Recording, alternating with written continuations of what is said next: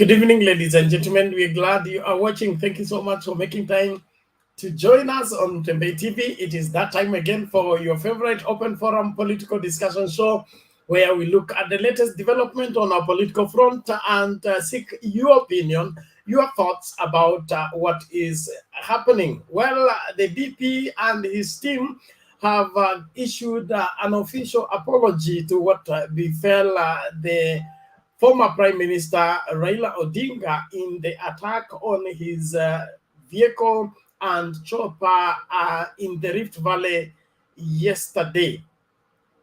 Well, we are looking closely on that apology. Is it sincere? Is it a pattern? And what is the end game of all these messes followed by apologies? A very interesting time to be alive in Kenya, but there must be something under the sleeves of this Kenya Kwanza alliance in terms of the pattern of MS apology, MS apology, MS apology. I want us to dive into that. Is this apology part of the treatment and therapy they are giving to Kenyans, or it is sure they are sorry about what is happening? Well, of course, all Kenyans are now up and worried about the security of one Raila Odinga. Is a darling of the majority of Kenyans, in my opinion, and everybody is questioning what is up. How could our former Prime Minister and leading candidate in these elections be exposed to that level on what we saw happening yesterday? It is something that we must all treat with the seriousness it deserves. And from all the statements that have been given, we seem not to be taking it at home, that this is a serious matter that must be treated with the seriousness it deserves. Of course, they kept up with the spirited campaign in West POKOT, and Kenya Kwanza are still on the campaign front. Of course, the nominations are around the corner. UDA has slotted their own nominations on the 14th of this month. And of course, there are also cut deals here and there, negotiated nominations. I want to hear what you think about the same. Welcome to the show. Use this link to get into the studio and let us talk from this end to ensure that everybody gets a chance to air what is on their heart over this matter. Is this how we need to carry on in this country? By causing problems and following it up with an apology? Is an apology enough for what is happening and the kind of picture we are painting for this great country? We need to talk about this, because if we don't talk, whatever that it will result into, it will not be as likable as many people may think it could be. Well, I appreciate all of you that are coming in fast and furious. Apologies for coming in a little late, but I believe we are good to go. Alum, thank you so much. You say fake apologies not accepted. These people aren't genuine. They are, when asking for forgiveness, you don't add kama, lakini, and or but. Well, thank you. Mary Lee, thank you so much. You say I'm connected. We appreciate it. Favor Akita, thank you so much. Salome Mbone, thank you. Tatu Juma, we appreciate you. Kuna Kevin Otieno, asante sana. Kuna Fatma Nasimiyu, thank you. Jackton Ogutu, we appreciate you. Kevin Otieno, we appreciate you. Kuna Jimmy Ke, karibu sana. Malaika Gabrieli, asante sana. Nani huyu mwingine? Eugene Japan, thank you. Guru Jamlik, thank you. Mwasia Henry, and then kuna Joseko Wech. You say, why do one apologize to what they don't do or involved? So Raila has no apology to Ruto. What happened to him in Kisumu? Cause they didn't. He didn't. involved period. I don't understand your English. Improve on it. Emmanuel Mayaka Ogu Onduso, thank you so much. Stephen Sentaman Lesili, thank you so much. Nandu Billy Rosie, asante sana. Favor Kita, kuna nani Jokinda Singh, asante sana.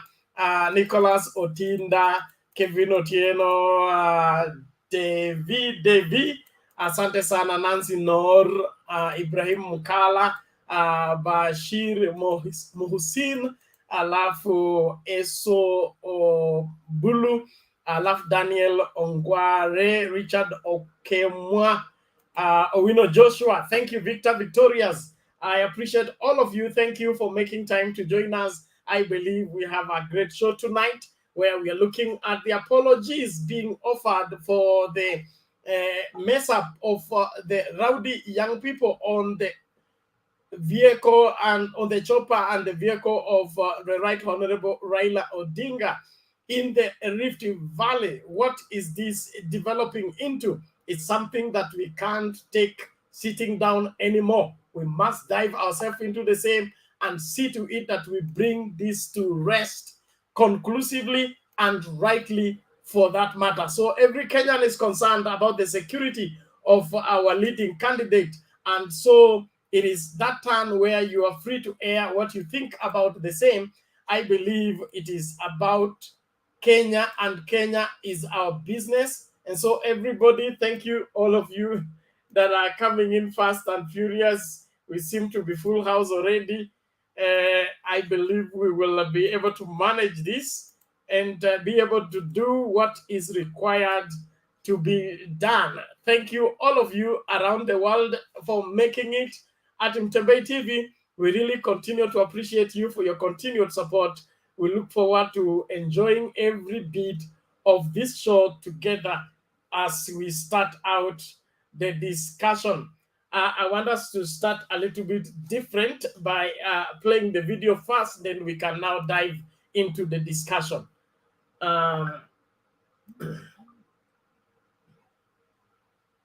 Let's get down to, let's get to the video.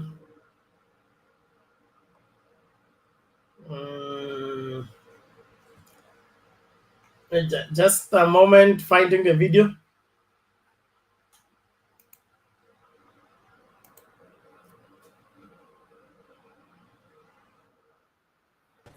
Yesterday, there was an incident in Uasin Gishu County where the party leader of our opposing party some violence was actually meted on the Honorable Raila Odinga. Let me state categorically that the United Democratic Alliance and all our Kenya Kwanza partners are believers in a peaceful, progressive Kenya. We are committed to a peaceful nomination exercise and a peaceful election in August 9, 2022. We have given very clear instructions to our members, which I reiterate today, that all members of UDA and our Kenya Kwanza alliance must never engage in any acts of violence. Violence is retrogressive, primitive, and as I said, tears down our democracy. I have instructed the party to work with the police so that we can get to the root of what happened yesterday in Eldoret. And if any of our party candidates were involved, we are going to take disciplinary action against any candidate who may have been involved in the violence that was meted out against the Honorable Raila Odinga. We are firm believers in a democratic society where every Kenyan, politician, leader, or candidate must be given the space and the opportunity to sell their ideas. Our contest is about ideas that will move Kenya into the future, and every candidate must be given that opportunity. Our competitors must be given that opportunity the same way we want to have that opportunity. And therefore, I have issued instructions to the party that if any of our candidates was involved in that exercise, we did take the position that any candidate who engages themselves in violence, and especially violence against women, will be disqualified. So I want to reiterate again to all our members across the country, all our candidates across the country, that violence is a no-go zone. That violence cannot be part of the modus operandi of the UDA or our Kenya Kwanza coalition partners. We are firm in this belief because we believe that if the next elections is canvassed around ideas, around an agenda for our country, and around clarity of vision for our country, all of us as Kenyans will be the better as a people, as a nation, and as a country. So thank you very much. Let me take this opportunity to ask the two gentlemen.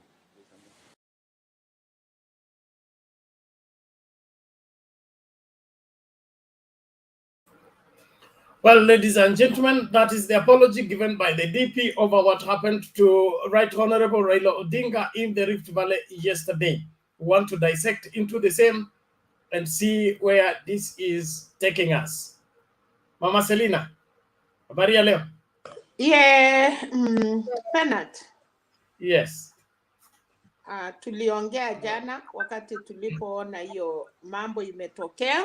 Well, Deputy President ameongea, Suti ameongea, Governor Mandago aliongea, Suti ameongea. Nasikia Caleb alisema aliona kwa Twitter, so it doesn't know. Ile nataka kusema ni kwamba, well, ameongea vizuri, amesema kama kuna watu wa chama yake imehusika. Swali langu ni hili. Mimi nataka kushukuru kwanza familia ya marehemu Kibor. Kijana ametoka akasema Philip amesema Raila ni rafiki ya jamii yao, alikuwa rafiki ya baba yake. So hapo watu wajue baba hakukuwa anaenda tu kwa sababu ilikuwa ni mashishi vile nilisema jana. So familia wametoka nje na wameongea, na hiyo sasa ni msamaha ya ukweli, because nilisema jana jamii yetu Kalenjin hatujaiona hivyo. Nashukuru polisi wamesema so far wamepata watu 17. Vijana wamesema wamepatikana na pesa na masimu, na at least hawa ndio wametaja 2 members of parliament na county speaker ya Eldoret. Na Suti kwa dakika kidogo nimeona ametoka nje amesema tunaomba msamaha, mtusamee, na anasema hatutarudia. But msamaha sidhani ni ya kwenda kucheza tu na kusema msamaha. Hiyo ni Mungu alisaidia maisha ya baba. Tena ndege pena tsikari, ndege ewa ipatikane ifate accident huko juu. I don't know, nilisema jana sijui nini ilifanyika. So ile kitu tunataka kama kwa Kenya, msamaha ni watu wafungwe, nje ikue funzo kwa wengine. Hatutaki tuambiwe tumetoa msamaha, tunataka kuona watu. Hawa vijana wameongea, na tunataka kuona by Monday those 3 members of parliament, 2 members of parliament, county speaker, na nikarudi kusikia mwenye alialika baba ni Mandako na ndiye kari yake ilitumika. So at least Mandako ameongea, na kama pia alihusika angekuwa ametajwa na vijana, lakini as for now sitaki kutetea mtu. Nataka kushukuru West Pokot, wamekaribisha baba, na nashukuru sana the all of West Pokot. Na kuna kitu moja tulikuwa tunaulizana, hata na Sara na watu walikuja hapa na walikuwa na laumu Gideon. Nimefurahi leo kusikia gavana ya West Pokot akisema Deputy President alienda na punduki 800 akapatia jamii ya Pokot, akatoa 800 akapatia Pokot Marakwet, akapatia Watuken, na ikafanyika the same uko Laikipia.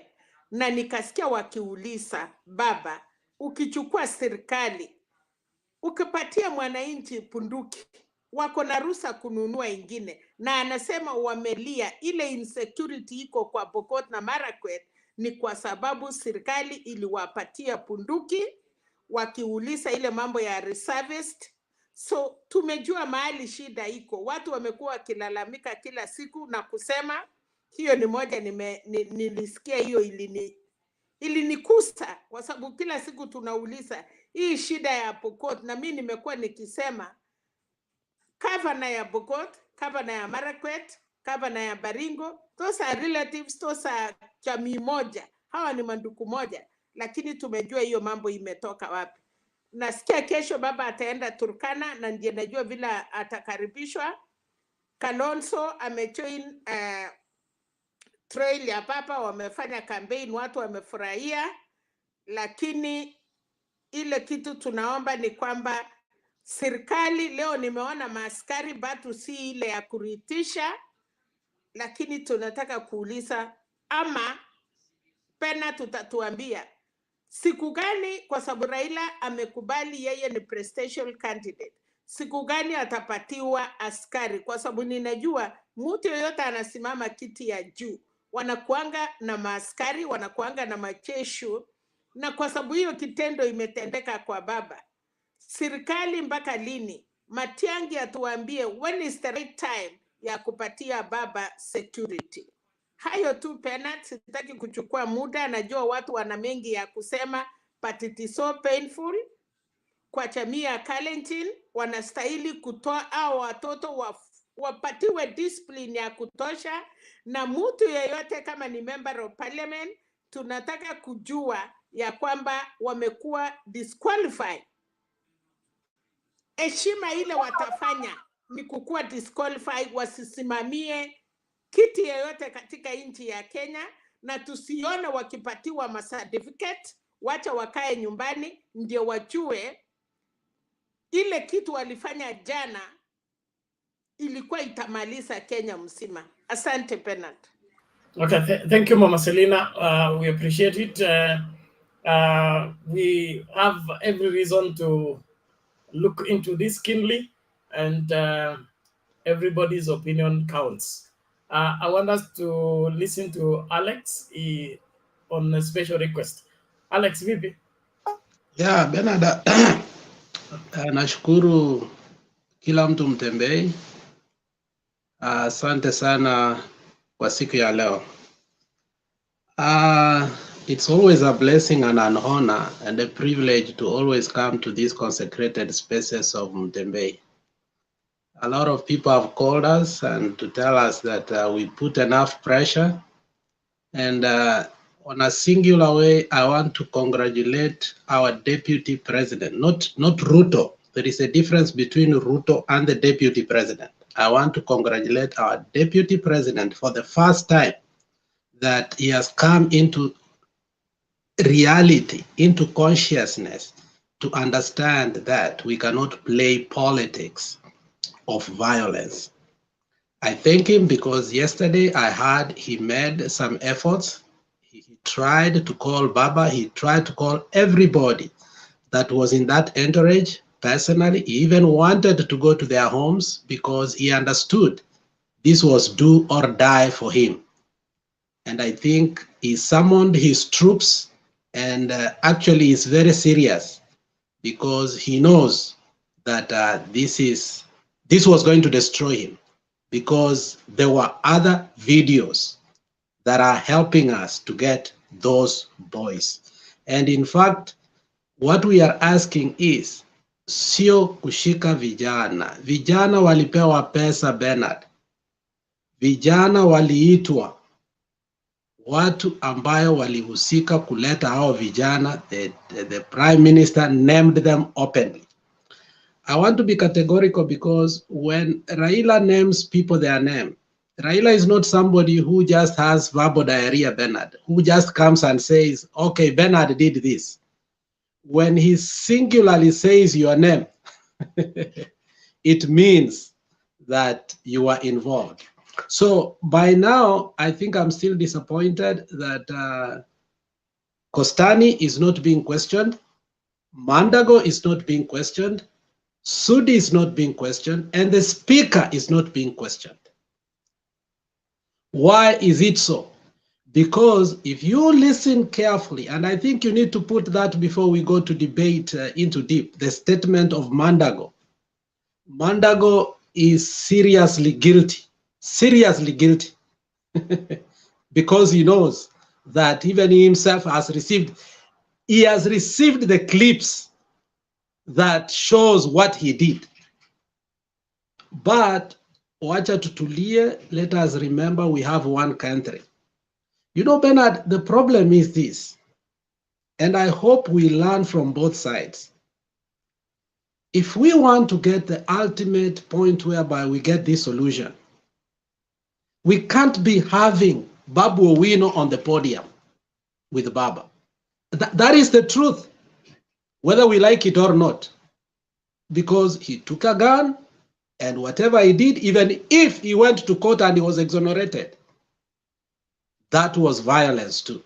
So if we want a clear country whereby we are able not to defend anybody from this aisle or this aisle, because we have a country after tarehe tisa mwezi wa nane, we have a country. We must reject both sides, whoever that has muted violence before. But my opening remarks are simple. I congratulate the deputy president because for the first time, it is not a normality for him to do what he did today, but at least he has done what was supposed to be done. Now what we want him to do is to understand those whose names were mentioned are already guilty, and he must do something beyond that, because when Matiang'i will try to do that, they are going to say it's political. I don't think this thing is political anymore. Why is it so? Because it was pre-planned and it was executed in such a manner that Baba could have died. Thank you very much. Okay, thank you, Alex. I appreciate that. But I have this to say about you are bringing in Babu Owino. Are we not mixing two different cases here? Bernard, it will be difficult for us to execute the narrative that we must stop violence. It's gonna be difficult for us on our side. And the fact is that we are not mixing these things. It is a progressive nature of politics. Bernard, you have to differentiate this, that political players have had a privilege that we don't have. They have security, they have guns, they have money, they have wealth, and they have the status. And you must exercise those with a lot of humility. So we are not mixing two or three things. Bernard, in the end, if we have to resolve this, we will go back to Keno issue. We will go back to the Migori issue. We will go back to the Kondele. But the issue here is that we don't want to mix everything together. This one must be solved. But it will look bad on our side. Hold on. My point of departure is Babu Owino's case is, first of all, personal. It was not in a political meeting. It had no political end with it. Okay, it was a crime committed in a restaurant, and it is held in his capacity as an individual. He went to court, dealt with the matter. How does it now translate into political violence being unleashed on a politician because he has gone in somebody's bedroom. Except we are also looking for how to justify, because when I see most of the UDA people on the comment section, they are trying to balance violence. They say Ruto was stoned in Kondele. We have also done this way. Why did Raila apologize about Kondele and Ruto is apologizing about this? So at the end of the day, we are not finding a solution to a very serious problem. We are looking on how to settle it by teeth for that.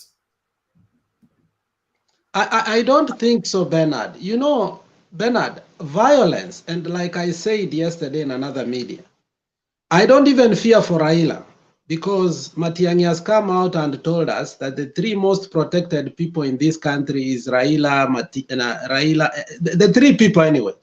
And I fear for somebody like the lady who came and said, I'm vying from AZIMIO, okay? The bottom three who cannot be protected. And you know, this kind of violence and the narrative has an intention, and the intent is very simple: to intimidate people so that they cannot vote on that day. It has a repercussion. For us who are looking, who are not there, we do not understand that these people may not go to vote. So if we do not look the collective nature of a problem that we have, because now it has come collectively, and we solve it once and for all, that if we leave the regiments on the side and on the side, then it becomes political again on another way. That is the problem we are going to have. Thank you. Let's not spend more time on that, but we'll deal with it. We have a whole night to do that. Mama Selina? Thank you, Bernard. Nataka kuambia Alex, mimi siongei hiyo ilifanyika. I want to talk about Babu Owino. Hata POKOT, leo POKOT wale hawajui Babu Owino kwa mkutano yote ya baba, na ile watu yote wanatembeanga na baba. The only person, youth, wanakuwa na demand. Hata leo ilipiti Babu Owino aongee kabla ya watu wengine. Na watu ya Kenya wanajua ile kitu nasema. Kwa hiyo group ya baba, Babu Owino anasimama kwa hiyo group kama kijana na anawakilisha. Pena, tell me, tangu baba aanze kusunguka, mahali Babu Owino amekuwa put ama achapata demand mpaka wanampatia aongee, saa zingine hata anaomba baba msamaha ya kwamba china yake imekuwa in demand. So tusifold, ni kama unaenda ambia Ruto ama KKA tupa suti. Wacha hii maneno imemupata sahi. Tuseme sudi kabla ya hii mambo ya chana Eldoret. So tukitaka kudeal na issues china ya Babu Owino, I know there are some people, ni kama vile kuna watu wa mupendi, lakini my happiness as a mother ni kwamba vijana ya Kenya, they are very proud associated with Babu Owino. So tukitaka kumaliza hii shida iko Kenya, can we leave Babu Owino alone? Wacha atembe na baba. And again, Alex, hiyo surrounding, vile walikuwa na surround na kuquick kusurround baba. Uliona kasi ya huyo kijana alifanya kwa hiyo mkutano. Hiyo ndege mahali hiyo helicopter ilikuwa. Si Babu Owino vile alikuwa na kafa, wanajifunikia wanakava baba katikati. So hatuwezi sema Babu Owino, kuna watu wengi, Junet Mohamed, Babu Owino. I know kama kungekuwa wachumbe ya Nyanza wengi wanafuata baba, watu wangesema anafuatwa na Wajaluo. So mambo ya Babu Owino tuwache, kwa sababu yeye ni kijana na anawakilisha vijana.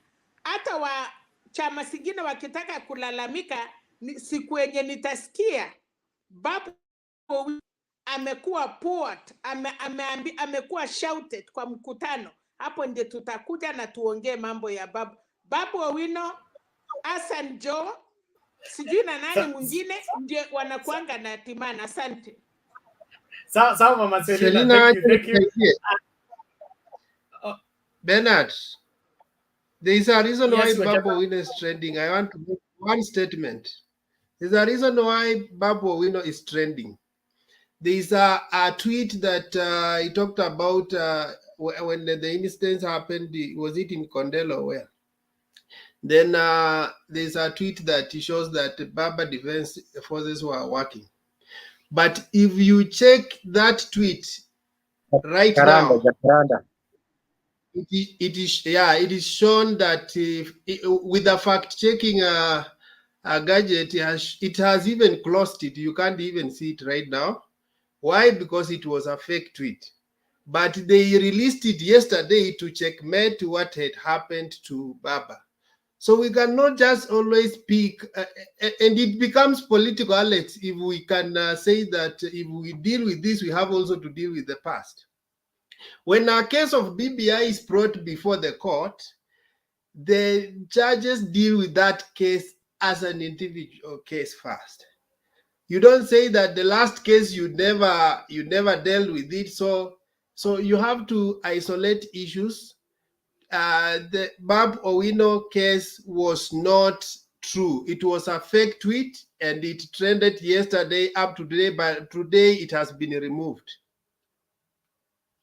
Okay, thank you, thank you. And of course, we are in that political season. Everybody's pulling on their direction and will dig in using whatever available means.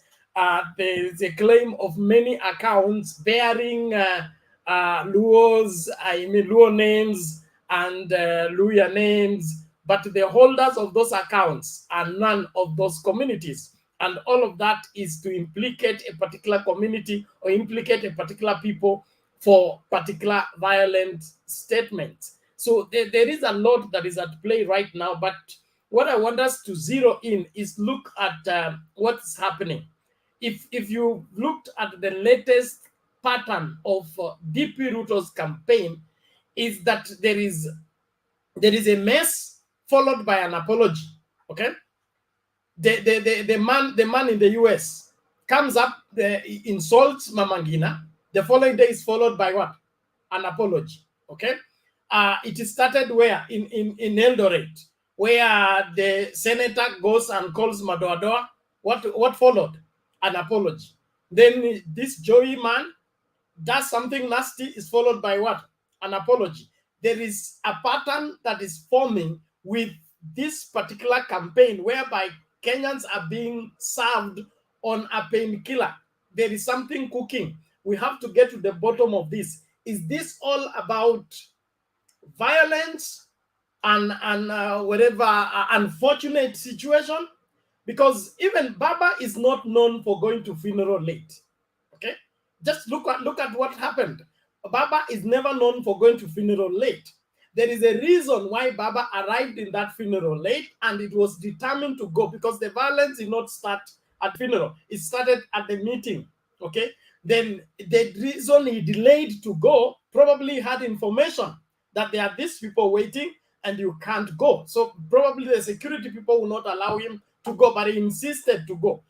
He must have delayed to go, hoping that by the time he arrives, this thing will have ended. But it's like the staying power was still on. So this is a very mixed up thing that we can't look at it from one angle and succeed in analyzing it. But we hope by the end of the show we'll have gotten to the bottom of it, and also the security people who are charged with this responsibility should do due diligence, because whatever happened yesterday, even if I'm in charge of security, that does not happen. That does not happen. You don't get rained on with stones, then you go to the chopper and then your chopper is rained on with stone. That two evils don't happen in the same place.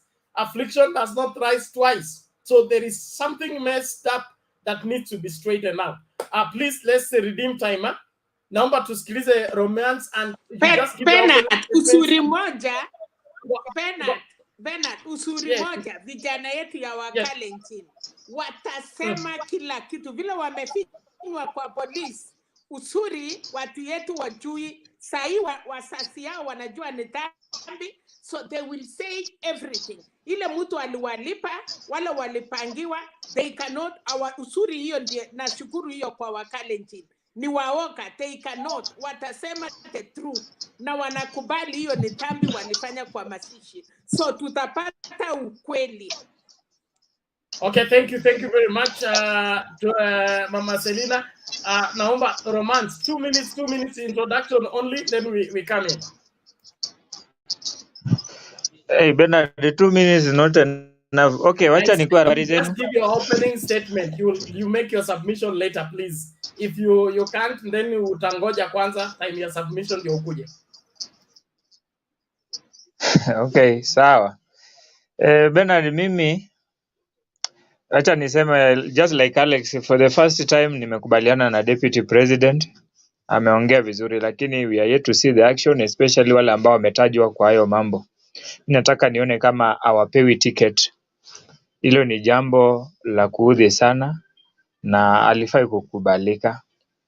Jambo jingine ni kwamba upande wa Mandago naweza sema kwamba Mandago mali alikosea ni mali pamoja, kwa sababu wakati this stone were being pelted angekuwa pale, angeongea na wale vijana waambie what you are doing is not right, but there is no place ambapo alisimama akajaribu kuwazuia, because as a leader when you say something to your people, at least certain percentage watasikia. So that is what shows that maybe he was among those people who planned it. And then for Caleb Kwesitanya, I see is just guilty and he does not regret what happened, because at the earlier statement he said that the chopper that arrived, the chopper that Baba came with, it had already a broken glass. So you see, this is a person who is not even caring what he's saying. So I think the relevant authority should do the investigation well, and these people should be taken to book. I want also to concur with you that we should not be playing tit for tat game, because when we say that it happened to Kondele, then it has happened there. Now where are we heading to? Suppose tomorrow it happen again.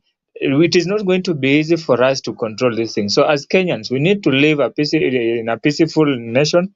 This campaign comes and they go. So what we need to do is these leaders, in fact, the political outfit should be held responsible. Any political supporters who are found to be committing such thing, that political outfit should be held responsible, so that sufficient punishment should be given to this political party, so that when these people move around, they know there's the repercussion of it. Otherwise, we are not going to. We are heading to nowhere. Otherwise, let me say that Deputy President angefanya jana, lakini nimesikia kwamba alijaribu kupiga simu, hivyo ni vizuri, but let's wait. Ngao umetupimia time, acha tungoje letter submission. Thank you. Okay, thank you very much. Mr. Wangira, karibu. Asante Bernard, habari ya leo? Salama, namna gani? Nzuri, habari ya Wekesa?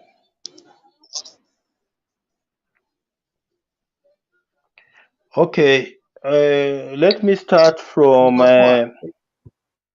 asante. Let me start from Deputy President William Ruto. I've seen his apology, and what I have to say is that I hope that apology was in good faith. Let me just say that I hope it was in good faith. But you know, there's one thing that we must agree on as a country, that it's now a time that we call for what we call clean campaigns devoid of insults.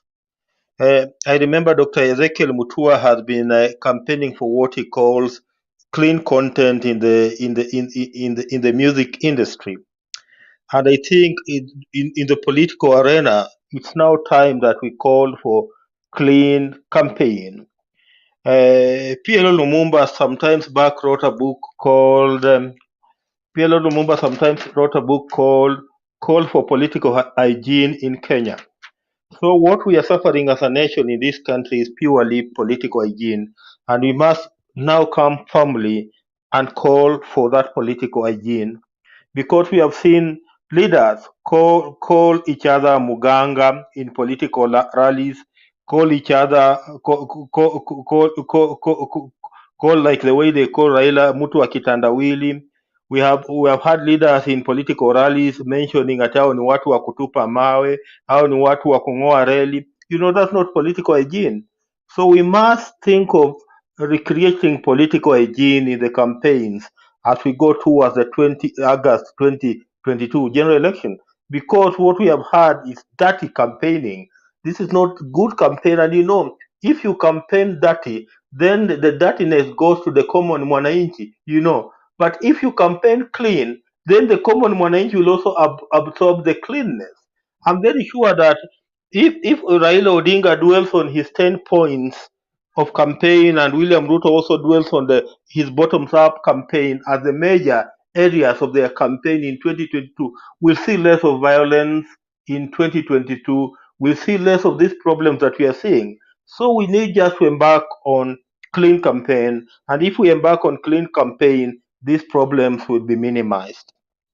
I've seen that the police have moved with speed, and they have summoned Sudi Kostanyi and the county assembly speaker was Wasengishu, who I think are supposed to be appearing before the police in Nakuru tomorrow. I see they have also arrested some 14 young men. So I think the police have moved with speed, and I hope that they will come to the bottom of it. And again, also Sudi has acknowledged that what happened in Wasingishu was a mistake and unacceptable. So for just that acceptance that it was a mistake and unacceptable from a leader like Sudi, we accept that, because you know mistakes occur, and when leaders acknowledge that those were mistakes, then we have just to accept and move on as a nation. In West Pokot, we saw that now Kalonzo Musyoka has joined Raila Odinga, and it seems that in West Pokot, Raila has real support. Raila has real support. Then, because you said 2 minutes, let me just leave it at that now. Then perhaps I'll come in later. Asante, Bernard.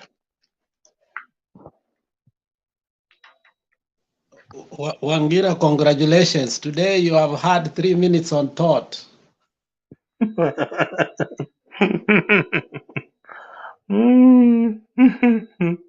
Asante, Alex. Bernard, are you there? I'm on freeze. I think Bernard, I'm a freeze. Who was next? Roba. Bernard is gone. Wekesa. Yes. How are you? Bernard is absent-minded. Amekwama?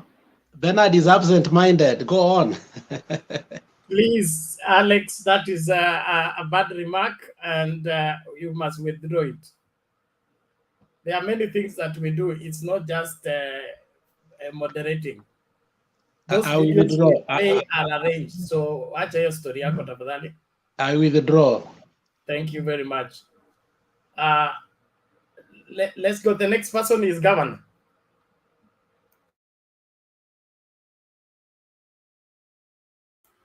Governor, are you there? Okay, Mokua, take it. Thank you, Bernard. Good evening, good morning, ladies and gentlemen. Hope you're doing good. I'm good from these sides of the country, and everything is okay. Now,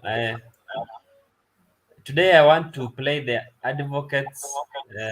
the devil's advocate. I want to start by saying it's good that the DP has come out and apologized over what happened. Somebody's mic is not mute, or thank you. Whether it was in good faith or not, for the public, it's a good show that as leaders we can take responsibility. Oscar Sudi mwenyewe amesema he and other leaders take responsibility, meaning when the investigations are complete, the security apparatus should be able to come to the bottom of this. But I want to say this as we move on. Okay, and again, I like the Mandago speech and the way he explained. But again, who knows? Politics is politics. And as we always say, we're in the silly season of politics, where somebody can even arrange his own kidnapping and come back and say the government kidnapped him or her. So that is bound to happen, and it may happen anytime. But I want to urge all of us in the panel and those ones in the comment section. We cannot be honest in pointing fingers to the perpetrators of the violence when we ourselves are meeting violence, not just physical violence, but even from the way we speak to each other about politics. The words we use, the statements we use against each other, they may also fan this violence that we are castigating so much. Alex brought in the issue of Baboon and the rest. It was also in my mind that sometimes, like the interview that Junet Mohammed did yesterday, it was a so fast and not so good interview. He couldn't have just spoken what he said. Okay, that is my own opinion. Anybody is entitled to his own opinion. But the way he brought in Jackson Mandago and the rest in the debate and the answering of the questions about what happened in Iten, for me, it was uncalled for, and it could have waited for the security apparatus to be able to carry out their investigations. Now, the statements we give sometimes as leaders may chochea our leaders and may our followers, and it may make them be more agitated and want to revenge. Like I've been seeing through social media in different pages and different social media handles, that people are saying we will serve them with the same dose they have done. So you see, so people will be waiting somewhere for the opponent to come there and to start violence, and that one will not be good for the country. I want to urge all of us that we keep peace, we be peaceful, we campaign on issues, and sometimes we speak on things we just assume they are so the way we assume them to be. But it could be good when such incidences happen, we let the security apparatus do their own investigations and bring into book the perpetrators. That is it for now. We'll continue speaking. Am I allowed to ask a question? Go ahead, ask the question. Thank you. Yeah, I've seen the way my brother has qualified all those speeches. But again, in his closing remark, I think that he would have double-clicked even the Mandakor speech. Mandakor, in fact, for the first time, when you look at him, the same Mandakor who was giving a speech about Musiweke siasa kwa roho na this one, ni kama alikuwa ashaweka siasa kwa roho. He was blown off. And then two, he brought in, also he sneaked in his war with Junet. In fact, he finished by saying that the person taking away votes from Raila is Junet. So he also did a diversion from the main issue. Then three, about Mandakor, he gives us an excuse that because he gave the vehicle to Kina Junet, it cannot be. How many people kill people and then buy a coffin for them? You cannot say because I bought a coffin and I was supporting that funeral, I cannot be the person who killed that person. That's a lame excuse. So he needs to tell us concise reason. He also tells us that he has improved security in Uasin Gishu. If he has done that, then we would have seen by the reception of the Prime Minister, then we would have seen that now the meetings he has been doing in Uasin Gishu has borne fruit. But the fact that the issue was blown out of proportion, it does not even qualify what he was telling us, that he has helped in forging peace. Now look at the statement of Sudi. Sudi condemns the youth who have done that, but he comes and qualifies and says, sisi hatuko kama wale wanapenda. You see, that's not an apology. When you look at Deputy President, he talked about, I am apologizing and we will take action. in the action, people have not checked that clip keenly.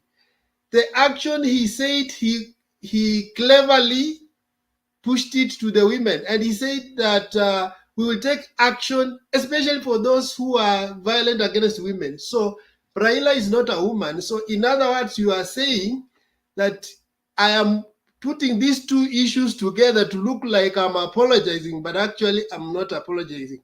To look like I will take action, but actually I will not take action. So sometimes let's double click these things they call apologies. These are just mere statements, but behind the scene, these guys know what they were doing. Thank you, Ekesa. And that explanation brings in another light in terms of now that it's the one who gave the vehicle, okay? Probably that is how the Prime Minister's security was compromised, okay? Because Baba is known to arrive and disappear without people knowing.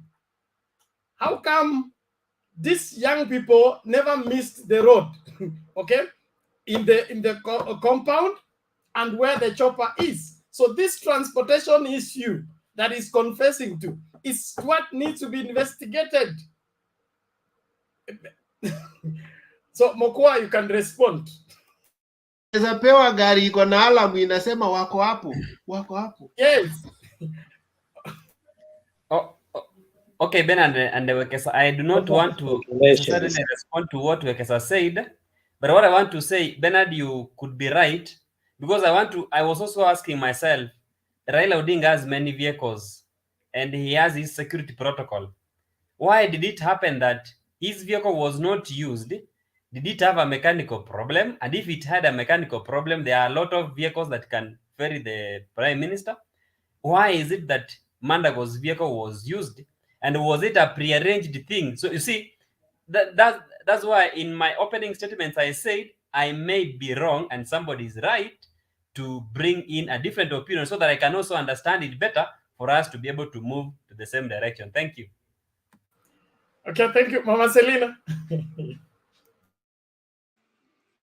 Mandago, no, Junet alisema Mandago na Caleb Kositany wakiwa kwa nyumba, Mandago baba akiwa kwa nyumba, Mandago na Caleb Kositany walikuwa natoka nje na kushika simu na kutoka nje.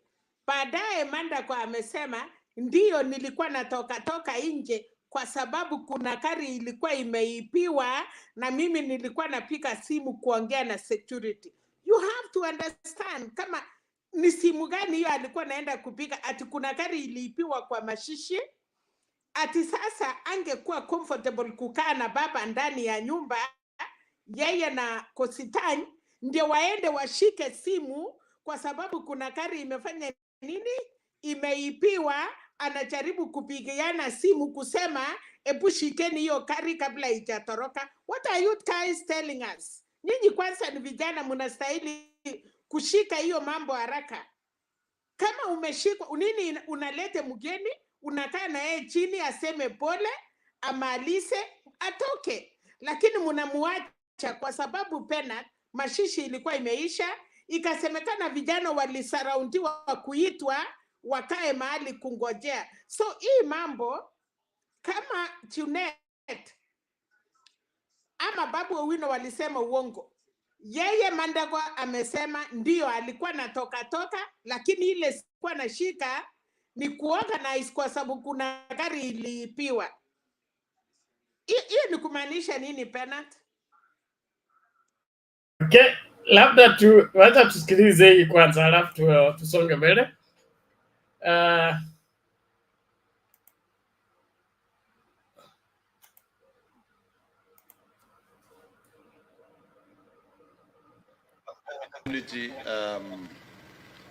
To issue a statement on an incident that happened yesterday following burial ceremony of the late Jackson Kibor.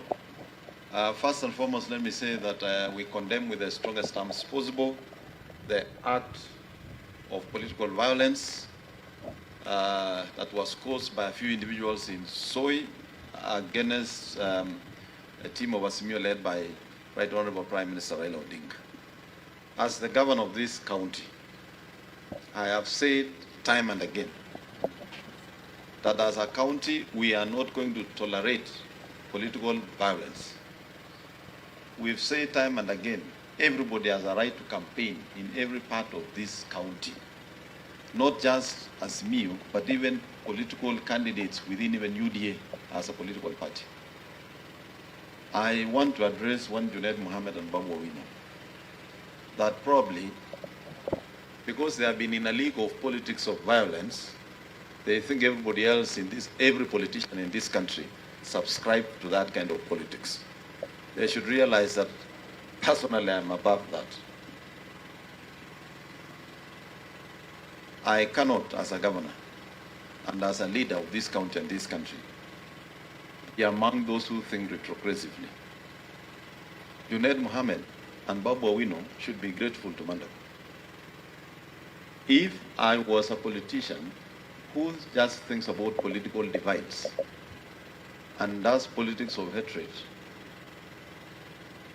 and violence, I would not have given them my car.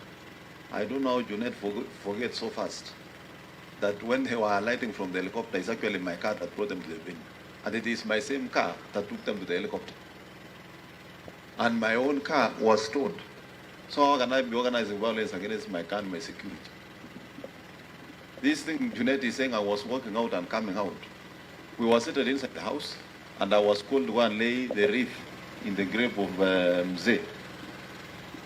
When they were arriving, we were busy sorting out an incident of a vehicle that was stolen during that funeral. The vehicle of one of our advocates and member of LSK, Wakili Yeko. And the county commander of CID here can confirm. By the time arriving, I was busy calling them to coordinate and try and see whether they can recover that vehicle before it disappears very far.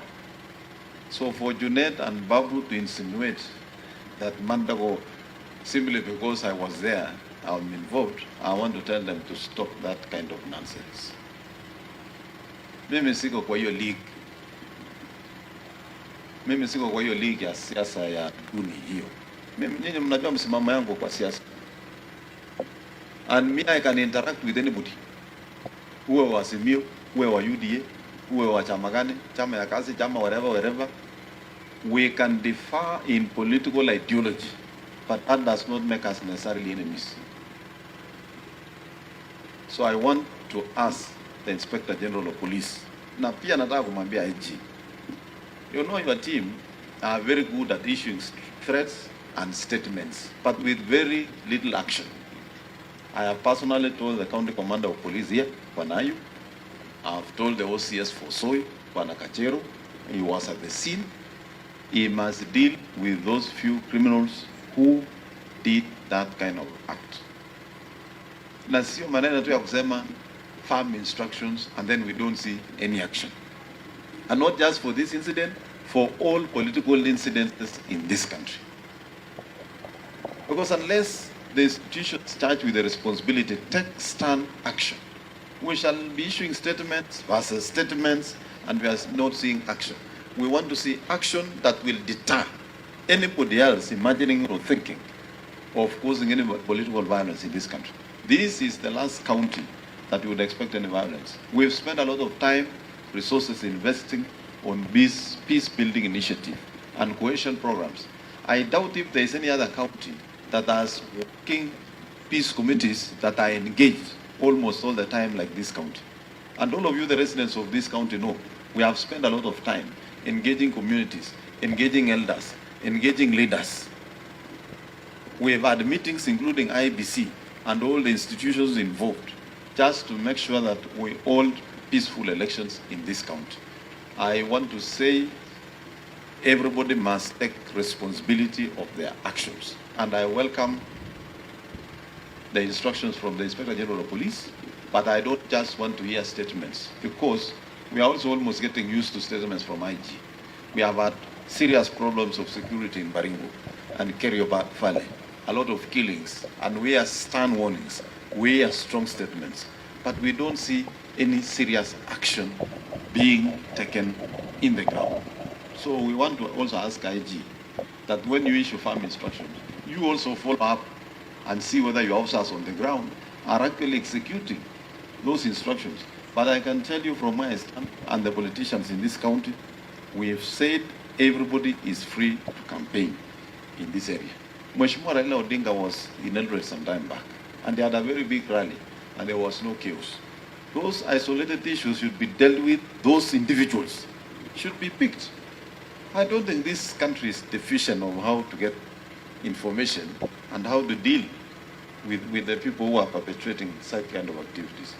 So I therefore want to condemn in the strongest terms the act and ask the IG to follow his statements so that they are actioned. Ya mwisho ni kuambia Junet, Mheshimiwa Raila Odinga is a leader in this nation. Sisi wengine ni wafuasi wa William Ruto sugu, na sisi tutajua tutashinda hiyo kiti. But I want to tell the Right Honorable Prime Minister, your loss, 50% will be occasioned by Junet. 50% of the loss of your votes in Akam will be occasioned by one Junet Mohammed. He is not adding value to your team. He is busy just antagonizing everybody. We also know that even the wrangles within ODM, Junet ndio anafanya hiyo kazi. Wewe ukipoteza kura, don't look far. Angalia tu mtu anasimama karibu na wewe, huyo ndiye anakuletea hasara. Kwa hivyo mimi sitaki kusema kuzidi hapo, na mimi nataka kukumbusha vijana kaunti hii. And I have said it. Wewe kwenda kufanya fujo, utashikwa, utapelekwa kotini, utatafuta wakili, wewe mwenyewe utakaramia mchezo yako mwenyewe. Na saa hiyo ndio utajua hakuna mtu atakuja kutetea. Take responsibility of your actions. You can be a fan of a certain politician, but that does not give you license to abuse or even cause violence on other candidates. Uko una kura moja kwa mfuko, kwenda fuata ule mtu unafuata kwenda pigia kura. Pana sumbua watu wengine. Asanteni sana. Sijui kama iko maswali. Banda Gore ameuliza kama tuko na swali, tuko nayo. Bernard, I want just to ask you one question. Ask a question, we go to Robert quickly. Yes. If your watchman says that while I was sleeping, I dreamed that robbers came and robbed you, or while I was sleeping, something happened to you. The next question you ask is, how did you know? Were you asleep? And you are supposed to be a watchman. So when Mandakor tells us that all the wrangles in ODM are associated to Junet, how did he know? Have they planted malls in ODM? So he's admitting something that we need to know. How comes they understand the problems on the other side? Hao ndio walisponsor kina Jimmy Wanjiki, aache upuzi. Kesa, take it easy. It is not that way. Let's keep the focus. Let's keep the focus. That is Mandako's speech on what happened. We will dive into it and dissect it. Robert Menda. Yeah. Robert, come in, please. Okay, thank you, Bernard. You know, I've been in this group for almost 3 weeks now, and for those ones who follow, whenever I speak, I'm always a straight shooter. I don't care which part of politics you are. I don't care who you support. But let me say, I wish you never played that clip in front of us regarding that governor. He's a liar. He looks like an empty suit. What comes from his mouth? Let me say this way. Enough's enough. They wanted to kill him so that they can win the election. That's what they wanted to do. The chief executive of the county is the governor. Let me tell you something. As somebody who can do investigation, you don't need anything to investigate. Look at the, I'm here in California, but I can tell you, looking at that clip, the evidence says those people were waiting something to happen. Point blank, they are convicted in the court of law. Let me also say that that was terrorism. Whoever who was involved, that's an airplane. If they are convicted, they should not even allowed to fly. Even in international, if they are convicted, I'm telling you, they will be on the flying list. That's the truth of the matter. That's the bottom line. I mean, you could just talk of Condere, you can talk of anything. That was an airplane. Let me tell you something, Bernard. I am one person here. I don't know about some of you. When 9/11 happened, I saw the second plane coming that building with my naked eye from Chester City, New Jersey. I saw it.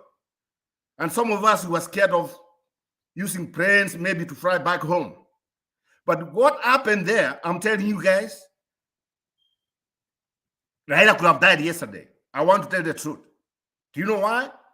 The captain could have been out of, the stone could have hit him. He lose control. That's the end of everybody. And the country will be on fire.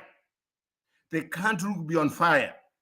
When I see people saying, oh, you know, oh, they did that 500 before, this and that, let us take this thing very serious.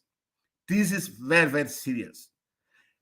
Ask yourself, the next president of Kenya, is the next president, whether you like it. If you are a Karenjin, I'm sorry.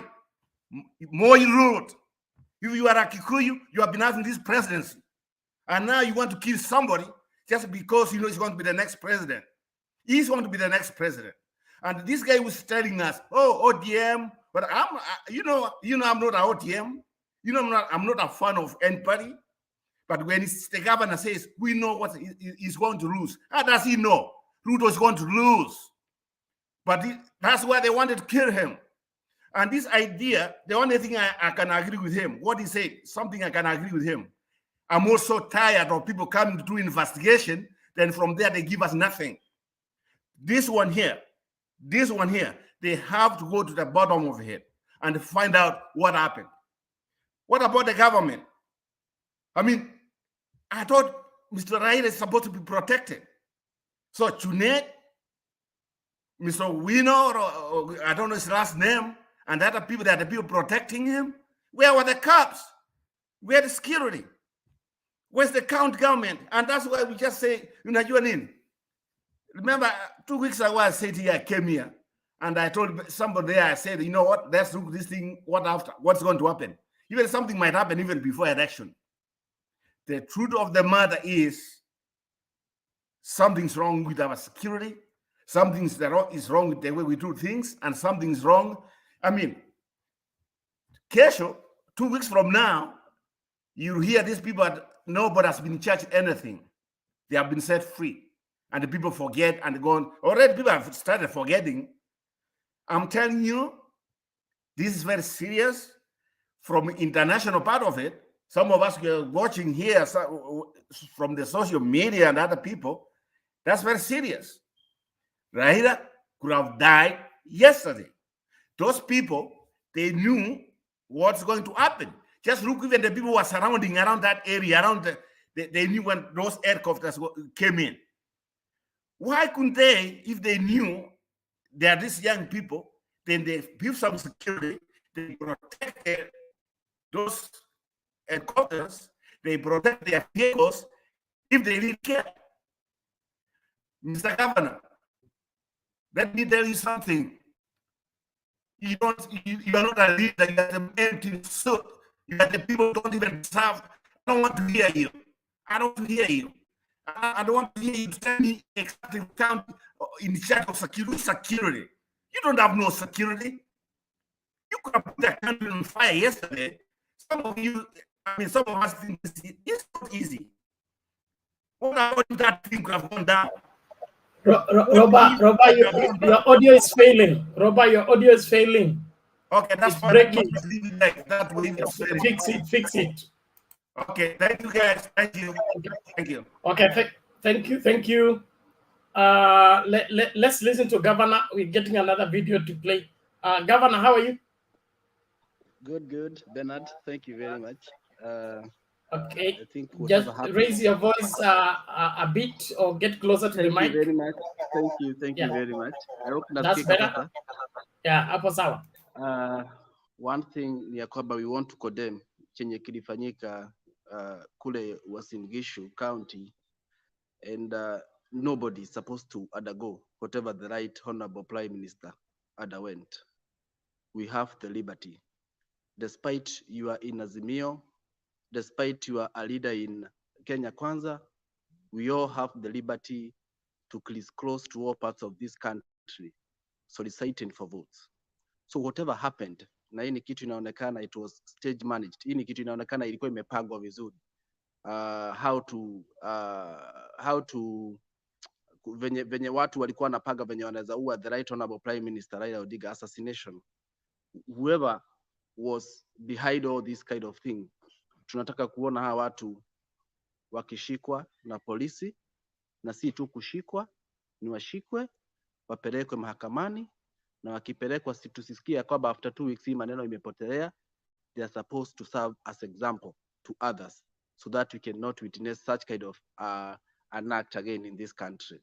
And we need to have the political tolerance ya kwamba Raila Odinga can go to Uasin Gishu, Raila Odinga anaweza enda Nyeri County, Raila Odinga anaweza enda Kiambu County without kuona hizi maneno ambazo tunaona zikifanyika. So it is so sad, and even to us about to go out of the country hapa Doha, hata watu wenye ambao we are out of the country, sometimes tukiona maneno yenye ambao inaendelea kufanyika kule Kenya, we asking ourselves, kama bado hatujafanya uchaguzi, these are just campaigns, na uchaguzi ikifanyika na ikitokea results itakuwaje? How are these things going to be? How are we going to handle these issues?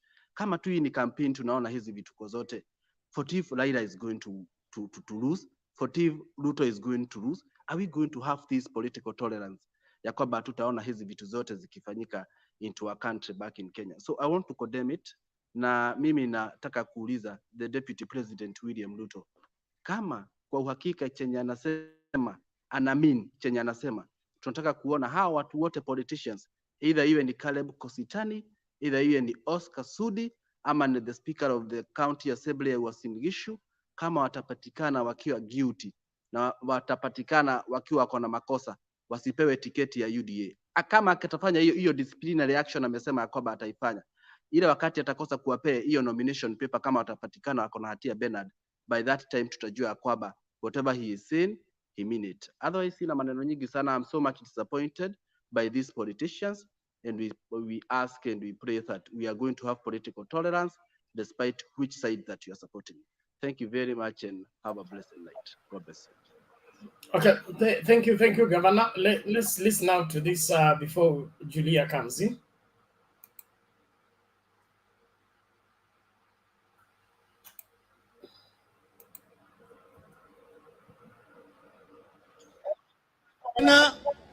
Wanatufanya sisi njama. Sisi hatujapiga mtu yoyote. Wakati ambaye kumekuwa fujo pali popote tumelaani. Jana mimi naona vitu vioja. Vijana wanakuja, sisi tumekwenda tu pale kwa maiti kupenda kusema pole kwa jamii.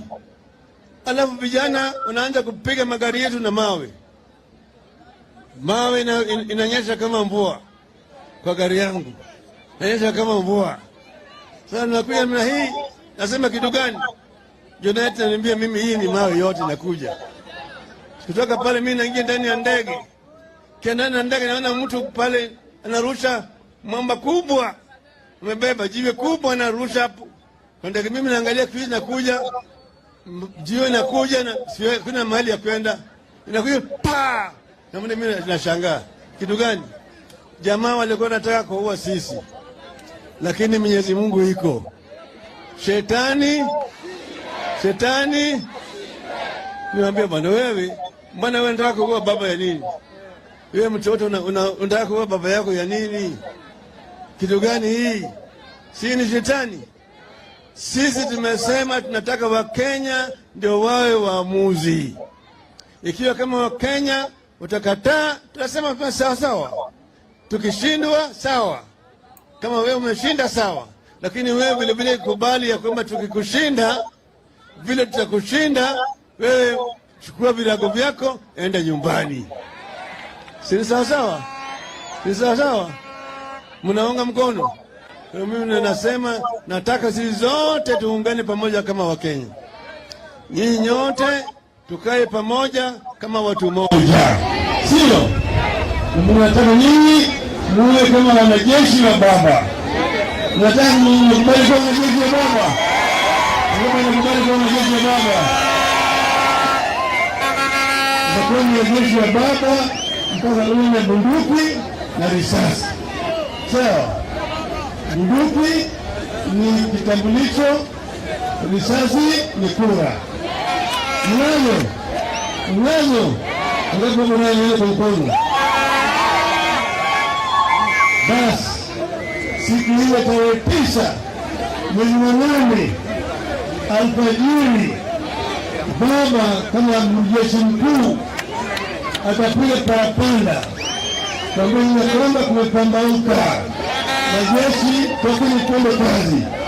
Atasema namna hii: jeshi get together, jeshi forward march, jeshi about turn, jeshi fire, vijana fire, vijana fire, vijana fire, vijana fire, vijana fire, vijana fire, vijana fire. Asanteni sana. Mungu awabariki.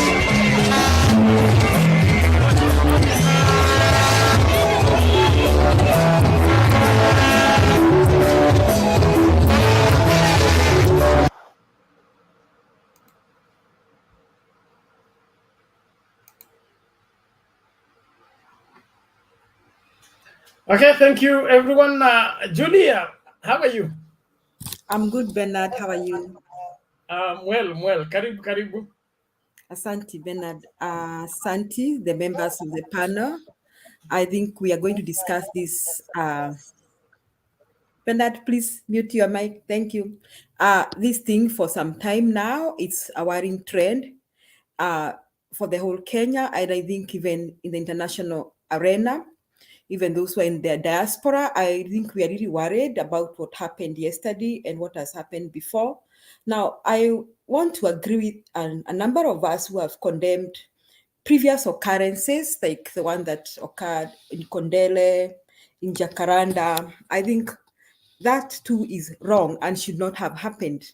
However, I don't want to justify what is happening now with previous occurrences. And I think we cannot compare those incidences. Some of those incidences, we can look at the response of the police and say that some of them were spontaneous. Sidhani kwamba kuna watu walienda wakapanga Kondele, wakatafuta vijana, wakawapatia pesa, go do 1, 2, 3. Okay, that's my thinking. Maybe I'll be proved wrong, maybe by the police or whoever investigates that. But there are many occurrences that have happened in this country that are spontaneous, which also should be discouraged. Kenyans should be tolerant, and Kenyans should tolerate anybody, even if they don't support them, their political side. So Kenyans should be encouraged to tolerate. Kama utaki kusikia mtu akienda kwa mkutano, usiende kwa mkutano yake. So those past incidences are not acceptable and should be condemned with equal measures. However, I do not think we can justify yesterday's occurrence with what has happened previously. And we cannot sit here saying that what happened in Kondele, what happened in this. Now, what happened yesterday, according to so far, the information released by the police is that was predetermined. Mtu alikaa ama watu wakapanga vijana, wakawapatia pesa. They organized them. And now, if we remember in this country, I think we have had incidences that were predetermined and people lost their lives. I'm sorry to mention this. People don't like to mention this. For example, the Kiambaa Church killings. That was predetermined. Watu walikaa, wakachanga pesa, wakatafuta vijana, and they did that. So there are incidences in this country that are predetermined, that are organized by politicians who are criminals. And after they organize such incidences, wanatuambia pole. Mimi nakubaliana na Bernard, tumechoka na apologies. Now, I refuse to buy what some of us are saying here, that they buy the DP Ruto's apology. Birds of the same feathers flock together. Why is it that the people are promoting violence, either verbal violence or even physical violence, are flocking around DP Ruto. Did he condemn what Kuria said the other day about the Luo community? Did he condemn what Cosmo said about the First Lady? How many times has he come out to condemn this? So today he's coming out to apologize just because now he sees the effect on his political success of what happened. I will not buy his apology. I will not buy it. Because birds of the same feathers flock together. And if the police are serious, I think they can pin down more people on this kind of behavior. So me, I think I'm not buying that apology. Another thing, I think intelligence, there must have been enough intelligence information on both sides that such things were going to happen. And when Madago is coming out to say that he's not part of what happened, that is his counting. He must have had enough intelligence. And he had the opportunity even to call the riot police, the anti-riot police. He had the opportunity to make phone calls. He had the opportunity to prevent Baba from leaving that home. He had that opportunity. So he should not lie to us here that he's sorry. He may not have funded anybody. He may not have organized those youngsters, but he had the opportunity to stop it. Now, another thing I will not buy from Matiang. Matiang said, I don't know if Matiang said, that Baba is one of the people that is most protected. I think that's high-level carelessness. And I don't understand how they drove Baba all the way to where the helicopters were with that level of insecurity. I don't understand why that happened, because they could have protected him at that home and did something. They should not have allowed that kind of a thing to happen to Baba. So even the government, we need to stop this. This is high-level carelessness, because like somebody said here, this looks like an assassination plot. It looks like an assassination plot and should not be taken lightly.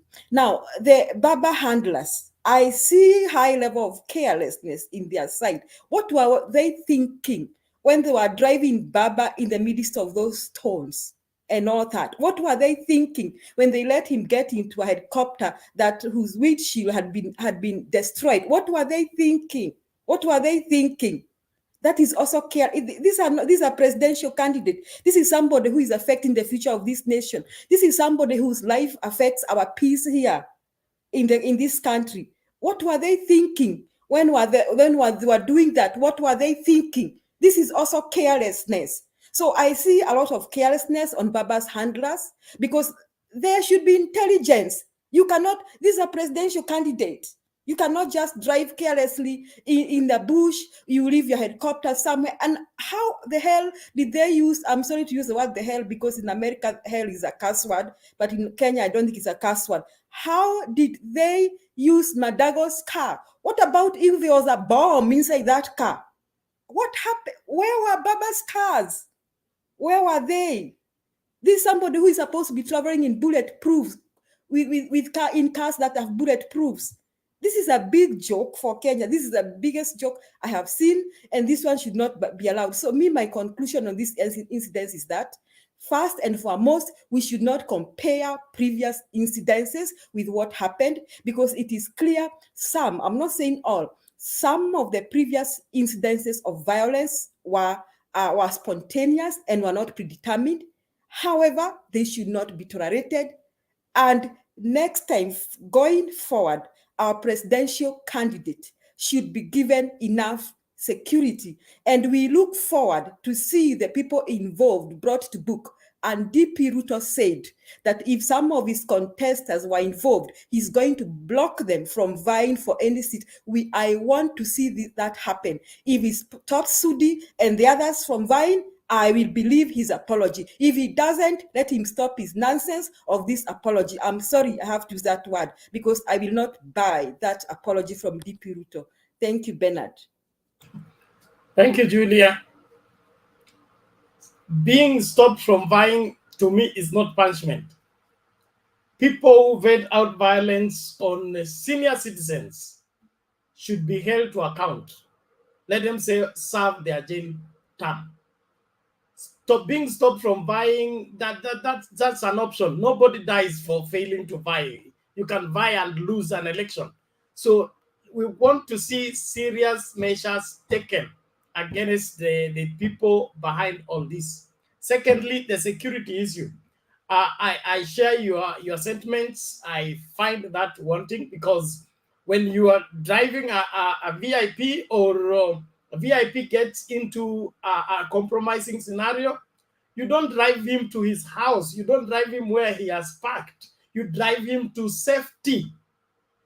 There is something amiss with this kind of driving from the house from the chopper to the house, from the house back to the chopper. There is something not adding up here. Either the people handling were not security people. There is something not adding up, because all I know is you drive the VIP to safety. Let the chopper find him to safety. You don't drive him to the chopper. Something is not adding up. I may not be the one who don't understand, but I believe I will understand. Just a moment. Let's play this video, and then Alex comes in before Kipruto. Then Ben, I did not submit. I've just been making comments. Yeah, I know you want to. I will give you to submit, because you know I'm signing out. You're the one finishing this show. No, separate my submission with my sharing. I know. Thank you. Let's get this first. Idea of KANU retaining power. Naturally, therefore, they were standing up against any other person who would want to interfere with that wish, with that arrangement. Mwai Kibaki, a former vice president to Daniel Arap Moi, was seeking to unseat his now former boss. But when the DP leader ventured into KANU's heartlands, he encountered organized harassment.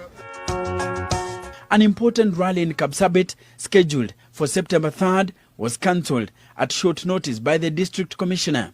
Early September, after a successful tour of Uasin Gishu, Kibaki had been stopped from entering Moi's Bridge by pro-KANU youth, armed with machetes and arrows.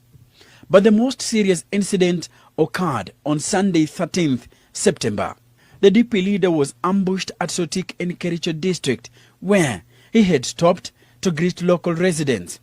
A crowd of youth had attacked, overturning one car and smashing two others, forcing Kibaki's security men to form a ring around the former VP, with stones raining down on the vehicles. The invective flowed fast and furious when Kibaki encountered a mob in Limuru. He had come to welcome the recruitment of the immediate former MP.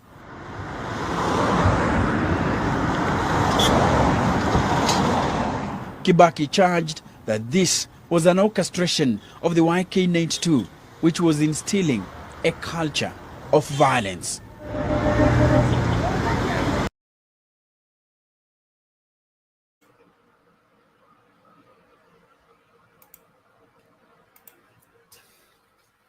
I believe that jogs our memory, those of you that were alive at that point in time, and those of you that came into the political space right now. I believe you can trace the steps of what is happening. History is about to repeat itself, or it is repeating itself because the players have not all left the scene. Alex. I think the statement of Junet was very clear. When they were in the house, they saw some movements that was suspicious. He said that several times. And he said in that interaction where they were going in and out, the pilot came inside the house and told them things are not okay. So when Julia asks, why did Baba had to go? Because already the youths were coming. And you remember, Junet said there were about 300 to 500 or over 500. So for Baba to have moved from the house probably now I'm connecting the dots to form the line, is that they had to have interaction with the owners of the home and tell them that something is not going on well here. And that is where now Mandago amejishika mwenyewe, that alipeana gari yake. Unapeana gari yako kama nani? Because he saw that he was the governor, therefore gari yake yezi rushwa mawe.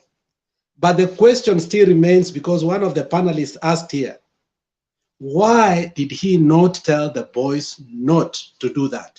Because all along, if you look at the videos, some of the videos, Mandago is seen and he's quiet. So, Julia, the reason why Baba had to go is simply the pilot told him that youths are coming with stones.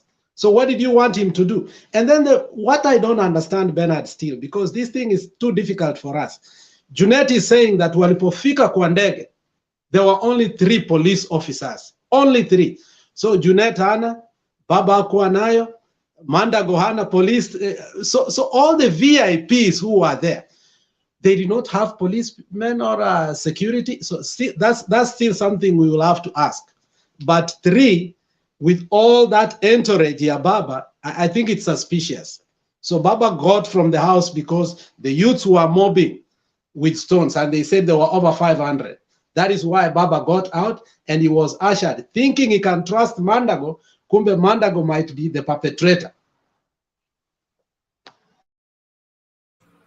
Things will fall in place. On the comment section, there is this Patrick Kibet. He says, Bernard, you are not wise at all. I'm happy that you noticed that. Where is your own wisdom? You are saying you're going to revisit Kondele. What do you know about Kondele that we don't know? I think some of you need to grow up. We are discussing a very serious matter that is a matter of life and death, and you're talking about Kondele. Kondele, a vehicle was stoned while it motion. The meeting was over. This is an attack being vested on somebody in a home, and you're comparing the two. You're the one that is wanting in your thinking. And probably you need to clear this space if you're finding the air very thin for you. Thank you. Kipruto, karibu.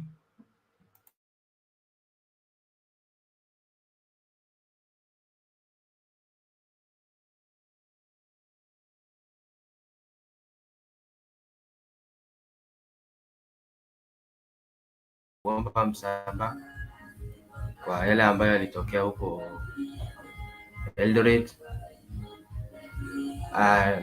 Naweza condemn sasa kwa wale wote. Naweza condemn hizo vitu wana huko kwetu. Naomba msamaha and I apologize for what happened. Security ni kitu ya must. All leaders na we must, lazima tukue na msimamo thabiti. Hatutaki fujo tena.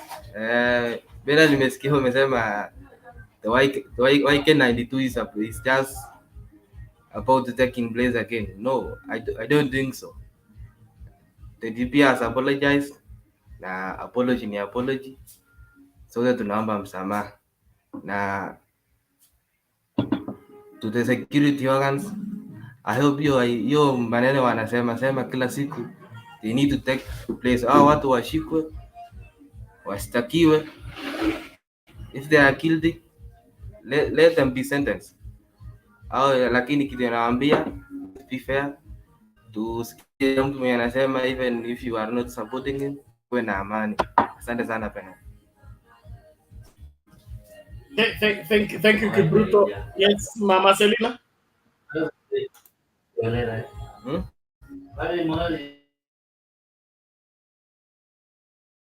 Mama Selina.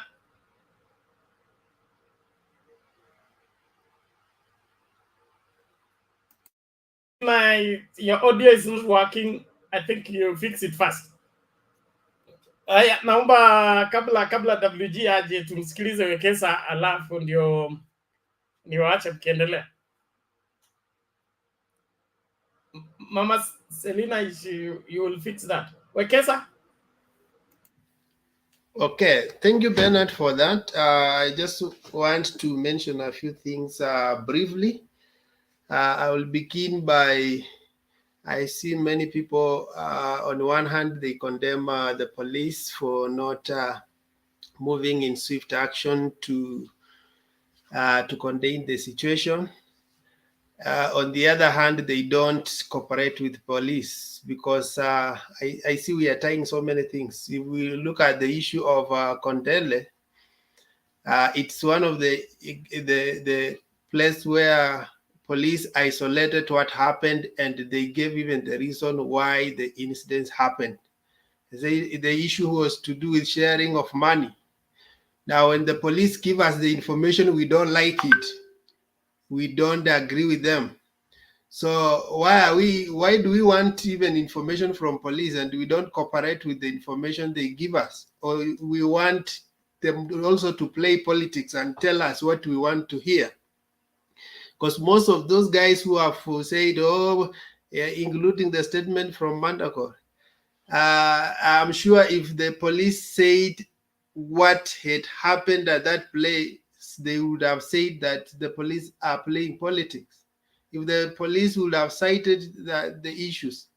So even when we talk about the statement of Junet just highlighted a few things, but there are more details and even clips. I've seen people say that Raila's people maybe have not done anything. We are told there is even enough evidence that has been collected and it will be used in that thing that happened. Yeah, so not everything is shared in the media, and sometimes we blow things out of proportion because we have gotten half information. Now, I don't like the blind condemnation because why? Politicians understand the science of fear and the science of violence and politics. They know that anything, when you create some fear, and that's why you can wake up and see some leaflets dropped that this and this will happen, and the whole crowd goes wild. So in moments like this, we need to remain sober. We need to remain sober and analyze issues. Because the moment we become fearful and fear of unknown, then politicians use that to their own advantage. I normally say when there is a witch in a village, when he hears that everybody fears the witch, he becomes happy because he can now do whatever he can because he knows everybody fears him. And the science behind all this that is happening is that politicians want to have their own way. That's why they are creating fear and tension. And so when we come to issues, let us prosecute issues one by one. If we look at Kondele, what happened? If I can compare Kondele incidents, giving you a metaphor, is like how the team of DP visited US. When they were in US, you could see pictures of them in White House. You could see them in a convoy. But all those were created images. When you look at Kondele, you will not see anyone stone being hurled that day. Someone created a fracas, and we were told the police shoot in the air to disperse that confusion. And you can see the vehicles were stoned yet, but you will not see any incidents where there was a confrontation. People, in fact, the only clip that we saw in Kondele were people running away from police. That is the only clip we saw. But you can check in Kebenes, that place in Kebenes or whatever. The stones being hurled, you could see it. The guys throw stones, go back and come and throw stones. So we cannot just copy and cut, that for us to condemn this, we have to condemn this. And politicians are good at that. They know we can create things counterfeit that looks the same, so that inaitwa smear campaign, such that if we can make this look violent and this look violent, so we will condemn all of them, and the net effect is that nobody will be seen to be bad. All of us will be bad, and we will treat all the cases equal. And the other issue that I've seen that that needs to be addressed was when someone comes in and gives you, sometimes you are in a, you can be led to a slaughterhouse, an appetizer. There's the fact that someone has shown you some favors. WG, how are you? Do you know hata I'm mama fine, watoto Wekesa. do you know mama watoto anaweza kupikia kuku mzuri na kumbe hiyo siku ndiye ameweka kakitu ukule na ushipe milele. Exactly. Even the police who was shot, you remember the instance of that police lady who had a gun. I'm sure they made love and they had good time, but he did not know what will follow after that. So don't tell me when someone comes here and treats you well, I can take you for lunch, and then what happened to Musando when he found in the company maybe of a lady somewhere, and then something happened. You see, they create a scene that looks appealing for you, so that you cannot even and I'm sure they created even a scene for Baba to look so comforting, so that he cannot be in a hurry. Kumbe, behind the scene, people are planning other things. So if I want to finish you, I don't show you in the face. And another thing, in the there was an instance where just a neighbor used to ask, kwa nini kila siku nikinunua samaki napotea, na kwa hii nyumba sina mtoto anakulanga samaki. Kumbe kuna ule anakulanga tu wakati watu hawako, but when watu wako anasemanga yeye hakuli. If you want to finish someone, you use somebody that cannot be suspected. In fact, he looks good. So you cannot run, they cannot use the usual suspect at who you we know. When something happens in this region, we suspect A, B, C, D. No. You use someone who looks friendly, who is always talking to you nicely, but behind the scene, those are now what we call moles. Because he's there, he kisses you like Judas, and gives you comforting words, but behind the scene is planning something to finish you. So, and that's why we are saying let police do a thorough investigation. On the PR section, we can say, oh, mimi nilikufanyia hivi, nikufanyia hivi, kwa hivyo siwezi fanya hivi. That's hogwash.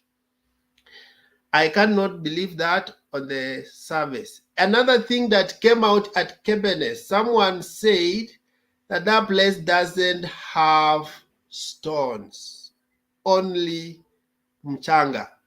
That was Sarah, yes. But that evening it rained stones. So that means they were premeditated and collected and put somewhere, and they knew the time to execute it. I want to leave it there. But guys, let's not be emotional. Let's try to prosecute each issue as it is. I want to repeat your issue, Babu Owino. Babu Owino's text, it was a hogwash. Ukienda kwa fact checking, it had blackmailed it. It was not a real text that Babu Owino did, but they used it to conflate on this one. Just as the Kondele instance, they used the clips of 2019, the pictures of the MCA of 2019, and even the vehicles stoning, you could not see where it happened. So I want to leave it there. Bernard, thank you for the time. Today I am around, so when you feel like exiting, just let me know. I'm about to, so just stay around. Thank you very much for that submission. And it's good for us to ask ourselves hard questions in order to get right answers. Kuna nani ameinua mkono? Mamo, what is it? Asante sana Mr. Bernard. Sijui kama nitaendelea na mjadala. Time yako haijafika. Kama ni kufanya submission, you are coming after WG. I thought you have a question for Wekesa or the people who have submitted. Ni mjadala tu, sawa, basi nitakuja baada ya WG. Subiri kidogo. Mama Selina, ulikuwa na swala alafu neti kakataa, kuliendaje?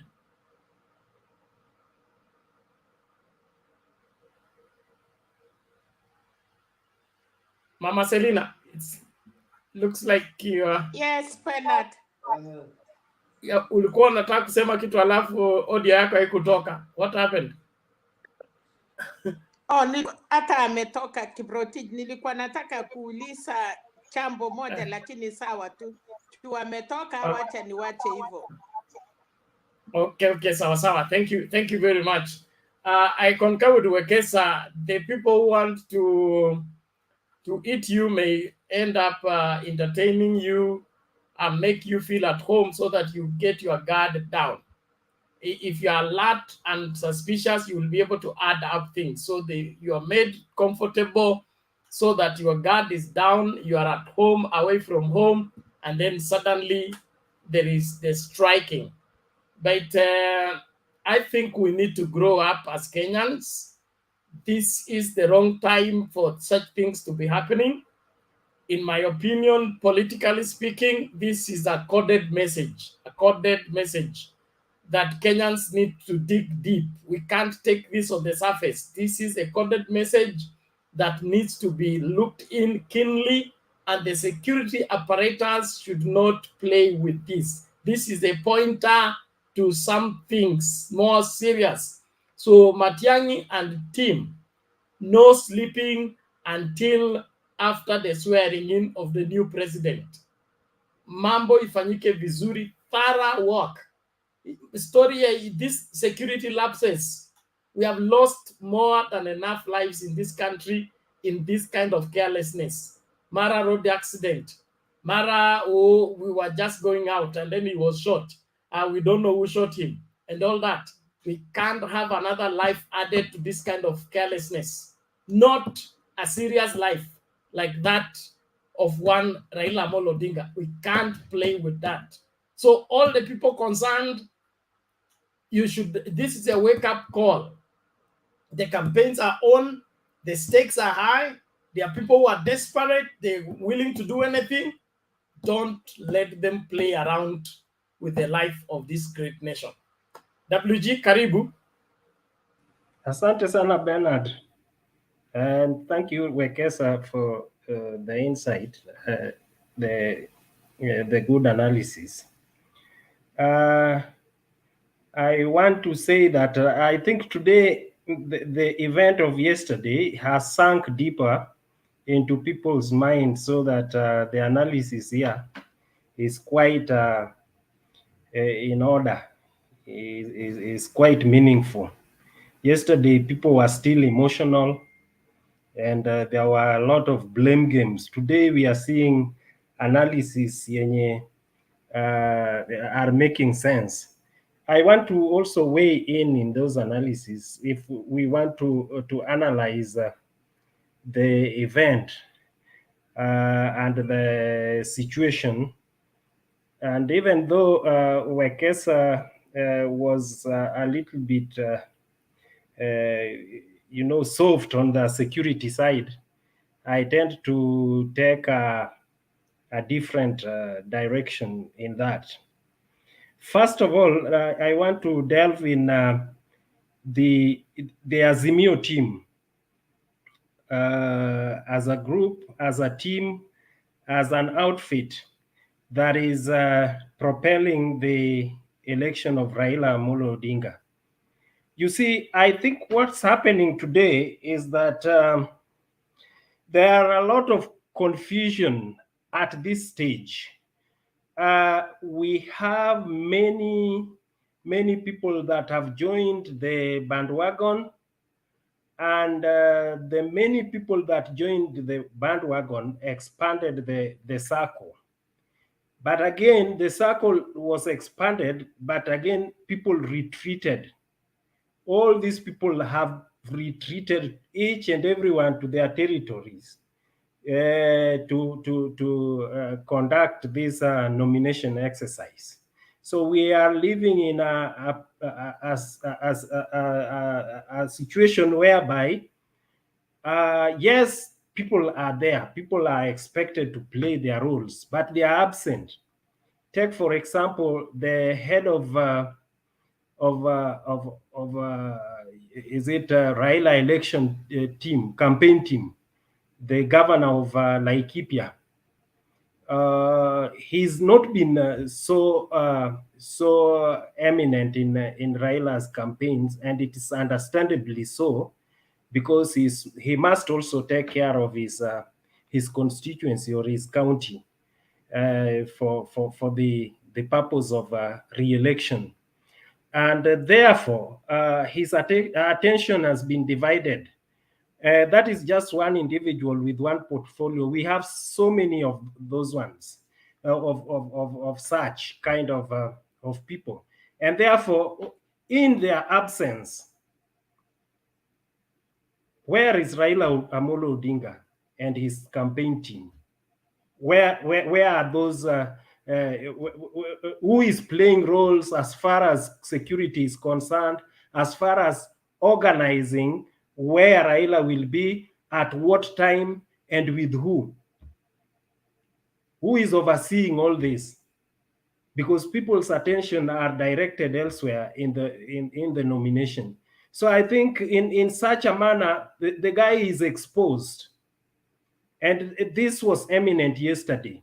Number one, I think the team that he went with to that particular spot was a very lean team. It was, I think it wasn't the main convoy of Raila that we usually see all over.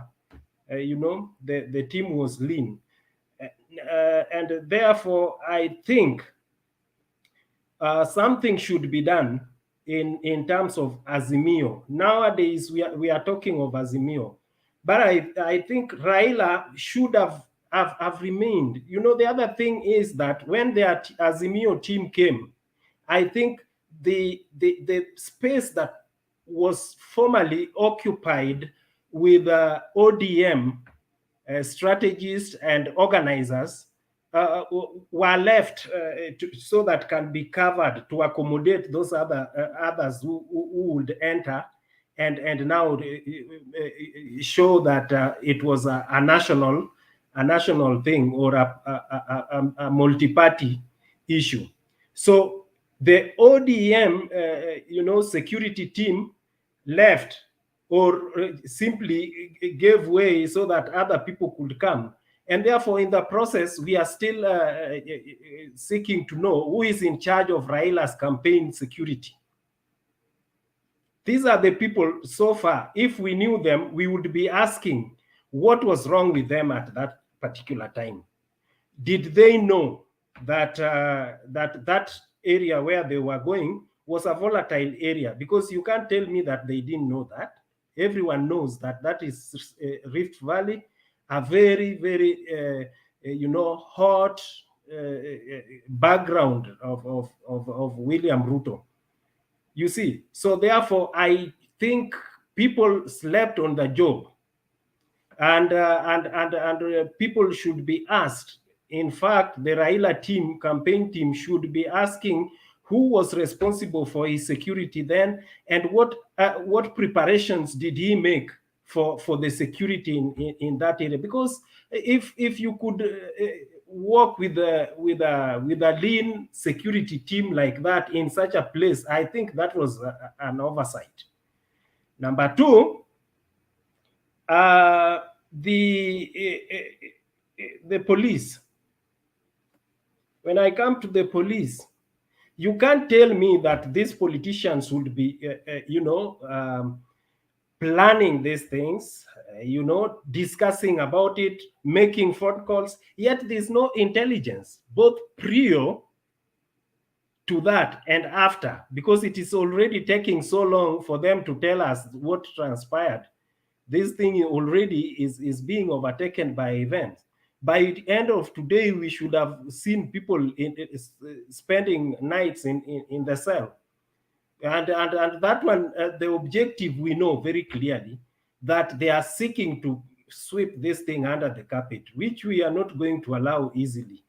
You see, so, but my main point is, did they know, was there any intelligence that violence was being plotted? Because even here, Bernard, if you remember the previous day before Raila went there, one of us here just mentioned, he mentioned that, I don't know how it's going to be, at this particular moment.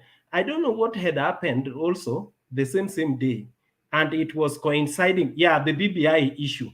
So, and it was coinciding with Raila going there. So the guy was just scratching his head and imagining what would be there, the kind of storm Raila would be meeting.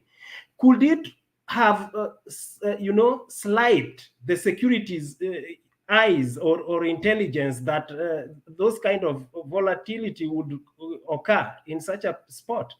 So therefore, I think the intelligence was there. There was an anticipation, but either someone slept on the job or there was an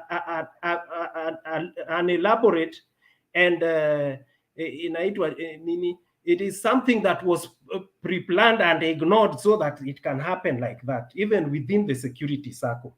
Today, I tried to ask that on social media, but my post was taken down. It never saw the knee of the day, which means someone is very actively, checking on what guys are questioning. When you are questioning the security, they don't allow it to make it to the front line.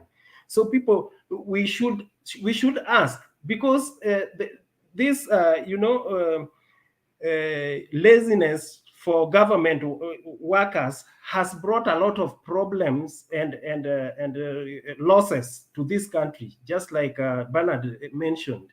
So the security must tell us, and we are here to see heads roll. If the police officer or the officer in charge of that area is the one who slept on the job, we want to see transfers. We want to see action being taken.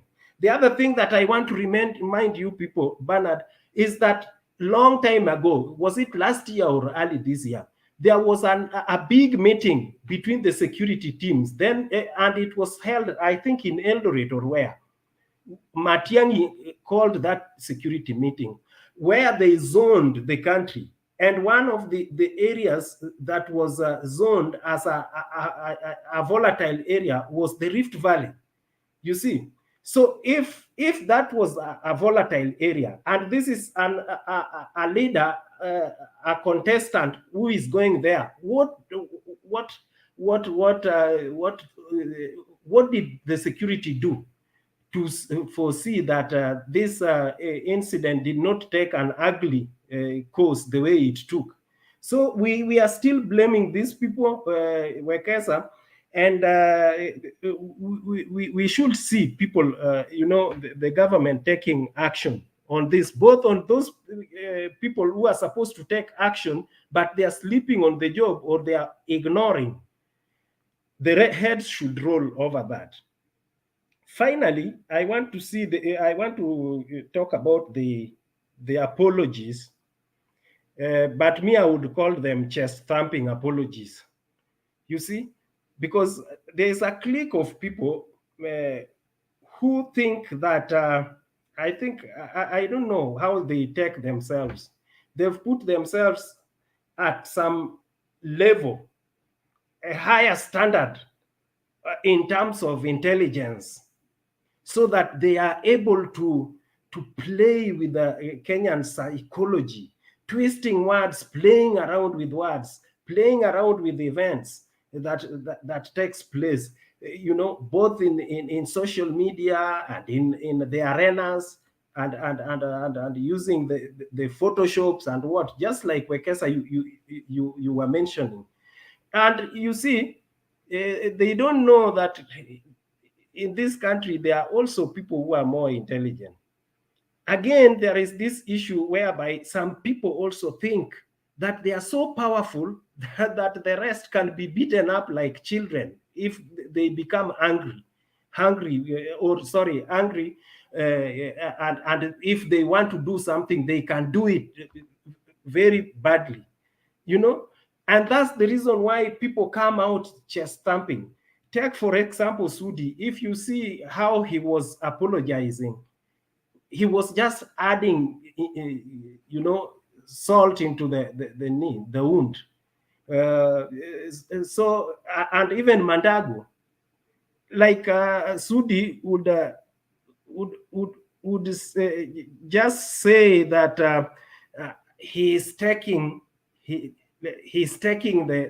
blame, which means him, even if he takes the blame, there will be no consequence. You see?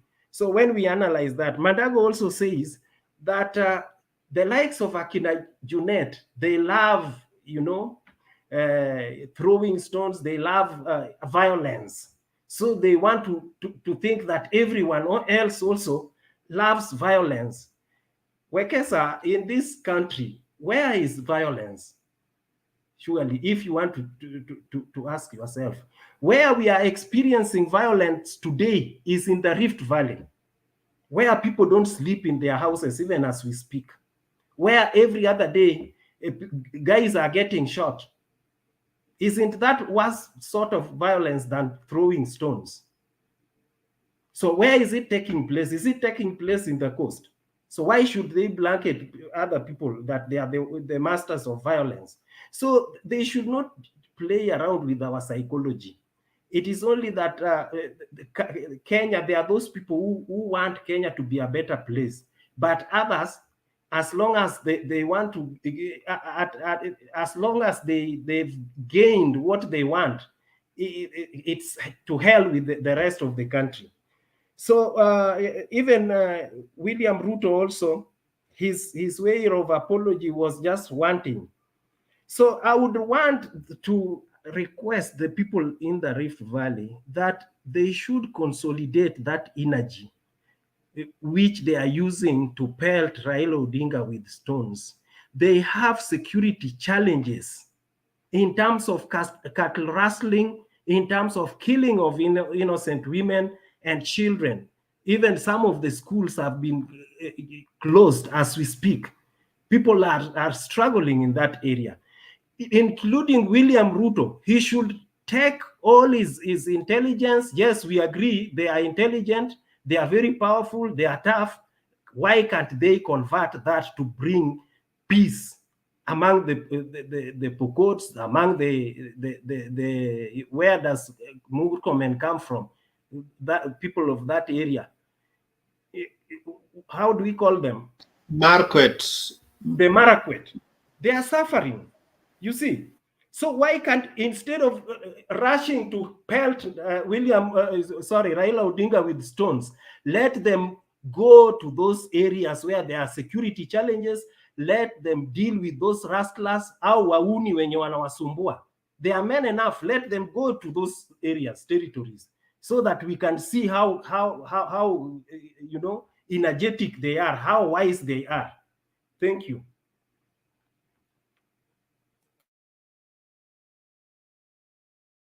Sorry, I was on mute. Thank you for your submission.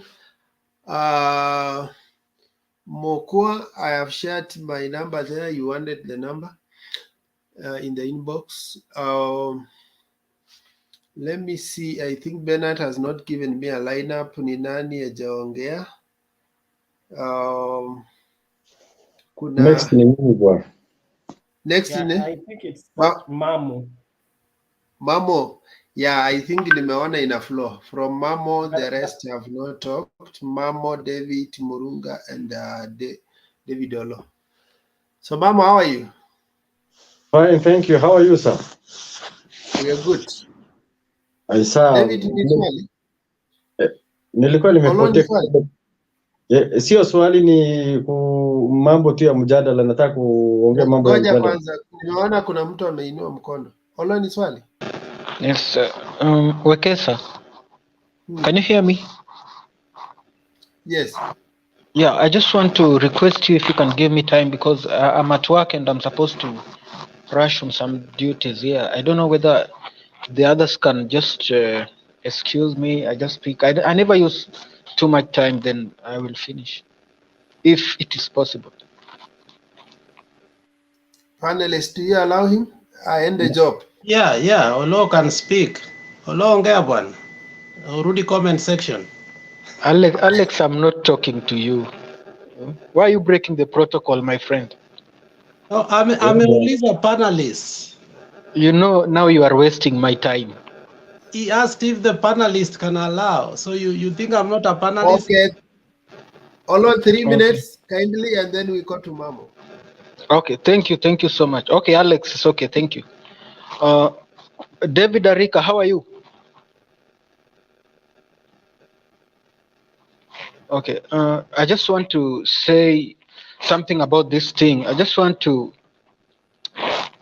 say that Kenyans are not serious. You know, they just talk recklessly and they just take things like for granted. Like, you know, I've just been reading things in the Facebook, and even if you read the things that people from where that incident happened, they are just throwing words here and there. And I feel like they are not being careful. Yeah, something like a helicopter is something that if you throw stones like that, it can lose balance. And you can remember the other helicopter that crashed that Raila was in.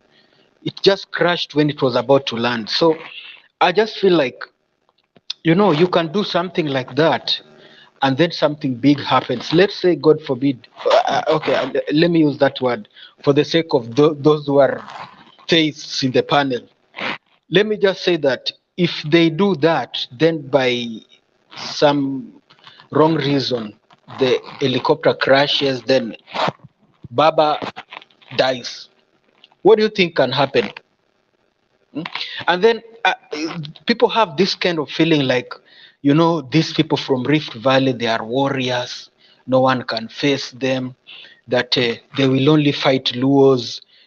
When war starts, you never know how it will escalate.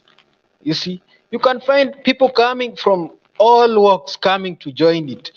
You see, like what is happening in Russia now. Russia, they just thought that they will go to Ukraine, then like 5 days they will have captured the country and everything is okay. But how many days now? Almost 36 days, and they have not reached their mission. So Kenyans should be careful. Even when you are there, you are speaking. And one thing that I'm just wondering, women should not even be pouring fuel on this thing, because if something happens, it is them who will suffer. So they should be peacekeepers.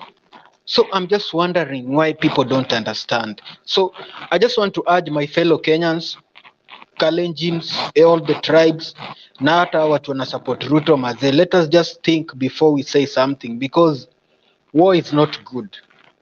War is not good. Maybe we just don't know what happens in war. That is why we are very careless like that. Or maybe we've never faced any situation like that in our country. That is all I want to say. Thank you very much. Thank you. Thank you. Yeah. And although even without going far, there are 17 guys who were arrested today. And I can tell you, when you are there, utakula kideri peke yako, utalipa fine peke yako, you will serve alone. I know their families now are feeling the heat. So it's very easy to be in a group and and make mob justice. But when the law starts pursuing, it pursues individuals. It doesn't pursue a group. Just like we can be sleeping on the same bed, but wewe utashikwa na usingizi peke yako, mimi peke yangu. Or if you have to go, you leave this world, you go alone. So that is how the law pursues us. So we may be excited here, nione tuko AZIMIO wengi. So I get excited to kina Law, kina Bernard, kina WG, and then I make statements that when they hound me, I'll be crying alone. So take responsibility. So thank you for reminding us that. Bernard, sorry, Wekesa, I wanted to ask, how come it's only the small fish, those who are, throwing the stones? We haven't seen anybody who the organizers put to the task or challenge. Haven't they reached them yet? These 17 people haven't mentioned any name. There are 3 mentioned they need to appear before DCI. Is it to when?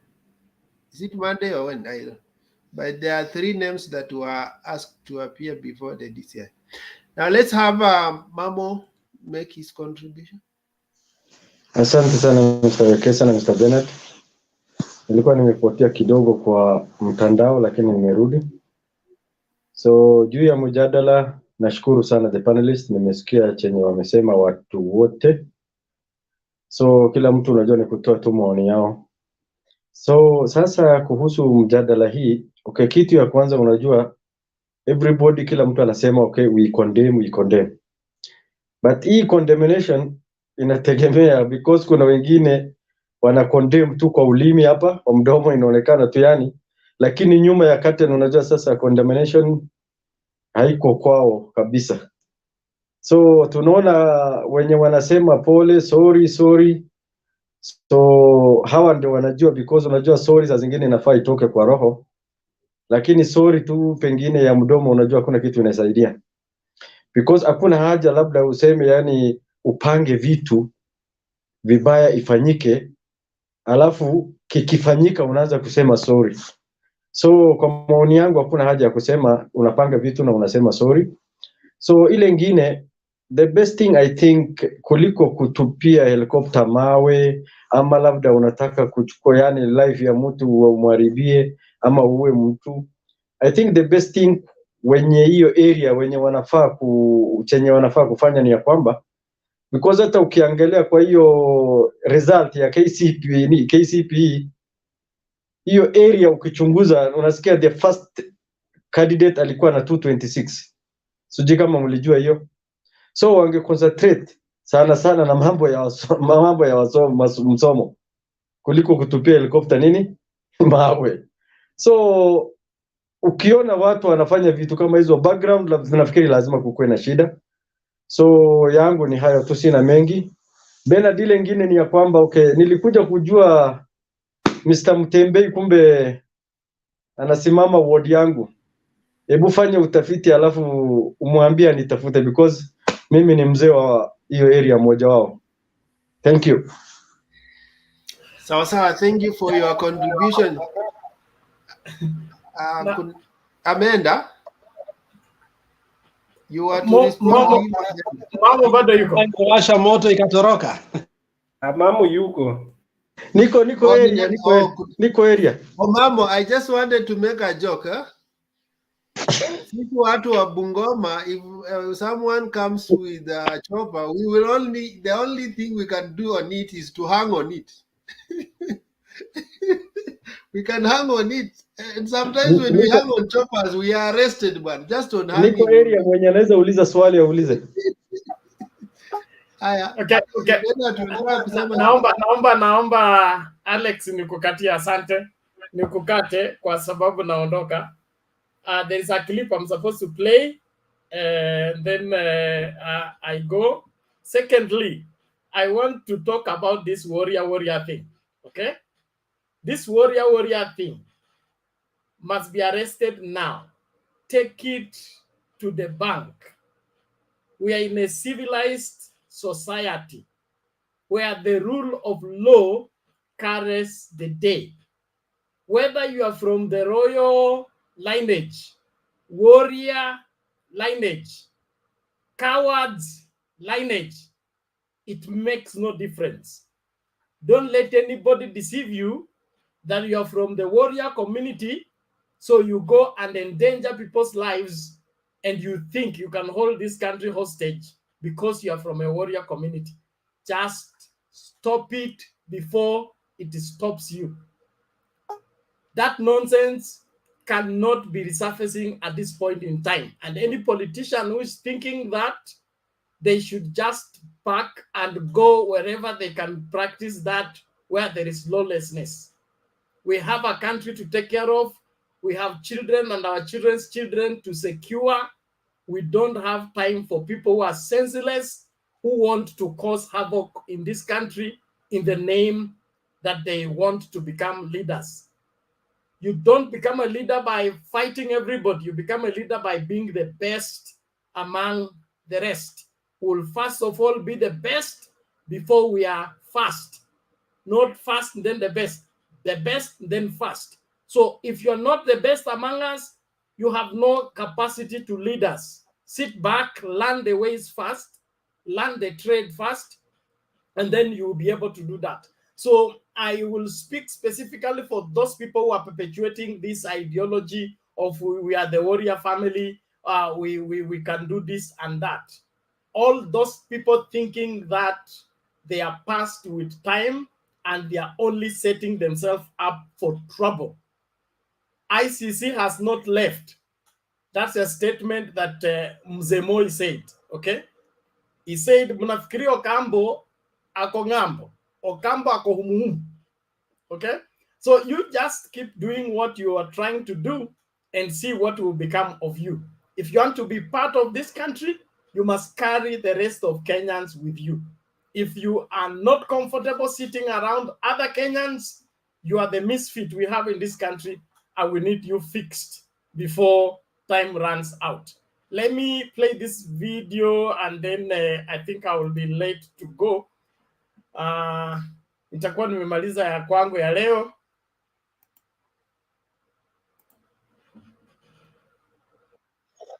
Throughout the night, and we have been able to arrest 14 out of the youth that participated in the throwing stone yesterday. At night, we are also able to get statement even from the captain, who was also who was the one who was carrying the prime minister. He has given us his own experience, what he saw. And also we have also engaged even the inspector, the chief inspector, who was also accompanying the prime minister up to the residence, from the residence up to the chopper. But what we want to update, we want to say is we are heading somewhere. We are sure we are going to lead to one of the leaders who is likely to have organized that group, and it will be a lesson to all of them. Junaid Mohammed and Babu Wino, that probably because they have been in a league of politics of violence, they think everybody else in this, every politician in this country subscribe to that kind of politics. They should realize that personally I am above that. I cannot, as a governor and as a leader of this county and this country, be among those who think retrogressively. Junaid Mohammed and Babu Wino should be grateful to Mandela. If I was a politician who just thinks about political divides,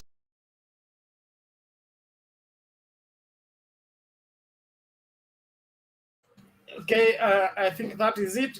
History has a lot to help us be able to predict the future. So I want, even as we debate, to look both the past, the present, and we'll be able to tell the future. Let's not be one-sided, but it is about time we began to ask hard questions in order to get right answers. Don't take this matter lightly. Like I said, it's a coded message. We must break it down. don't look at it on the surface, because the pattern from the US, from Eldoret to the US back here, the dots are joining in. The script is the same. Don't be deceived. Thank you. See you later on when you see me. Bernard, nilikuomba unichezee mziki hapo hivi umekataa. Sawa, bye. Upi, Bernard, tukuwe na Sunday poa. Unajua tuna we are restricted from certain music on this particular channel.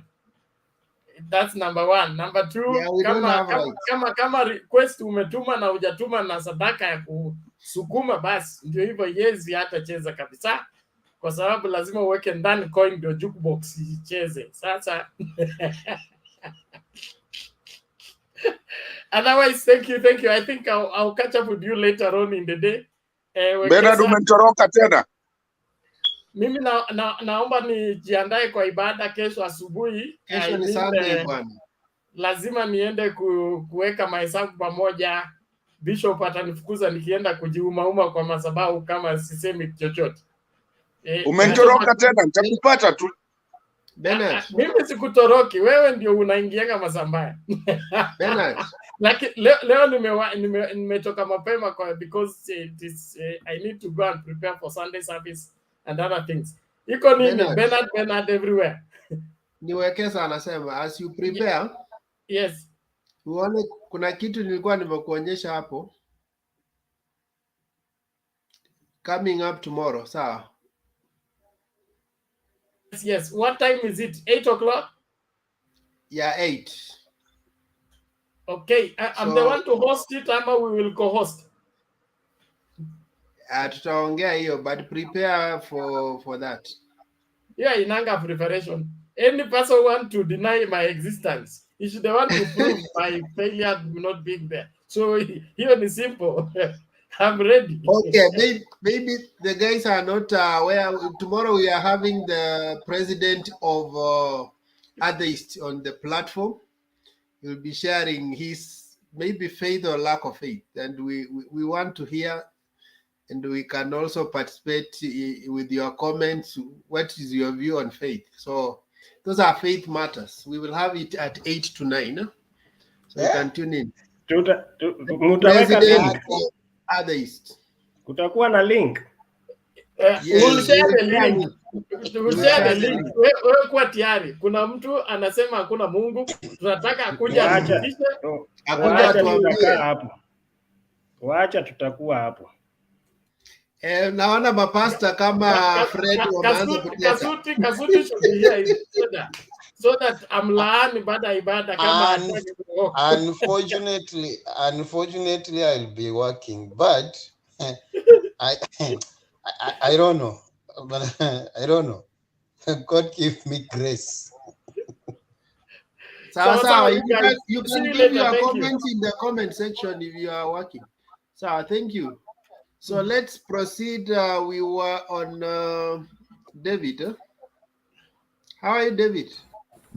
I'm good, Wekesa. Are you able to hear me? Nimekumiss sana. Yeah, I took a sabbatical leave from the channel because of personal reasons. While you were away, we swept the whole Kisii land. Yeah, I know, but as you are aware, I'm a serious and ardent political follower, so I'm aware of what is taking place anyway. Thank you. Let me make my submission for the 3 minutes you have given me. Thank you, Chair, for the chance that I make submission today. And thank you, panelists, for the time too. I've also listened here keenly without interruptions. I'm able to capture a few points that will make part of my submission. Let me start by saying that as David and as a person, I condemn any level of violence against anybody, be it a family member, be it leaders. But when it comes to leaders have their own position, which, whether we agree or not, they occupy, and they have a following. So the incidents of where leaders feel threatened, that should be condemned, and that should be punished. Secondly, I want to say that when we get to this home stretch of political activities, when we are going to do our elections, we need to be a bit cautious with what is said, what is done, and what is acted. Like when someone says something, look at it first on face value, then look behind it, what could that possibly mean, whether it is imaginary or false. Like if you can remember, one time a leader in Kenya said, so and so will not be on the ballot. The followers took that statement seriously, and they boosted the security of their candidate. Because when you simply say someone cannot be on the ballot, you're either saying, on a positive term, maybe he may not vie voluntarily, or you may even eliminate him. So we don't take chances, especially when people with the very big followers make statements. And therefore, I'm calling upon the handlers of the political leadership, be it at the local level, member of parliament, up to governor and the president or presidential candidates. It's prudent that we take precaution on every matter. And that's why we have security. And that's why we have intelligence that can gather information and make use of the information.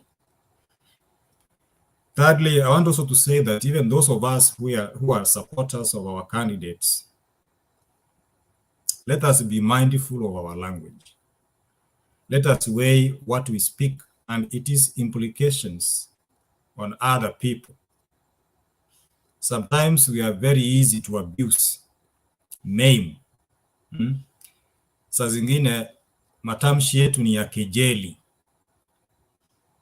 You know, you may talk as if you are acting to make panelists laugh or be happy, but the content, the intention, and the interpretation of your statement will be more like fuel added to already a burning fire. So presidential candidates, as I've advocated from the beginning to the end, and other leaders, they must be respected. They must be respected because these people have followers in millions. I also want to say that an apology, especially in the United States, where some of you guys are, Alex and Julia, the way they said, and others, is a very big thing. It's a statement of ownership of an occurrence. Is a statement that exonerates you, that you're not part of what is happening. Or it's a statement that really explains your intent to have realized that what you did is wrong, or what some people did on your behalf is wrong. So my sister Julie, to come to a television watched worldwide and then say the statement, the apology from the deputy president is nonsense, to me, it was not fair. Some of the panelists here, when we are arguing, let's argue favorably, knowing that we have people with emotions that can be injured and hurt. And that's how it can happen. That's how we can help our country as a people. I also want to say that I hope my minutes remaining. Leaders have followers who act on the we feeling, CC. And the we feeling, for sociologists, will tell you is a very strong thing. There's a very strong attachment. If today someone comes and hurts your mother,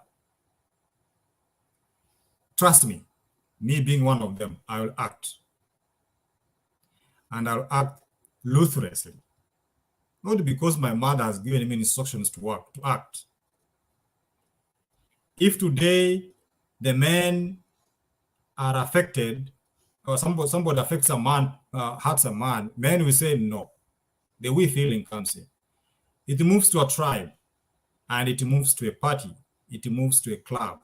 People belong somewhere, and then when their leader is affected, there are ramifications.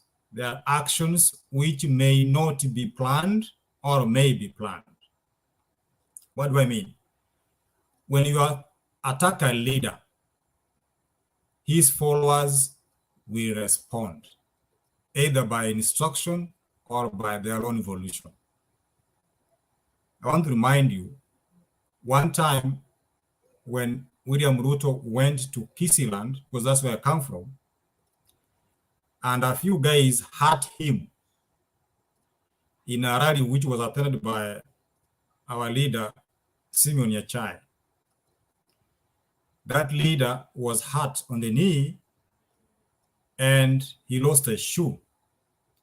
When opportunity came, Kisses suffered. Why? Because the people who were following, who belonged to that leader who was affected, they had an opportunity to revenge. And this one brings me to the second last point, that human beings are very revengeful people, are very revengeful beings. Unless God helps you, by nature, we are so revengeful. My pastor one time told us in a men meeting when we had a conference, I'm sorry boys, I'm making noise in the background, that men, human beings are so revengeful.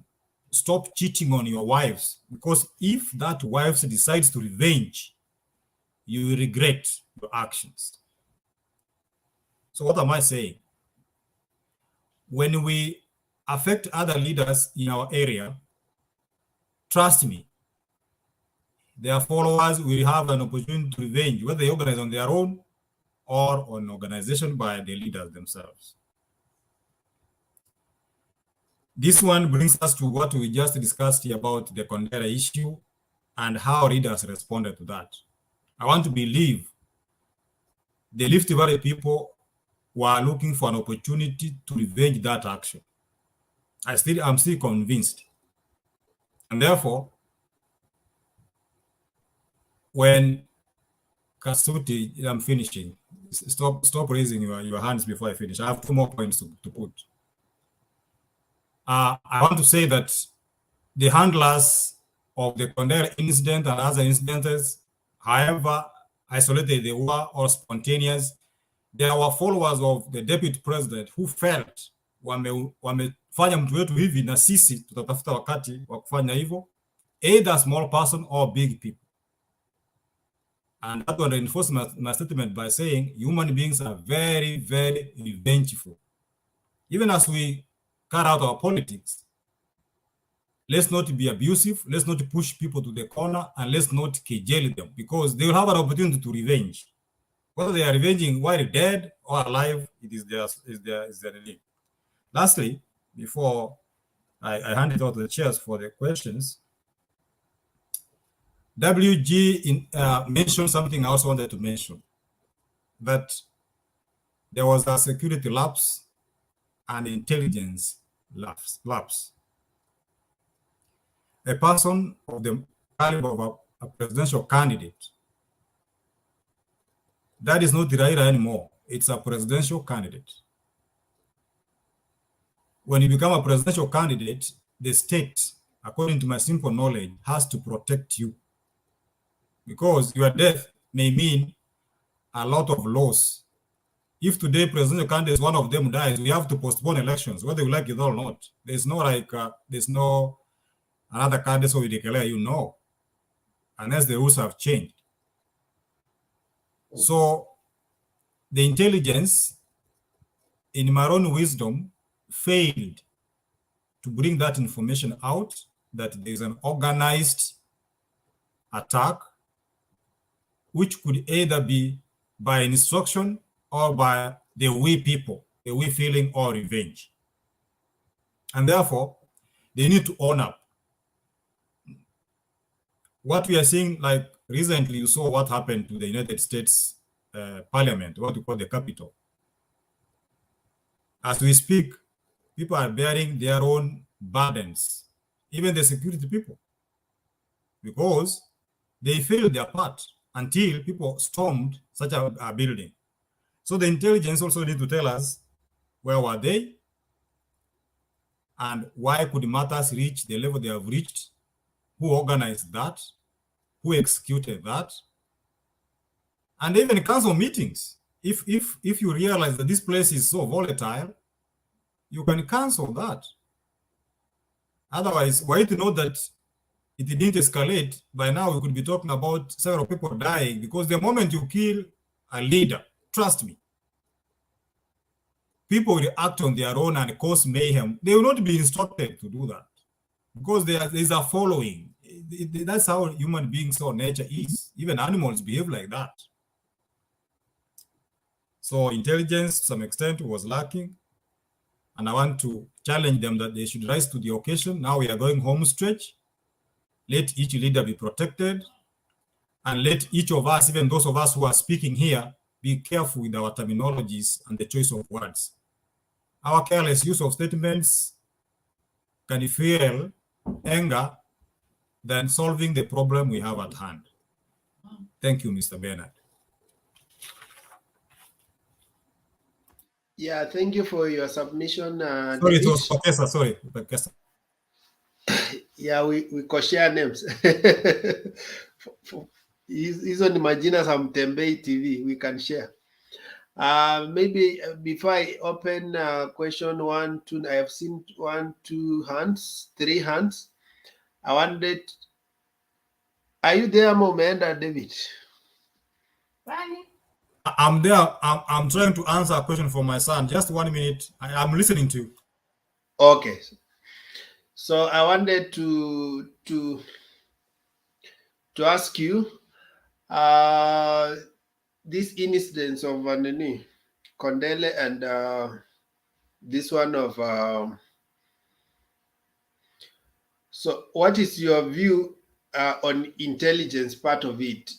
In Kondele, we were told that the intelligence was given to the deputy president. Nevertheless, he went ahead against the intelligence. And the other side now we are saying there is no intelligence. So how do you reconcile that? That sometimes politicians are given intelligence and they override it and do a meeting.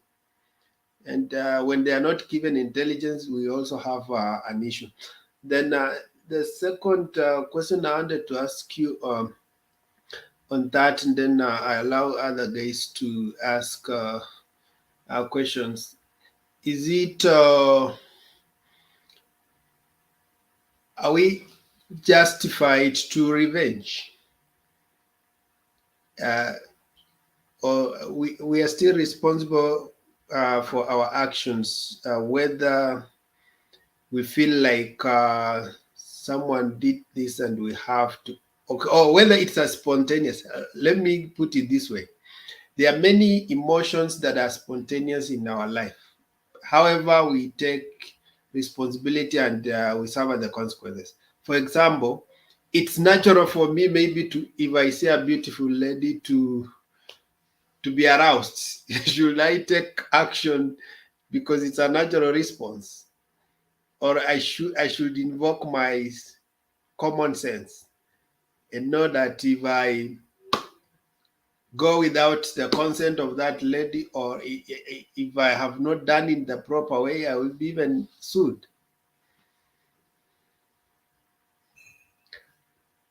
I don't know if you can answer that, and then we go, or they ask. That's fine.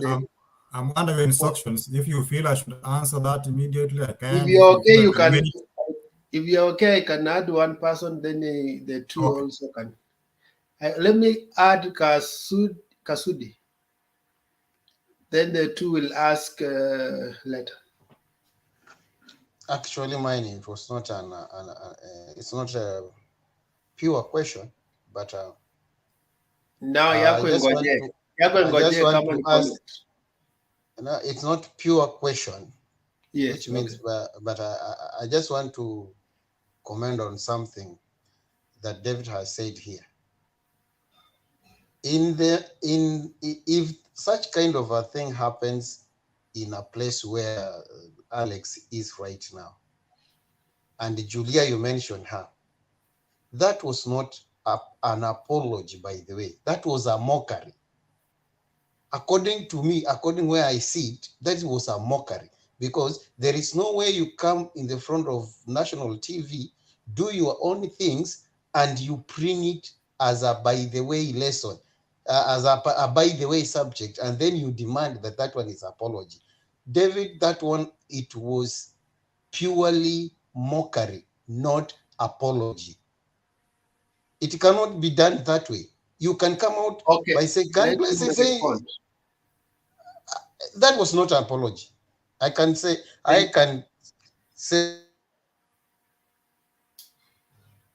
Oh, thank you. Let him respond now, and we have the two guys. Thank you, Wekesa, to allow me to respond to your two questions, because the other one is a personal opinion, which I may agree or may not agree to. Intelligence was given, but Ruto went there.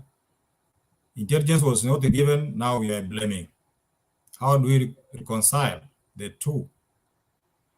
How I could wish to know which intelligence was Ruto given? Was he given that there will be a spontaneous riot in Kondele, or there was an organized crime to be committed? Maybe that one you can answer. The perspective was that I think there was issue to do with the sharing of cash, and they say he was told there is tension somewhere, so he was advised to avoid. I don't know. Okay, that is how it was reported. When they were coming from the airport, yes, the people that received him in Kisumu airport, yes, were suspicious, and he was told that we cannot allow you to do this with the same policemen who are there. So you either allow us to deal with them, or they do what? They give you a convoy. And remember, it was a long convoy that went from, if you know where how Kisumu is situated, I don't know, Arika, you know, from Otonglo, where there is airport, all the way to Mamboleo, then coming back. So by the time all the incidences that happened from stage, Kibuye, he was being every time told that it's getting worse. So that was the situation. Thank you. I don't want to comment about how true or false that intelligence was, but intelligence is given, and the leader or the person affected is to make use of it for his own security and the security of his people. If indeed the deputy president was given that intelligence, it was incumbent upon him to ensure that the incident does not escalate. But then the question is, after the incident occurred, there were so many interpretations to that incident. What was the response of the leaders? That is what caught my eye. And if you follow me keenly, I also commented on the same and took screenshots. One comment that came here and argued, in case you can remember, is one from the Member of Parliament, Honorable Babu Wino.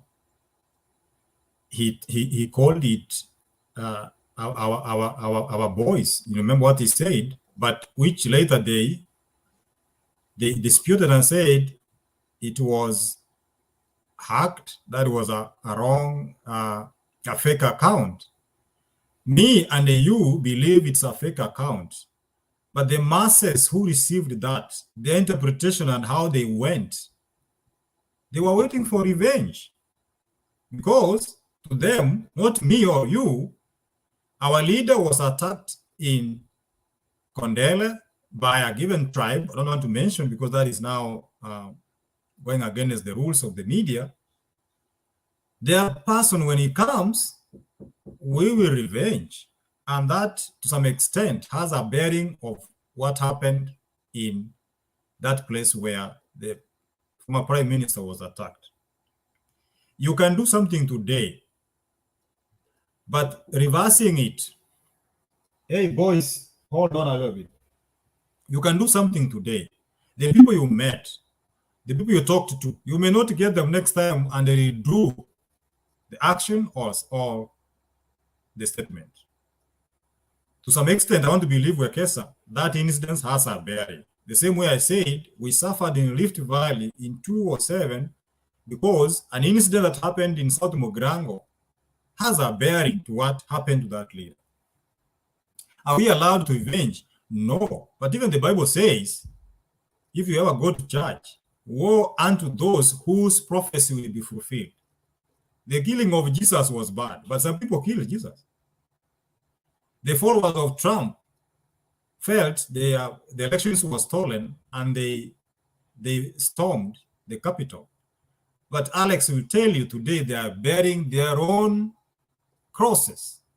Trump is not there to save them. They are suffering alone. Those people who are revenging by following the emotions, by following the we feeling, will bear their own consequences. One of the panelists here said, I think it is WG, that we are seeing heads roll and the families are suffering. And indeed they are. What watafinywa? Now, you can't be sure that they were sent by anybody. Like now, here we are supporting these leaders seriously. Trust me if you're going to go back to your minds. There's no day you have ever had Raila calling you. I supported Raila for 11 years. I've never even met him. I've not even greeted him. But if you could talk Raila badly in the village, I could even box you. But Raila, I have never met. The closest I've seen Raila Odinga is maybe in a political rally where I've come closer to his vehicle or even saw him on a TV. But the way I act, someone may think Raila has sent me. So I want to say that we are not allowed to revenge, as per your question. But when revenge occurs, you bear your own cross, not that leader. That leader will say, I didn't send you. That leader will say, that was a hacked account, but you are suffering. Mockery. Fred Kasuti, sir, you are entitled to your opinion. The same mockery you are talking about is the same you are mocking people here. Wagner talked about examinations of students in a community that they failed and they had no time to go to school instead of throwing stones. That is a mockery. That's what we are saying. And they will act and they will misbehave. Why? Because what we speak. So the same way we look at a mockery, we should also weigh what we are speaking on media, castigating people's children in the name of scoring a political goal or score. I don't think it's a mockery. Okay, I don't think it's a mockery, but it's a statement. Thank you. Thank you. Let me bring in the last two questions so that we move on. But just for clarity, that tweet for Babowino, it's still people have been sharing right now. But if you share, even when you share right now on your wall, after a few minutes, utaona fact checking itakuja, because that account is not verified. So until he proves that that is his account, it's according to social media, it's fake information, and that's what we believe. Mokua, you had a question, no? Thank you, Ekesa. I do want to start from where David has left before I ask my question. No.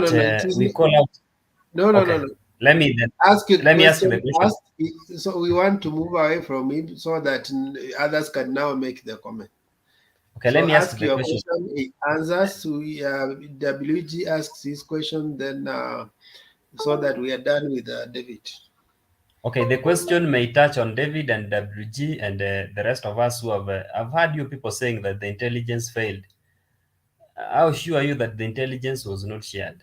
Because there is nobody who has come out and told us intelligence was not shared, but we people are sharing on the platform that the intelligence failed Raila. I've had several meetings being aborted, several trips being aborted by the Right Honorable Raila Odinga because of intelligence briefs. And we believe right from 2007, Raila has been having the best intelligence on the campaign trails. So how sure are you that the intelligence was not shared? Thank you.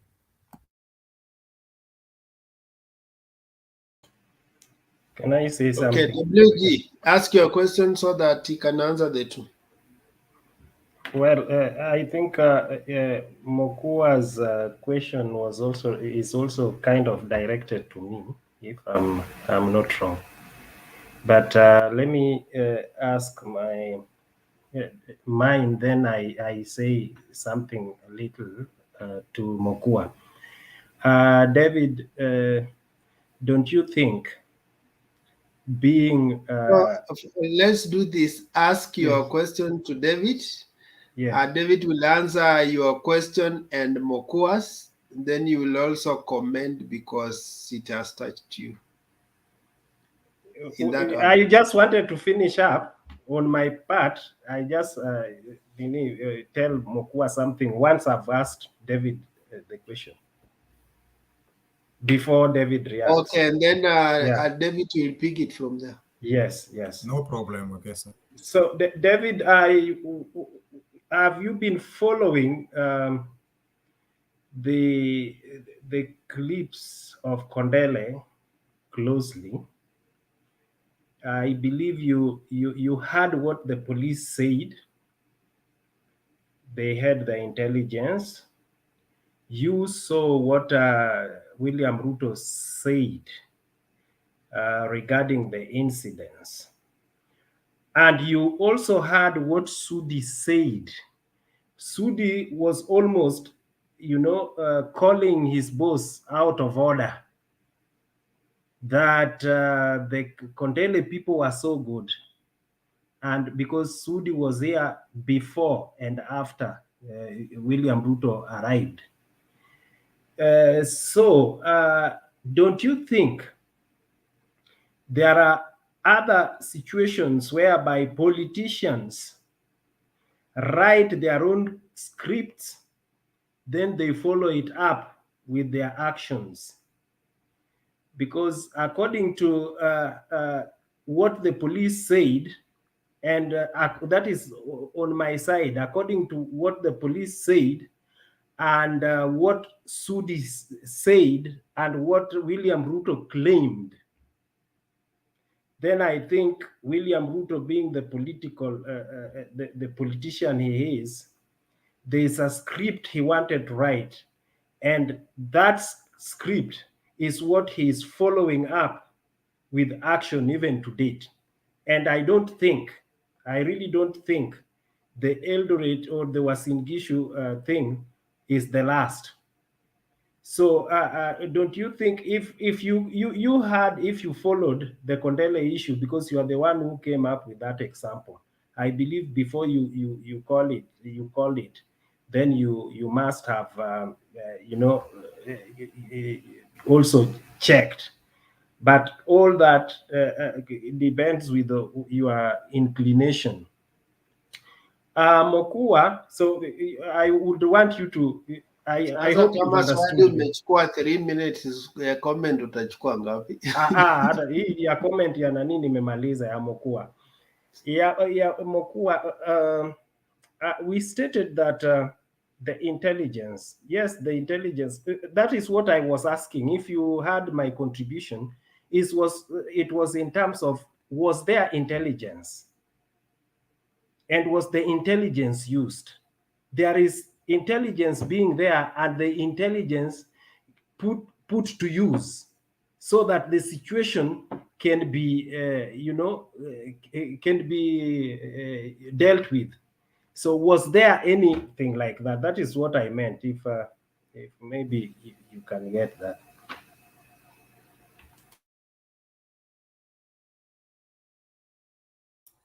Am I allowed to speak? And David, you can answer. Thank you.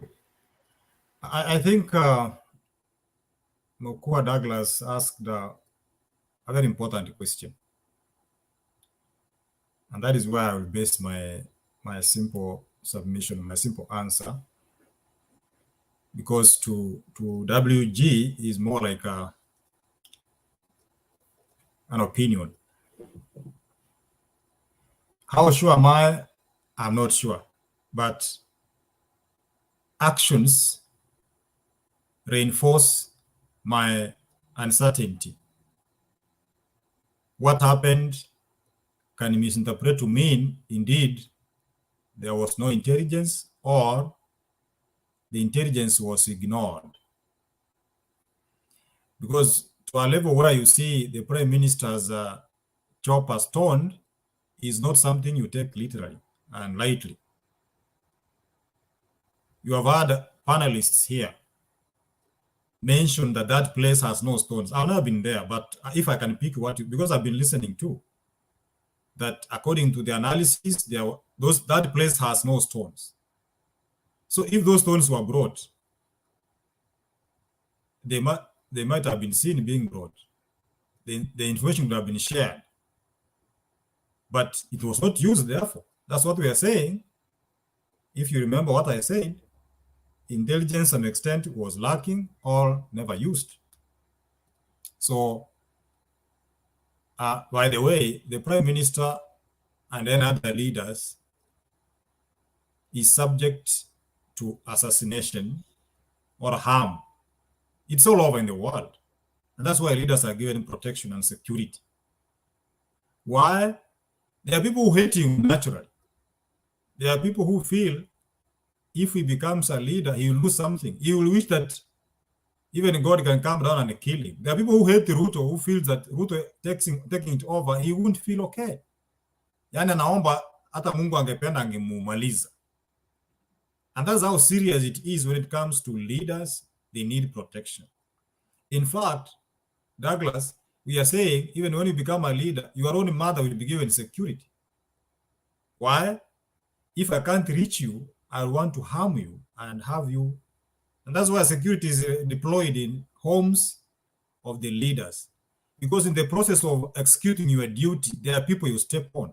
Today, for example, you are a minister for roads and the road is passing through my house and you have no option, you have to do your job to bring my house down. I'll feel bitter about you, whether you like it or not. So I'll look for ways of hurting you. And that's why security is given. Therefore, I want to believe that there was no intelligence. And if there was, it was ignored deliberately. Writing your own script, WG, it might be yes or no. Politicians are a funny group of people. They thrive in anything. There are people who thrive in conflict and they survive very well. And there are people who thrive in peace. But most politicians can create stories, can create situations, and they favor them. Some politicians even kill WG, if you don't know that. If you want to go down to history, Ojode died not because he was targeted, but George said thought he was targeted. And simply because Ojode was working with him, they were to die, all of them. Get me sometime we'll share what happened, because we gather information too. So when it comes to campaigns, let leaders or the handlers of the leaders spare us this kind of shenanigans, because we end up killing each other simply because of the conducts of leaders. Even us, those who are supporters, some things that we do, we are not even sent. But the way we are arguing is like we sit around the table and get instructions from the leaders that we are supporting. In a nutshell, I'm saying, I'm not sure. And I'm saying, as supporters of different leaders, to heal our country, we need to weigh what we say, how we say it, even the body language itself. There's nothing wrong, there's nothing bad like a person who feels is pushed to a corner. He can do anything. Even if you close a house in paka huko ndani uisukume itakugwara. So our political statements, our conduct should display utmost respect. Thank you. Thank you. Thank you for that. Let's haya wenye wamebaki tuende haraka haraka, ndio wale hawaja contribute wa make contribution. Who came before the other one? Fred G, ulikuwa umeongea? Martin came before Fred. Martin. Where's Martin? Martin, hi. Habari zenyu, Wekesa leo naona uko usukani. Leo najaribu kung'ang'ana na steering. Mr. Alex, skuti leo nayo. Anyway. Sasa usipopima Martin atachukua 10 minutes. Anaandikanga vitu nyingi sana. Sijaandika leo. Mato ni ule mzee anaandikanga composition 15 pages. Mpaka anaitisha full scarf zote. Mato 3 minutes. Hata sitachukua 3 minutes. Leo sikuandika vitu mingi because niliingia kama bado mnaongelea the same topic na I wasn't part of that topic, sikuelewa vizuri na so normally sipendi kuingilia kitu katikati, lazima kwanza nielewe. I mean, the only thing I can say about the topic nilikuwa nayo ni hiyo story ya Raila you know, that kind of politics. We really need to walk away from that. Kwanza hata sipendi that kind of thing. I cannot wait for the time that we can sit down and just have politics that is not full of shenanigans na vitu kama hizo. To a point where now tunaanza kujua topography ya place hakunaga mawe. Hiyo sijui.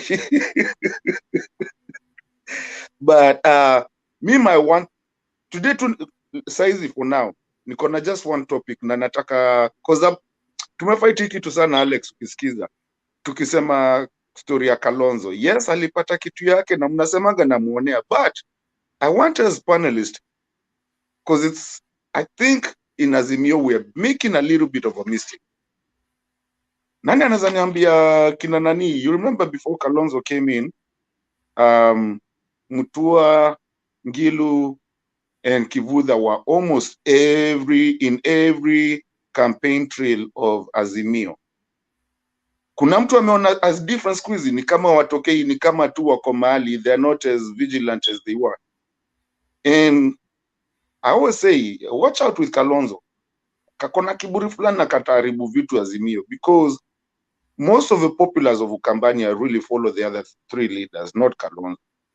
And now you're starting to see them wanaanza kulegea. Hawako sana like they used to be on the campaign trail. We need to watch out how we pull the Ukambani people, because you might bring Kalonzo and lose the Ukambani vote. If you let Kalonzo try to be like the supreme Ukambani, he is not. He lost his ground.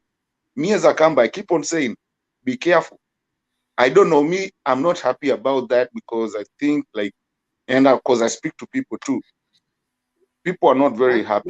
Nati hiyo nitakusimamisha. Hiyo usijali vile Kalonzo aliingia. Me I'm in Ukambani. I even changed my voting station is in Ukambani.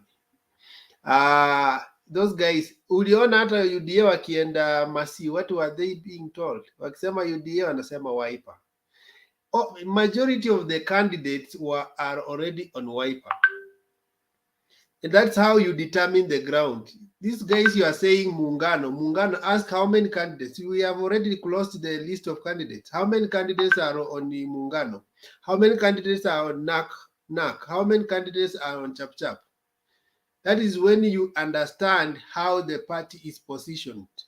The three counties, Kalonzo ndiye anachukua viti. There will be 1, 2, 3, maybe someone picks one, but majority is Wiper. So that case is closed. And us on the ground, we are happy. You see, it takes time to dislodge a kingpin, by the way. So even Alfred tried, and they know it's not easy. If it was that easy, they would not have gone for Kalonzo. I can tell you that for free. I mean, kama utasema hivyo sawa, because I was talking to, I know a couple of people, but Ukambani people were not very happy about how Kalonzo came in and dislodged the other three governors. One of my friend actually, ni nephew Ngilu, na tulikuwa tukiongea naye, they are not very happy. And I mean, that was just something I noted. Like, if you look right now, the way all the three leaders of Ukambani wanatokea kwa hizi, the campaign trail, the way they were so vigilant on it, You tell me the last time you saw them like that after Kalonzo came in. I mean, it's just something They to note. were there. They were there because they were an alternative. No, they were in not. case Kalonzo Hakuji, Raila was to use them even if he gets a chunk of some votes from Ukambani. But when Kalonzo came, they realized there is no competition now. It's the region is locked. So they don't have to do that extra mile work. And let me also answer him quickly so that you can understand. This is, there was a time we were mobilizing to form a coalition. After we have formed a big coalition, then people realize there is a danger in that coalition. Now, what people are doing basically, they are going to the drawing board for nomination. Nomination is do and die for many, many parties. So as you have heard, many people have gone nomination for Wiper. But I'll give you a classic example of Lee Kinyanjui. Lee Kinyanjui was always with us, always. And for a period of time, Lee Kinyanjui vanished. Why? He was soul searching and asking himself. And he even left his party and joined Jubilee again. So this is the time people are making right decisions. Of course, they are in AZIMIO, but they must realize being in AZIMIO is not enough. You must create candidates that are capable of winning. So, and I think that is what Mutua is doing, that is what Mamangilu is doing, that is what Chap is doing. But it looks like the other side is stronger. But let's not bring today Kalonzo with security. Kalonzo ni pepo mbaya. Topic ya Kalonzo ni mbaya. Just leave it.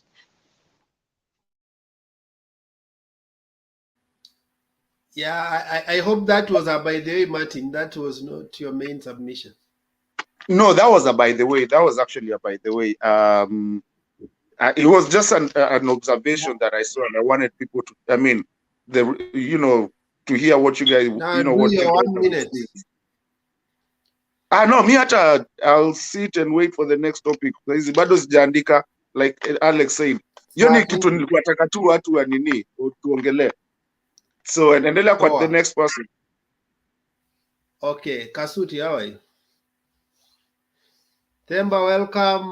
Chero Rorot, welcome. Guru. Yeah, so let's have Kasuti and then we proceed.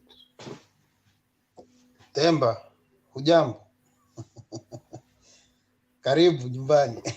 Thank you. Wakubwa zangu shikamoni, kaka zangu hamjambo. I hope mko salama nyinyi nyote. You are the real Luya who was hanging on a chopper. Of course, yes. We don't stone choppers. We hang on it. And if we can be arrested on just hanging on a chopper, and people here, they're just stoning it, and they are just being walking free, we wonder what kind of a country we are living in. Yani tu ati unaenda tu unachifanya komando tu karambo tu. Kwa sababu ile ya furaha bwana, ile ya furaha. Alafu unakuja unashikwa. Sasa angalia mtu anakuja anachukua mawe anapika. Yaani hiyo ndio hivyo ilivyo. Hiyo ndio nature na hiyo ndio maisha ya wanadamu jinsi walivyo. So kile mimi nitataka tu kuzungumzia hapa, nitaanza tu na hiyo story ya TB ku apologize. Honestly speaking, apology inafanywanga kwa vitengo viwili muhimu sana.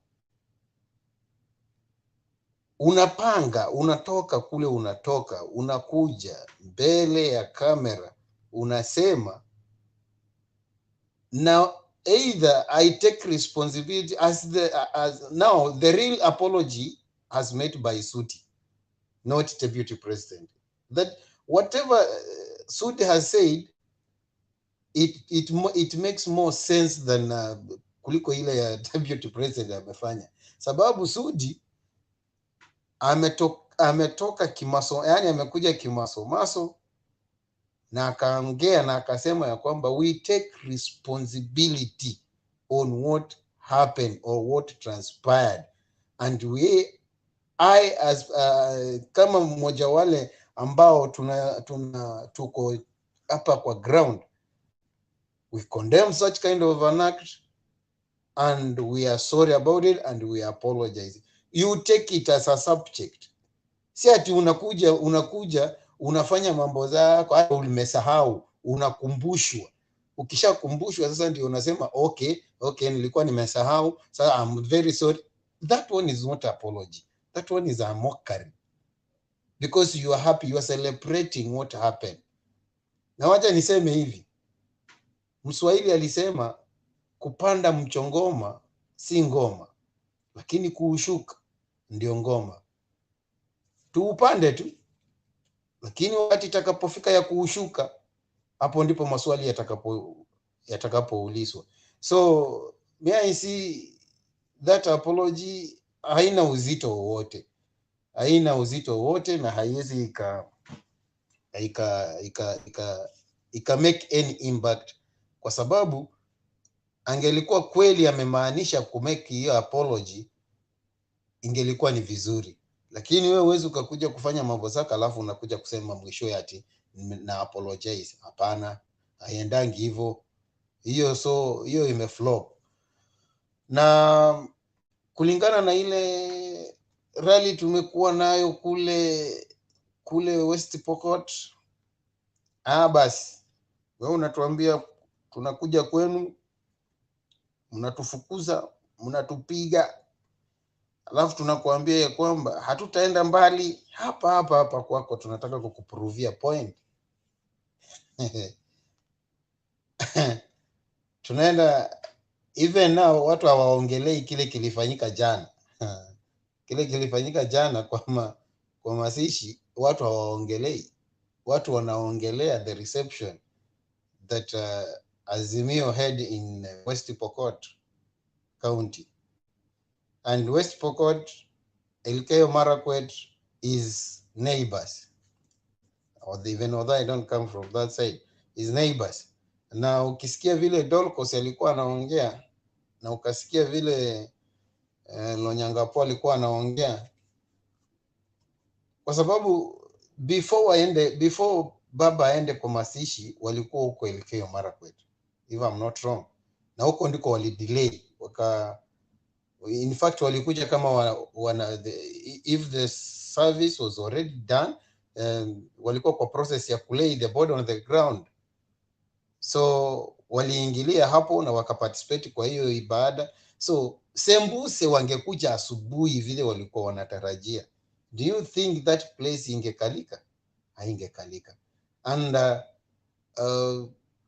kulingana na ile information yenye natoka kwa ground ya wale vijana ambao wenye wameshikwa, wale vijana wa 10 na kitu hapo, already wamemention watu watatu, wa viongozi watatu, MP wawili, kwanza mmoja wao akiwa governor aspirant na speaker wa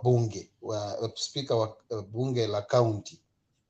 Na kulingana na vitengo na ripoti ya ujasusi ya mali pale, wanasema ya kwamba if at all these people itapatikana ya kwamba they have participated on one way or another, they are going to serve as a warning to other people, because they might end up losing their candidature, despite the fact that utapewa na chama chako, lakini kwa sababu ushatia dosari kwa jina lako, inamaanisha ya kwamba hautaweza kupata kuwania hicho kiti ambacho unatarajia. So before somebody do something, unafaa kujiuliza, je, my path, is it right? Because we do things and we forget the consequences. Ndio unaambiwa, tuliambiwa na ule mtu alikuja huko, alikuwa anaitwa Okamba, akasema ya kwamba choices always has the consequences. So once before you make a choice of doing something or engaging on something, are you ready to bear with the consequences that will follow? Because sometimes we engage ourselves in some things, and yet we forget that these things, they might have very tough consequences. So wacha tuachie serikali, kwa sababu iko na hiyo mambo, hatufai kuongelea sana, kwa sababu wakishakuwa tunaweza hujumu uchunguzi uweze kufanyika. Lakini kusema ya kwamba tuna relate hiki kilifanyika hapa na kikafanyika pale, hii tumeweza kuambiwa mara si moja, mara si mbili. Hawa watu walikuwa wanataka kuwekelea wanaita tip state. Walikuwa wanataka kuwekelea tip state hii issue, na already ni kama wamejifunga wenyewe kwa koli zao, kwa sababu hata ufanye namna gani hakuna vile hiyo kitu inaweza kuwa related with the deep state. Na tumeambiwa si mara moja, si mara ya pili, ya kwamba tulikuwa wanataka wafanye kitu, alafu baadaye wakuje can blessing wakisema ya kwamba tunasema ili walipanga ili wakuje waharibie sijui nani. Malizia sasa.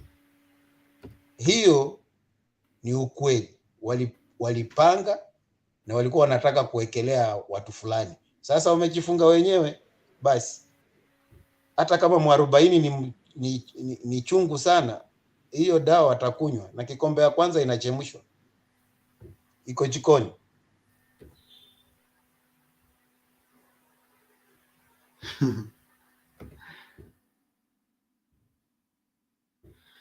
Sawa. Thank you for doubling our time. Alex was timing, umefikisha 6.5 minutes. No. Alex hapo unanionea. Hata dakika kai mwanzo wa Israel. Alex bwana, wacha kunionea bwana. Hata hii nimemaliza.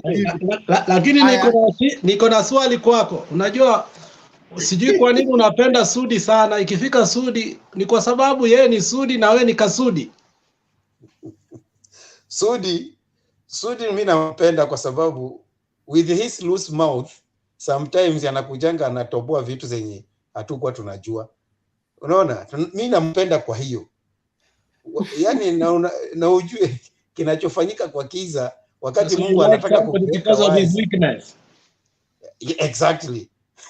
Wakati Mungu anataka kukiweka wazi, anatumianga wale waliofanya ili wakaweze kuitoa wazi. Imefanywa kwa kiza, lakini anatumia the same people wale wanakaa kwa ile kikao, alafu wakaiweke wazi ndio ikaweze kujulikana. Ilifanywa kwa kiza, sasa iko wazi. Asante. Asante. Cherorot, how are you? Fine, thank you. Yes. Are you getting me? My net is not very stable. You clear? Yeah, yes, I have one question for Fred. Actually, I think he has gotten what most of us. Yeah, actually, he got it right that Honorable Raila Odinga was in another meeting in Elgeyo Marakwet, and then he came to Uasin Gishu later. So I think what you got right is he was in 2 counties. Now, in the first county, there were violence. There were manifestations of violence. If you follow, there was violence. Now, he came to the Uasin Gishu one when he was late. I remember the MC of that funeral was Honorable the Caleb Kusitai. So I'm just thinking myself, if you go to a meeting and you're late, of course, it would even mean if I had planned violence on you, it would mean that now I should understand you are not coming. So my question is, Raila goes there late, and then now we are actually thinking that whoever was, Caleb Kositany was the one who was planning. At what point was he planning? We don't even know this man is coming. So I think we also need to be very careful when we make statements like was. Of course, it is. Remember, your governor admitted that he gave him a vehicle. So that is something I want to address. If I give you a vehicle, it means I can still even monitor your movements and know even when the time you will return. Huh? So it doesn't mean that they did not know the movement. I'm not suggesting that they planned, but I'm saying they were aware of the itineraries. But let me Okay. now Kuna- maybe on kuna that account. maswali nataka wacha waulize and then you address all of them as you make contribution. Kuna swali kwa Themba? What does he mean late? Late for what? For funeral. Kuna Yes. time to buy a funeral.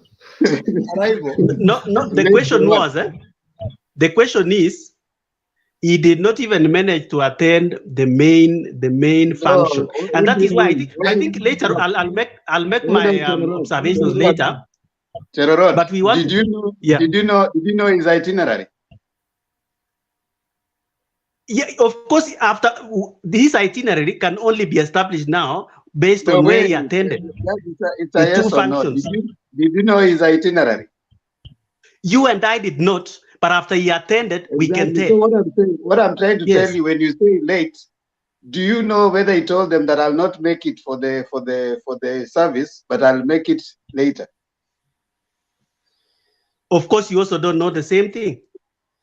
I mean, that's Now, why I'm saying you don't. I'll You make. don't I you think don't- later, you don't- maybe Wekesa, That's why since you I'm should going to not make make assumptions. similar observations, you can give me the time later.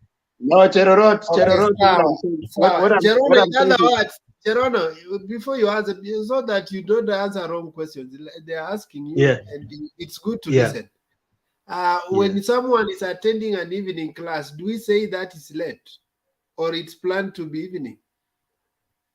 You are late for the function. The main function, Evening I think we need to understand clearly. There was a No, funeral what function. we are saying, he did not have one event. So he had planned the first event, I will be here. Second event, I will be here. At the funeral, you also choose what to attend. You can choose to attend when they are taking the body to the, because you have other engagements. So the people, did the people at the funeral say that he was put on program 11, now he came 10? Or what are you saying? Wekesa, I can answer that for Cheruiyot. We have decided over funeral functions. We have a program that runs. That this time is for the church, this time is for political leaders, this time is for relatives. So you can be late to a funeral. Why do you want to make this one as fun? You are late, you are late. Yes. No, you see, Arika, you're just making noise for no good reason.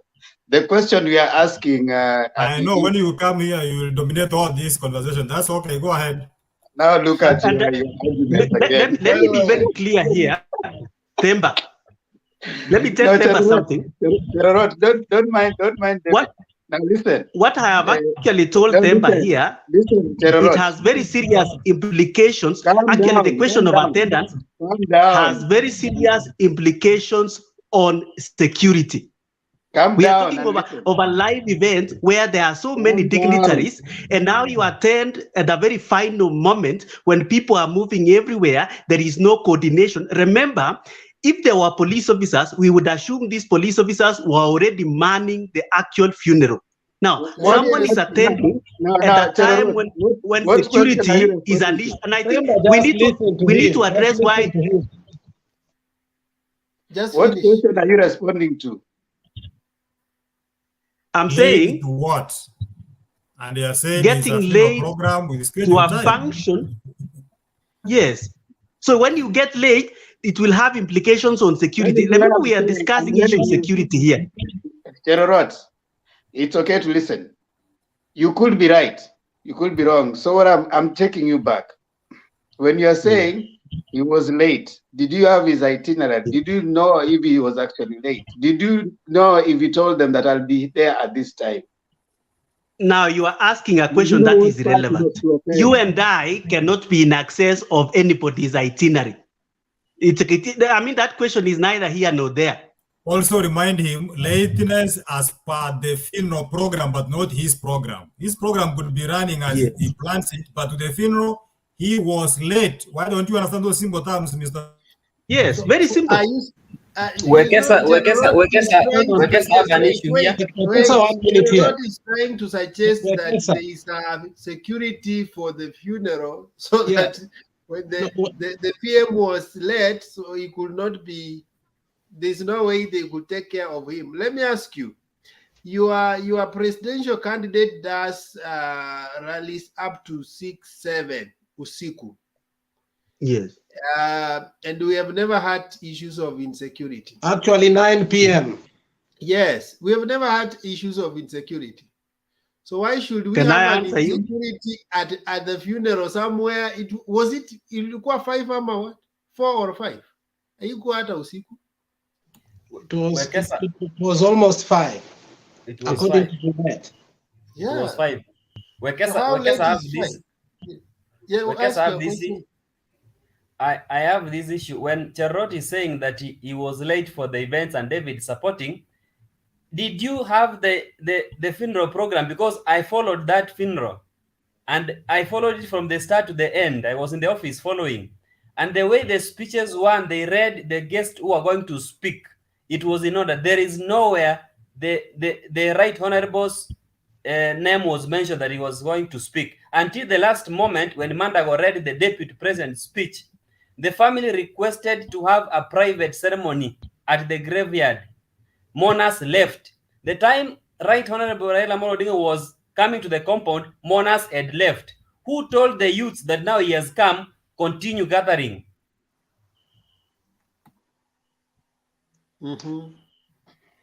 Yeah, that's a double-edged sword argument, Cherorot, because again, if we came late, so how comes they gathered against him? Okay, Alex?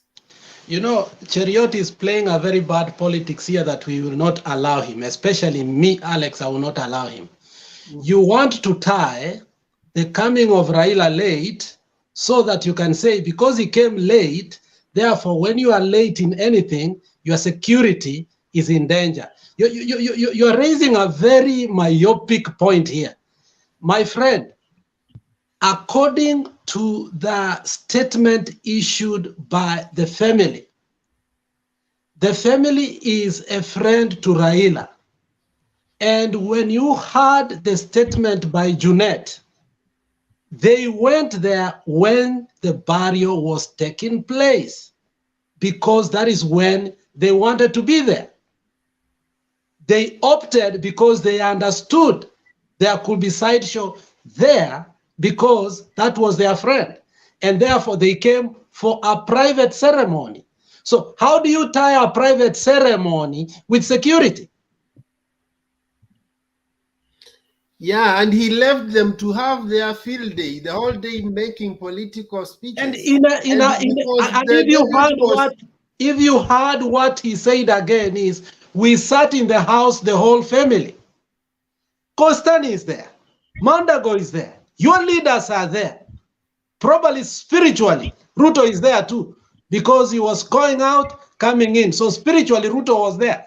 So what are you trying to say here?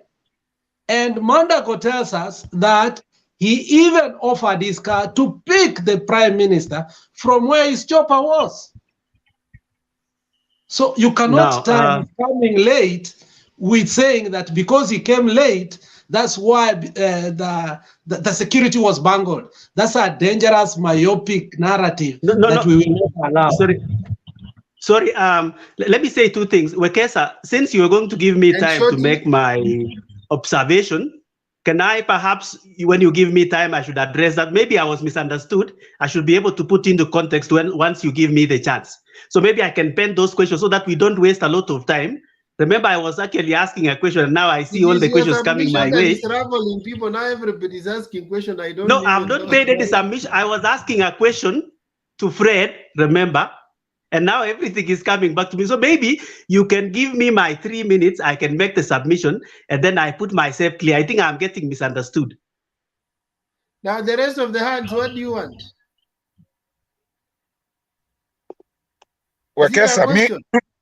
Yeah, it's a question to him. And it's actually an addition to what Alex just said. I'm wondering, being somewhere late, does it give somebody the right to pick up a stone and throw, whether security or not?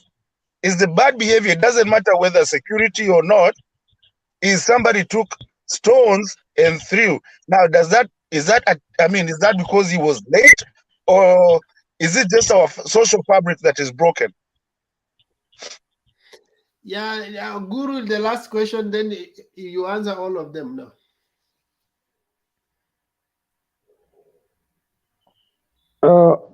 Wekesa, Mm. I've been sitting here for a very long time. And I think there is something Don't we worry. You see, me I just normally we watch you every day. just That okay, sometimes it's that is good to sit and listen. that's It's not that's bad. okay. That's okay. That's okay, and it's a good spirit.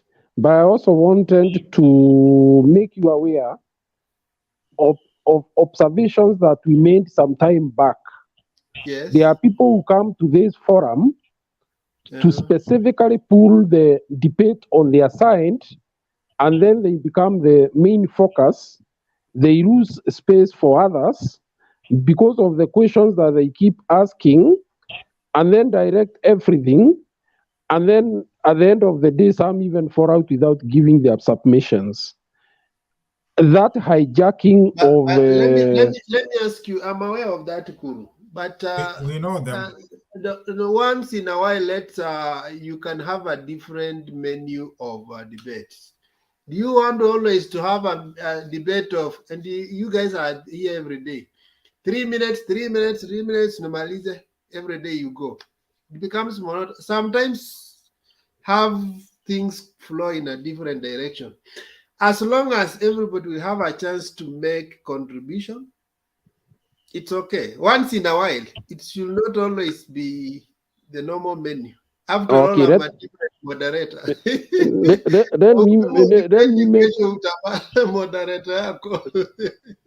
Let me make my short remarks on this, because I don't think I want to dwell on it very much. It's very unfortunate. Now, is it a question or a remark? It is to answer that.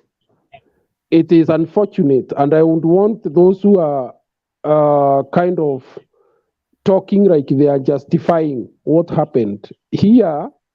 I think it is also unfortunate to go into details of who came late, how the youths were organized, and all that kind of thing. It does not help issues. In fact, what we should do here is condemn the violence that was clearly organized by local leadership, and then ask ourselves, is this a pattern of a political party and leaders who have already seen that they are headed for a loss, and therefore they have to prepare the ground to agitate and reject the results with the purposes of getting themselves a space in the next government? That is all what we should be asking ourselves here. That is nothing else. Assumption. David, when you are away, we said that you wait for someone to finish. Have some did you wait? Did you wait for me to finish? Now, David, you don't have to keep that on is a false assumption. That's what we're saying. David, it's me now moderating. David, thank you, Wekesa. I've not finished. David, I have not finished. Enough time. Allow Kuru to also make his point. I've not finished. What I am saying is that it is now very clear. If you look at what we have been having in that part of the country, there is much more than meets the eye. And it is a worrying trend that we should, as Kenyans, start asking ourselves where we are headed. Because you cannot have a people who are quick to violence, or people who obviously seem organized by the local leadership to react in a certain way. For example, you know very well that we are having a big problem in parts of that country. Is it a way of trying to either distort the voting patterns, displace people, and make it impossible for them to vote, or what is it? Because why all of a sudden we have had almost 4 years of peace today in areas of Baringo? Every other week you are hearing of fights. It is very sad.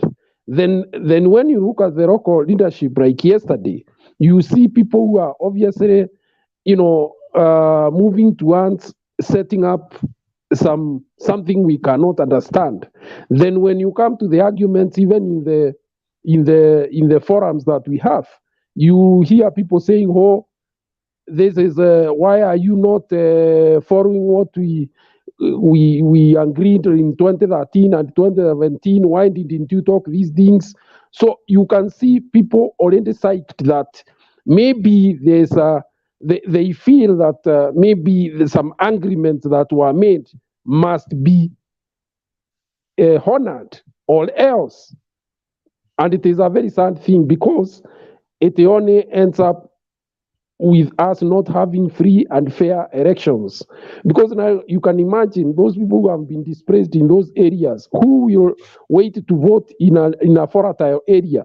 And in any case, you can also imagine those who are not currently targeted. If Raila can be targeted because of his political leaning, what about those who live there and they don't subscribe to the political party that is dominating that area? What do you think they are feeling? Don't you think that they may feel very insecure even to be there in that area during the voting day? So these are the issues that we should be talking about here. It's not merely that stones were thrown to the prime minister. Oh, that is also what happened in Kondere. No, we have a pattern that seems to be developing in parts of the country, and it is a worrying trend as we go towards the next elections. Asante.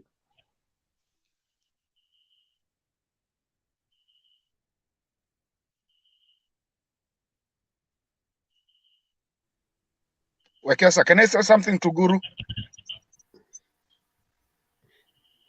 Guru.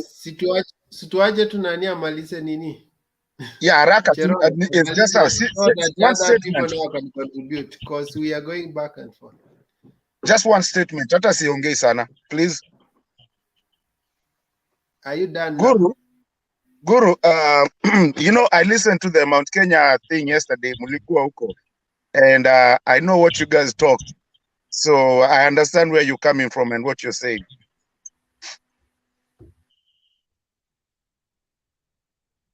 Thank you. So let's Cherono. Now, what have you said? Cherorot, sorry, it's your Cherono. Cherorot. Yes. Now, yeah, you can finish your statement now. In 1 minute. I feel I have not been able to make my submission. Remember when I talked, I was responding. Okay. I was asking a question to Fred. Yes, so kindly give me 3 minutes. I'll be very quick. 3 minutes. So first of all, I would like to ask all of us, there is a book by a writer called Mahmoud Mamdani. You can find it online. And the book is titled When Victims Become Killers. That is a very good book, particularly if you are trying to understand the question of victimhood and the question of perpetrators of violence. It is a book that is based on the Rwandan genocide. Now, Raila's experience yesterday, I would say, was very it involved a plane. We know very well what happened in Rwanda. The genesis of violence was because a president was killed on account of such a similar experience to do with a plane crash. So that was a very serious event, and we should be able to audit that very clearly. And even before I state this, we need not just the kind of assessments we see from the DCI. I think what we need is a serious report. We know very well how the DCI works in this country. We need a very serious report. This report has to even be tabled in Parliament because this is a very serious matter. Having said that, I want to say something with regards to Kondele. Now, before that, the last time William Ruto went to Kondele, the youth from Kondele demanded that William Ruto addresses them. If you remember, they stopped him and they told him address us, and they were very excited. Now, the second one was the one that was marked by violence. So someone should be able to explain to me between the first rapturous welcoming because they really liked him in the first one. Now, what happened between then and the second time was when he was stoned? That's just a question. Now, number 3, I want to address, perhaps I was not understood very well, but this is my point. Raila Odinga had an event at Elgeyo Marakwet. We know very well that the story about Elgeyo Marakwet is a very serious story because it is a county that is facing a lot of trouble, strife within. Even Matiang'i himself cannot even go to Elgeyo Marakwet. Now, the governor of Elgeyo Marakwet is none other than Tolkos. He took Raila around, and we saw a number of ugly scenes there. There was even a picture somewhere where Raila is being told to get in. There's even a very ugly picture where Raila is standing and Tolkos is getting into the car. So I think there should also be security. Like we said, we must get security, and beyond the security, we must get because in any case anyway, I think Rift Valley has been profiled by the state. So if that is the case, then why are we hearing stories of one police officer standing? And that brings me to the issue that people want to lynch me here. I think that question is very important because if you look at the clip, I was able to see there are 2 clips. There is one serious clip where people have cycled the plane before any form of violence. Then somewhere, someone tells the people to move away very quickly. I don't know whether it was a police officer or normal security. Then after that, young men started throwing stones at the plane. Then after throwing the stones, I could even hear the one who was holding the camera, and he was saying, "Hey, you have thrown this." He was also shocked. And so these young men were chased. Now, while they were there, the first plane goes, then we see the second plane goes, then we see a car, and then as the car is speeding away from the ground, we see young men throwing stones at the car. Now, later on, of course, we hear that this car belonged to the county government of where? Was in Gishu, which begs 2 questions. We have seen our political bigwigs. If you are in Kirinyaga, for example, we see the governor doing the facilitation. If you are for example, in Elgeyo Marakwet, it was very easy for Raila because Tolgos is a friend. Now, the big question here is, now that he's going to a county where the governor is not a friendly person, the big question is, because you notice now, someone has actually said that, wasn't there prior arrangements for Raila to have separate transportation? We have seen, for example, how campaigns are going on. We have seen friendly counties. For example, if William Ruto is in Kisumu, we will have the governor of Kericho facilitating by way of having a car that is friendly. So why, for example, and I think I could easily see the anger in Mandago. You can imagine people are asking you for facilitation. Your car has already been used in the process. Then your car has been destroyed in the process. Then the next thing is you are to blame. And I think shorten the answer because now you're taking 5 hours asking. It's okay. Thank you. I think the point is made, but because I must say, in your own questions lies the answer.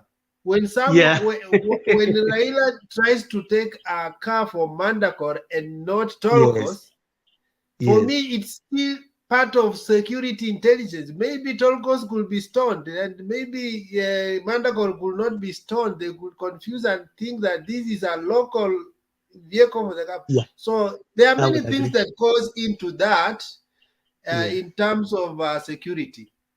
Maybe the locals still discovered that the person inside that car is still not Mandakor, but Raila. So using someone's car to disguise is still part of the intelligence. Kuna maswali mengi wewe leo utatoka hapa. Alex. And then David. I think there are assumptions that he has made we must deconstruct in order for him to understand. Huyu Mandago unaongea juu yake, first and foremost ni yeye amesema msiweke siasa kwa roho, mweke kwa mbavu. Huyu Mandago ambaye unaongea, yeye mwenyewe ametuambia mara nyingi sana kuwa in last election he was the only governor that was endorsed by 2 presidential candidates. huyu Mandago mwenyewe ambao unatuambia hapa, lazima ujue without ODM hata hangeshinda kura last time. Buzeki alikuwa amepeleka yeye mbio sana. He had to give us an MCA in Langas for him to win, because I come from Langas, my friend. My grandmother lived in Langas for years and years, so I know Eldoret very well. So when unasema kuwa he is not friendly to Raila, that is an assumption. That you should know that. That is total assumption. So there is no bad relationship between these two people. But mahali governor alijishikia ye mwenyewe is his statements, and I guarantee you that his statements are going to make him answer more questions from what he said today. And I don't want to diverge so much. So the assumption that he is not friendly to Raila, take it away. That on the record, that's what I wanted to make. Okay, yes. David, shortly, Kasuti, then we have I'm asking Gerard a question. Gerard, you mentioned there are 17 people arrested, and I think Fred alluded to that. And you also 14. said 14? Yeah, the statement from Nakuru said 14. How many were arrested in Kondel? And did Raila apologize the way people are demanding that the apology is fake? Yeah, David, in fact, your question is tied to the clip I wanted to play here. So I don't know, but let's have the other guy ask a question, and then we will come back to the question here, David. Kasuti ask a question, then we go to Demba makes his submission. Me, I just want to answer my friend what happened in Kondele. Kondele, for the first event that people demanded TB Ruto to address them, he stole the show. That crowd or those people, they were not meant for him. That crowd was meant for Uhuru Kenyatta and Raila Odinga.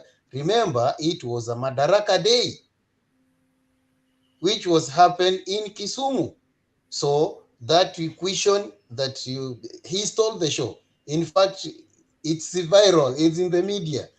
He stole the show. That crowd was not meant for him. So he get freely, because two principals, they were there. President and Raila Odinga, they were there because it was a Madaraka Day.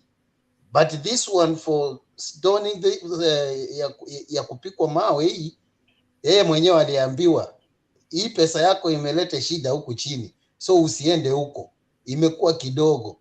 How can you give 1 million for 1,000 bodabodas to share, to divide themselves? Because ile convoy alikuwa nayo kutoka airport ilikuwa ni bodaboda more than 1,000, and then you are giving them 1 million. That's how much? Of ODM, please, let us not use our children to throw stones and cause violence. These young people deserve jobs and an atmosphere to work. They should not be misused. Tunaelewana? The leader of ODM, please, let us not use our children to throw stones and cause violence. These young people deserve jobs and an atmosphere to work. They should not be misused. Tunaelewana? Unaona hawa jamaa jana wanatufanya sisi njama. Sisi hatujapiga mtu yoyote. Wakati ambaye kumekuwa fujo pali popote tumelaani. Jana mimi naona vitu vioja. Vijana wanakuja, sisi tumekwenda tu pale kwa maiti, kwenda kusema pole kwa jamii. Alafu vijana wanaanza kupiga magari yetu na mawe. Mawe inanyesha kama mvua kwa gari yangu. Naisha kama mvua. Sasa nakuja namna hii, nasema kitu gani? Jonathan ananiambia mimi hii ni mawe yote nakuja. Kutoka pale mimi naingia ndani ya ndege. Kienda ndani ya ndege naona mtu pale anarusha mwamba kubwa. Amebeba jiwe kubwa anarusha hapo. Kwa ndege mimi naangalia kitu nakuja. Jiwe nakuja na kuna mahali ya kwenda. Inakuja pa. Na mimi nashangaa. Kitu gani? Jamaa walikuwa wanataka kuua sisi. Lakini Mwenyezi Mungu iko. Shetani niambia bwana wewe, mbona wewe unataka kuua baba ya nini? Wewe mtoto unataka kuua baba yako ya nini? Now, David asked a very valid question. I want to bring it Demba, but before I bring in, David has asked, Baba, he didn't hear Baba apologize, and Ruto has apologized. In the other scenario also, we didn't hear Raila. We have not heard Raila accuse Ruto. We have seen Ruto accuse Raila direct. So, and sometimes you have to look at it. There are things you can say. It's just like there are ladies, you can tell them, I love you, and it doesn't mean anything to them. And there are those, they know and they can feel you that you love them anyway. So if you hear through their response, their response to the incidents, in your own wisdom, you can judge. Demba, you make your comment and submission. Yeah, before Themba, you make David. Yes, sir. David, I was born in Kondele. Yeah, you have said that before. Yeah, so I didn't want to comment about it, but hapo kwa stage ya Kondele where he went, nobody lives there. There is a junction ya kutoka everywhere. And the people who are there are not even from Kondele. There is nothing like Kondele youths. That's a stage. Ni kama uende huko Kisi Marikiti alafu useme Marikiti youths. I mean, it's a mongrel of people coming from everywhere. But the people that were mobilized that day to be there came from all over Kisumu. Okay? And they followed the deputy from the airport. Hizo vitu ziko kwa mtandao. Pole na gari ilikuwa inaenda pole, they caused traffic, waliharibu the whole city. By the time wanafika Mambo Leo site na kurudi, these youths were impatient because they were told they are being given money. So somehow some people were given money, and that is when it erupted. And secondly, when the issue of the vehicle of the DP was brought in, because that vehicle was intercepted by DCI, ikapelekwa. There's a police station hapo. We found out that it was stage managed. The question, who threw stones on that vehicle? They couldn't answer. So on my side, I believe that he created a problem because he knows how to castigate the people of Kondele, their stone throwers, because that was his intention. He stage managed something, he finished, and then he started. Okay. Alex is not answering my question. Is decorating the same problem we are having? The question is very simple, Sir Alex. We condemn violence. Deputy President has given an apology, which you have termed as fake here. Do we have any fake apology from Raila Odinga following the Kondele incidents because there was a crime committed, whether it's managed or not? I'm playing you a clip. When you tell us to give a fake apology. Wait, Alex, he had a radio interview in the morning after. Wait. Talk through the chair. Wait. He had a radio interview. I'm just playing that clip a day after that Kondele instance. I will be playing that clip. So let's have Nani submit.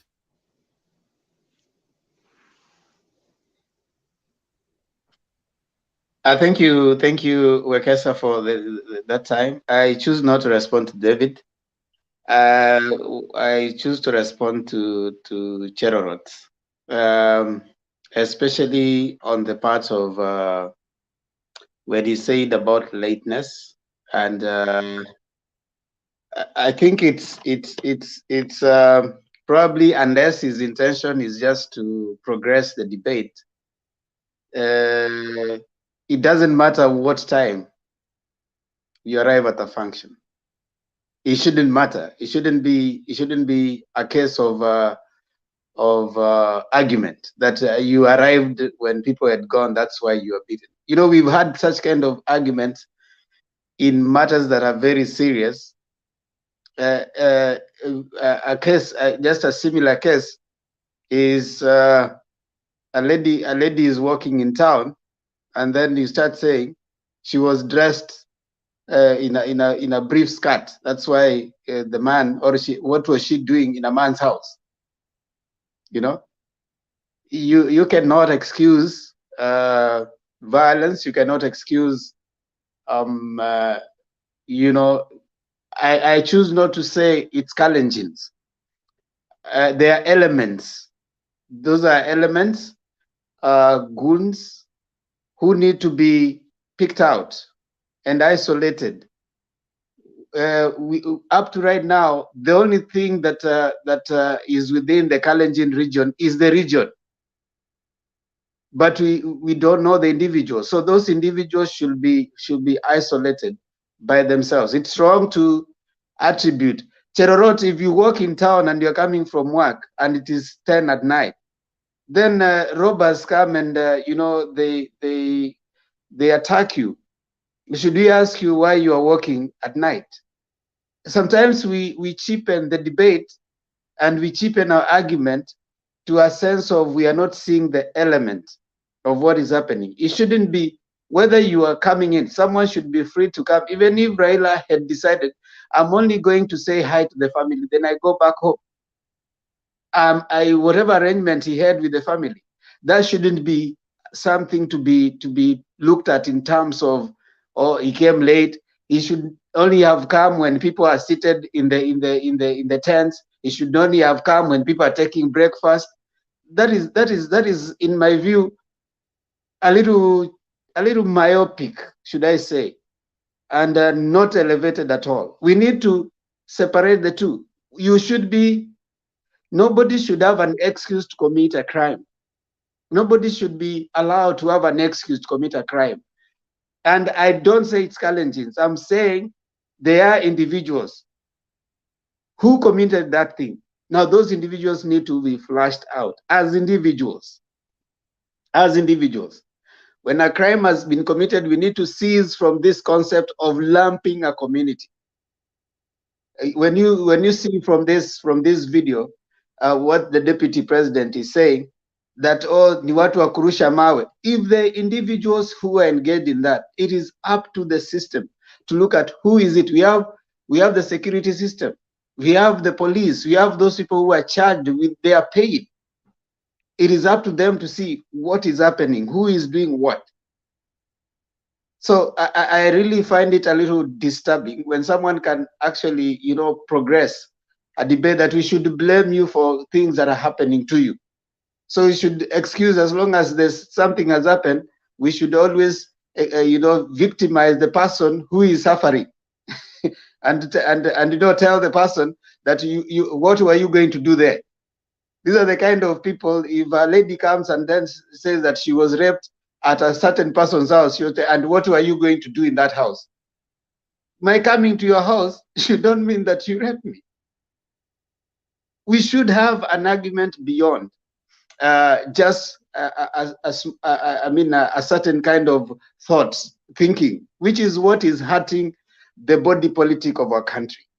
One, we lump a community, so we are not flashing out. Does it mean that stones are not thrown? Even the other day, the deputy president went to Embu, and he was attacked. Were those now the Kikuyus as stone throwers? They are elements and criminals. Criminals should be treated as such. it is not in my thought. I'm thinking is a bit retrogressive for us to imagine that when someone does something, it is now lumped into a community. And that's what you have seen. When people steal now, they come and say they are targeting us. And when you are stealing, you are alone. Carry your cross. It is one person who stole, who was involved in corruption. Go carry your cross. Don't go and lump the community. That, in my view, is my view on that. And of course, about the apology, of course, it had to come because as a part of the perception that has been created, that is an area that is perceived to be controlled by the deputy president. So, as it were, definitely he, as a leader of the UDA around that place, he had to say something about it. And of course, I might not say whether it was fake or not. The person knows whether it is fake or not. But for me, an apology is an apology. It is up to it is for me good enough that he could come out and at least condemn that and say it was not right what happened. So for me, an apology too late or too fast or fake one is better than none at all. It's better than just keeping quiet. So but Demba, yes, sir.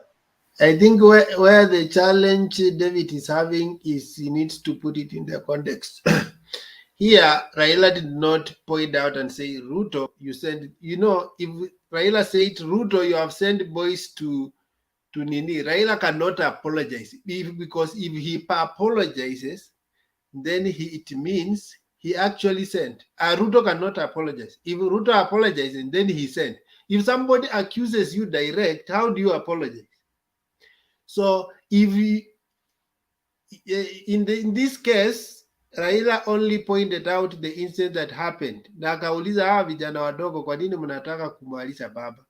So when Ruto apologizes, he's apologizing on behalf of his supporters, which is okay. But if is singled out, na nakwambia wewe kwa nini umetuma vijana wakuja wanichape, alafu unasema I apologize, it means you are apologizing for sending vijana to do. Umeelewa? So that is me where I saw the difference in the whole scenario. David. Thank you, Wekesa. I like, by the way, Themba, I like the way you organize your points. But equally, in equal measure, I don't like the way you avoid pertinent issues. You come a bit late, about 2 hours later. We agreed, those who are here can agree, that we condemned the violence. That's number one. And we said leaders should be protected. Number two, we said an apology was given. But where the contentious issues now arising is someone terming an apology, which has been given, to be fake. That's what we are asking. Kwa mtu mwenye ako na akili na anajua that apology, it was not apology, it was mockery. David, nitarudi kukuambia hiyo mpaka saa ngapi? Wewe hujawahi kosewa? Wewe haujui kuapologize? Unataka kuniambia at this particular okay, so you protecting me from apologize? Those are side shows. Fred, we are simply saying, Fred, you have made your point, and David also make your point, and we rest that issue because there's no way we will agree on that. I'm finishing just up. make your point on that. Fred, Pia, you can keep your opinion. You see, we may not agree whether it was a real. Wekesa, niko na swali kwa huyo David na Cherorot. So do I finish or wait for questions? Wacha David amalize hiyo nini Kenya alikuwa anasema, hata Themba nimemkatisha. So what we said is that a crime was committed and it has been condemned by the party and the party leader because it was perceived the people who committed the crime are affiliated to the party leader. The party leader has taken responsibility as a citizen, responsible citizen, to apologize over the incident, not that he sent the people. And we are asking in equal measure, did your party leader apologize because a crime was committed in Kondele? He didn't.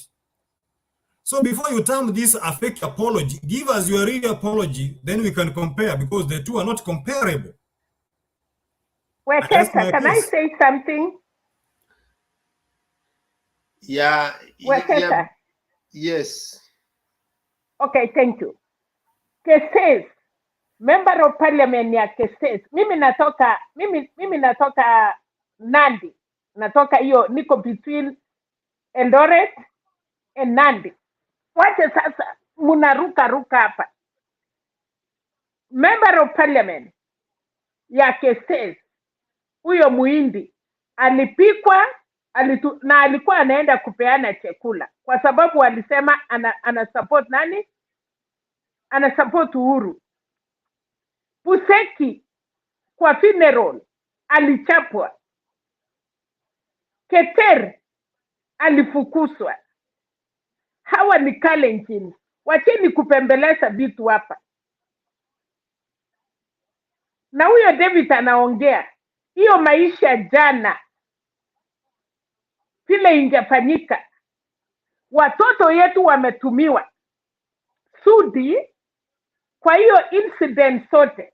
Ya pili, kuna kitu nataka kusema. Huyo Mandago wako na incident yao ya Eldoret wenye wanapigania hiyo click ya Ruto. So kama ni kitu incident ilikuwa ni moja, bahati mbaya kama hiyo ya Kondele. Hii ya Washingishu imekuta members of parliament zaidi ya watu 5. If you are not supporting Ruto, you cannot talk. Unapikwa mawe, unafukuzwa. You are shouted. Kama ni incident ya siku moja ndio. Hii ni kitu wamezoea na hii ni kitu wanafanya. Na sasa wache kukuja kukombea. Kwa nini hamkusema siku hiyo? We are talking of what happened now. Tunataka kuponya. Sisi wengine watoto wetu ndio wametumiwa. Ngoja sasa vile wataenda huko. Usuri wa Kalenjin, and I'm saying this. Naona hiyo Cheroroti kwa hapa ni Mkale. Kuenda kupiga mtu ameenda kwa matanga. Jamii yetu ya Kalenjin na tu kukuwa na kitu kama hiyo. Lakini kwa sababu hiyo vijana wamezoea na lahana itawapata. Ya pili, Raila alienda kama sasa munaruka Cherorot. Mkutano funeral ikianza walikuwa naongea after every 5 minutes kuambia watu na Kikalenjin, tafadhali kuna wageni watakuja, na hata kama hamutaki muache wakuja waseme pole na waende. Bishop Yeko alisimama karibu mara 10 na mwisho akamwambia kabla suti ataongea, akawaambia mkicheza mimi nitachukua hii mwili kwenda kusika na nyinyi muendelee kuongea. Kusika yeye saa 8 kwa Kalenjin mashishi yetu inakuwa karibu saa 10 huko. Ngawa that is the right time kwa Wakale kwa sababu wako na saa ya kusikana. Lakini ilikuwa tension. Kuna mama aliongea. Alisimama na huyo mama anasema anasimama kiti ya women rep na yeye anasimama na AZIMIO. Alishangiliwa na kale wakasema wacha hiyo, tumemalizana na hiyo vitu ya OTM, tutaki kusikia hapa. Kuna msee mmoja alikuja mara kwetu akasema mimi ninasimama kiti ya governor na mimi nasimama na ODM. The same Caleb na Mandako walisema mwache hiyo vitu ya OTM kuongea hapa, tumemalizana na hiyo. So mkikuja hapa na hata kama unatetea, you are not doing right.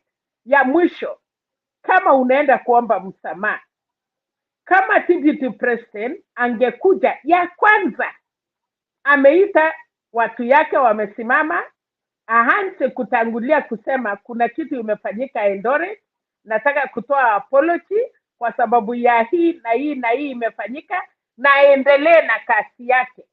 Sasa hapo tungejua ni apology, lakini alikuja akafanya mambo yake, akasema Kirinyaka, pongezi, mumewatiana viti, mumefanya, alafu akasema and by the way, kuna kitu ilifanyika Wasingishu. Raila Odinga nilijaribu. Hakuna watoto hapa. Wakati unaomba msamaha. Ukitaka kuchapa mtoto kama amefanya makosa. Mwambie huyo David hivyo. Mwambie David anasikia, awache kudanganya hapa. Nasuti amesikia. Kama unachapa mtoto na amefanya makosa. Sawa, kama unachapa mtoto. No. Nimenyamaza, mumeongea. Julia hakuna. Julia aliongea. Na huyu David, what is it? Huyu mtu alikuja akaongea kuhusu Julia na Julia hakukua. Why can you be quiet? Kama umetumwa utaenda kama wale wengine wanaenda. We have to speak the truth. Mimi nilikuwa nasikia, mimi ni Mkalenjin. Nimepiga simu, tunaongea na watu nyumbani. Julia aliongea na akasema kitu. Ukasema huyu mama, huwezi kuja kuongea chini ya mtu na yuko hapo. Wewe hata kama umetumwa, kwa nini unataka tusikie yako? You are not so special. Tuko sawa. Ile kitu tunasema ni hivi. Kwanza nimetaja Keruya kwa sababu yeye Sikia. Ninauliza huyo Mkale. No. Usinikate. Nimeuliza Keruya. Thank you. Kindly let's. No, thank you. Wacha mimi niulize Keruya. Wacha hiyo mwenda simu David afanye. Wacha niulize. No, that's being personal. That is too personal. You know, you can't be personal like that. And you can't I know we are taking different political stands. I may not agree with David, but he has his right to say what he wants to say. If he believes that apology was right, that's okay. And some of us also believe. Let me put it this way. Sometimes even justice, if justice is not being done, it should be seen to be done, isn't it? We can only move in the right step if we are encouraging good works. So if someone tried to give an apology, he may not given the best, but we should encourage Kenyans to say sorry. You may not like it, but we should encourage them to be saying sorry. And they move to the next step now and mean it. We should encourage No. You cannot be abusive and you cannot be abusive. Even if we want order, you don't bring here feelings. We are debating. So the fact that you are in the same side I'm supporting doesn't mean that I allow you just to pour your feelings like that. No. There should be order. Then finish your submission. Then we go to Henry. He has been here for long. He has not even made his point. Thank you. You see, mmeinterfere na time yangu mkaipeleka south. Yeah, I give someone, he looks like he wants to ask a question and then you come and you take over the debate. And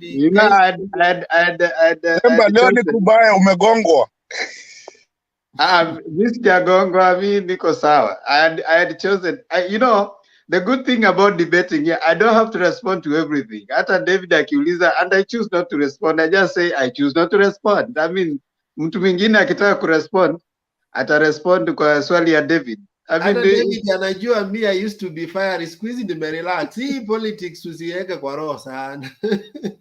Mimi unaweza uliza any question, but if I choose not to respond, hautaniforce. Like I've chosen not to respond to maswali ya David. Mtu mwingine akitaka kurespond, that's up to them. So, the other thing I wanted to say is, okay, the point I was trying to make earlier, I was saying that there's no standard form of an apology. There's no place that is written that is a standard form of an apology. In any case, most of you are Africans. They say that African men do not say sorry; they act sorry. So if something has happened and he comes home carrying food, he is basically apologizing. You know. So what for me, I looked at, because we need to look at de-escalating the situation, not necessarily escalating the situation. If someone gives a form of an apology or something showing that they regret what happened, I think moving forward, because we are looking for more of uniting the country, other than destroying it, we shouldn't. The only apology that is real is the one that you can give yourself, not the other one that someone else can give. But when we are trying to de-escalate the situation, we need to accept that at least there's some sense of action, there's some sense of word that has come from the other side. They're taking political responsibility. They have condemned it. That's a good thing. I mean, as Kenyans, personally, I hold that. Whoever holds a different view, because even if you say it's fake, so what? Will it have changed anything? You know, sometimes we need to look at what difference does it make. What difference? You'll have gotten upset, and then what? You have said, okay, that's a fake approach. Then what? So sometimes we need to be more of a solution focused, more of uniting, more of de-escalating the situation rather than escalating the situation. So in that particular thing, I commend the deputy president for having come out and taken the political responsibility in the perception that that place, you know, it's his home ground in terms of politics. And then also the other guy, that is Sudi, took responsibility. For him, he was more clearer. He said that I take responsibility, but you see, he's a junior person to the deputy president. But so if he comes out and he says, basically, you realize it's a conversation that has gone on, and they have been told, hey, let's not spoil whatever it is that is going on. So I would urge all of us as Kenyans to be more approaching peace than escalating more the division. And we also need to appreciate it's not a community. There are individual criminal elements. So that is what we need to isolate. And then probably we will be more accepting of our and tolerant of our diversity in terms of political persuasion. For me, that is the direction I would want to look at it from. And maybe to finalize is Kenyans being worried about Raila security. Yeah, I know most of us have given ourselves to it. Everybody's security is important, not only Kenyans, but everyone. I mean, Raila's, but everyone. Every presidential candidate, every political leader, we wouldn't want to see any politically related death.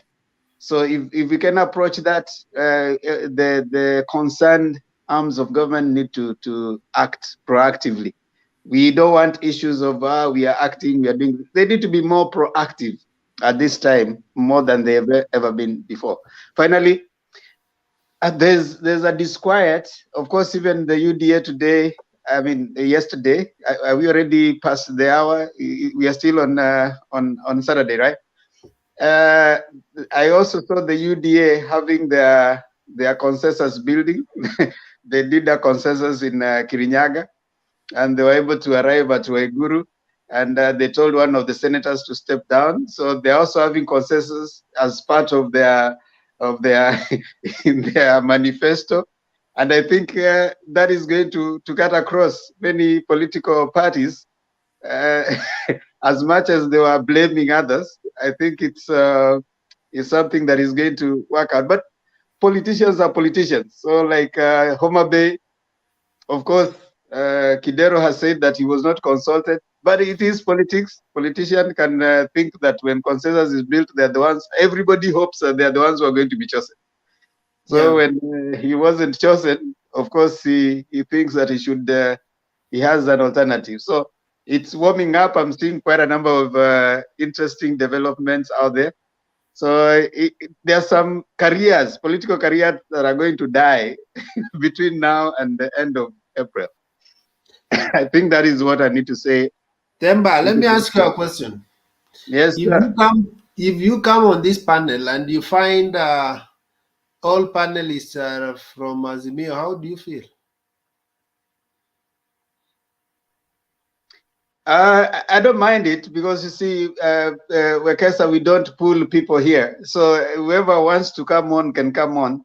But even when we are all AZIMIO, one thing that has always happened is we have explored different aspects of the debate. We have differed here even as AZIMIO. And I think those who come late, like Fred Kasudi and others, have seen us differing in certain perceptions, because it doesn't necessarily mean that we have to. Yeah, Mato knows that we have differed in certain areas. So it is a very rich debate. We are not singing chorus. Anyway, it's not a choir. So yeah. Anyway, what I was trying to say is that let's encourage different voices, even when those we don't like. But it let me say only help you to think. It puts you at the edge of the seat. Even when you are presenting your points, you have to think critically, because there's someone who will challenge what you are saying. But if you come here and do whatever you say, we clap for you, and everything you say, we clap for you. Wekesa, hold on, Mato. Hold on, Mato. One thing I need to say, Wekesa, though, is what has just over time, there's a sense of entitlement that has come to AZIMIO supporters. And I think you see it in Fred Kasudi, you see it there's a sense of entitlement, to the sense that they think that now the debate is for AZIMIO people, and so the AZIMIO people might think that they have a right to really punch the other guys, but they don't want the punch. If the person punches, that person should go. I think we need. We need to be punched also. We are human beings. Wekesa, let me add something towards what Themba just said. You know, me and Themba, we come here, mostly we close, me and him. We are here almost every day. Sometimes I listen in the back, they come, we laugh and everything. One thing we always say in this group is that this is not an AZIMIO group. It's a group of us listening to each other. It's a moral kind of social fabric way of knowing each other. And maybe, you know, if somebody comes over here and pulls me to UDA, well and good. If somebody pulls me, if I pull somebody from UDA to come to us, well and good. We always say this is a group of Kenyans. And it's not there's a guy here called Buzz. He's always here, but he rubs people wrong every day. But I think for him, he does it intentionally anyways. But we are all Kenyans. We are all Kenyans. You know, we call Kasuti the Muhenga for a reason, because we have to come here and laugh and do whatever. But we are Kenyans. By the end of the day, if Ruto wins, if Raila wins, we are not going anywhere. Somebody like Themba is my neighbor. You know, he will never go anywhere. I have to be able to go visit him. He visits me. You know, he'll come Machakos and whatever. So we're not here to. This David is a friend of Baba. Huyu David musipeleke vibaya, anaweza pigia Baba kura huyu. No. Just because he has a different opinion like you. David aliokoka na aka backslide. So even the Bible hit hard on backsliders. David alikuja hapa na akaokoka. I don't know what happened or what transpired on the way, aka backslide. Hiyo David lazima unijibu ndio itakuwa rahisi. Because you are mishandling him. You are mishandling him. I'll backslide bwana. Sawa. Anyway, Ayatur, how are you? Ayatur ama Atuya? I'm doing great. I'm doing great. Yes. What is your take on Mambo ya Eldoret? I've just been watching. There's a day you made a submission about the ruling na nikajaribu kuingia studio ilikuwa full. Nilitaka kukufinya. Nilikuwa nataka tufinyane na hiyo topic, sikupata enough hiyo ya basic structure hiyo nilitaka kukufinya, lakini studio imejaa, nikasema haisuru, acha wenye wako huko wajibu. Sikupata enough debaters on the issue, so I left later. Oh, so hii mambo ya nini unaona aje bwana? Sasa Mnataka unaona Wekesa, sasa unaona tu madharau tudogo dogo, hakupata the real debaters, akatoka mapema. Unaona ile mali hatu yameanzia. Umeona mali ameanzia. Kasuti sijasema hivyo. Nimesema sikupata enough debaters. Hizi vitu ndogo ndogo achana nazo. Kasuti ya ramani, hizo vitu ndogo ndogo achana nazo. Wachana na mhenga. Ngoja, Wekesa ulikuwa na watch from the background. Hiyo topic haikuongelewa sana. Si eti nasema kulikuwa na watu walikuwa. Anyway, that on aside. There's one thing that I've learned from Demba. Demba has just taught me decide on what to reply, on who to reply, and nobody will question me about that. So, I think my submission on today's on yesterday's violence, I made my submission yesterday, and just a continuation from what I said yesterday. There is no political side that has got the monopoly of violence, and when political violence happens, the biggest loser or the biggest victims will always be us. Me, Wekesa, and anybody in here will always be victims of political violence, whichever side that we belong to. And I'll repeat what I said yesterday. If we have very violent, very big violence in this country, William Ruto will not lose a relative or even a close friend, nor will Raila lose even a relative, a grandson, or a daughter. But me and you here, we might lose someone who is very close to you. It can't be seen that you are AZIMIO or you are UDA, so you will be spared. So when it comes to political violence, I don't want to take sides. I saw what it did to this country back in 2007. So I always want to avoid taking political sides about it.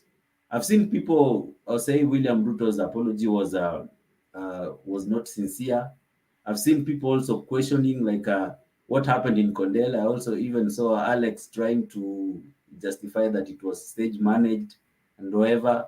I don't know how many times the DP has stage managed this violence in Murang'a, in Nyeri, in Busia, in Nairobi. All we need to say is that political violence should have no space in our democracy. Nobody benefits from that. At the end, if violence happens, these two people will meet in Serena, they will have a handshake, they will address the media, shaking hands. Me and you, we could have lost economically, we could have lost our relatives. There is no benefits to political violence. And I don't want to take any political sides because I don't know what happened yesterday. I just want to shun in totality political violence in this country. So the apology that William Ruto gave, to me, I'll welcome it, and I will want that the DCI expedites the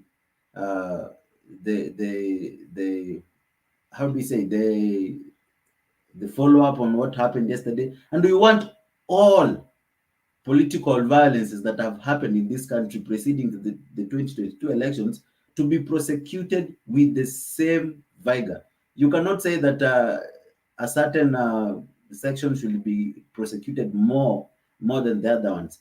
Let's have equality. If you want to bring political violence to an end, let's have equality. Because the more you seem to be favoring one side, you're inciting the other side. It doesn't bring any good picture from any other side. So me, I want just to move on to the next topic, and I think it's on, is it nominations?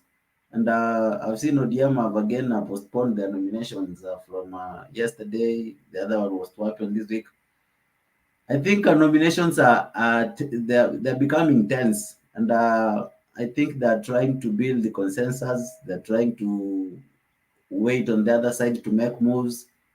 But at the end, we shall have political casualties, as Demba said, that some people's careers will end at the end of April. This period is not good for any political side. I know. there will be casualties, and let's wait and see. Let's wait after the nominations and see the real politics now coming up. And Alex, wherever you are, come back online here. I have a bone to pick up with you. That's all I have for now.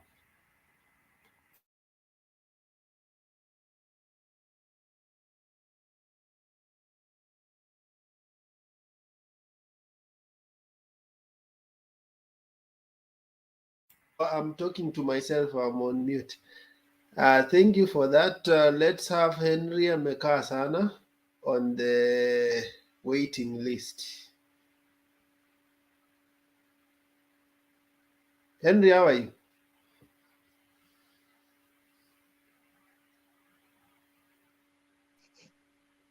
Henry, how are you? Thank you guys for the. I'm good, bro. Yeah, sorry for that. Thank you for the time you are. I'm good, brother. Yeah, kuna echo. Let me close you. You proceed. Can you hear me? Can you hear me? Yeah, proceed. Kuna echo, so I have to mute my mic.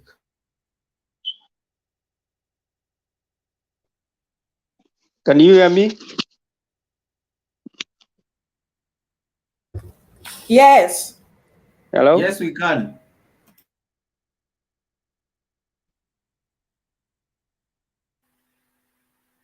Can you hear me?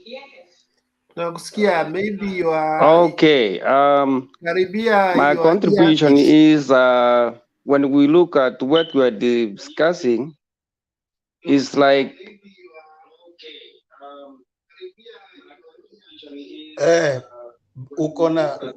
Do you have any other gadget ambayo inatumika kwa sababu unachisikiza? Okay, let me use my headphone, please. Hold on. Henry, do this. Get out and then get in afresh. Maybe you have opened more than twice. Meanwhile, Wekesa, can I say something? Yeah, Julia and Selena. And Selena, no about that. I was just controlling the debate. Julia, make your point. Okay, thank you. Now, please mute your mic, Henry.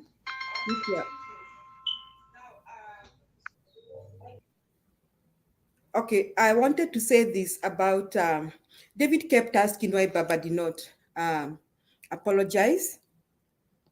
I don't see any reason for Baba to apologize. But I believe, being a leader from that region of Kondele, he should condemn acts of violence.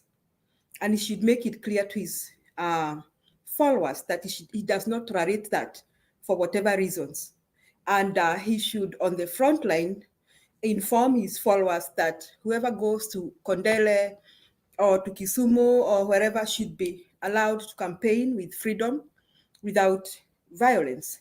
So I do not see any reason why Baba should have apologized, but I still feel that he should have condemned the acts of violence. And we from AZIMIO, people from AZIMIO side, we should agree that those people who perpetuate violence on our side should not be encouraged, either be verbal or even physical. I mean, we should be on the front line to condemn that.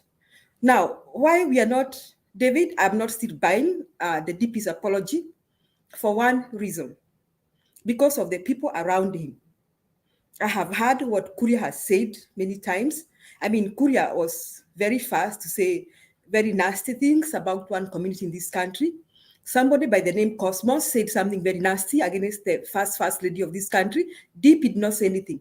We know the people around DP, the way they behave and the way they carry themselves. Worse still, I won't talk about a community in Rift Valley, but I would ask myself, why do we have political violence in the same region every time we have an election? We cannot go on like this. We will not tolerate this. We will not take it. We will not buy it. And David, you don't want me to give the details because the details are hurting. The details of political violence in Rift Valley are a scar on the whole Kenya. We can try and forgive. We cannot forget it. That's a scar. That's a scar we have to live with. So when something like this comes up, it reminds us of the things that have happened before. It reminds our heart is like pouring salt on the injury. That is what happened to Baba. So when we saw this that happened to Baba, we ask ourselves, for how long are we going to have political violence from the same region? This region is the same region where people, like Kerio Valley, people cannot sleep because of, I think, cattle rustling or something. There are women and children in that region who cannot sleep in their houses. There are people who are losing their lives in that region because, I think, in the name of cattle rustling. I don't know how to define that. I mean, we cannot go on with this kind of nonsense in this country. We have to condemn it. Mr. David, I'm sorry. We have to condemn it. And what happened to Baba was really bad. Baba is a presidential candidate. His life determines the peace of this country, and his life affects the stability of Kenya. So the difference between many... may I finish, Mr. Kess? I'm about to finish.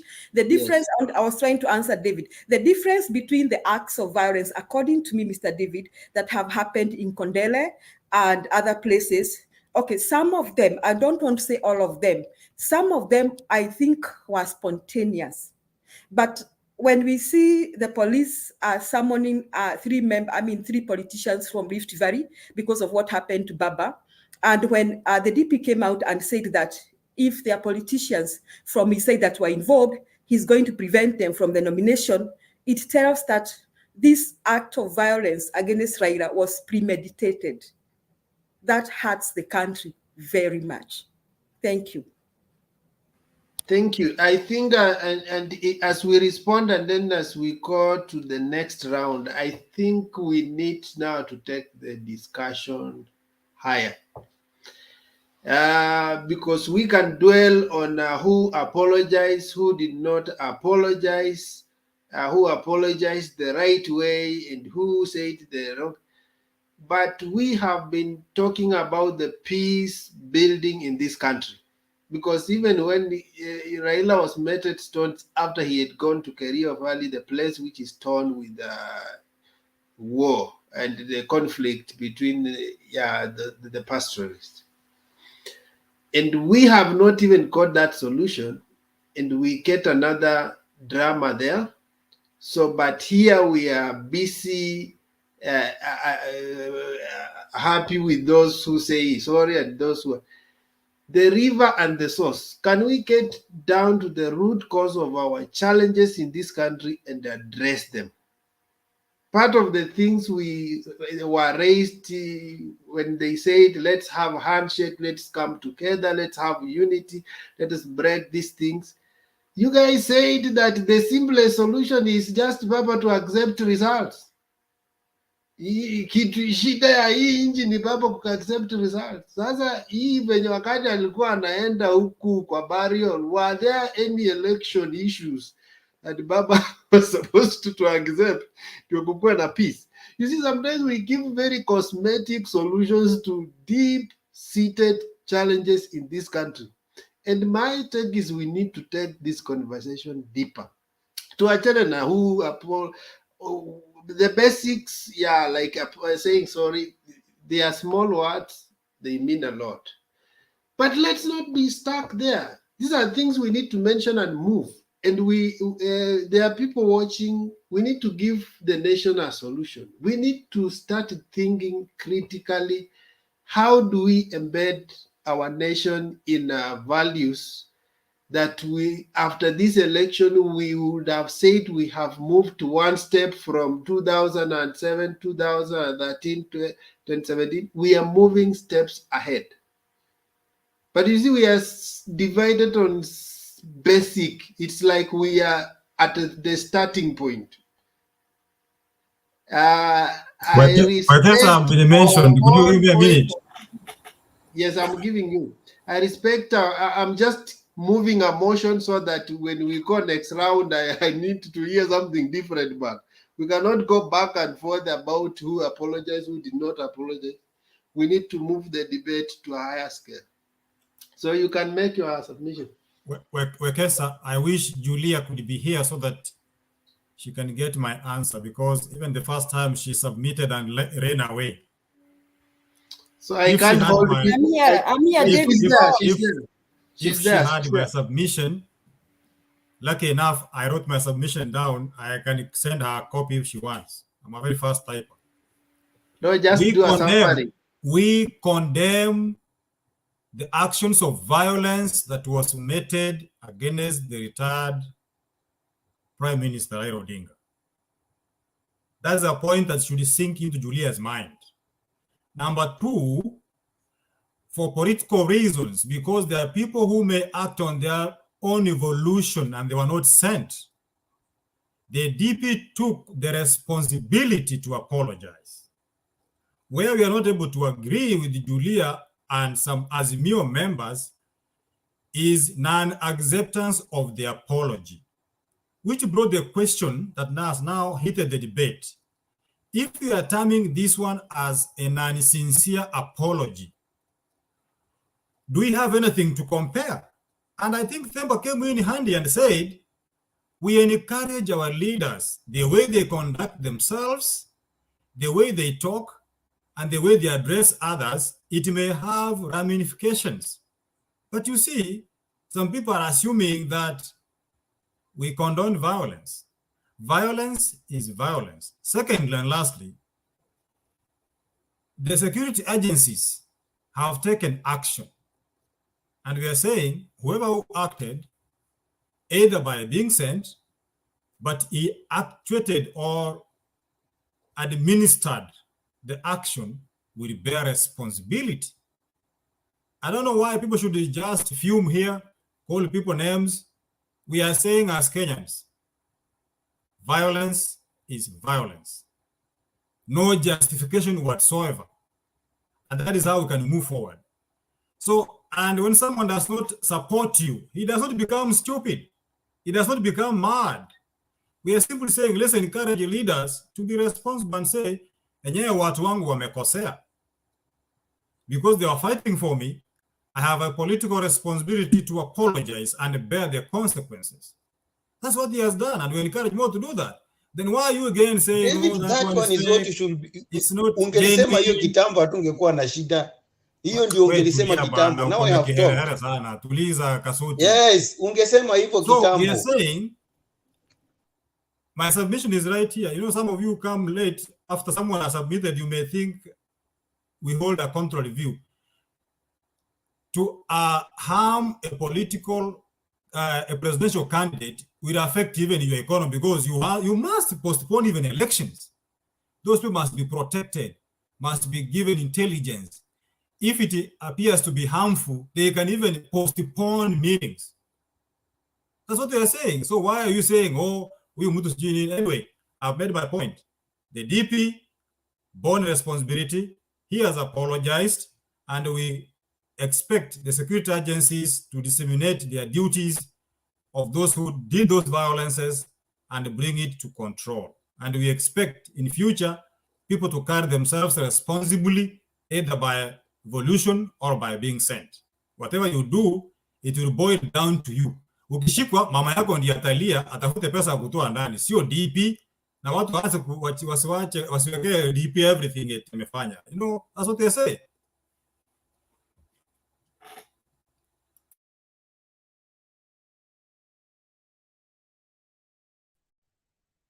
Wekesa, niko na swali.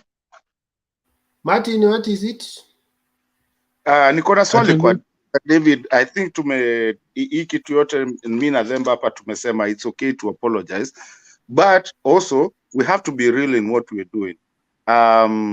Mimi niko na swali kwa Mr. David. Nice conversation with you actually, by the way. Nimekusikiza sana.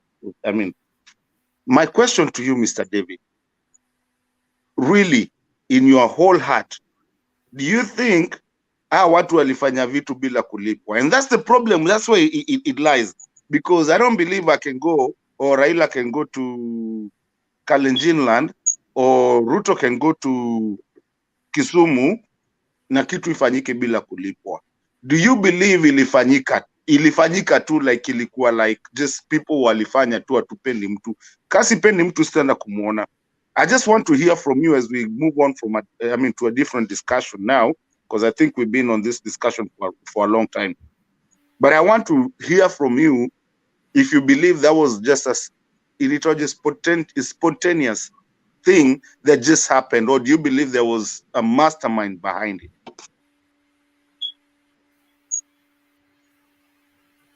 I think we are going back to square one where we started. We are saying a crime was committed. What we are not sure is whether it was arranged or not.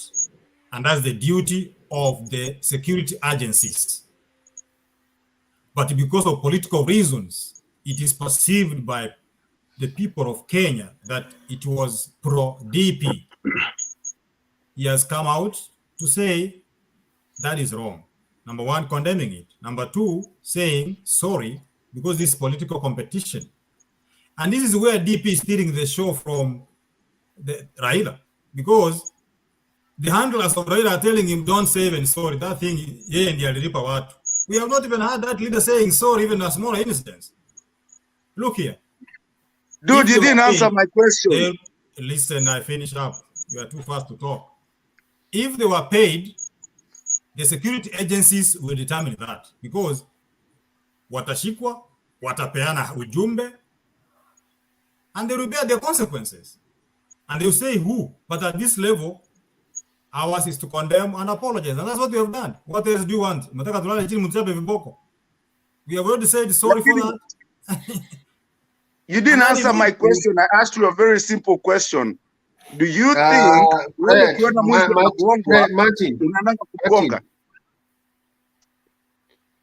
he has answered, he has answered whether he has not answered you satisfactorily. Let's move on.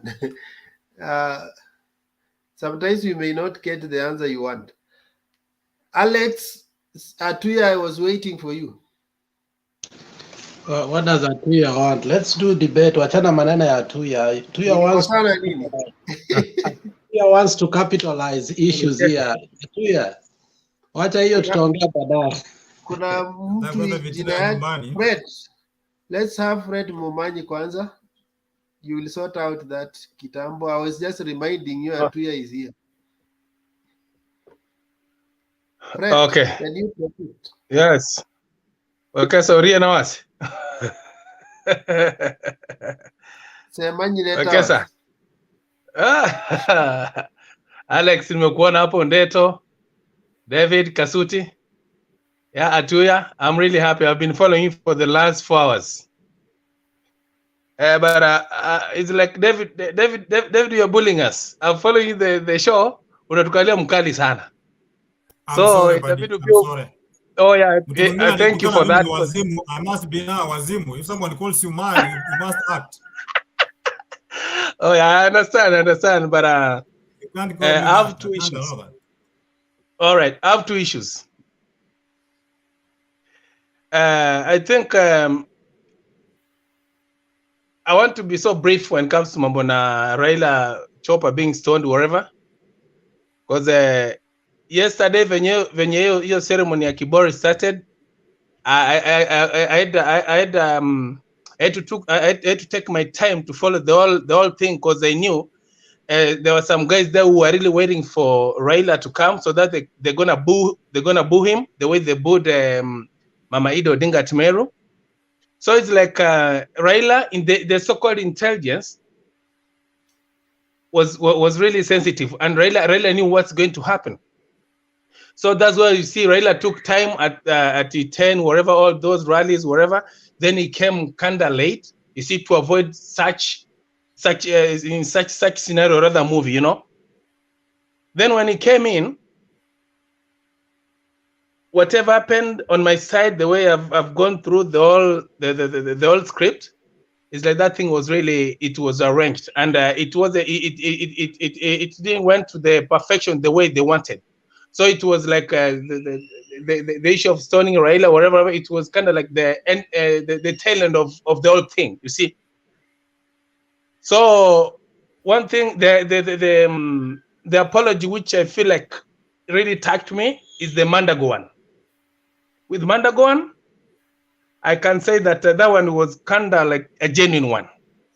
But for Ruto, that was that one on my side, to be honest with you, David Arika. I mean, my brother David Arika. Let me just be honest with you. Did Mandago apologize or explain what happened? No. Okay, it was an explanation though. But if you can feel if you can follow the whole statement, it was kind of like apologetic, you know. He said that wherever I'm the only governor who has been preaching peace. I've been telling people don't put siasa kwa roho, weka kwa mapafu, all that stuff, you know. Yeah, let's give him a credit, you know. He has been preaching peace though, you see. But the rest of Fred, Fred, ukisikiza yes. Mandago vizuri, I think he made more harm than goodness. I wish he should not even have brought in maneno ya Junet. He mentions Junet 4 times. And in the end, he starts going to tunnel issues which are not there that he creates, the ODM, to a point that you start asking yourself, was the pressure about Junet and ODM internal problems? I think for me, he made more problems to himself than even the person you can tell me that at least was Sudi, and I have listened to Sudi several times, but the DP was much better. The deputy president was much better than Mandago. Mandago started creating issues. Junet 4 times. Junet was an issue there. Oh yeah, of course it was. It was kind of like. Yeah, that's why I was telling Fred there was first of all in Mandago's speech there was no apology. He only picked a point of contention with Junet because he was mentioned, and he went ahead and showed how Junet is not even fit to speak on behalf of Baba. He went ahead and justified why giving someone a vehicle as a support cannot lead to violence. Then the question is, wewe siwezi kukununulia soda na niweke sumu ndani. Unaweza sema mtu mwenye ninunulia soda hawezi niua. Yeah, of course, unaweza niua, you see. But now the thing is, okay, that's good, but the way Alex has said, Oscar Sudi is a genuine guy. Yeah. Most of the time huwa sometimes anatusi Raila na anasifu Raila, anasema kusema kweli Raila ni mzee wetu na Raila alinisaidia wakati fulani ABCD. That's the character of Oscar Sudi. Even the DP has done good. He has come out and apologized, even though he did apologize for the Cosmos Choi, because that was more damaging. I don't know what David Arika going to say about that one. That guy didn't came out and rebuked what Cosmos Choi said. For today, at least to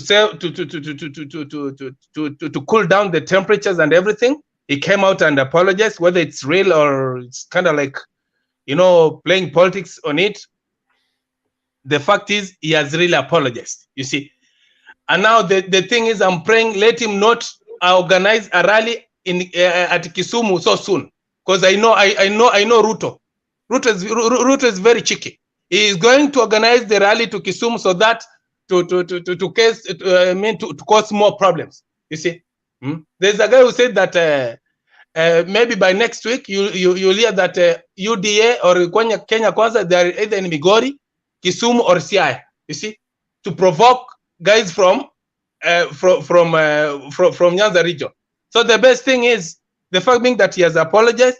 Let him try to calm the people from his region, because everybody has his own region. Let everybody cool down. Then let the security security department handle the whole thing. Then the last thing I want to talk is about ODM nominations. We have a problem with ODM. Man, this party, I think it's high time that they get disciplined.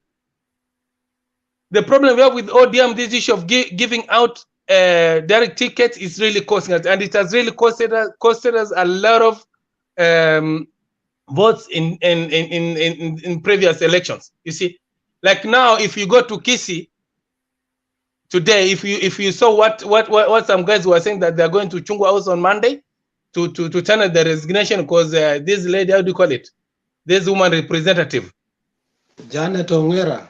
Janet Ongera she has been given a direct ticket. You see, now this thing is going to cost us, and I'm really urging or pleading with the NEB of Catherine Muma. Let them sit down and allow people to choose their leaders by themselves. Because now this time around we need to get everything right. You see, if we just keep on playing the old tricks like every elections, it's going to cost us. So let's wherever they are, if they're listening to this platform of ours, let them be very careful the way they handle the nominations. Yes. Fred. Yes. Yeah. Why do you think direct nomination is part of ODM constitution? Well, it's part of. Or not even ODM, most parties. Why do you think it's part of the constitution? It's part of the constitution, as in maybe to give the popular candidates. Hello.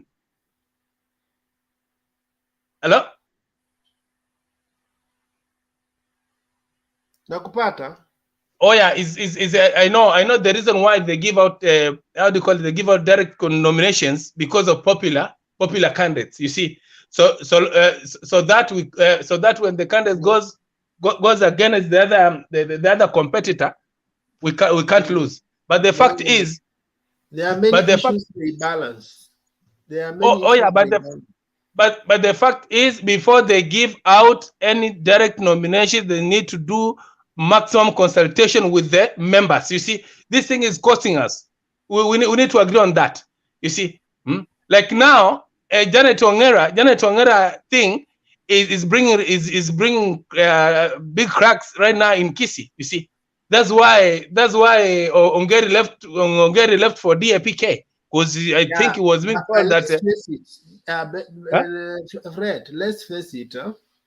In Kenya right now, I don't think many parties which are mature to carry out even nominations. And most parties fear nominations more than even general election, because they know general election is organized by the IEBC where everything is, but nominations is the most challenging part, and both coalitions are trying to work on it.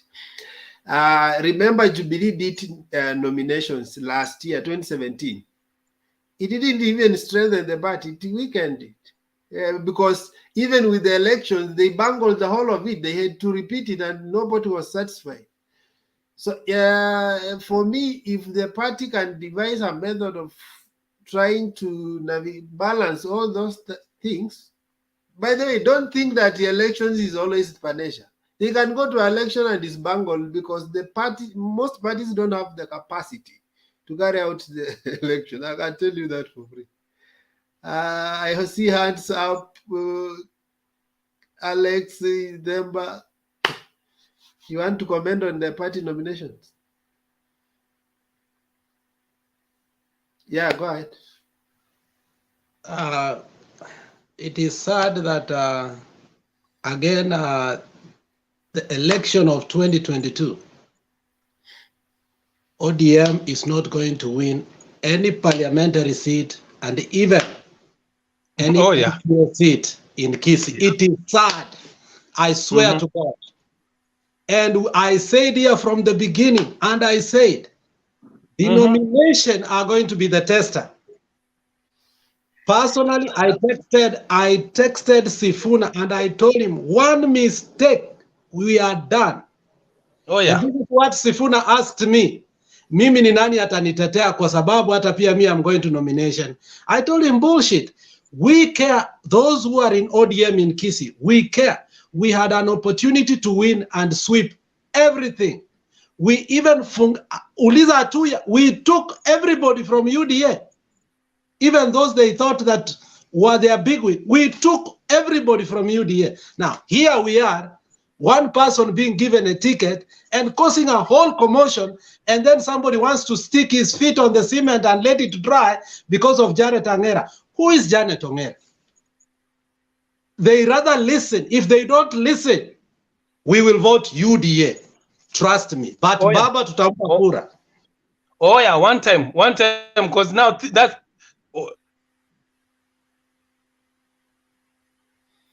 Yeah, next Demba, and then Kasuti pia unataka ku-comment. No, not Kasuti, are you here?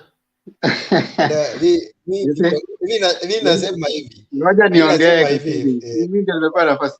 Nimesema Demba kwanza. Kasuti ataanza ku nomination ni moto, hata mimi naihandle nikitoroka sababu it's a hot topic here. Now this is it. I don't think these people should come to this platform to threaten us. We will not vote on DF. We don't do this. Nobody is threatening. When you give your submissions, we don't say you are threatening. You know, your problem is that you think you have a monopoly of ideas. And David has told you several times that we cannot talk issues at Kisii hapa. You can have a whole show of Mount Kenya. We can stay here talking about Western Province for 2-3 hours. We can be here talking about other area. We take 5 minutes talking about Kisii. Your high pressure inaenda, blood pressure inaenda juu. Alex, hata wewe kuwa mpole bwana. Tunakusikizaga sana. Temba, kuna hiyo tabia. Relax. Kila siku tunaongea juu ya Machakos na Kalonzo wako hapa. Relax. Demba, nimekuachia moderation naenda kulala. Hey, leo mkoaje? Hapo umelemea Temba Alex, withdraw. I apologize. Now I apologize. Someone asked me about the joy and something. Do you want me to respond, Wekesa, or you can leave that? Yeah, wait fast. Na huku kwa comments watu wamenilemea wanasema mimi ni moli ya UDA na huku tena Simwache nimalize comment yangu. I haven't finished my comment. This guy called Alex just jumped on me without no reason. I was just making my point. I don't mind you, Alex, throwing whatever stones you can. I can handle it. I've been in the trenches long enough. I know what to pick and what not to. So what I want to say is this. I don't think we need to continuously say, we will not vote for ODM, this will happen. You know, there are also others who are also saying the same thing across the whatever. It's in siasa hii si kanisa. You cannot come and say, oh, lazima mpatie mtu fulani, lazima mpatie mtu fulani. I said here, our political party system is developing. It hasn't reached to a point where parties totally belong to members. Tell me one party that totally belong to members. There's none. Ukienda kwa UDA ni ya Ruto. Ukienda kwa ANC ni ya Mudavadi. How did they arrive at Malala being given the ticket? You see? Did they consult anyone on the ground? They were called somewhere and Malala was given the ticket. So I would want us to start understanding that in a global sense, our political system has not matured to a point where a political party is a member's party. So that is point number one I wanted to bring out. Point number two,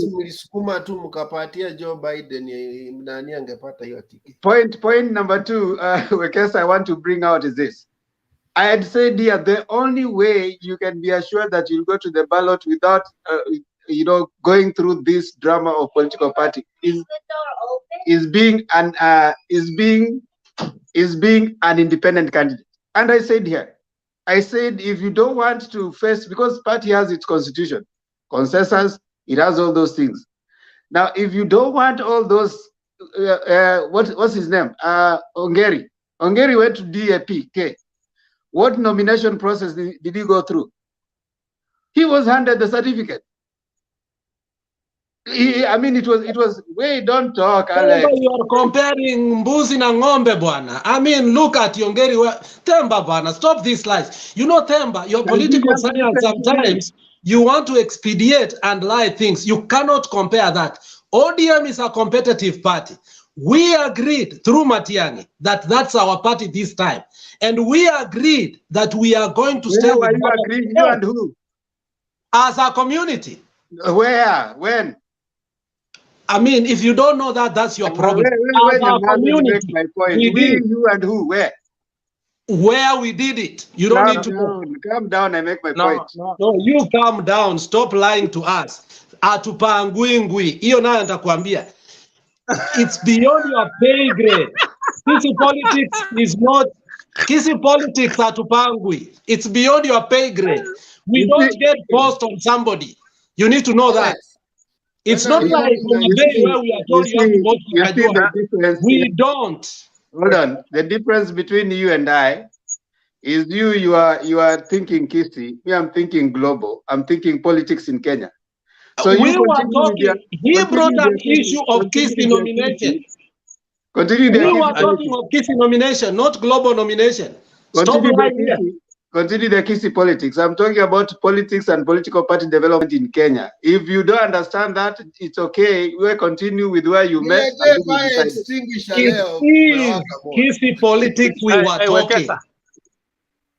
So, you can't start deviating. My point. No, remember we have known you, especially when you are moderator. You are the common denominator here. Today, Wekesa is here. We will put you down because you are not the common denominator. What you say is not the last thing. We will also tell you that Kisi politics is different. You're heckling now, Alex. Cool down. Enough, guys. That was a commercial break. Can we have because I don't allow hecklers to heckle as I'm finishing my point. Now, the point I'm trying to make is that our political party system is still developing. Most political parties like DAP and others, for example, when they went to Western Kenya, Wekesa, you noticed when these guys moved to ODM, they gave them the certificates. All right? Now, when DAP is going to other places, it is dishing out certificates. They are not doing any. Do you think Ongeri was the only one interested in a DAP certificate in Kisii? There could have been other people. But that is the challenge of political party system. Now, what you need to appreciate is if you don't want to talking on global politics, not Kisii. Be quiet. Be quiet. Just be quiet for a minute. Thank you. So what I'm suggesting is that I said here before, if we don't learn to appreciate that our political party system is developing, it is not yet developed, and even if you go to UDA, the same, like Wekesa said earlier, it is the same challenge. Atuya also alluded to that. It is the same challenge. No matter how many times you shout here, Waiguru today was given the certificate for Kirinyaga by UDA. Do you want to say Waiguru and someone else? Do you want to say that was now a very, and in fact, the deputy president came and said that consensus, we built consensus. So I think we need to understand things from the context. Now, when you come and start issuing ultimatums, you are going to vote for this and that. That is okay. I mean, if you go there that day, wake up, go vote for the person you think deserves it. That is democracy. You don't have to say you give my person or I vote for son. So if your person is not given, you think now we are going to punish you. They voted for IT to punish Kabogo. And you know what happened. But let's have a conversation here. The reason why the reason why sometimes we have direct tickets. You see, the party does not just see about people winning seats. They are what we call party loyalty. There is also there are people who have invested in this party. Someone said that if you compare Owino and Orengo has stood with Baba for more than 5 years. Owino is coming from nowhere, and you say because of democracy also should have an aspect. There are 5 pillars of democracy. You know, people just talk about democracy. But go down and ask yourself, what are the pillars of democracy? Even party loyalty is part of it. And those guys, when you go to ranking, they should rank higher than you. Some of those, and that's why you give those guys, you say they are popular, and then 2 weeks down the line, they have betrayed the party, they have sold it to another person. That is how Babu Namwamba wanted to sell ODM to some guys. My friend, and you have taken years to build the party. And just because of someone who ametokea hapo anasema is because he's popular. Munampatia party. Apology, Alex, was not genuine, it was fake. Okay, sir. Yes. Let's broaden the conversation. Yeah, tuendelee. Fred, before you ask let me be brief. Can I go ahead, Wekesa? You want to answer who? Najua leo niliwaambia nimewapatia free discussion. Ni ya leo tu, kesho yake muendelee na your normal program. So can you answer what you wanted to answer? Fred, you asking me my opinion over one Cosmo Choi. Oh yeah. And why I really remember, and why the deputy president has not apologized over the remarks by Cosmo Choi that were so damaging. Mm-hmm. I want to answer you by asking you one question, then I answer the other one. You read in media that Cosmo Choi is a leader of Kisii community in the US. I think you are in the US. Is Cosmo Choi your leader? No. No. Mm-hmm. In equal measure, people assume Cosmo Choi is speaking on behalf of the deputy president. Cosmo Choi is a lover of deputy president, but is not on any assignment to speak on his behalf. Just like you can support Baba and somebody else can support whoever he supports and give a statement that is personal and assumed to be an official statement.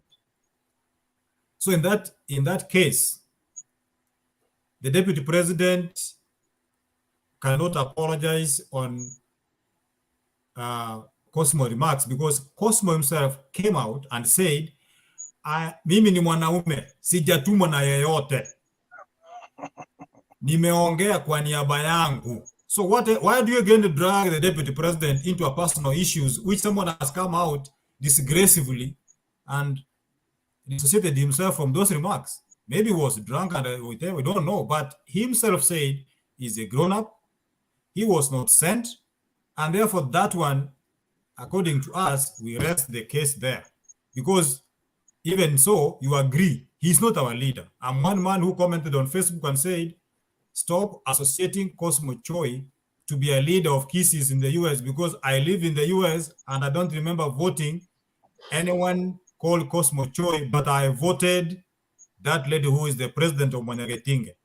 And I gave him the name on Facebook. So I don't think it would be right to drag the DP to apologize on an individual who is just around here. Thank you, Bwana Wekesa. Okay. Yeah, maybe on just that we can say that when in biology or in science, when you are teaching you are training a dog to respond to the food. So you ring the bell. Each time you ring the bell, you give the dog food. Each time you ring the bell, you give the dog food. Next time you ring the bell and there's no food, the dog starts salivating. In other words, what I'm saying that every time Cosmo is speaking those things, he has to mention Ruto several times. So that's the problem. That's the problem. He conditions people that each time you hear him, you are seeing like he's speaking on someone else. And when even the DP arrived in US, he was the one who received him. So even let me tell you, the first time I knew him through that interaction. So I think like I associate with him. And human beings have that power of association. That if I don't know David, I will say ule David wa kina nani ama anaishi mahali fulani. So I'm trying to help you understand. So for people to know Cosmo Choi, they will associate with the person they know. It's called a landmark or something that can bring out the true. If you don't know Nairobi, unaweza ambiwa pitia afya center. You mention those things that are normally known so that somebody can easily be directed. So most of the time, that is how people associate him, and there's nothing wrong with, even if they were to put a headline on the newspaper. If they say Cosmo Joy, nobody will know. But if they say it's a friend of William Ruto, one time. But So, you can Alex, agree, Alex, Fred, that Cosmo Choi is an individual acting on his own volition. He's a blogger, just like bloggers we know. Therefore, what he speaks may not really necessarily sent to him by somebody else. Just like you can speak your mind. So avoid Cosmo Choi because he embarrassed everybody. How do you speak such unspeakable things, even to your family? How do you come in the evening, a person with the daughters, and you have spoken such unspoken terms in public? Nobody will like to have that. I think we rest my case. Oh yeah. To add on that, Fred, prior of Cosmos starting to support Ruto, that was pre-handshake. Cosmos again was having disparaging marks to Uhuru and Ruto every day before last election. Oh yeah. Every day. So you cannot say now that he's on this side, he should apologize. Nobody has ever sent Cosmo. Cosmo have been like that. If you look at all his videos, before he was even saying nasty things about Ruto, you cannot even agree. So Cosmos is a psycho. Let's leave him on that. Okay, Wekesa, I have one more question, so that I just give other guys to talk about. Yes, I want to give Kasuti and Atuya wamenyamaza sana. So make your point and. Oh yeah. So let me wind up with the issue of nominations. I have a question for all of you. Which criteria, or rather, which method are you going to use so that we term defections when it comes to direct nominations? You see, because we can't sit pretty and say that because someone is famous or someone is loyal to a certain party, then we just dish out direct tickets without minding other die-hard followers of that party. You know. Like now, you can see what happened. Is it Migori when Gladys Wanga was given out a direct ticket? It cost jitters. It cost jitters for the followers of Kidero. You see that means that they did had enough consultation that we are going to give Gladys Wanga direct ticket. You see, and that's the way Nyanza. Luo, Nyanza, and Kisi and Nyamira. You always that's the kind of behavior. What makes you think Kidero was not consulted? No, Kidero complained. Kidero complained about a politician is a politician. Even me, if it doesn't favor me, I will piga kelele. Sasa ndio nauliza. You guys, wakati Jimmy Wanjiki alikuwa hapo, you guys were saying, oh, there's no democracy. And it came out to be known Jimmy Wanjiki was on a different mission. There are many ways of looking at these candidates. It's not just about they have money, they are popular. A party cannot refuse somebody who is meaningful to them. I can tell you that for free. A party can never leave a candidate who has value for them. When you see they have done opportunity cost between this one and this one, whom do we take? You cannot just go picking people who will not add value.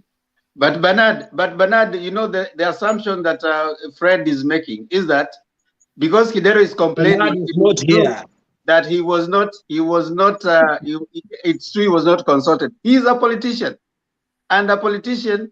You can go to the table. When it doesn't work out for you, you go out and say that this is what has happened to me. You explore your other options. And he's in fact, some of them you sit down and you start shouting. You shout loud until you are noticed. That is what happens. That's the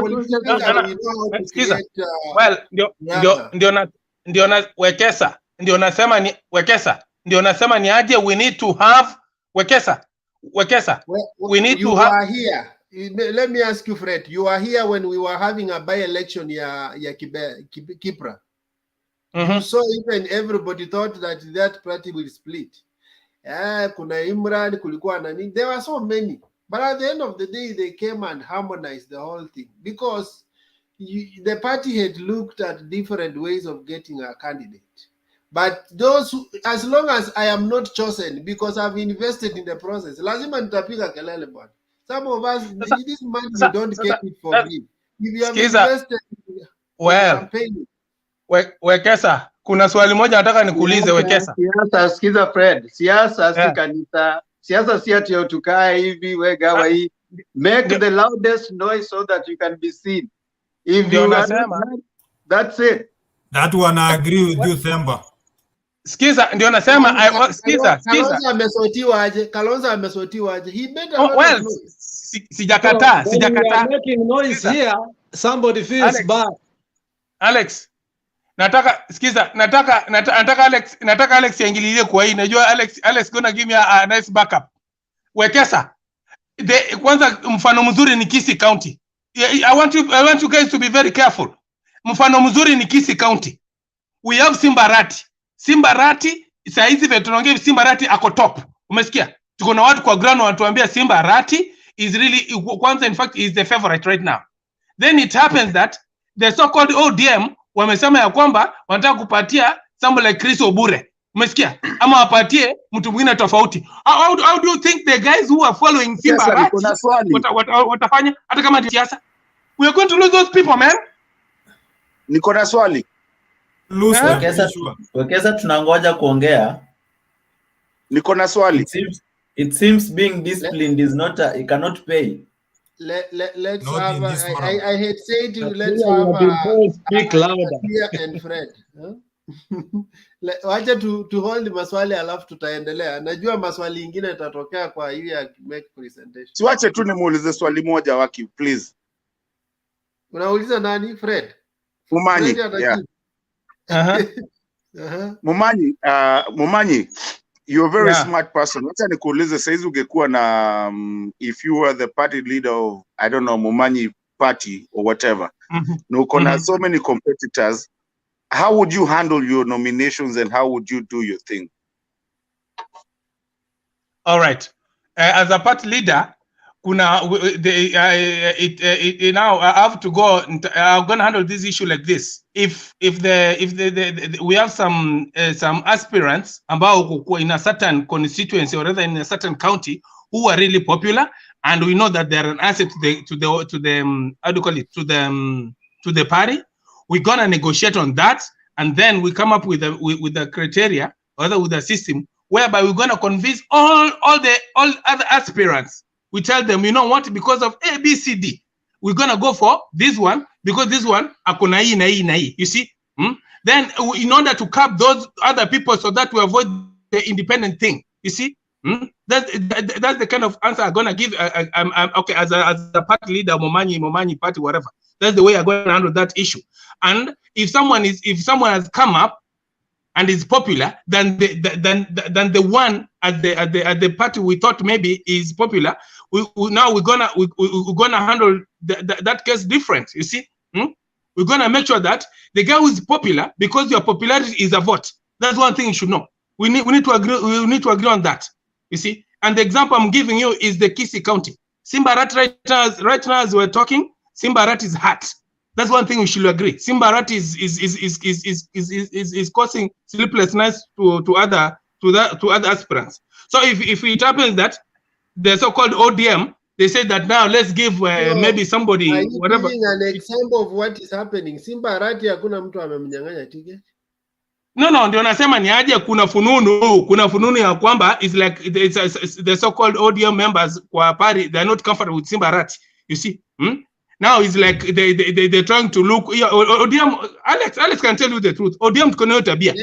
We need to. Okay, now, wait. You don't be emotional. Now in Nairobi, Jubilee settled on anaitwa nani? Songo. So what happened? And there were better candidates they would have chosen. You know, sometimes you don't just say they are popular. So there are many issues parties consider, especially for governorship.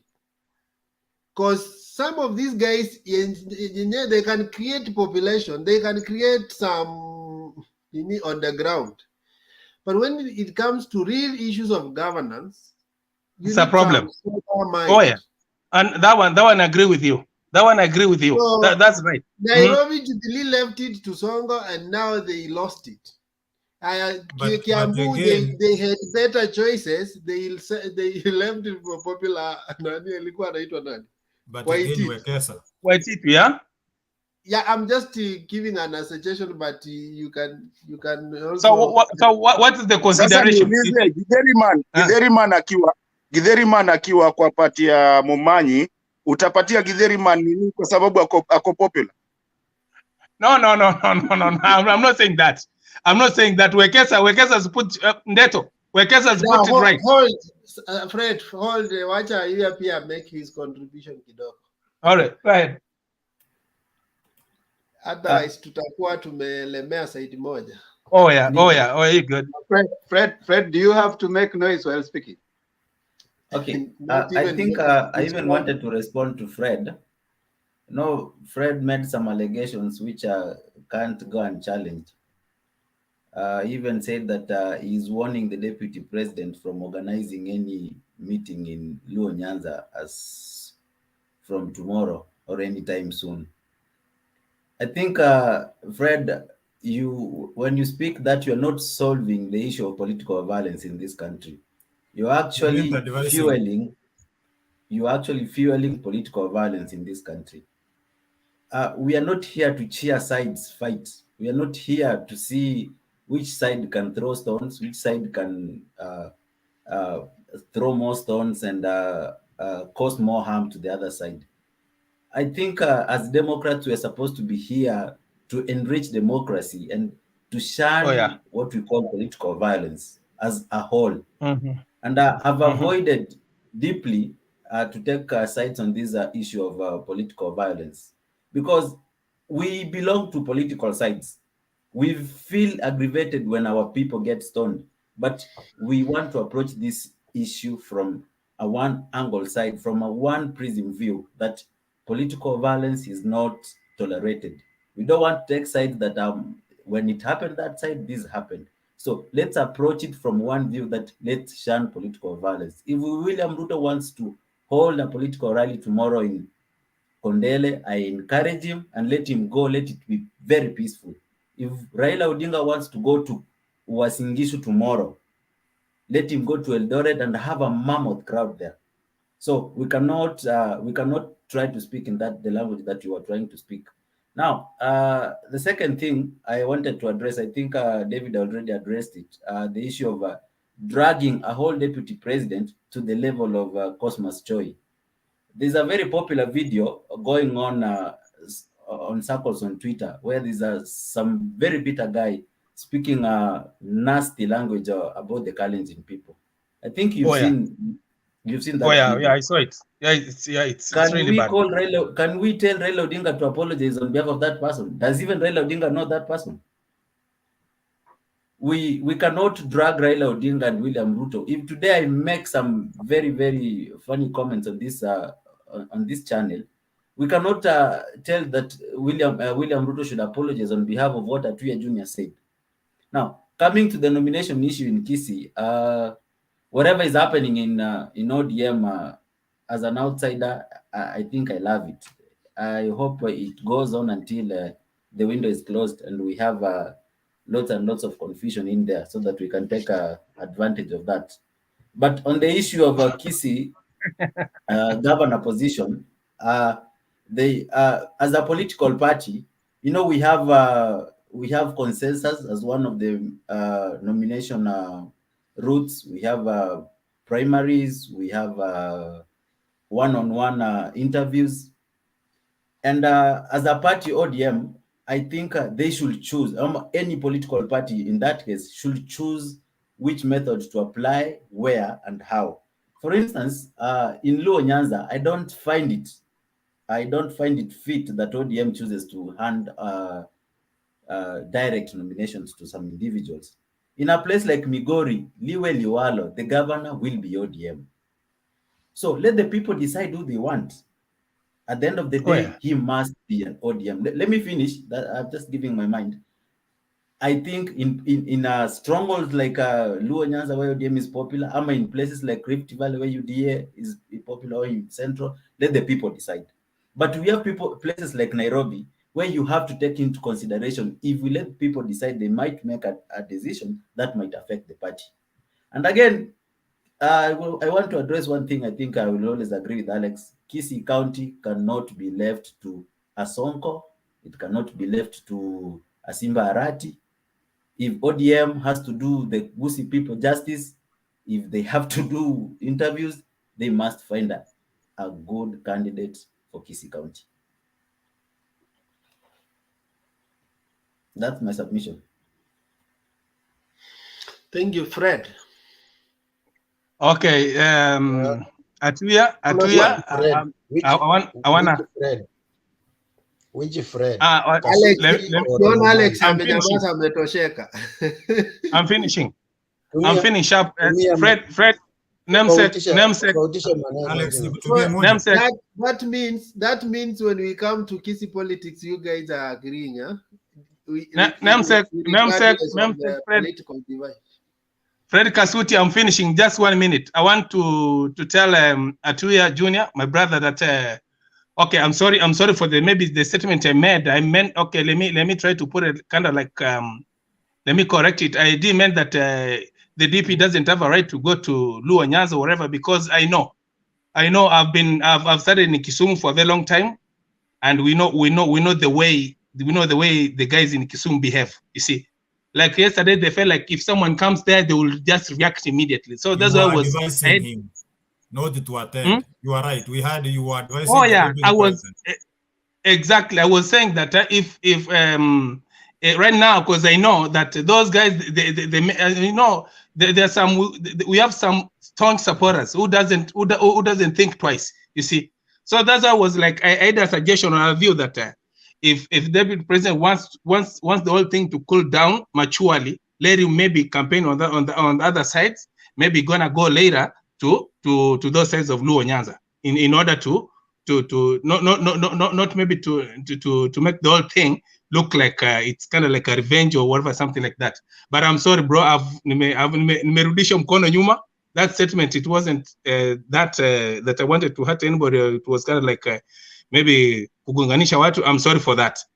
And lastly, the point you have said about Simba Arati and Simba Arati in Kisii County. Yeah, we might honestly end up going Sonko way. You see, even Malala in Kisumu, if it happens that UDA umechukua kitu, is going to be, it might go in a Sonko way. But let's try to be very careful with nominations and see how we're gonna win the whole thing. Thank you very much. Nawasikiza. Thank you, Wekesa. Don't run away. I want to chew with you.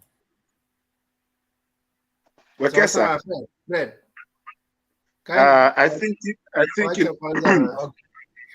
ngoja kwa forum, lakini pia lazima tukue, we cannot because we are here Kenyans from different places, that wengine hatujui kule wametoka na nini. Lazima we start by destroying the thing that has been about a certain community works a certain way. We have to actually just be Kenyans and forget about our communities in a certain way. Like hiyo kitu ya, kina nani wana acting hivi or nini. I think as this political time, we really need to just debate as Kenyans and not, talk about, who does what. Oh yeah. Yeah, it is just this political time that we lose our sanity. Oh yeah. Fred. Yeah. My good friend David aliniita alisema niko na kiherehere. Unajua ni vizuri. Yaani unaanza na I think it was on a lighter note. You can delete that. It was on a lighter note, I know. Mmekaa karibu each other mtakuwa sana. It was on a lighter note, but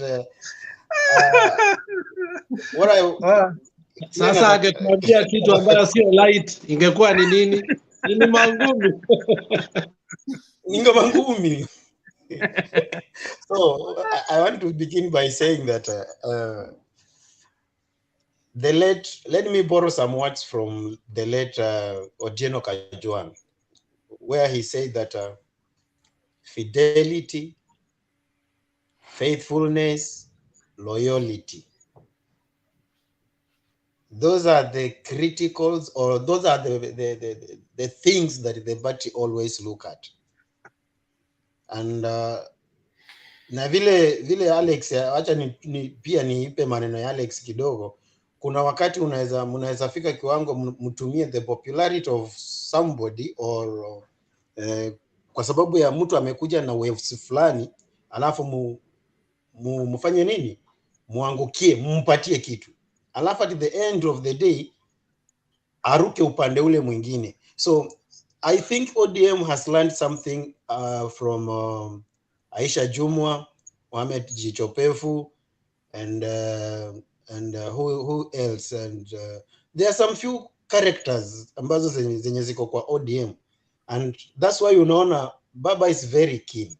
Bras Kidero, somebody talked about Kidero here. Aisha Jumwa, Evans Kidero, and Mohamed Jichopefu.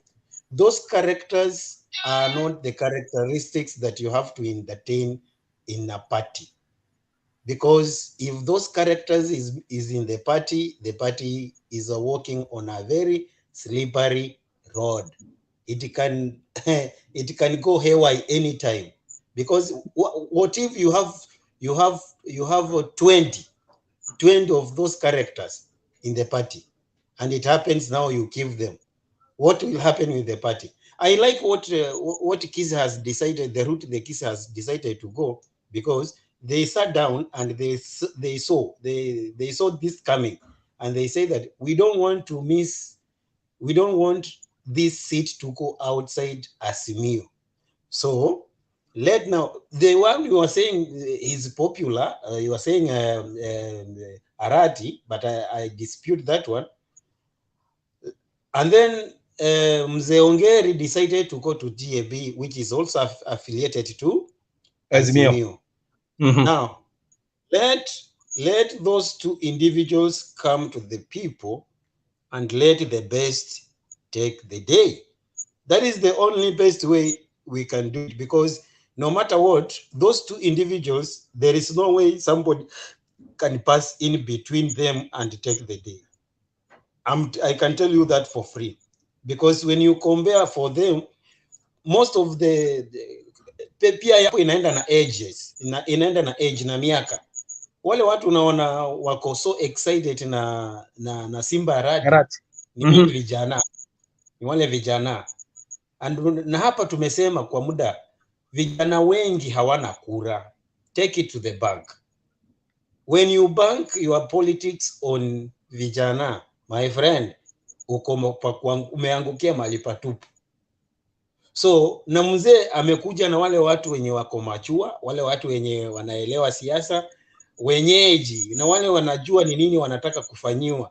So I can see nobody will pass through in between those two individuals na achukue siku. Kidero is the same thing. Kidero alitusaliti akiwa governor wa Nairobi. Alafu sasa tena mnataka tufanye the same mistake, tukuje. Wacha nikwambie, the politics that Baba alikaa chini na akaona mbele. Kitu cha kwanza, chairman wa ODM ambao is Mbadi aka-withdraw, aka-hang boots, akaacha nani? Akaacha two popular candidate ambaye alikuwa ni Gladys Wanga, ule alikuwa anaongoza, alafu na huyu anaitwa Makwaga. Hao ndio walikuwa competitors. So what happens, baba wakachukua wakapea Gladys Wanga, gender ilimfavor pale, lakini ingekuwa ni reality, ingekuwa ni ile seriously contestants, Magwaga pato angembeat. Lakini sasa wakaona for the gender parity wakasema Gladys Wanga should fly the ticket and then Magwaga deputize. Hapo tumefanya nini? Hiyo ishakuwa locked. Hapa utafanya namna gani? Ishakuwa locked because two popularity individuals, they have been merged. Now they are what? It's the same thing we are saying in Kakamega. Because of the experience of Barasa, Fernandez Barasa, and because of hii kiherehere ya huyu jamaa wetu kama mimi, huyu anaitwa Savula. We are just saying if Savula can buy and deputize Nani Fernandez, well and good. And if they don't buy that, let them go to the ballot. Let TAP continue to sponsor Nani Savula, and then we will meet with ODM supporters in Kakamega. Now tutafanya nini? Tutajua mbivu na mbiji. So easy politics zinaenda, kuna so many dynamics in politics. Savula can do well maybe kwa Senate, hiyo kwa governor. Oh yeah, even me. Yeah, even me I was thinking Savula can be a good senator. He's worse than Songo. Let Savula go to the ballot. Oh yeah, he can be a good senator. Sahi watu wanaokopa nomination. Sisi tukisema Simba Rati ni Sonko kwa comment hivi, Olo anataka kuniua. You see, I think the truth is, even if we deny discussing this thing here, it's happening on the ground. They are discussing. Oh yeah. They are discussing. We are ready. They are discussing Ongeri. They are discussing Obure, and they are having options. Now the last minute people will make options that favor them. Hata upende uspende. So the other thing, wacha ni watoe mawazo kidogo kwa kule nimekuwa, alafu nikuje. I don't know if you have seen the leaked WhatsApp conversation on Mount Kenya's leaders. Wakati walisema ati wanasema ati hawako wanaona hiyo kitu ya PBI. They didn't see it coming. And I told you here, if there is a politician who is genius and very slow to act and also very shrewd, is Uhuru Kenyatta. Oh yes. And I stated here so many times. Now these people, they have come to realize BBI was a campaigning tool. Now the time has come whereby mumeweza kujiuliza maswali, kwa nini Uhuru hajaenda kule kukampeni ama kufanya chochote ama akamake any move? Because he was waiting this ruling. Now the time has come. All of them, they have come up together and then they are saying, actually, na kweli tumefanya nini hapa? Tu ni kama tutanavigate aje ndio tuweze kupenya, kwa sababu now they have started to see the reality in it. One man, one shilling, one vote, which is resonating with the mountain. It has watered down the drainage. Ni nani amesababisha hiyo? Ule anasema Bwana asifiwe. When it comes to the abolishing of some constituency, now it is becoming reality. Some constituencies are going to be abolished. Nani amesababisha hiyo? Bwana asifiwe. Are you getting the point? How are you going to tell your people? How are you going to tell your people? How are you going to navigate? And I told you here, Moses Kuria is a Trojan horse in Huda's camp, in Yellow's fever camp. People didn't listen to me. Moses Kuria is there. His duty is there to disorganize these people. He just make a certain utterances, and then after a short while, you hear president or somebody else anakuja anafanya nini? Anaipolish, anaitengeneza, mambo inakuwa sawa. So recently alimake a certain remark, akasema ya kwamba hatutajali. Mount Kenya hatutajali, lakini tutafight kwa vyovyote vile. It is better we lose to deputize Ruto, but hatutakubali mtu fulani afanye nini. Hizo remarks wewe unaona ni nani ana benefit kwa hizo? That is what people are waiting. If deputy president make a mistake and give deputy president in Western, I'm telling you also that one is going to be a total failure, completely a total failure. So I'm very sure this thing, the way now the political arena is becoming interesting. If you don't know politics, now the really politicians are now stepping in the field, and you will see how these things how it's going to be played. So thank you for those remarks. Kama mtu ako na swali anaweza uliza. Unakaa unakuanga self-explanatory teacher. Let me just ask a small question. And thanks, Kasuti, for confirming that BBI was a campaign tool. Na Wakenya wamesikia hiyo, and it's good that the courts threw it away. My question is, I'm thinking you from Western. How popular is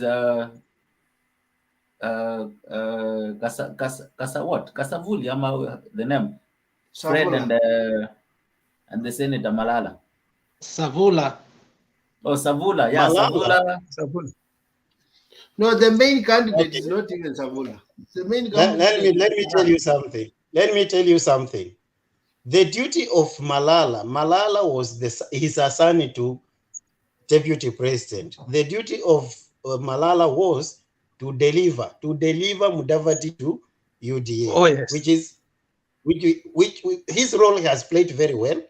And there is emerging stories, is not emerging, but it has been confirmed. For Boni Khalwale to drop for Malala, he was paid 10 million. Hiyo weka kando.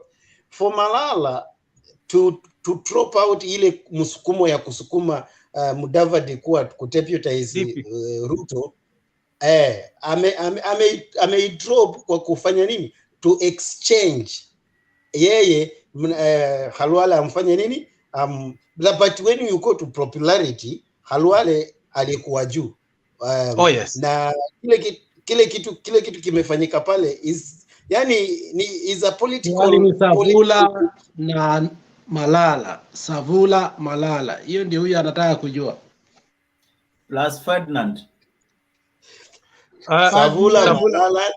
The guy to be here. Alafu swali tu niulize haraka mkiendelea. Nasikiza tu niulize Kasuti. Saa zingine when we drop figures over here, tunasema mtu alilipwa pesa kama hii. I mean, do we really know that for a fact? It is fact, and it has been confirmed with PA. That's Malala. In fact, what you are saying, Fred, what you are saying, the rumor was he was supposed to be given 10 million, but he was given cash 3 million. So because it's in different versions, it remains a rumor. No. It's true. It's true. A true rumor. What I'm saying here, it's true. Ni kama vile mlisema Mudavadi alipewa 5 billion. Mudavadi gani anaweza pewa 5 billion huyu? Hapana, Mudavadi hakupewa kitu. Mudavadi aliuzwa. Mudavadi aliuzwa kama kuku. Mudavadi aliuzwa but hawezi afford. Swali ya Tuya, Savula na Malala. Sasa umeanza kuongea pesa. Pesa hakuna mtu anajua nani alipewa. Savula. Hiyo ni propaganda. Savula is the one of Savula. When we go to Savula and Malala, those two characters, they are being as ile mmesema hapa, the Sonko characters and Arati's characters. Savula is Arati characters. Alafu Malala is the Sonko's character. Are you getting the point? Malala ni mtu anajua kuplay street politics. And street politics, you know how it comes. is the same with the Songo. Alafu huyu Malala huyu Savula wetu huyu ni mtu wa kupika kifua na kupiga kelele kama same with Arati. So those two characters in a county, no. We as a civilized Luyas people, we don't admit those one. We don't admit those one. Between the two, if they were to be given the Senate seat, who is more popular? That's all he asked. Savula. Senate or governor? No, Senate. Governor, no. Senate, Savula. No, Savula Senate, huyo kijana chini. Oh yeah, Savula gonna do good. And in fact, I think he's gonna go for that post. There's rumors on the ground. He's gonna go for that post. Yeah, Savula Nazanda for Senate. I respect Senate so much. I think Savula can win that seat, but he's not a Senate material. The kind of debates in Senate, I don't encourage. I agree with you. Why? I agree with you. If it's quality, then I agree with you. No? But then in the end, now it depends. Kama kasi ilienda bwana. Kasi iko. But one thing, Atuya, you need to know when it comes to Kakamega. In fact, Fernandez Baraza, hiyo asubuhi saa 2 saa 3 watu wameanza kunywa chai kwa hoteli. Hiyo imeisha. Hiyo Malala knows. Even Malala knows. Malala will not match Fernandez Baraza. Leave alone Malala. I know that guy. Yes, anaitwa Weta mwenyewe alifanya opinion poll, alistuka. Akauliza mbaya. Hapo background mnataka nani? Aliambiwa hapa ni Fernandez. Oh, Wakesa, just a minute. Hapa mnafaa kujua kitu kimoja. Here it's in between Mudavadi and Ruto.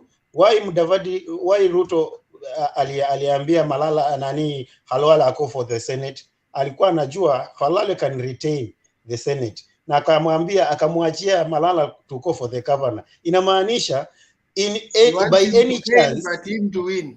Exactly. In any chance Halwale succeed, itakuwa ni UDA versus Azimio. Inamaanisha where will be Mudavadi? Mudavadi finished. Kalas. So hiyo ni surprise sana. You saw update Halwale. Halwale updated something that Malala angekuwa intelligent angejua what was happening. Oh, exactly. Yeah. Oh, Wekesa, you're right. I saw that. Yeah. Yes. Alex. On a lighter note, ingekuwa ni siasa ya Kisii, mungekuwa mmenyamaza hivi mnasikiza, ama Temba angetoka huko muone blazing. Alex. Mmechokozana nini? Mlikosana nini? Are you sharing a girlfriend? Alex. Oh my God. Alex, Alex, Temba ni wewe, unajua tulimuiba amekuja Machakos. Ya Machakos tuko sawa. Wakati watu wakiongea watu wanafaa kusikiliza. Wekesa, there's one thing. Watu wenye hawajaongea ni kama sasa wanachokoza. Oh yeah. Let's have David and Temba. Yeah, thank you. I see people in the comments. Gender parity. Wewe kwa hii platform, tunasema gender. Selina amenyamaza, sijui vile alinikasirikia vile nilimtuliza hapo. Kwa hii platform tunasemanga gender comes given big priority. Where is the gender? Si tuko na Selina peke yake na hataki kuongea. Na Julius yako hapo. Nafasi yangu acha na Kasuti unajua nikiongea. No, the two seats are empty bwana. So anaumwa. So nilikuwa nasema Julius yako hapa atakucontrol. Umekalia na Julius karibu atakucontrol wewe. Kasuti, we are on media, please. Let me give contribution towards the other side, because this other side I'll talk about the security of the Right Honorable Raila and the apology. Now I want to talk about nominations, and I want to be very honest with my discussion.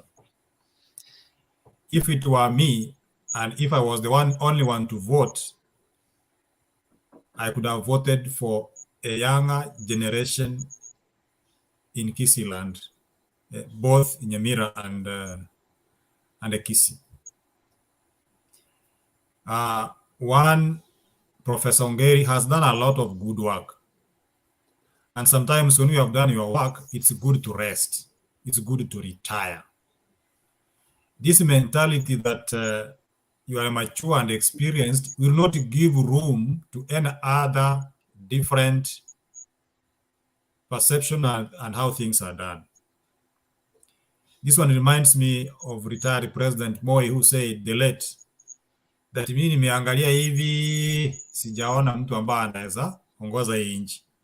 But when Kibaki was given this chance, trust me, I as David, I benefited a lot during the Kibaki government. But according to Moi, he couldn't see anything good in Mwai Kibaki. Let's also give these young people their tomorrow. We are stealing their tomorrow. We are recycling old, tired men in the name of mature and experienced. Where do you get that experience if you have no opportunity? The young person or the young people forms the larger set or age set in the population. He understands their problems. Let him be given a chance. And the idea that he may or may not, of course, will come after we have seen what's happening. But from experience, those who have worked very well have a tendency of slowing down. Wale wazee wametufanyia kazi mzuri kama wakina Ongeri, waende tu nyumbani mzuri wapumzike. Secondly, this nomination is a hard nut to crack, both in AZIMIO and in UDA, especially when it comes to choice of the running mate. That's why we should not be confident and say, that simple decision can change the matrix. So in UDA, they are not sure whether Mudavadi can bring all the lawyers, because lawyers are believed to vote differently, not in one basket. In Mount Kenya, that falsehood that was being peddled there, that BBI itapita, I have to put a prime minister from the corner. I'm glad to say that BBI died. That one confidently puts Uhuru out of government, whether he likes it or not. Whether he changes his mind now, it is either Raila Odinga president or Ruto, but not Uhuru anymore. But BBI had a very serious loophole, which could bring back that guy and his troop. So Mount Kenya has to think twice. That's my opinion. Momanyi, relax. Because the aspect of expanding government and have a bigger number of members of parliament could definitely give you a say in the government. But having buried BBI, Uhuru should be a statesman, rest at home, and wait for either Raila Odinga or William Ruto to be president. So Mount Kenya is in pain. They are actually crying. So it's a headache, but we are waiting to see how the curtains unfold and see how the political discourse moves on. Thirdly, I want to answer our guest in terms of Baba's choice and maybe Ruto's choice and who to be the party member and what he brings on board. Sometimes we're cast through experience, the party boss's choice has proved disastrous and has also proved better for the party. Counties like Homa Bay, counties like Nyamira, where Baba chose the late Nyagarama and the one Cyprian Awit over Mawanga and Dr. Gesami. They performed dismally, poorly. Mawanga won elections, but because Baba had a hand in Awiti, because he felt he may do better, the Wananchi as the voters, let's have voters and they voted. To a party, it might be good, but to development, go ask the people who come from Nyamira and those who come from Homa Bay. they will tell you, because we are neighbors and most of us worked there long enough. Actually, we suffered under Awiti's, and we have no apologies to make, under Awiti's leadership. Even basic things we could not get. But we had a good leader, Mawanga. So sometimes when you choose, we have big names to the party. But those people, their performance on the ground is dismal. And if you are to address democracy and development, sometimes, in my opinion, it may be different. Allow the people to choose their leaders. That's what we call democracy. Then align yourself as a leader to the chosen. But when you impose, okay, as a party, you may perform very well, but in terms of changing the lives of the people you are leading, you may not score. So sometimes I say, let the leaders stay a little bit one step behind and allow Kenyans to vote. Also to the new aspirant, like Arika may not have a name, but he may be interested in leadership. But when you go there, unaambiwa chama iko na wenyewe. Wekesa, it becomes very difficult to nurture young leadership and upcoming leaders. You find big names have already clouded the scene. So for you to penetrate becomes so difficult. Lastly, party nomination sometimes is very, very expensive because, you know, in Kenya, we have that culture of kitu kidogo. In our language, we call it oserwa, that unless you are bribed, you may not vote. The upcoming leaders may be very brilliant, but because they have no money to give for them to be voted, they appear nowhere. I wanted to tell you, if Obama could go to Kenya and ask for any seat, he couldn't be anywhere around politics. But Obama, because he's asking in a different setup, a child with no name, he became president. You know, Temple will tell you, Obama is respected to date. But he didn't have a lot of money. He wasn't very rich. But in Kenya, for you to be in any leadership position, you must have a lot of money to bribe people. So let us allow people to elect their people down there. And as a leader aligned with the elected, I think we can always move forward. And let's have the big picture. Diego talks about the big picture. I've never seen him. The big picture is to change the lives of the people, the voters. And of course, build the party. You can build the party, yes. But does our leadership translate into changing the lives of the person on the ground? So I want to agree nomination in either way is a headache, Wekesa. And we pray for them. You can't blame anybody in this case. It is just a hard nut to crack, and we are watching that and see what before. Yeah, I think they are trying to achieve many things at the same time. One, they are trying to divide the conflict into half. You see, if they issue direct nominations by now, watu wapige kelele watulie, then ile mabaki waende kwa ballot, then waende one day. You remember the day was it Jubilee yenye iliingia one day in nominations, and there was chaos all over because the parties don't have that capacity. So they are trying to minimize by zile wanaweza deal nazo mapema, zile wanapakisha waende kwa ballot. But anyway, si tuko hapo, tutaona vile kunaenda. If I was also a candidate, lazima ningeteta, kwani iko nini? It's personal. It becomes very personal.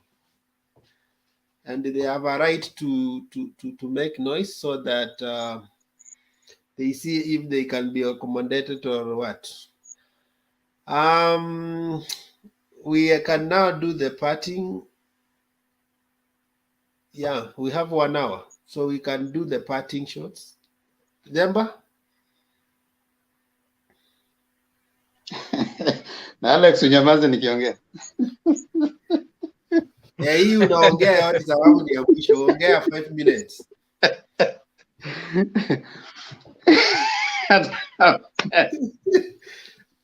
Ulete politics za Kisii. Ametoroka.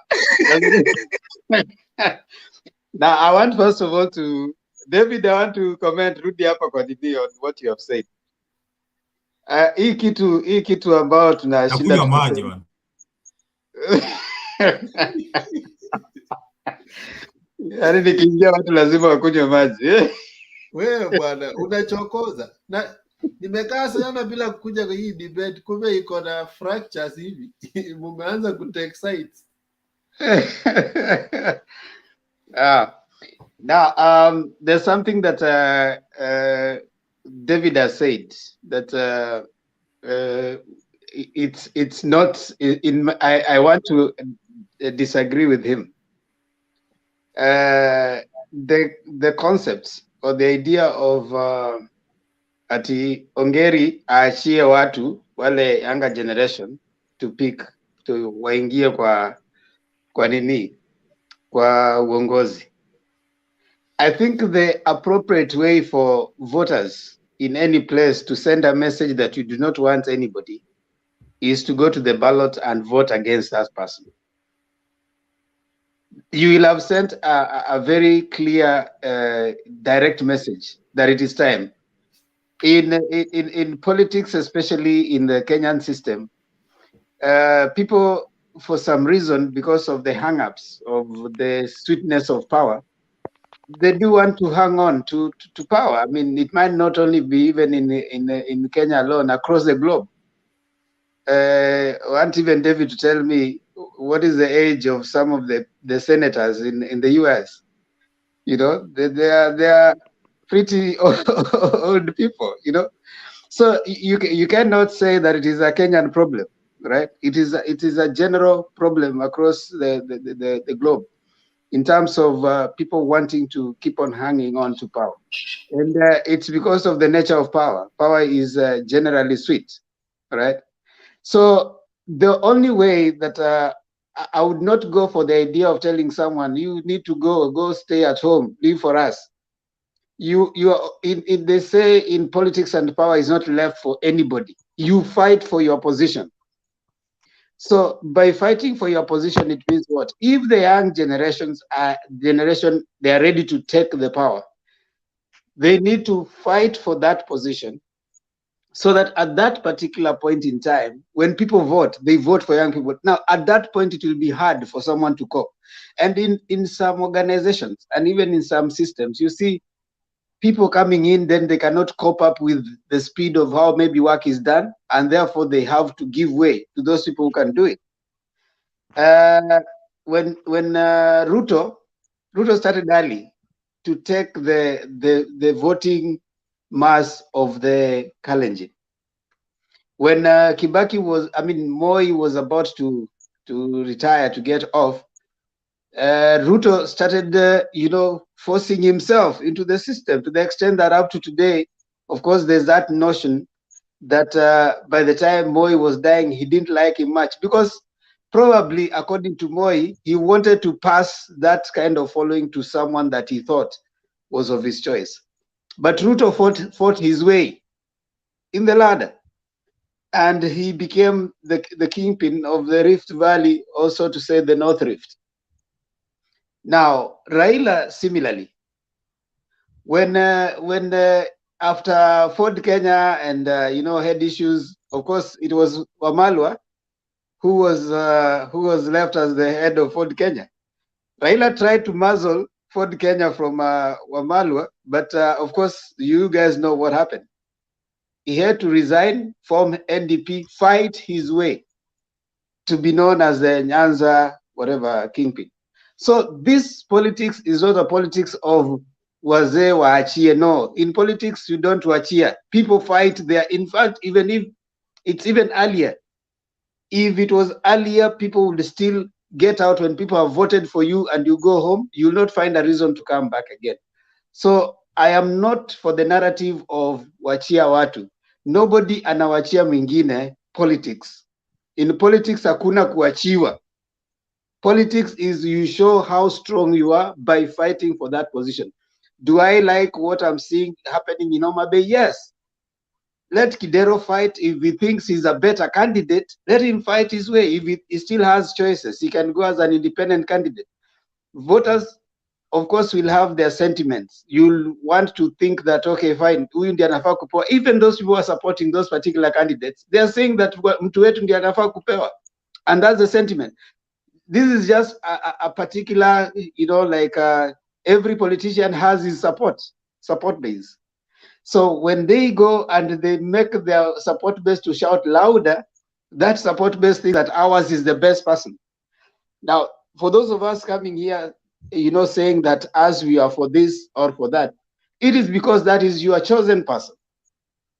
It is the same with all those other candidates.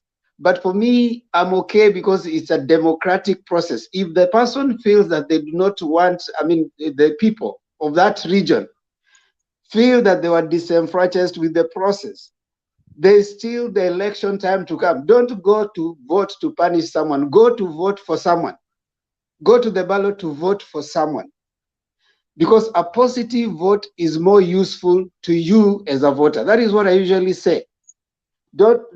When you're going to a vote, there are two kinds of votes, a positive and a negative vote. You can go to vote because you want to punish so and so, because you don't care who comes in.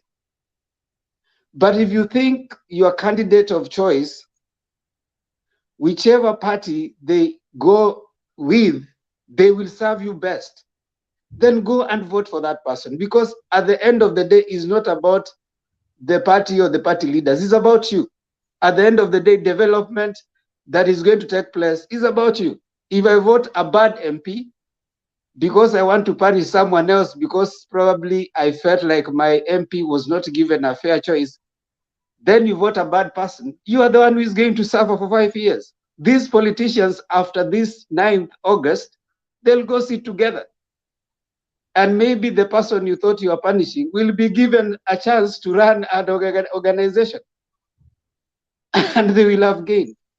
While you, because you were so emotional and you didn't think that the vote is your power, whether nominations are done badly or not, you still have a power, and the power of the ballot that will come on the D-Day, the 9th. That is the most important vote. Do not go to vote to teach someone a lesson. Go to vote to give yourself a better leader who is going to serve you for 5 years. Whichever party they come in, if they are independent, vote for them. If you know they are going to serve you. A negative vote is the one you're going to vote because you think Baba or ODM or whichever party did you something bad, so you're going to vote to punish them. You are punishing yourself. For 5 years, you'll be crying while other people are getting water, while other people are getting roads, while other people are getting what they wanted. You are crying because you went to punish. Look at Kiambu, for example. We hear every time when they went to vote for for Waititu, they were trying to punish Kabogo. They were going to punish Kabogo. When they did that, Waititu came and stole from them with his family. So who got punished at the end of the day? So I would want us to start maybe to change the debate from the concept of I'm angry with the party. Our party politics is yet to mature to a point where people own the party. We will make the noise, we will fight, but there are individual parties. Wiper is led by Kalonzo. Whoever he says he wants to give, can you imagine if the person you don't want is the one who has been funding that party with more money than any other person? So it is something that we are yet to reach to a point where people are actually like Tanzania. Tanzania has a well-developed structure. CCM is the political party that people on it, but it has had many years of belonging there. ANC in South Africa is owned by the people. The members can actually recall a president. Which party can recall a president in Kenya? ODM. Yeah? ODM. What are you talking about? 70 MPs. How can they do that? ODM is a big party, man. 70 MPs. In ANC, they can go Kuna sit there. mchezo sana wewe, wacha them wamalize. They recalled Thabo Mbeki, they recalled Jacob Zuma. They just go and sit as a party and say, you are recalled, and he steps down immediately. That's what you are calling a strong party.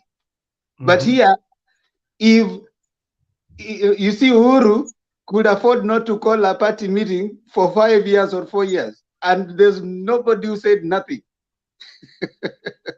You know, so I think we need to appreciate our weaknesses. Yes, we will get there someday, but we need to appreciate that we are still in our juvenile processes. Probably we are in our teenagehood as parties in development.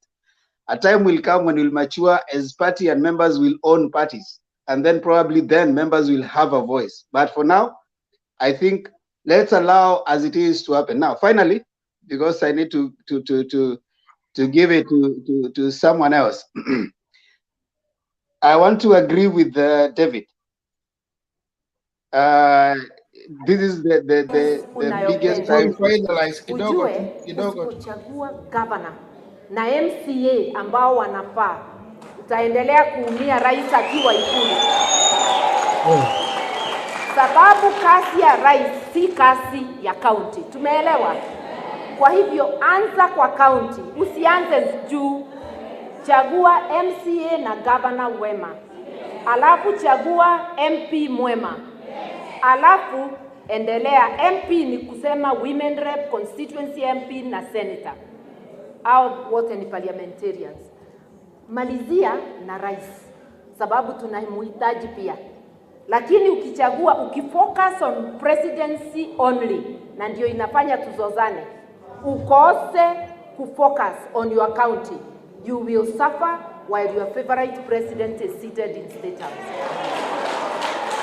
Na nimepeana example, sisi kwetu tulichagua Uhuru, karibu sisi sote. Health services zetu ni mbovu.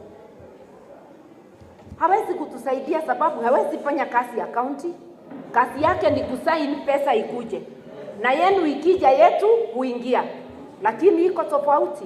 I'm just telling you, start with your governor and your MCA. And then climb up. Hata mti haipandwi kutoka juu, inapandwa kutoka chini. Yes, embrace bottom up.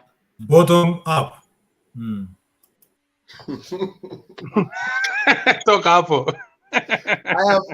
Maliza sasa. I thought what you are saying was yeah, that was actually relevant to what I'm trying to say, because I think sometimes when we debate and because of the nature of our awareness here, I think we need to up the game for people down there. We need to get a little bit dissociated from the emotive sentiments that they give in the ground, because you hear people saying that, oh, we are going to vote this. Don't vote a party. We are going to vote UDA. We are going to vote development. Vote what you think is going to help you. Vote an individual that is going. In Nyandarua County, in spite of UDA having a candidate, they voted for an independent governor. It is said, according to an audit, that governor has done so much for that county. You know, in spite of all, he really worked. Yeah, say what? Some to Laikipia. Yeah, so we need to expand the debate. Do not go to vote to punish any political leader. Go to vote for you. Have a positive vote, not a negative vote. That is where I wanted to stop at. I want to correct Themba. South Africans do not elect their president. They elect a party. A party sits down, nominates a president. And that is why they are able to recall. So don't compare South Africa to us. They don't even elect members of parliament. They don't. The most undemocratic country in the world. You elect a party, it decides who's coming to Kisii, who's going Nyamira, who is going. I mean, that's no election for me. That is what happens in South Africa. You vote a party decides everything. That's no election. So you can't compare them with that. Do you elect your president in the US?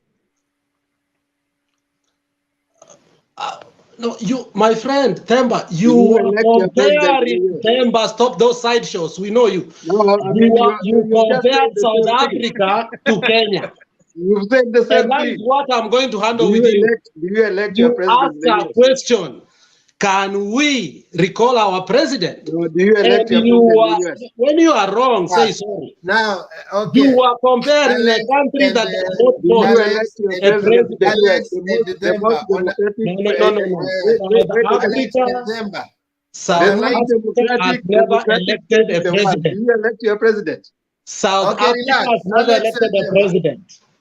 So On a you lighter, can't compare South Africa and December. Kenya. On a lighter note, 2007, 2013, 2017, we did an electoral college in Kenya. Let's have, with IBC, let's have, You know, Alex, they you don't decided just have, for us. They decided Alex, for you us don't who would just have to govern look for us. something to think that you are coming to bring. You didn't understand my argument. Themba, you are You didn't saying understand something my that doesn't argument. happen to us. You didn't David understand my Arika, argument. okay, let me not address you because you may not get this because No, you are take your good or time to someone. understand the concept before you South talk. Africa goes and elects a party. A party sits down and decides everything. Everything. They don't have nomination problems. They don't have all these problems we are talking I about. asked you if in the US you elect your president. You haven't said yes or Okay, We no. were enough not now. talking about US. Enough. You gave We us are, an example of we South are doing Africa. parting shots. We are doing Let me say parting shots. something before Yeah. someone comes in. I think what Alex is trying to say is that we cannot try to emulate the South Africa route. South Africa is not a democracy. I will not want Kenya to go the same route. And the question Themba is asking, from the study I have studied the US elections, I think the American people have a valid voice in electing their president through the collegiate system as compared to the South African people. Because the people of America decide who takes which state by voting. So it makes a party win the collegiate vote of a state. At least it makes sense. It adds value that people are making a choice, as compared to South Africa, where you vote a party, the individuals go and decide who they want. As for the college, as the college vote, it's already party members who go to vote, and Democrats cannot go and vote Republican. But let me ask you, Atuya, has the demography of America remained the same since the collegiate was introduced? I've never been there, so people who are there can say. But for me, I prefer the system as compared to the South African system. It gives people a little bit of mandate. Yeah, even the popular voters are No. Can I reply to that? Okay. Na mimi nataka kusema juu ya hiyo. Please, can I say something? Now, Ngoja, let's do this. bwana. Let's do this. Now, I have said we are doing parting shots. So whoever we want to say, you will say in your time, isn't it? So let's have. No, I wanted to reply to Atuya about college. Please do. Atuya, 20 seconds. 20 seconds. Okay, Atuya, the college vote is actually right now in Congress about getting rid of it, because it's one of those things that the way college vote was made was because there was like the big cities where they have a lot of people, and then the ile nyumbani Keshagi and uko nyumbani where there's not a lot of people, they try to put it to be common ground to where just because in the city you have a lot of populace, in the city side, in the countryside, they can also say something. That's how the college vote was brought up, and that's why you get to a point where, like Hillary Clinton, wins with the majority votes, but loses with the electoral vote. And that's the other problem that we had last time with Trump, where you get Trump is here trying to change the electoral votes by introducing his own electors in different county, different states. So it's right now it's in Congress. People asking, are we gonna win by people sitting somewhere just because of this, and then say that the electors can come in? That's a very backward way of electing people, because you end up losing even though you won. And it's changed the politics of America just because of what has happened within the last 2 elections, where you can lose but win. And we don't need that. I just wanted to educate you on where it became. It was a way to, like, Nairobi, kitu yenye Nairobi wamesema, na mwenye ako Machakos ama Kisii, nao ni wadogo huko na Nairobi imejaa watu, so that Kisii has a word towards the electoral thing, which has been talked in Nairobi, though Nairobi had the most population. Thank you.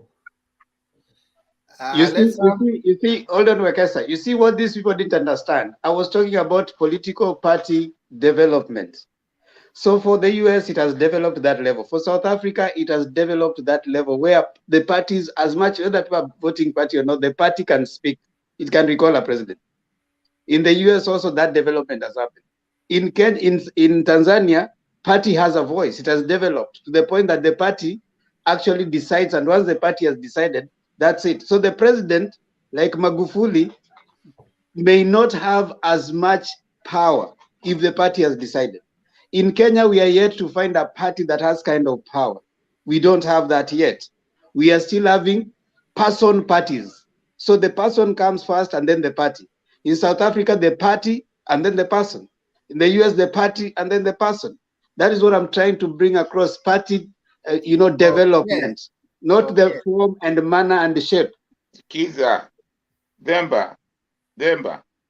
Let's have Kendube, and then we go to Julian. Nasema party haiwezi kuendelea kama Alex anasema kwamba lazima wachague party, lazima iwe develop.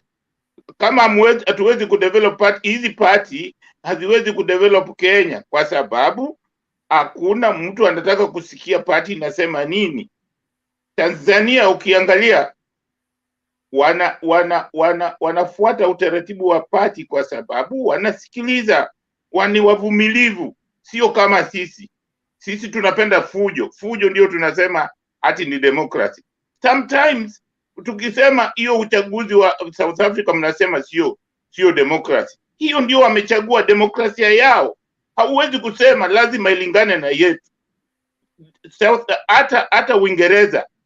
Hata Uingereza ni party tu ndio inaleta mtu.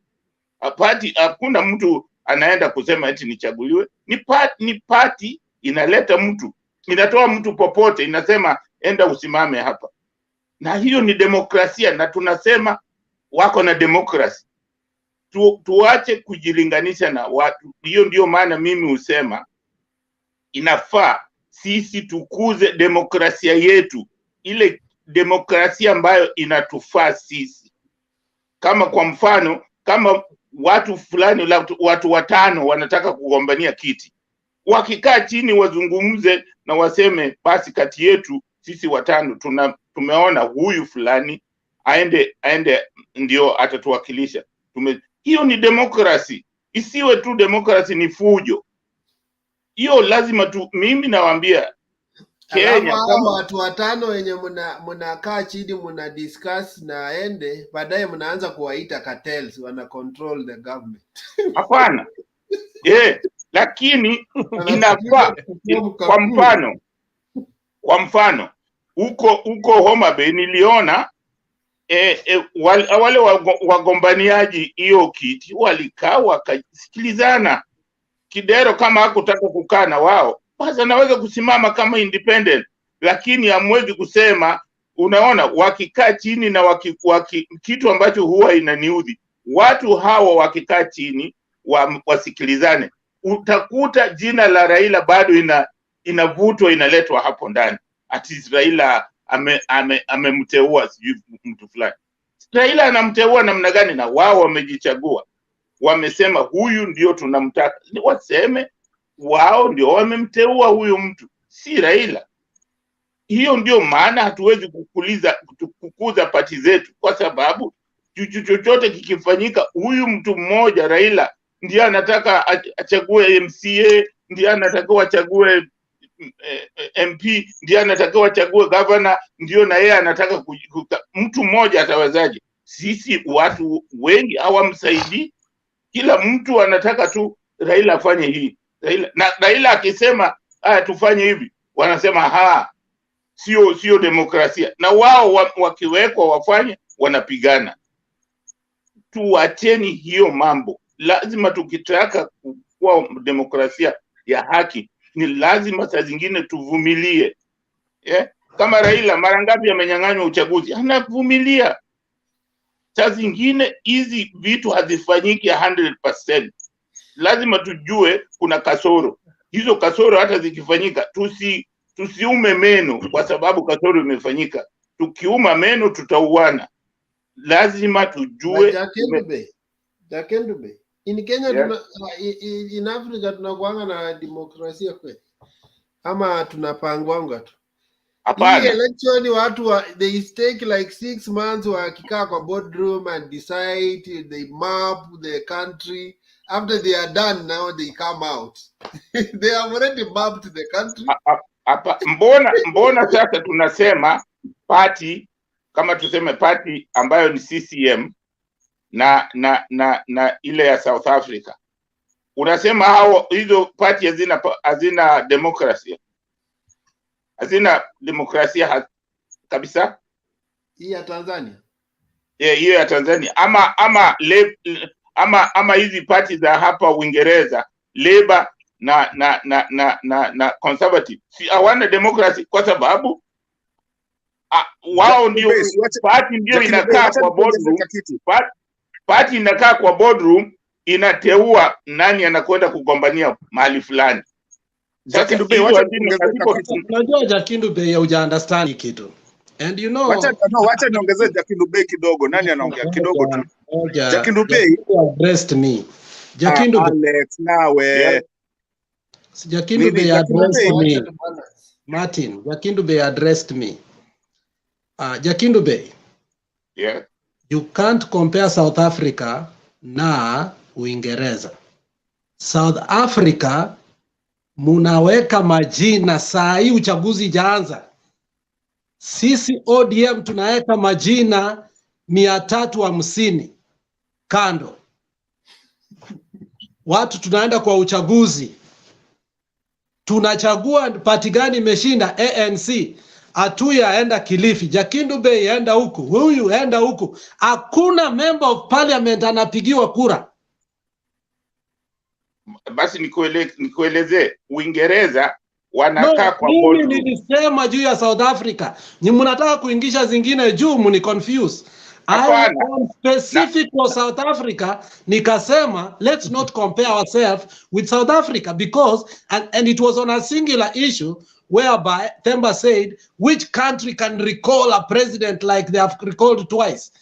It's simple. The 6 big shots in ANC decides what to do. Kitu ambacho nataka kukwambia, kitu ambacho nakataa, usiseme hiyo sio democracy. Hiyo ndio democracy. They have refused. No. You cannot vote for your member of parliament. Hapana. Hiyo ni demokrasia yao. Hiyo ni demokrasia. I think what we are selected democracy.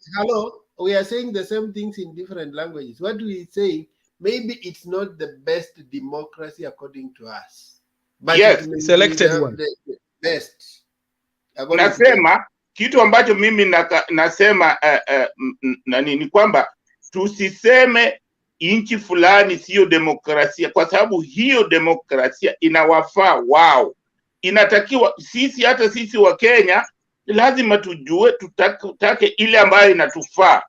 Tusiseme wao sio demokrasia, hiyo inafanya kazi kwao. So that is correct, kwa sababu sisi wote hapa ambao tumeketi hapa, kila moja ako na demokrasia ya nyumba yake. Hatuna demokrasia moja, kila moja ana demokrasia. Hapo ndio mnajicontradict. Sasa sisi tukiamua demokrasia yetu ni hii, Unajua unanishangasha. Tukiamua Hiyo ndio inatakiwa tufanye. demokrasia yetu ni hii. Inaleta shida nini? Hapana, demokrasia, tuchague demokrasia yetu ambayo inatufaa mazingira yetu ya Kenya, kwa sababu sisi Kenya we are unique to another country. Hata Tanzania ni unique to another country, hata Uingereza ni unique. Kila nchi iko tofauti. Kwa hiyo kusema demokrasia, mimi nasema tuchague demokrasia yetu, ile inatufaa, ile tunatosheka nayo. Thank you. Unaona? Lakini tusiseme nchi fulani haina demokrasia. Hiyo ndio mimi sikubali. Kwa sababu hizi nchi zote ukiangalia nchi zote katika ulimwengu hivi. I have withdrawn my words. Alex, pole basi, pole. Wekesa nitaomba tu kwa kila mtu, Alex na Jakindubei na kila mtu, tafadhali nataka kuomba tu niseme ya mwisho hapo nipotee kwa sababu nakimbia. No, nakimbia. Nipatie tu, acha niache. Hata sitaongea dakika mbili. Unajua umenieka. Julie, how are you? Fine, thank you. Nimenyamaza kimya, naona hii debate imekuwa kali. It is a good thing. Today nilisema tu waje niwaachilie ikuwe open nisikie vile watawika. It's a good thing. That's good, Mr. Kesa. I think we are learning so much and we are beginning to understand what we need to do in our country. That's a good thing. And I like the debate about nominations. And I think I want to say that Julius, unipatie dakika mbili zako tu, hata si dakika mbili, less than a minute, just for me to say bye. I'll watch on the back. No, I have to go. I'm sorry. Ukiona uko haraka, you just listen from. I'm sorry, Martin. I don't want to spoil you. So next time you keep asking me for my 2 minutes. Now, so I really like the debate about nominations, and that is good.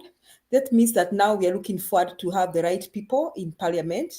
And about what Demba said, I think we are just taking him so literal. It's not, he didn't, me for how I took him is not, he was not bringing a literal meaning to what he was saying. He was trying to say, for example, for instance, that the parties in South Africa recall their president back. He was saying, for instance, but I don't think he was trying to say that the best democracy. So, and then he was asking, can we recall our president back? Can we recall our governors back? Can we recall our members of parliament back? Can we improve our democracy to that point that if we feel they're not performing, can we recall them? That's what he was trying to ask. Now, going forward, what do we do about our nominations? Now, I think some parts of Central have given a good illustration, and I think we should follow suit. I mean, like Kipia, Mount Kenya region, like Kipia, they had an independent candidate who became a governor, and according to them, he has performed well. Now, I have no doubt that Central, even this time, will have so many independent candidates that are going to win. I don't even think that Central people are going to vote Jubilee UDA formula. I'll not be surprised if I see some Jubilee members of parliament winning, some UDA members of parliament winning, and some independent candidates, because I have been in Central for a long time, and Central hawana ile kitu unawatawala sana on party basis. That is why at one time, you remember, Uhuru vied with Kanu, and he was proposed by Moi, and he lost. He was the son of the president, and he lost. So Mount Kenya really doesn't really care about where you are coming from. I think on that point, wamejaribu sana. So I hope the rest of the country will buy that kind of thing. There's a thing about Rift Valley. Okay, you are talking about ODM. I think ODM is suffering from what may be facing challenges as the ones that may be in Rift Valley. I understand right now in Rift Valley, huwezi atafungua mdomo kusema anything as long as you're not in UDA. Now, I know some people who are here in the US who went to campaign in Elgeyo Marakwet. They are trying to vie for parliamentary seats, but because they didn't have so much money to give to the party, they see themselves losing. Yet I think those people could help that part of the country. Maybe they could be the most productive people in Elgeyo Marakwet. However, they may not get to become members of parliament because maybe they didn't have so much funds. So that's the sad situation we are having in our country. So I think people who are watching this show, I think it is high time we decided that we are going to elect the right people as long as they are qualified and they are going to serve us. See what happened to Kirinyaga County when they had, now they are complaining about Waiguru, yet they voted for him and they for her and they said Miji Miji. And when they were voting for her, she had scandals of NYS. And they said ni mwizi wetu. Unasikia maneno kama hayo, ni mwizi wetu. I think it's a shame when we are saying huyu ni mwizi wetu, tutampigia kura. So that is what some parties are doing. So I will not be surprised if this lady from Kirinyaga wins.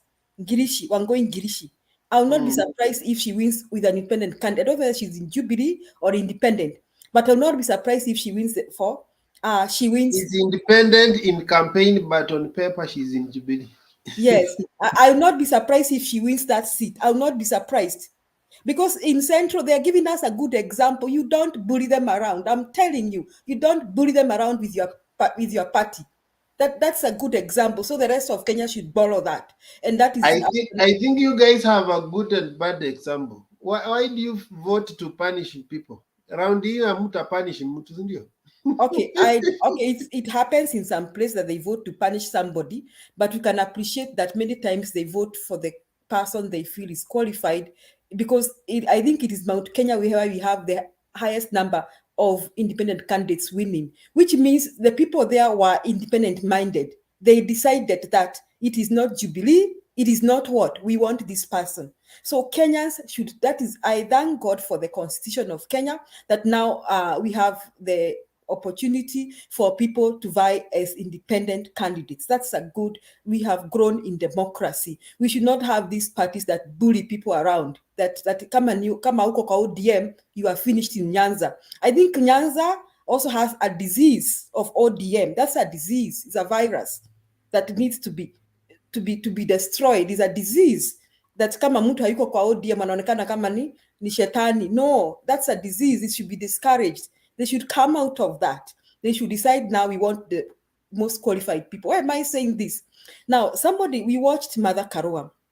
Now we are here fighting, talking about Baba, others talking about Ruto. I want to tell people from Nyanza province and Western province, your life will not change even if you elect Baba directly. It is not Baba who is going to change your lives. It is your leaders whom you are going to elect who are going to change your lives. It is the kind of governance you are going to vote for, the kind of members of parliament. Shame on your members of parliament who are coming to your homes with hizo shule za matope mko nazo. Shame on them. Shame on your governors and your MCAs. Kama kwenyu hakuna mabarabara na hizo hospitali zenyu hazina madawa. Shame on your MCAs, shame on your governors. And you are going to vote for them again. Shame on them. Wacheni hapa tuache kusumbwana tukiambia serikali haijafanya hivi. Right now, health is in the hands of the county government. Now, I think when it comes to this development, the kind of schools we are having, I think we are more answerable uko chini than the national government. The national government pays the teachers through the Teacher Service Commission. The national government buys stationery for all the children in this country. The national government buys textbooks. I can give you evidence on that. And the textbooks bought by the national government should be in the ratio of 1:1. I have evidence to that. Now, what are we doing down huko chini tunafanya nini? Alafu baadaye after miaka 5, hii serikali imetuchukia. Serikali ya Uhuru we will be here saying serikali ya Baba imetuchukia. We will be shamelessly here saying ati tulichagua Raila tukampigia kura zote, tukampeleka Ikuru na sasa sisi masomo hatuna. Shame on those people in the pastoralist community that they encourage their people not to go to school. They don't care that they have schools or not.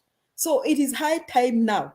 It is not ODM, it is not UDA, it is not Jubilee. Let us look and see the kind of leaders we are voting for. And then ask a question. Can we recall them? Can we recall our members of parliament? I think we should grow our democracy to that level. He was not trying to say that we bring the South African thing to Kenya. I think he was trying to say, can we recall even our president? Can Jubilee be tired and fed up and say, tulichagua huyu president na tupeleke vizuri na ipeleke, they use the constitution and take the motion to parliament and decide we don't want him? Can we do that? can we get there? That's what we are asking ourselves. That is where we need to grow. Sasa mimi nipata hapo watu wakisema kama ODM haifanyi hivi tutapigia UDA. Kwani we have 47 million people. Are those the only people in this country that we only have UDA and ODM? Hiyo Kisii na hiyo sijui Homa Bay.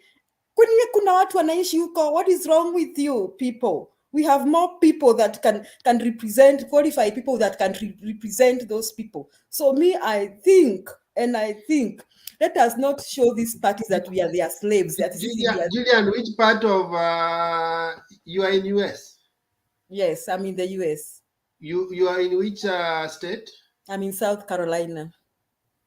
How many times has it shifted from red to blue? Okay, I've not been here for long, so I'm told from the beginning Texas has always been red. I don't know how. Texas no. But South Carolina, South Carolina has never changed from red to blue. South Carolina is always blue. Am I right? No, red. I think it's more red. I think it's more red. I think it's a balance. Yeah, Texas has changed kukua blue at any given history. At some point it did in history. Go check your facts. Okay, now let's not go there about South Carolina. No, there's something I wanted to bring in before you finish. I wanted to say that it's a balance of the two, because at some point we are also encouraging the growth of institutions such that we are in a party where we believe in its ideals, because the increase of independent members does not actually, it only shows that we are breaking away from the norm. But in terms of ideology, we don't have, because we are personalizing politics. Because individual members don't stand. Now, when you have so many independent members, what do they stand for? And when they are not there, so how do you advance their? So independent is there to mitigate on the challenges of democracies in the parties. But however, we encourage for the growth of the parties such that people understand that I am in the ODM because these are the issues ODM stands for. I am in Jubilee because these are the issues Jubilee stands for. Yeah, but for right now, they have not grown. That's why we are crisscrossing. You can be here today, tomorrow there, like that. Okay, because I get your point and I agree with you. It's a balance of the two, but we don't have to be enslaved by any one of them. Yeah. I think we need to go over that and decide that Wekesa is qualified and we think he can work for us. So we're going to vote for him. That's what we need to do. So we don't want to see here people that if you're in this region, kama uko kwa hii party, hata usifungue mdomo kuongea, hata utachapwa na mawe. I think that is barbaric. We should get out of that. Now, the motion of the day was about Baba's security, and we argued a lot here about who should apologize, who should not apologize. I will not go there. And still have not changed my stand. I won't accept DP's apology. But going forward, why I will not accept his apologies, because actions speak louder than words. And I said that we cannot have political violence in the same region every time we come for the election. So let us go beyond apologizing. Let us not see this violence again, because actions speak louder than words. Now, this one I'm addressing both sides of the political divide. There are people also mentioned in the AZIMIO who utter things that are really inciting. So my words here got both sides of the political divide, that if we say we not do this, actions speak louder than words. We don't want to hear this nonsense. I'm sorry, after people have died. We hatutaki kusikia, tumechoka, na tumechoka, na tumechoka. When men and women and children sleep outside, ama wamekufa, ama they have been killed, or we almost lost our future president, we don't want to hear those apologies zenye hazina matendo, kwa sababu tumechoka na tumechoka. Asante Wekesa.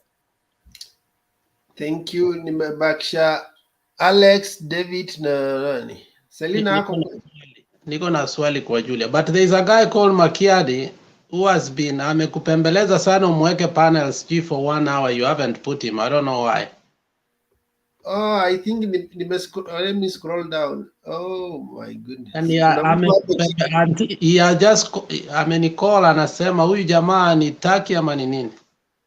Sijamuona, nilikuwa nimeweka hizo picha. Unaona hizo mam nini?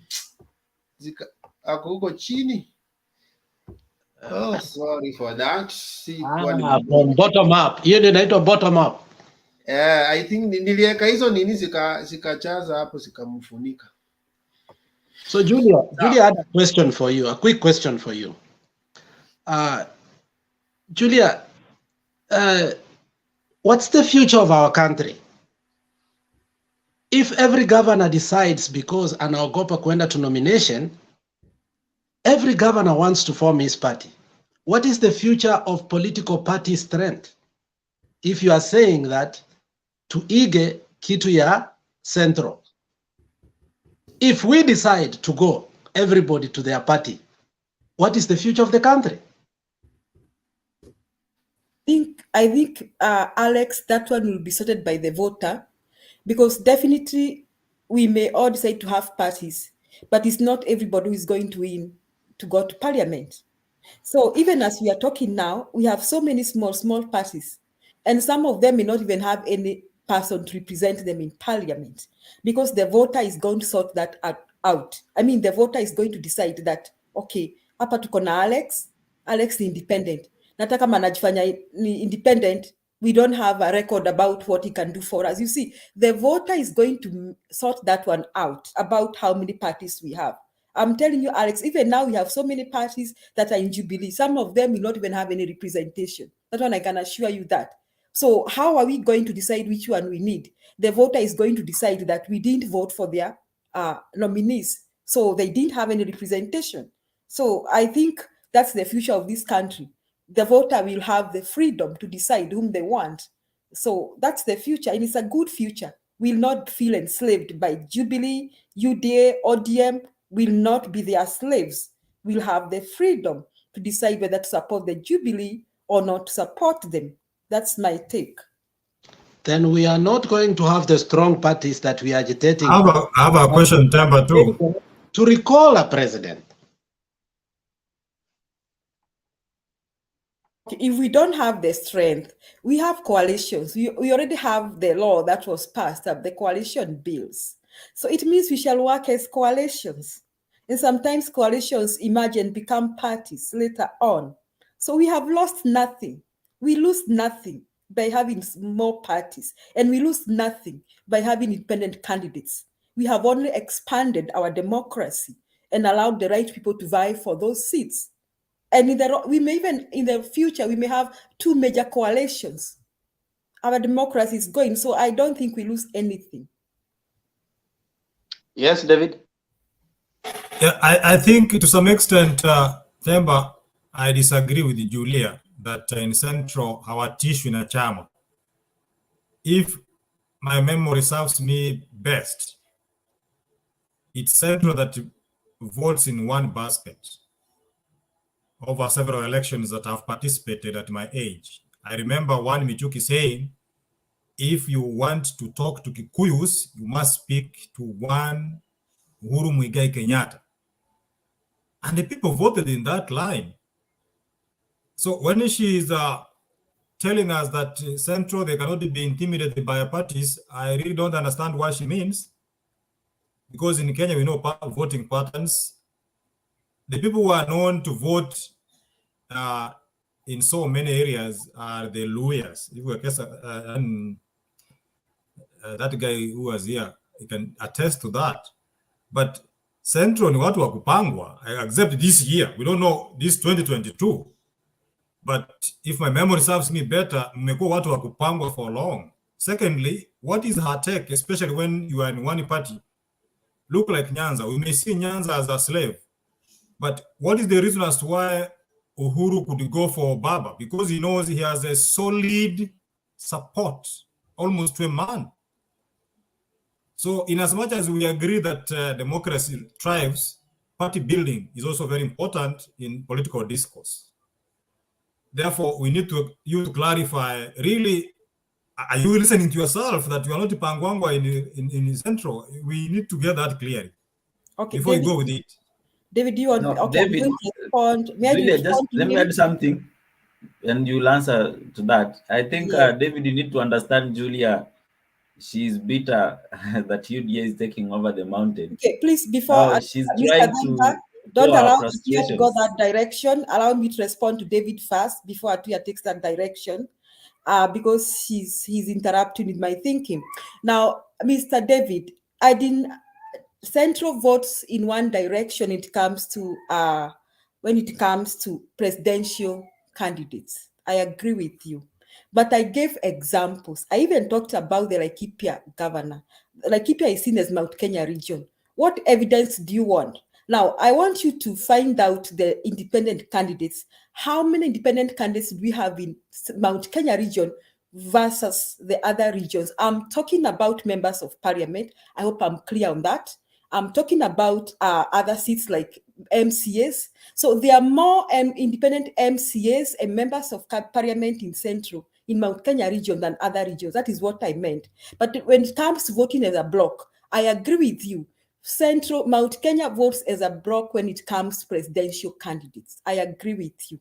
So that was my point. If we don't have to argue on the same thing, left and right, I hope you understand me. The other thing, I don't remember the other thing you said about Mount Kenya region kupangwa na kutopangwa. I think that is an insult that you are trying to direct through this platform.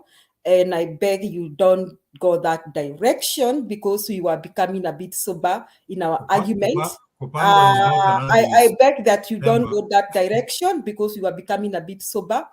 My take was that even this time, and I think after 9th August, we will come back here and count the numbers. Mount Kenya will post the highest number of parties for members of parliament and for even governors and MCAs.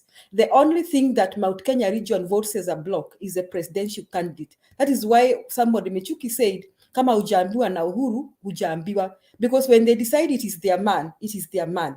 However, David, this time there is a difference. Atuya is talking about bitterness. I am not bitter. I'm very okay, because this time I'm very happy. For the first time in the history of Mount Kenya region, there are people who are going to vote for Baba for the first time.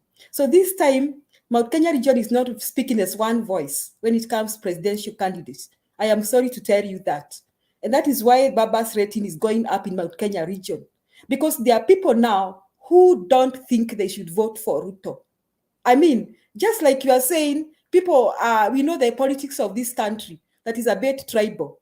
But Ruto is not a Kikuyu, if you are talking about being tribal. That is why he's not going to get 100% voting if you're arguing about tribal voting. However, I don't belong to that school of thought of tribal voting. Nobody I belong mentioned to the that school tribe. of Julia, I listen to belong to the yourself. school. Don't put words in my mouth. I didn't talk of any tribe. Okay, I David, said we I'm know not voting stop patterns. talking when I'm talking. You wait for me to finish. I waited for you to finish. That is disrespectful. So don't do it again, please. Now, I am saying this.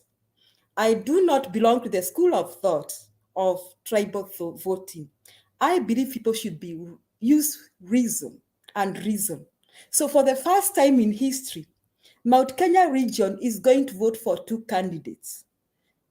Part of the people are going to vote for UDA, that is Ruto, and others are going to vote for Baba for the first time in history. However, if you don't understand what I'm saying, go and find out how many members of parliament are there on independent candidates in Mount Kenya region. And we even have a governor from Laikipia. If you don't understand, please, Mr. David, go and find out and read.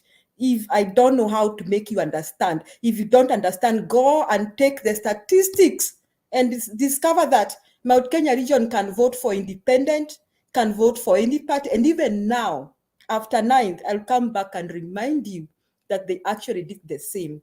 So, Mr. David, if you want to talk, ask Wekesa or Demba. You don't talk when I'm talking. Thank you.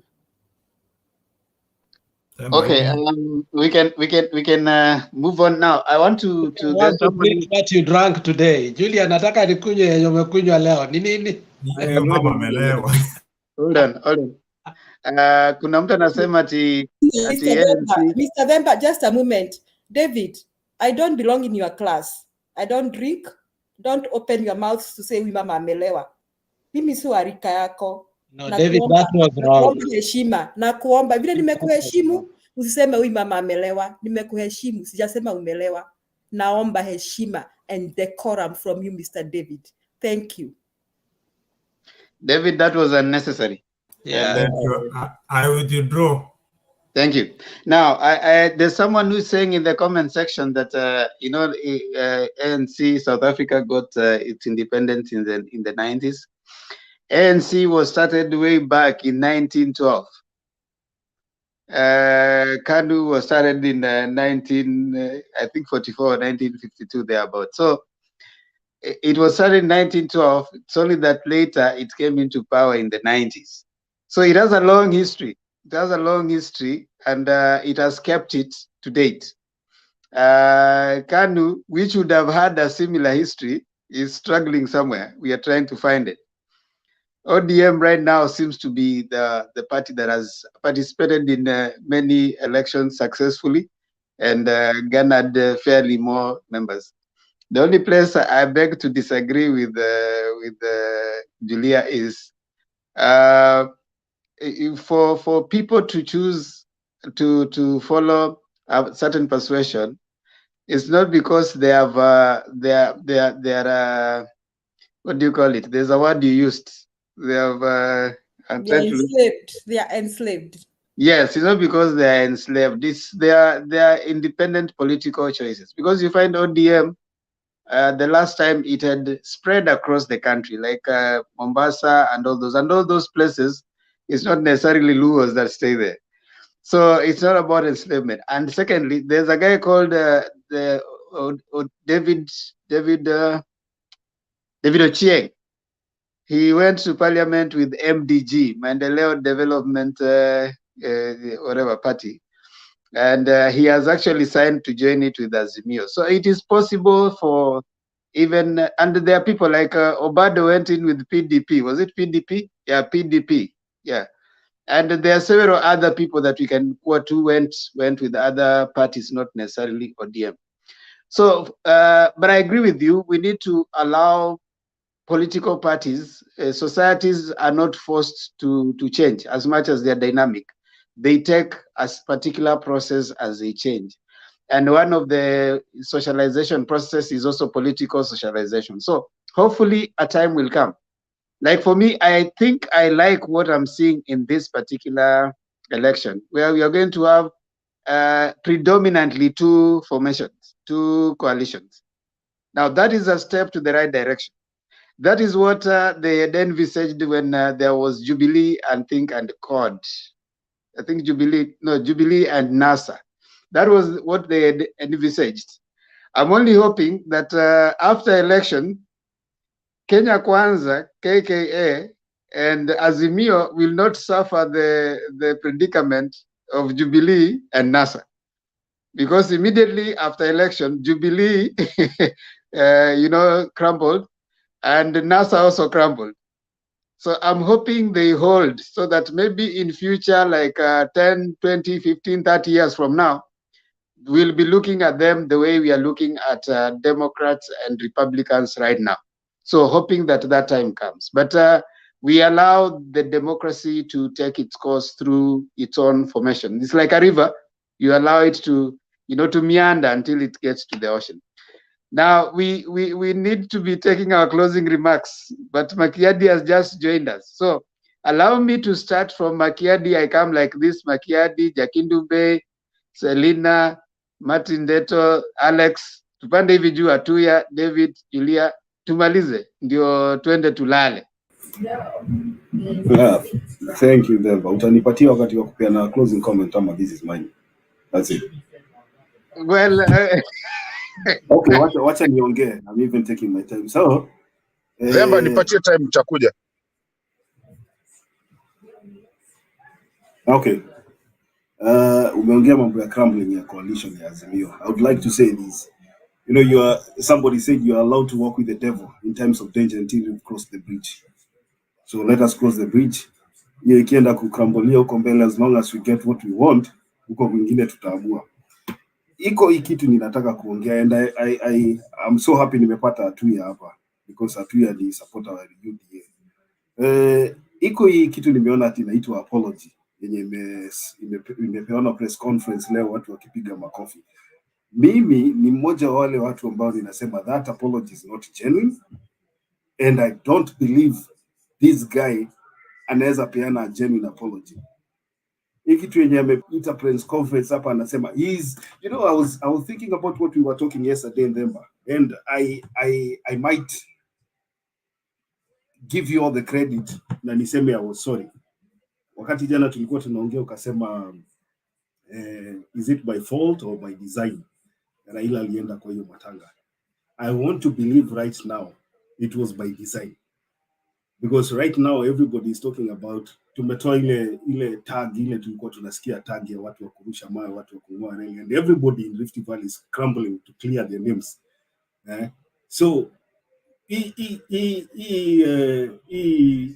apology yenye Ruto anasema ati polisi wachunguze, it's like everybody, iko jina Kenya inaitangwa allegation ati Raila was allegedly stoned by supporters of William Ruto. I mean, hakuna mahali Raila alienda na basi na watu kutoka Kisumu ama kutoka Mombasa, watu wamevaa t-shirt za ODM, akaambia ningojeni hapo nikirudi nipige mawe. So history allegedly, alafu tunaongeza ati police will investigate, and if anything is found ya kwamba there was any kind of arrangement, then we will even go further kunyima watu party tickets. That is just mambo ya kufunga watu macho, anajaribu kuosha jina. Tumeona ni watu gani, watu wa violence, and we don't want to go back so many years ambapo tunajua ile vitu inaendelea.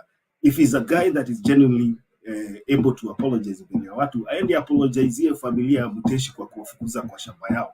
This guy has no apology. Alipiga watoto wetu tear gas huko Nairobi, akawafukuza kwa shule, ndio atafute parking ya hoteli, which is sitting on a grabbed land. Na hakuna siku yenye ameai apologize. He's still in court right now akingangana na KCAA kwa sababu ya hiyo shamba ya . So na tunajua hata mambo ya Narok huko, alichukua shamba ya former vice president akapiga fence almost 1000 acres. So hii ni kufunga watu macho. Amerudi mahali ambapo tulikuwa tunajua na kuanga. This is the guy who exists and thrives in violence. So I would even urge AZIMIO supporters, don't even worry about this thing, because at the end of the day tunajua Oscar Sudi hata leo amesema kwamba he will take responsibility. We are very, very, very sure that him and Kositani ndio watu waliorganize baba apigwe mawe. And tulikuwa nasema yesterday here, we thank God, kwa sababu ukipiga mtu akiwa juu kwa chopa huko, unajua nimesikia Kositani anasema ati chopa ilikuja ikiwa na shimo kwa kio. I mean, what kind of rubbish is that? Mtu anaweza fly kutoka Nairobi mpaka Eldoret huko na chopa yenye iko na shimo kwa kio. Tunabeba ufala. So Ruto akae na apology yake, atuitaki, akitaka awapatie ticket ama asiwapatie ticket, we know yeye ndio the lord of violence na atashindwa na hiyo violence yake. He's trying to prepare our minds sahi ya kutuonyesha he is a good person. Ndio wakati atashindwa aite hiyo mamorani yake hiyo nini walikuwa wanapiga nduru. It's so painful. Mimi nimeangalia press conference alafu watu wanapiga makofi nyuma asifu anafanyia anybody a favor ati kuomba apology. He's not doing us a favor.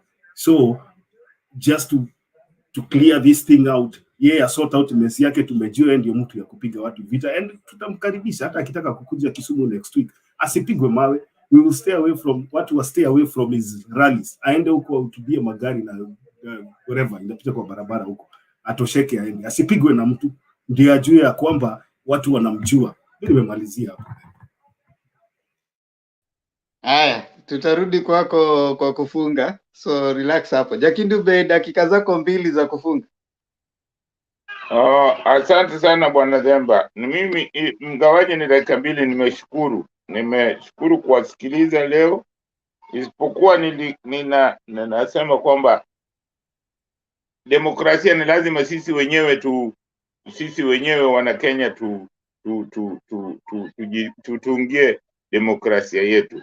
Lakini mimi nataka kuwaomba wana Kenya wote tusifanye fujo kama ile niliona kule Eldoret. Watu wengine wasifanye, kwa sababu kitu kile ilifanyika Eldoret inaweza kuchoma nchi yetu kabisa. Mtu asijue kama ni nchi tena ile ya Kenya. Kwa hiyo tunataka nchi yetu iwe na usalama na tuache fujo. Ndio maana mimi nasema inatakikana sisi kama wana Kenya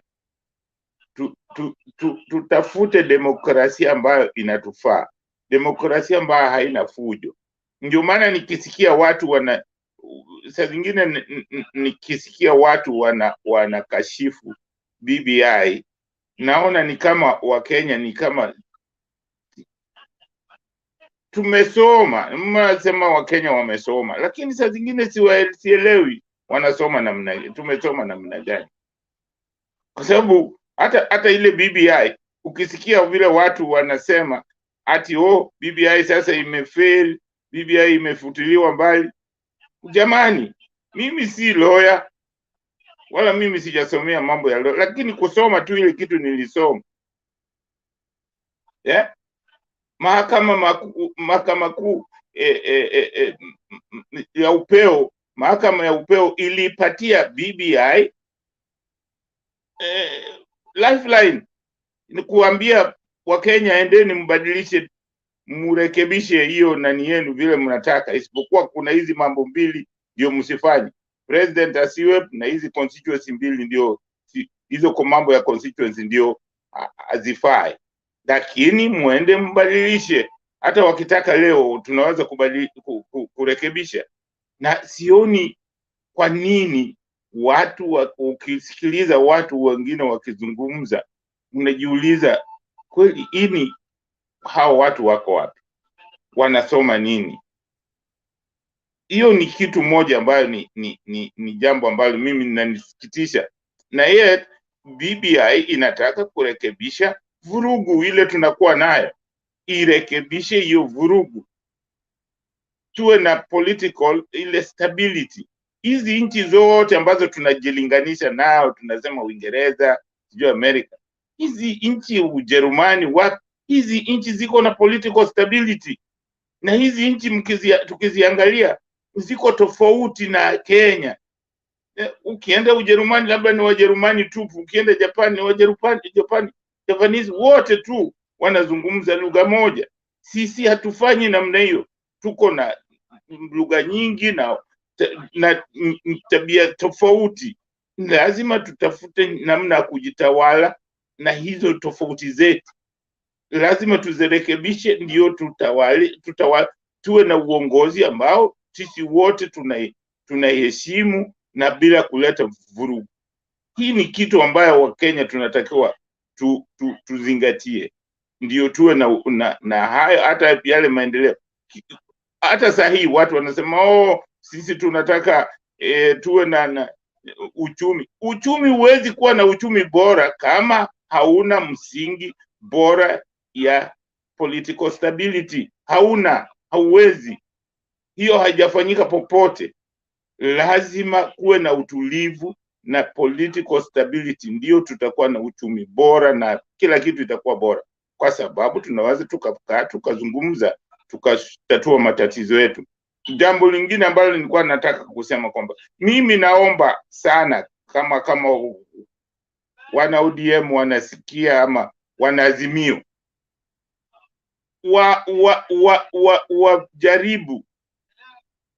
wajaribu hasa kusuluhisha mambo ya hizi chaguzi ndogo kwa majadiliano. Majadiliano ni bora zaidi, ili yule ambaye anashindwa, wale ambao wanakuwa kwamba wamemchagua mmoja, wanaweza kumtafutia kura huyu mwenzao, kwa sababu kukiwa na vurugu huwa inaleta matatizo, inafanya hata wengine wanashindwa kupiga kura, unaona. Lakini kama mna mazungumzo, mseme huyu ndio tumeamua atusimamie wakati huu, kila mmoja atamsaidia katika kutafuta kura. Kwa hiyo mimi naomba hiyo katika mazungumzo. Jambo lingine ambalo mimi nilikuwa nasema ni kwamba mimi naomba Nairobi inaweza kuwa labda sijui, lakini mi ningelipenda na sehemu kama Nairobi wanaazimio waone kama mtu kama Raphael Tuju. Mimi navyomuona ni kwamba labda ni mtu anaweza kuwa na kiwango ambacho inafaa na kiongozi ambaye anaweza kuwa pale Nairobi, kwa sababu Nairobi ni jiji kubwa la nchi yetu. Sijui mnaweza kuwa si lazima, lakini nasema tu kwa mfano, nafikiria anafaa kama anataka. Sioni maana yake kwenda Siaya. Siaya hafai kuwa kule Siaya. Hizo ujuzi wake anafaa uwe nao katika mji mkuu wa Nairobi.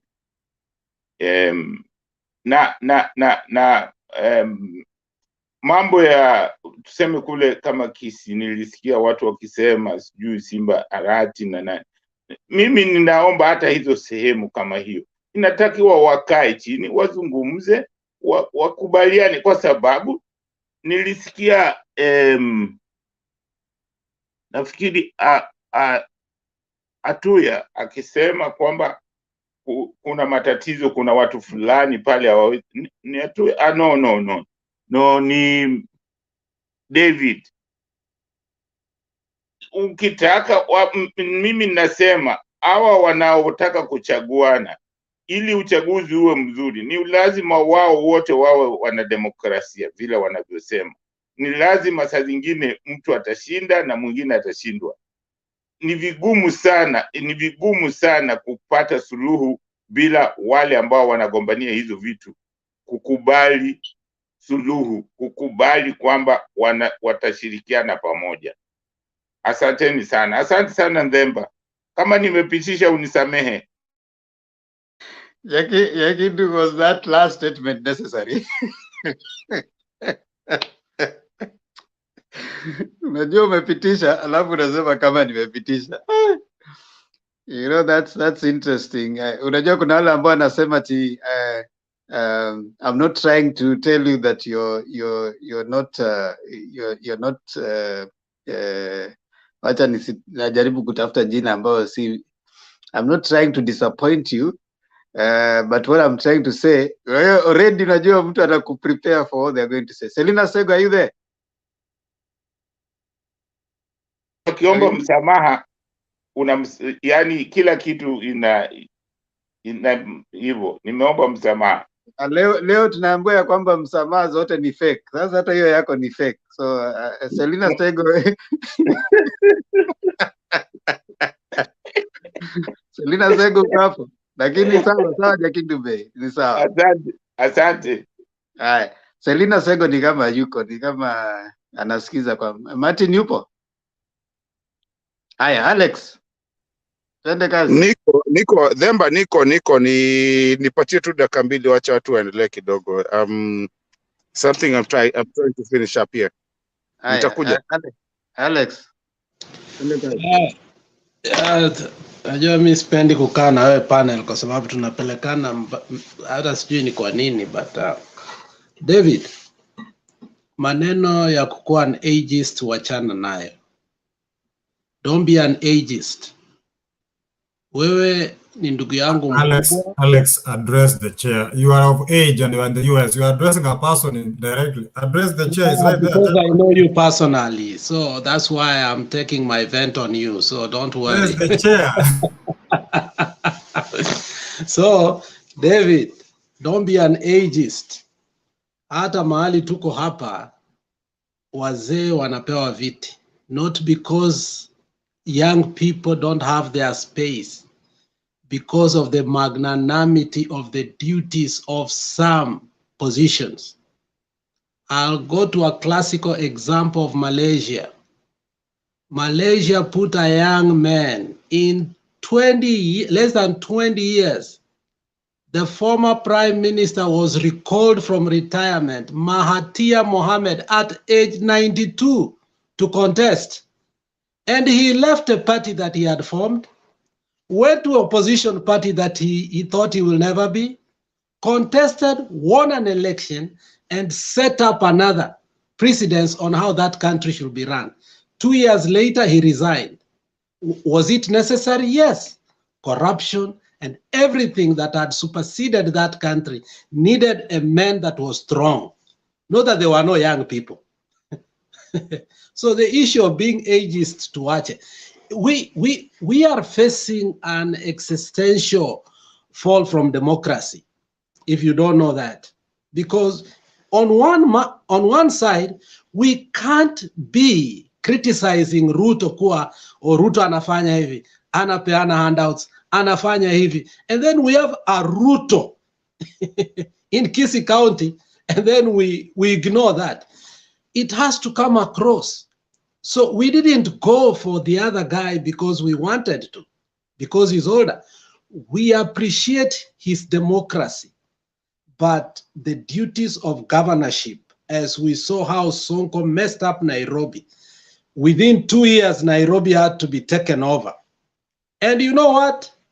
That power is still with the president. He can do that anywhere. You know, there are some counties the president aliwasamea, kama Kiambu, they could have taken over. Where Samboja is, they could have taken over. So when we are also voting, let us also have that mindset that this person that we are voting, are we voting for another Sonko? Because if we do that, 5 years will be lost. And vile Martha Karua amesema, it is us to blame. The social fabric, social amenities, simple things that are going to be devolved later on. Unajua sahi, how many people haven't been paid Kisii County in the hospital for a very long time? Kila wakati mshahara inachelewa. So these devolved functions require a strong person. And my fear is that when you see people who are dishing a lot of money, especially our to wanaenda gubernatorial, when they get to the seats, they want to get that money back. That is my fear. So for me, ikiwa Simba atatosha kwa sababu it's by merit, it's okay, but not by age. Age for me is non-essential, because Mahathir Mohamad is a classic example of a man at 92 who became a prime minister because he was recalled, because the country needed a strong person. The economy of Malaysia has gone back to track. So for me, I see a governor that Kisii wants is a better person than Simba Arati. Thank you.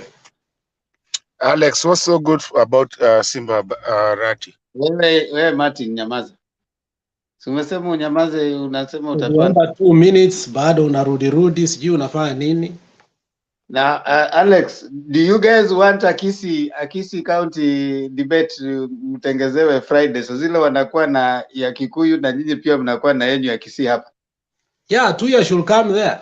I want to debate Tuya because yeye ni mtu peke yake amebaki UDA in Kisii. We have another channel which Alex has never attended, so he's behind news. I will share with him. No, I didn't want to enter that. Hiyo ni sini ile vitu mnaongea juu ya Simba Arati. Okay.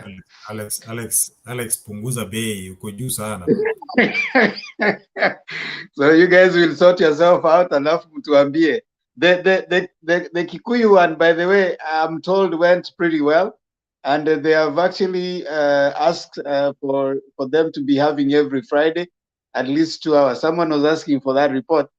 So I was told they were able to explore on some of the issues. And pretty much the people who are listening, the Mutembe TV listeners who come from the central area, I'm imagining are able to get something from them. So they have asked for for like every Friday, they have like 2 hours. I think that's good for the discussion that they're having. And I think we can do that. The Luos also, now that Mutembe is now going the way Citizen went, Mianza Ramogi FM, Shoro FM and all that. Now it means that even here now we'll start different tribes coming up. Before long, you'll hear even the Luos are asking to have their own. But it's okay. Yote tisa kumi ni kwamba ni progress. Atuya karibu. Asanti. I'm not in support of the tribal cocoons roots. I prefer debating generally here. But if that time comes, we can go and debate local politics. But what was happening here on Friday, it was not local politics. It was just a setup to try and incite a certain part of this country against some candidate. Let me not go there. Richard, you came in a little bit late, and you came in with lots of vengeance in your mind and heart. I think we agreed that we are not going to explore the route that you took of pouring bitterness about what happened yesterday. We resolved that we make peace, that this country needs us all, and if an apology came from the deputy president, I don't think you have a truth meter to tell whether it was true or false. The way you're feeling, the pain that you're carrying in your heart that Raila Odinga was stoned yesterday, it is the same pain that we, the supporters of William Ruto, have carried from Nyeri, Muranga, Busia, and in Kisumu. We have faced stones all over. But we don't want to take that and take it, what happened in Iten, as something that was meant to repay what has happened before. If we go on that trend, we're going to destroy our country. So, Richard, calm down, forgive whatever happened, and preach peace. And I want, when you will be making your final remarks, say that you accept the apology from William Ruto, and we want a peaceful and united country. Jakindu Bey seems to be very obsessed with the BBI thing. The Supreme Court actually said that BBI, there are some things that the BBI allowed and disallowed. It never gave BBI a lifeline. From the legal perspective, BBI is dead and buried. If we want to have a similar kind of initiative like BBI, then I think Alex or Demba will have to be funded by Mr. Kenyatta to start another popular initiative, maybe call it Mtembei initiative, and have another route to go. But BBI, if it has to come back, it has to start from zero again. So I don't have hopes that BBI will come in the next 2 months or 6 months. It is dead, buried, and gone. Atuya, are you insinuating that we are so poor that we cannot do it ourselves, that we have to be bankrolled by Kenyatta? You need to my words. My tummy and my pockets are loaded, but we shall have a discussion backstage for that. And then I think Julia was trying to allude the fact that Central or Mount Kenya region is full of independent candidates. I've tried to look at that list. I've only found that the true Mount Kenya, that is the real Mount Kenya, they only have one independent MP from Thika, and then I think one senator and one governor. And the other two are from Meru. Meru is in Eastern. The bitterness that she was trying to show that the mountain is being taken over. She's now very bitter that the mountain will vote independent candidates. It's not going to happen. I just want to assure her that the mountain is yellow. At the top of the mountain, William Samoei Ruto is carrying the Kenyan flag, and we are liberating not only Central Province, but the whole country come 2020, come August this year.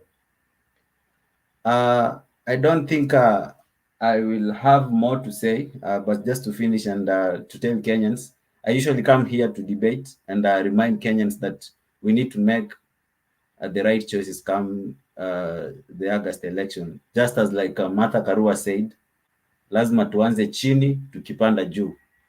Bottom up is the only recipe that can emancipate Kenyans from the poverty that we have been in. To finish, I don't think I have anything else to add. I just want to ask Alex, have you been to South Africa? Sometimes I think you're South African. You Zulu. I've just gone there twice, Bwana. That is Too it. much education yako nayo. All right. To the next speaker, Mr. Chair. Thank you, Atuya. I give it to Arika. Yeah, thank you, Mr. Chair, for the chance that I give my final remarks. I'll make sure I use the 2 minutes because my points are down. I don't need to gamble with them. One, I want to say that let us shun political violence. And on that note, we condemn every violence meted against common mwananchi, more so political leaders. So the DP has taken a political responsibility and apologized to the country because one of his leaders, of the country's leaders, that is Raila Odinga, was almost hurt. I think, in my opinion, he has scored because when sometimes you humble yourself, you rise stronger. But when you tend to be opposing, you raise more temperatures. So politically, we take responsibility and call upon security agencies to do their work of bringing to book all those either funded or on own evolution who caused mayhem on that. And we hope that will be the thing of the past. In equal measure, we call upon protection of candidates, especially the presidential candidate, because these are very important people. We need protection against Ruto. We need protection against Raila because we need a competitor anyway, and who is a formidable competitor. Therefore, let's shun violence. Two, party leaders, we are calling upon you to conduct yourself well. Weigh your words, what you speak, the mood of the people you are speaking to, because sometimes your followers are so many that with the different minds, they can misinterpret you and cause problems. Let's have leaders who can talk about issues, policies, manifestos than individuals and the character of an individual, both in the political divide. Thirdly, I want to say that party leaders, let mwananchi do the election. Don't impose leaders to them,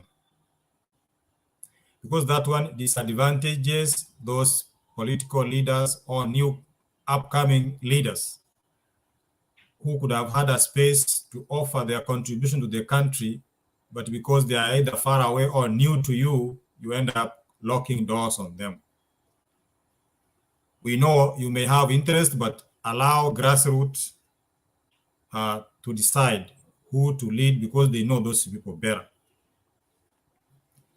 I also want to say that young people, I'm speaking to young people who might be listening to me. It is your time to rise up. We have been told that you are leaders of tomorrow. The same people we are reading in the books are the same people we are seeing. We have grown, we have married, kids are getting old, still being told tomorrow will come. So that way, I want to challenge them. Young people, you are the biggest number. Vote for your own. And if need be, get disciplined. Once you've been given opportunity, perform. Don't let young people down. So my support goes direct to Simbarati in Kisii as a young man. Simbarati, I wish I could fly and vote for you, but my voice rests with you. I wish you well. Young people, stand up, vote. All the people, I don't hate them. I'm not ageist, but they have done a lot. They deserve respect. They deserve rest. And that's why people retire. That's why pharmacists draw medicine from the shelves that are expired because they are not safe for human consumption. Expired leaders take a back seat, rest, pass the baton. Second to last, allow me, Chair, to address that Selina Sego, I am not mad. I am of sound mind. I am a debater. Actually, to your information, I have been in this channel earlier than you were.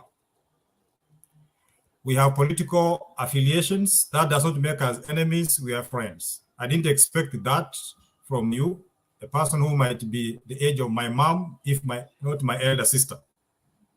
You are a bit unkind to me. I've forgiven you. But please spare me that kind of harsh address. I expected soft voice from a mother of reason to reason together because we are all in this journey. Lastly, I want to address Kenyans. Kenyans, you have a chance to vote come August 9th. Some of us who are in this panel, we can assure you, a big number is outside the country. But the people who are in the country are the people to decide who to vote. We may give different opinion here. As remains an opinion. We have one vote each of us, but you have a vote and you're on the ground. For me to come and vote, I need over 100,000 to come and vote. This is your chance to make your voice known. Vote leaders who can transform your lives. Not because a leader has been proposed to you or is popular for no reason. So as we express our views here, I want to call upon the panelists that let's be fair to one another because we can't be in one camp. As Temba said, we need to develop our parties. If you go to a game and you meet a weak team, the victory will not be sweet. I'm happy that Atuya mentioned about BBI. I'm one man who never liked BBI from the word go. When I came here, nilishambuliwa kabisa nikasema BBI mimi siipendi. And I danced when the BBI died because it was meant for a few people, but they sugar-coated it with a few things that IEBC could do. They sugar-coated with things that the institutions can do. We don't want leadership through backdoor. Ukishafanya kazi yako miaka 5-10, enda nyumbani, peana nafasi. I want to rest there and say we are brothers. I don't hate anyone. And to some extent, I may not even vote, so don't take me too personal or too seriously because you don't expect me to board a plane from America to go and vote an MCA, but you on the ground listening to me, you can make that change. And when you are happy, I'm happy because when you may not extend the need to ask. I want to stop there and say thank you, Themba, for the chance. I hope I didn't go through past the 2 minutes.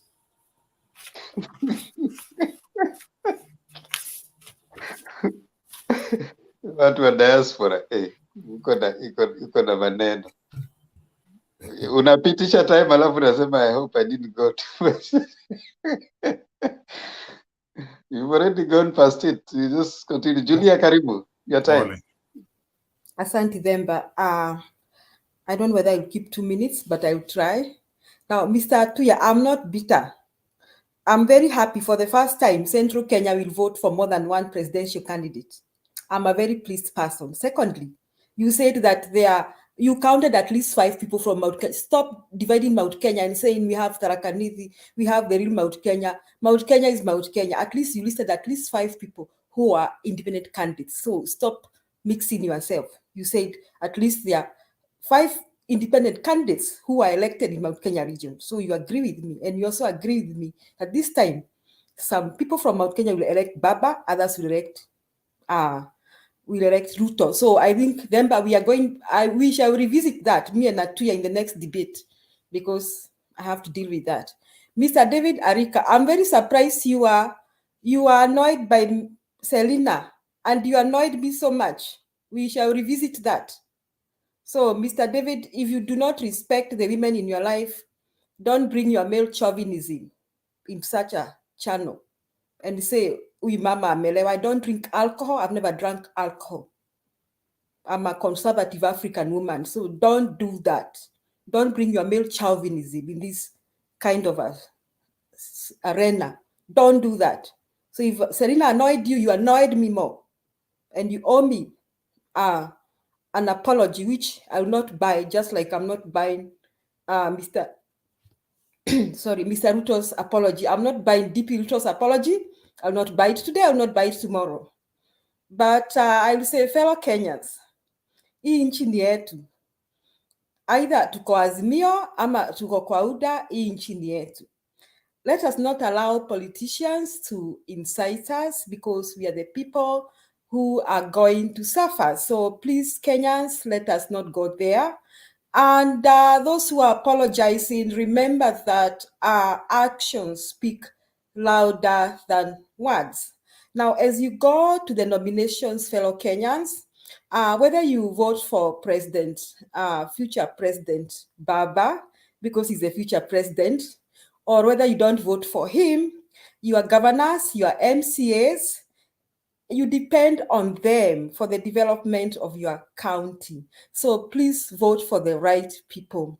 Now, wale wako Mount Kenya, na waomba, this time we have 2 presidential candidates.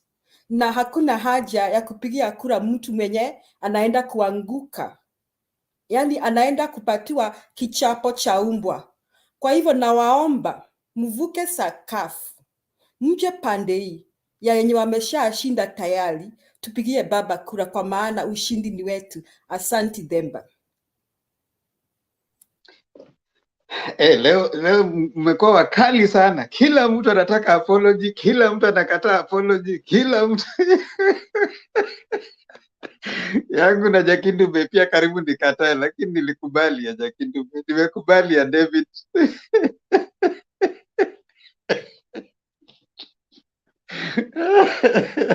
Wow. Kila mtu apologize, kila mtu Mato apologize. Ulidrop bila kuniambia. Anza hapo ukitoa maoni yako ya mwisho, apologize, na hiyo apology yako utatoa, nitaikataa. So apologize na ujue nitaikataa. Brother, unajua nini? Niliomba nipewe dakika mbili tu nichomoke, kwa sababu unajua pia Marekani iko na maneno zake. Kuna zile kazi unafanya, you have to go do something, and I think at this point nimeanza kuwa mtu mkubwa. I mean, not hata mtu mkubwa, nimekuwa hapa for a long time, but nilikuwa naomba, lakini Wekesa akaninyima. Nilikuwa naomba wacha nikimbie dakika mbili nifike mahali alafu nifanye kitu, because in as much as we talk politics, we also have our lives to live, and we also have everything to do in our lives. And as much as we are doing here, kila mtu ako na vitu zake anafanya, that's also politics, because it's how that's what determines our lives. The one thing I love about this place and this chat as we're speaking is coming and having a different opinion. There's Richard has been a very person, unamsikiza na anasema vitu za ukweli na zile anasema, and what he says, and is very limited to what he says. Julia also, I mean, Julia comes hard, anasema. But you know why? The reason I have this kind of way of nani ni nani anasemaga nini, is because of that's the social fabric of life that we have to live in our life. I come here not just to talk, but mostly to listen. And today there's something that has happened, you know, with the people that actually are the biggest people of Mutembe TV and the moderators. Today I saw them but just sit down and wait and lift the hand when you sit on a liftingi, you know, and that tells you those are humble people, because that's what we need to know. That's life It's not about kwenda kugongana mawe, kwenda kufanya nini. And we all know we are not kids. Tunajua kama ni mtu wa kwenda. Says Themba, if you go to Kambani or if you go to I want to send you somewhere very bad. Uganda. Kuna mtu atakugonga mawe? No, it's planned. And that's the politics we are trying to walk away from. And that's the reason we are here. Kwa sababu sisi tunaweza ongea na Mama Julia, tunaweza ongea na kina Richard, hatujaipatana maisha yetu yote, si ati ni group kameletwa mahali, na kila mtu ako na vitu zake. We as Kenya, regardless where you come from, regardless what your political, affiliation is, we have a sustainability to keep very close to our hearts of what Kenya is. Now, if Ruto wins, apparently, whatever, if Ruto wins next year, are we going to lose our citizenship? To be Kenyan? We're not going to lose citizenship. I'm still going to be a Kenyan with a president that maybe I don't like. Nikipita mahali huko, nikipita France, when I'm trying to travel and go see whoever I want to see, my mom and everything, I'm still going to pass by huko na nitapeana passport yangu ya Kenya. But the biggest thing that we have to look is who and whose hands are we safe, because now we also have to treasure Kenya to not be a dictatorship and something that cannot help Themba's daughter, Richard's daughter, or whoever be who they want. And we are tired of exporting. I keep on saying this. We are tired of saying, oh, I'm in the US. Oh, I'm in this, whatever. Man, we're tired about that. How about a time we grow up and we make our country know where we are going? Because at the end of the day, we are going to be not a third world power, but a first world power. Because at the end of the day, there's many engineers in this forum that we have. There's many politicians in this forum that we have. There's many people with many accountants and everything, and people who know how to talk about in this thing. And at the end of the day, it's our country. You see, and we should learn from Ukraine. Ukraine, some of the men were, I've watched this, and man, it hits me so much. I've watched men take their kids and their wives to get on the train and go back and say that we're going to fight for our country. That's a good example for our country. We, regardless who you are, I am a Kamba. I always say it. Somebody else who's a Kikuyu, somebody else who's a whatever we are, 47 or whatever we are. We have to not think about nani aligonga. If something is not right, is not right. We have to fight about that, because like when I was saying the Ukrainians, those people, they're letting their kids and the wives go. And by the way, it's not a joke. Maybe hata tunachapaga moi, but we never had that fight. Imagine unaamka asubuhi unagongwa bomb uko pa, kama Otieno Kajona alikuwa akisema bomb, lakini ilikuwa tu bomb ya, si tulikuwa tunagongwa kidogo. But imagine if today we woke up Kenya and then ukiamka hivi ujui bomb itaanguka side gani, itaanguka kwa Themba, itaanguka kwa nani Richard, itaanguka kwa wenye wako hapa, itaanguka wapi hata ujui. You just wake up and then you have to go hide. Kwanza sisi, first of all, hata hatuna place ya Ukraine wako na underground. Sisi hatuna underground. Underground gani? Hakuna. Where's the underground? So vita kama hiyo ikaletwa kwetu, which really almost happened. siku za Idi Amin. That's when Kenyatta alisema na muchunge, tutatuma ndege 3 za kivita, na zikikuja hazikuji kusalimia nyanya zenyu. Idi Amin had said mpaka Naivasha that was gonna be Uganda. We need to really, hata hizo siren I was watching because I love my country so much. Hizo sirens zenye zinapiganga today, do we have a siren if there's a tornado coming in Kenya or there's a bad weather coming, yenye inaweza warn kila mtu kimbia, enda ukajifiche? We don't even have that, and we are here talking matope instead of looking big way of our country, because you're my brother and I'm your brother's keeper and you're my sister's keeper. At the end of the day, we need to start looking at our country. Na hizi vitu sasa, unajua sisi tunaongea mawe, watu wanagongana mawe. Kuna watu wengine huko watu wajui wanagongewa huko bomb. Come on, man. Let's look at our country, fix it. I appreciate Themba and the people that always come over here, the people that listen. I come here to listen, not to argue.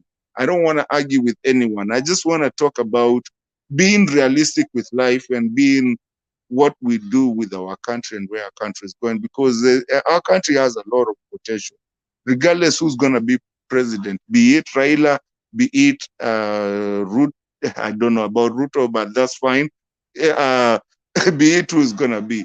But we have to plan our socio-economic fabric well, be it whatever is going to be, so that our kid and our kids' kids can have something to go for in this country. Thank you, Themba.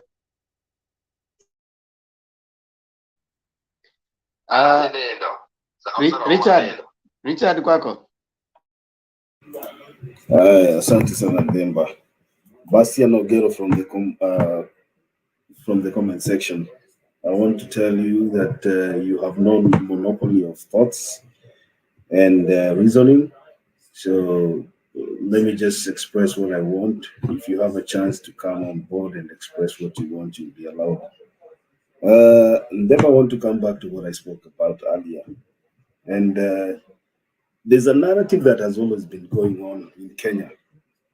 I call it a narrative because politicians have used the election period to divide Kenyans along party lines and send the people they don't like away so that they can win positions.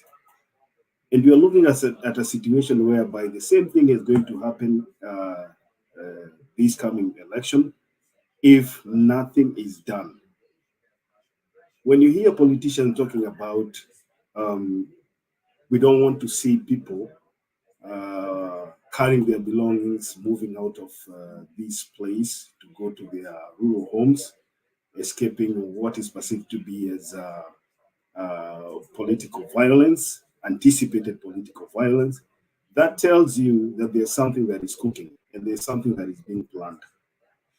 If you want to know what William Ruto is saying, listen to Oscar Sudi, listen to Kositani, and all the other guys that support William Ruto. These people have had a narrative, and the narrative is still going on right now.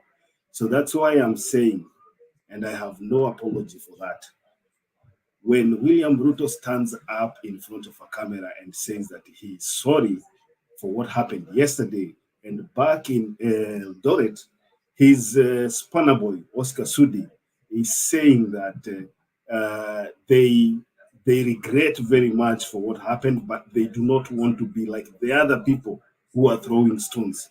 That is not an apology. He's just speaking for his boss, but the boss is doing that. He's just throwing the apology for the camera.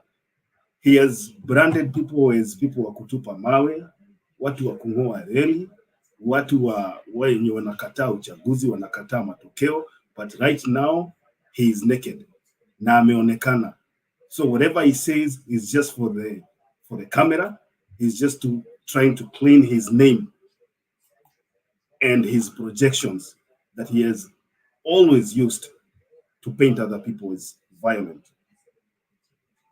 David had talked about David Arika. I think I heard David Arika saying that we have people who have expired in leadership. I want to tell David that every Kenyan with a voter's ID is legible to run for any seat they want. They can run hata akifika 100 anaweza pigiwa kura na anaweza piga kura. So there's nothing like expired leadership. In terms of security, I would pray and I urge the security forces in Kenya to make sure that they send the NIS and the CID wakae huko ndani hizo sehemu zinaitwa hotspots so that people cannot leave. People are trying to create a narrative ndio wafukuze watu wengine so that these people cannot vote like it has always happened in the past. And those so-called hotspots should have enough security so that no Kenyan this time is going to be disenfranchised. Everybody should vote wherever they want, where they took their voter's card, where they registered as a voter, they should vote there. Wasitoroke kwa sababu ya kwamba wanaogopa ati wakipiga kura in a certain way watavamiwa ama watafukuzwa kwa hiyo area. Every Kenyan has a right to be where they live because Kenya is a free country and you are allowed and permitted to vote for whoever you want. Nikimalizia, I would urge the security forces also to strengthen the security of the presidential candidates so that we cannot have an incident like this ever happening again.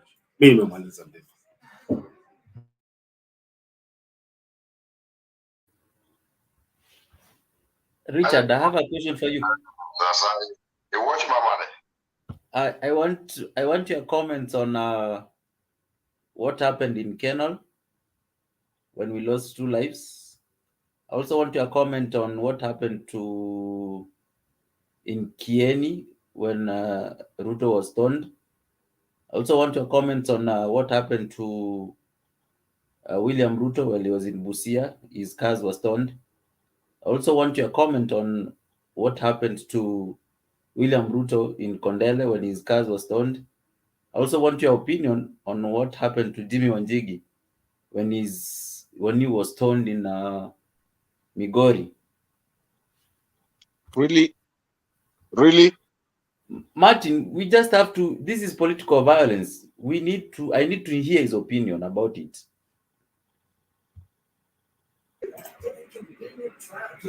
Abdullah, if you listened to me yesterday, I think maybe you didn't have a chance to listen to us yesterday.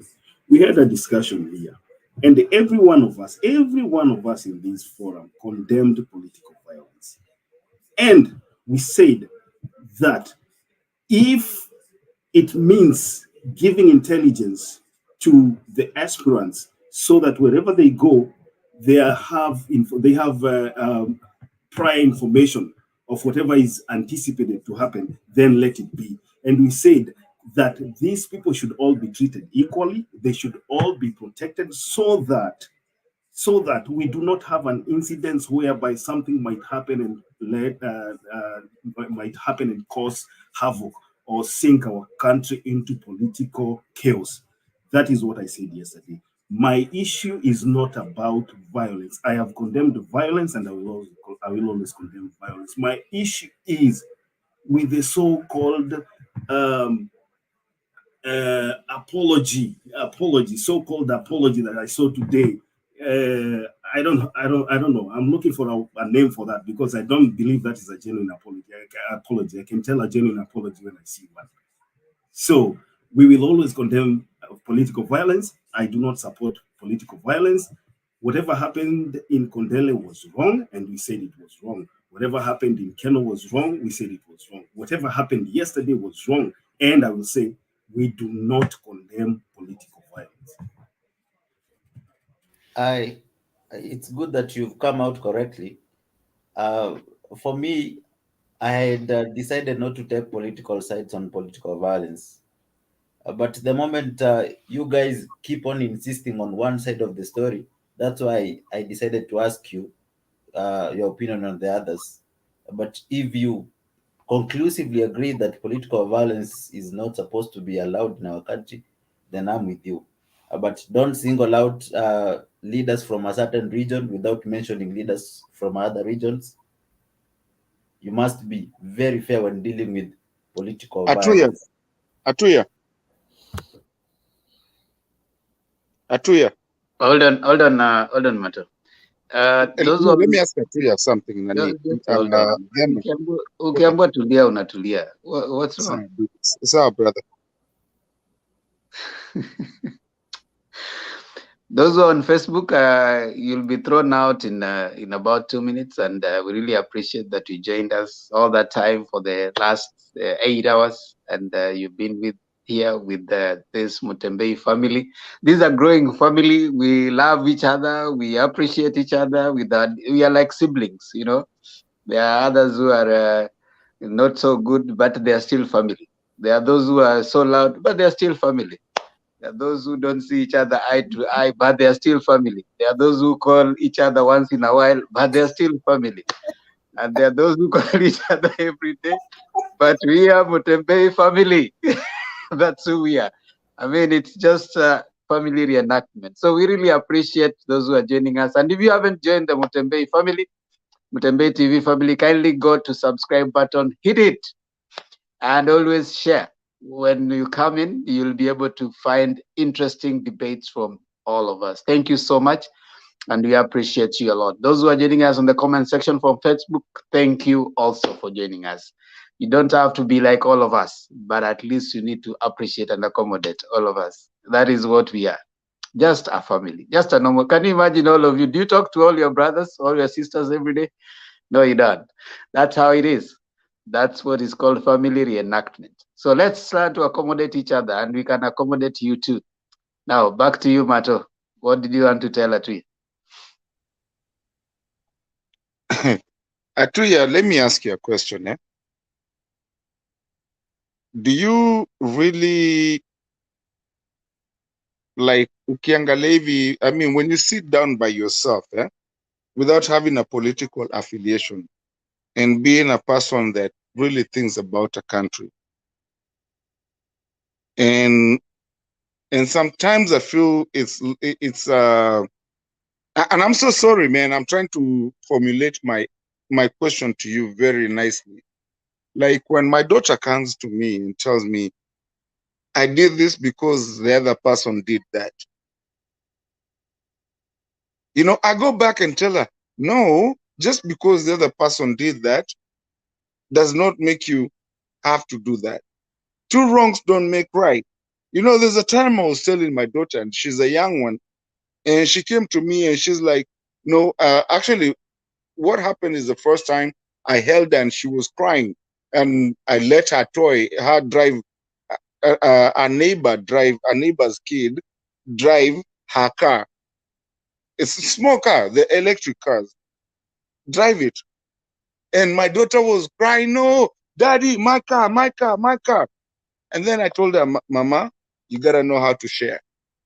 And she was so mad at me. She wouldn't even talk to me. Even by the time I was taking her to go, you know, give her a bath. She was so mad at me. But you know what? 3 weeks after that, we went to a baby shower somewhere, and she was playing with kids, and she had my phone. And she took my phone. And then all of a sudden she came to me crying, and I'm like, okay, because I'm hanging out with my friends and whatever, and you know, the kids are playing. So she looked at me and she told me, Daddy, he don't want to share. Why? Because I had already taught her you have to share. This is the thing.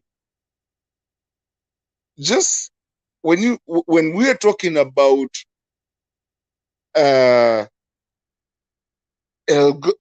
Marakwet, and then people come back with talking about hata Kondele mulifanya.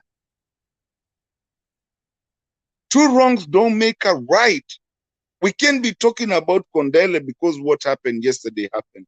We have to kemea both of them, because all of us here, we are Kenyans, And by the end of the day, I might be blessed to be somewhere, seas away, and somebody else might not be. Does that make them different? We're all Kenyans, bro. And that country means a lot to us because it might not be me. I might lay down here. There's a lot of friends that I've known nikienda PV cemetery. There's people that I knew wako kwa hiyo cemetery.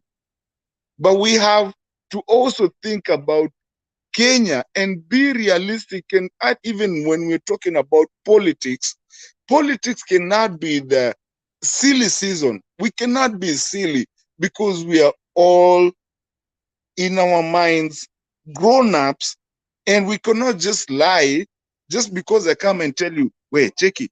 Them ameniambia tufanye hivi na because leo tumelewa or kesho tumefanya nini, so it's nice for today. It's not nice for today. It's nice for every day.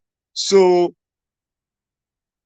Atuya, please, let's not make two wrongs be right, bro. I mean, sawa, maybe hiyo siku hakuna mtu alikemea.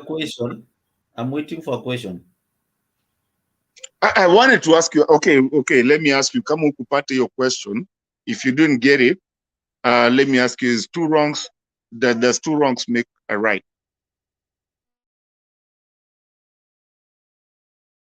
All right. I think if you have heard me since yesterday, I've insisted on not taking political sides to this issue of political violence.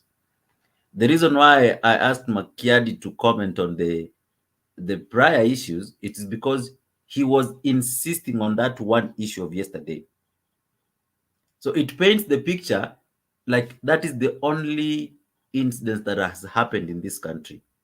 That's why I was taking him back to the memory lane and remind him that we have had several, 7 to 10, or even more. He was showing bitterness at what happened yesterday. And I want to remind him, and to be very sincere, I didn't want to go this route, that we in the UDA camp also are very bitter. We have faced political violence severally, not once. We are very bitter.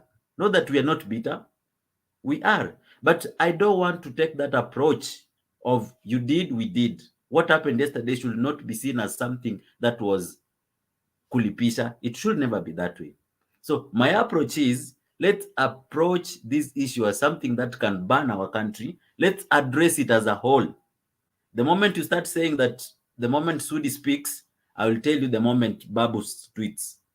Babu tweeted the last time, KDF, Kondele something force has ensured the takataka is not in Kisumu.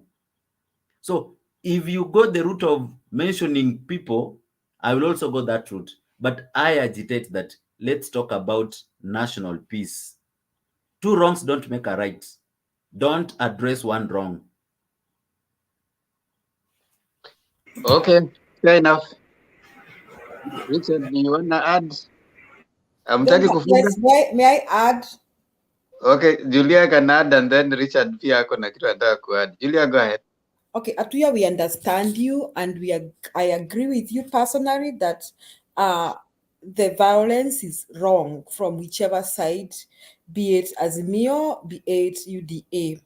But now we are asking ourselves that is this violence premeditated?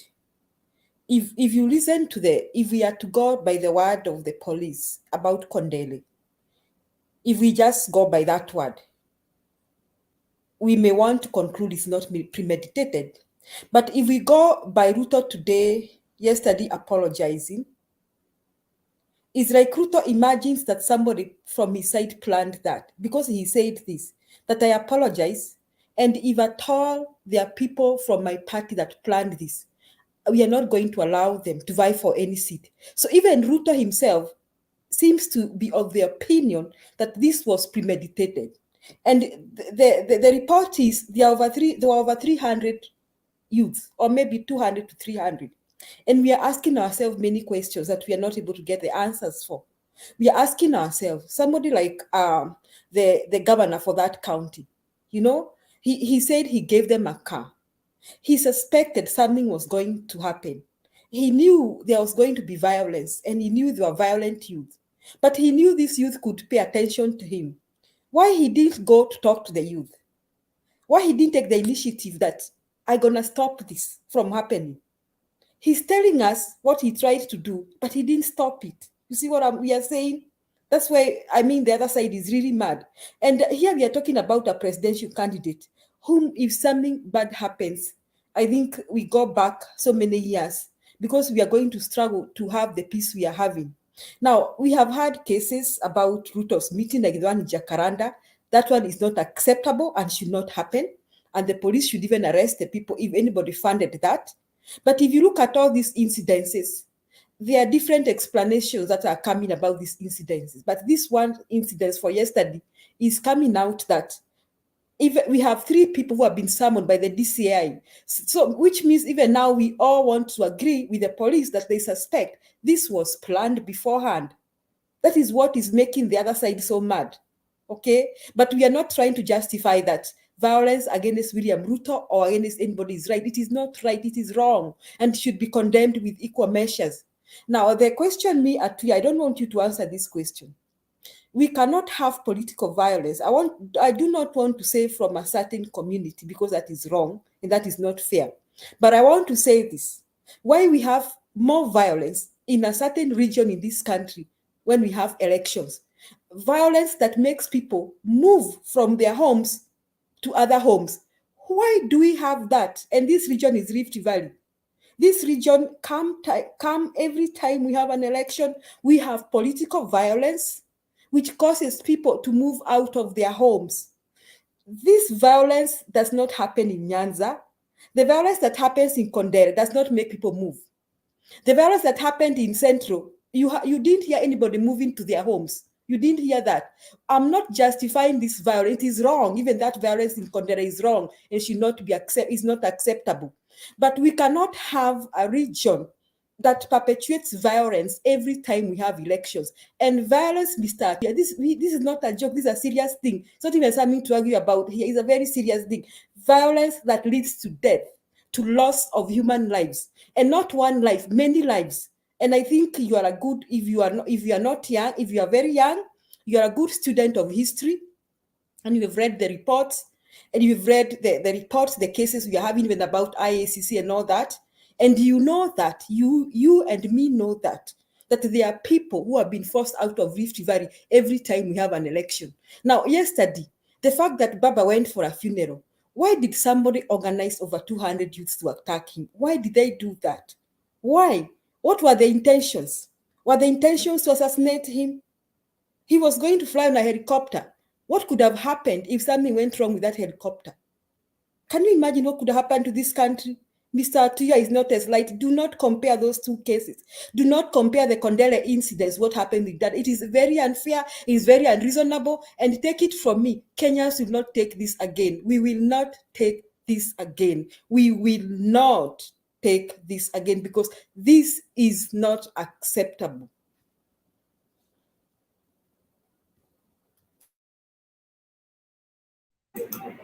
Atuya ameenda. Atuya yuko hapo. Amezima taa. Unajua sasa, wacha tufanye hivi Wacha Richard aongee alafu tufunge. Atuya, nataka usikie ile kitu Julia amesema. Julia amekuambia Raila did not go to Eldoret for a political function. Hiyo statement, hiyo unafaa understand. Raila alikuwa ameenda mazishi ya mwenda zake Jackson Kibor. Alikuwa ameenda mazishi.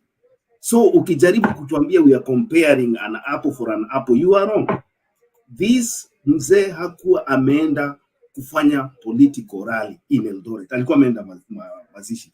So these people when unasema we are trying to condone violence on one side na tuna condemn on the other side, hao watu walikuwa wanamngojea specifically because wakati alikuwa amefika pale mazishi ilikuwa ni kama ishafanyika ikaisha. So these people walikuwa wanamngojea na walimpiga mawe akiwa amebebwa na gari ya Mandago. I don't know if it was a setup, ilikuwa ni gari ya county government from what I listened to. Hiyo ni number 1. Number 2, Hii kitu nasikianga inaitwa hotspot, political ati hotspot za violence wakati wa nini. You tell me, nataka uniambie ni mahali gani vita inatokeanga every electioneering period, watu wanafunga virago, watu ambao wametoka diaspora ya Kenya wanafunga virago, wanarudi kwao nyumbani. Na what effect does that have on the political, because these people are voters. Last election this guy anaitwa nani yule alikuwa na run against Mandago in Uasin Gishu, Buzeki had the support of the diaspora people wenye wanaishi Uasin Gishu majority, lakini wakati ilienda kufika wakati wa kupiga kura, the same narrative yenye anatumiwa saa hii kutoka kwa mdomo ya Oscar Sudi ya kusema hatutaki kusikia watu wanafunga virago, that is the narrative yenye inatumiwa every electioneering period, kufukuza watu ambao wanatoka diaspora. Hatutaki kusikia Richard, walianza kuimba ngoma, walianza kuimba what you call in traditional war songs. That's how Buseki lost that. So these people are going back to the default settings zenye wanajua, and I know this is political.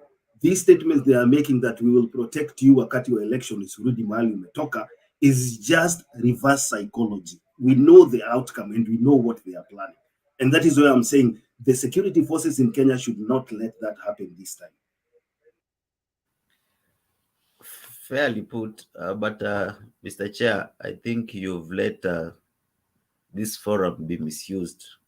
I think the speakers have spoken words that are tribal balkanizing, that are a threat to the security of this country.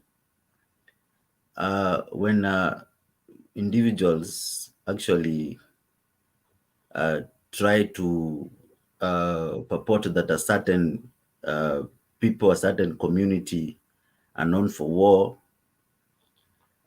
without a proper evidence, it is just a recipe for war. And I just want to remind us that I've been in politics, and I'm involved in politics, and I want to tell you that nothing happens in politics by chance. The stoning that happened in Iten, it is nothing that happened from nowhere. That thing was planned. Whatever I'm saying this, Richard, I'm saying whatever happened in Iten yesterday, it was planned. Underline that. It was planned. It is nothing that happened from the blues. And wherever that has been happening to the deputy president's convoy, the stoning, it is something that is planned.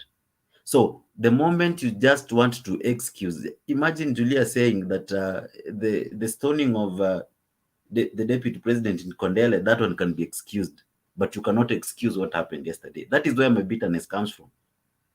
I come from this the thinking of, let's shun political violence from one angle.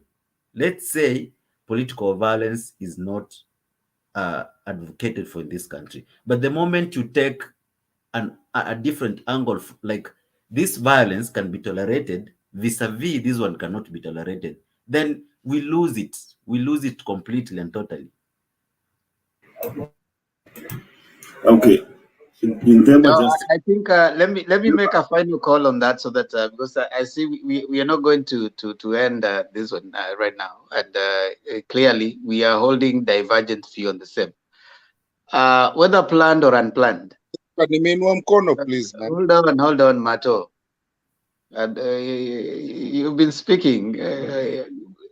This debate will not end right now. So let me just give it you, and he doesn't have to agree with you, and you don't have to agree with him. You can hold your view. We can hold our different view. That's okay. But for me, this is what my view is. I know Julia has a view, Richard has his view, Mato has his view, Atuya has his view. My view is this, and you don't have to agree with me either. My view is, whether planned or not, I don't think that we need to tolerate criminal acts around political tie for any reason. So the arms of government that are given that mandate to just a second. Themba, anyway, if you guys don't mind, let me say it before Themba comes back. Nani Atuya, the thing is that I agree with you. Nobody disagrees with you here. I'm here. Wacha nimalize basi, ulikuwa umetoboka. We, wacha nimalize, nilikuwa nishaanza. Alafu nitaisha. Bro, anyway, Atuya, the thing is that we don't disagree with you. I think you're very right in what you're saying. But I think what Julia and also Richard would say indirectly and in the back will be, we have how many, Atuya, how many tribes do we have in Kenya? Over 45. Okay, how many regions? How many regions do you have in Kenya? There are many in terms of counties, in terms of former provinces. There are many.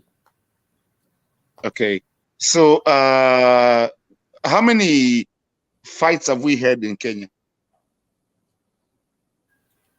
The ones that I've seen in my lifetime, in Nairobi, Okay. I've seen in Naivasha, okay, in Eldoret, okay, in Kisumu, okay. Where else? Mombasa. Okay. Yeah, those ones. Those ones. Okay, so Martin, let me tell you one there's something thing. called. I know where you headed. Please don't balkanize this country.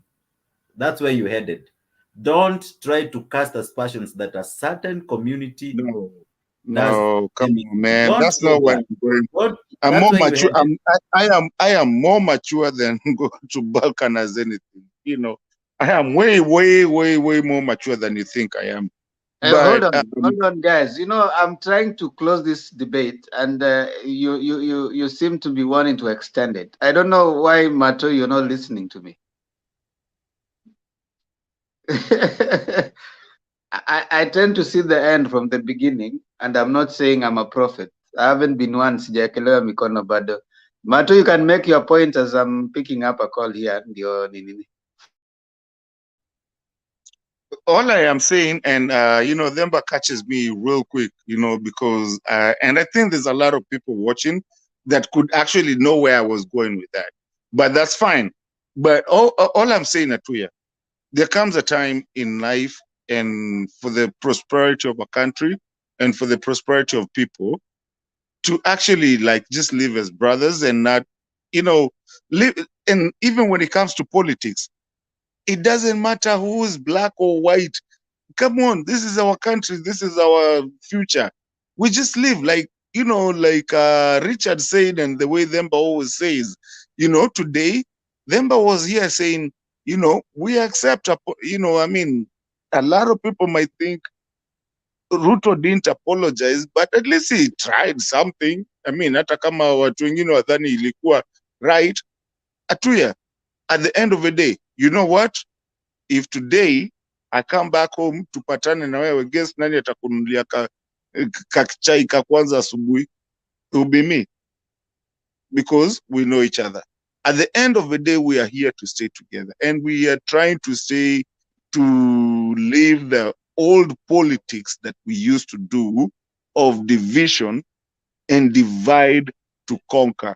We're trying to have politics of this is your man, this is that, but we're gonna be together, and at the end of the day, whoever wins, whoever doesn't win, and na hakuna kuiba kura, my friend.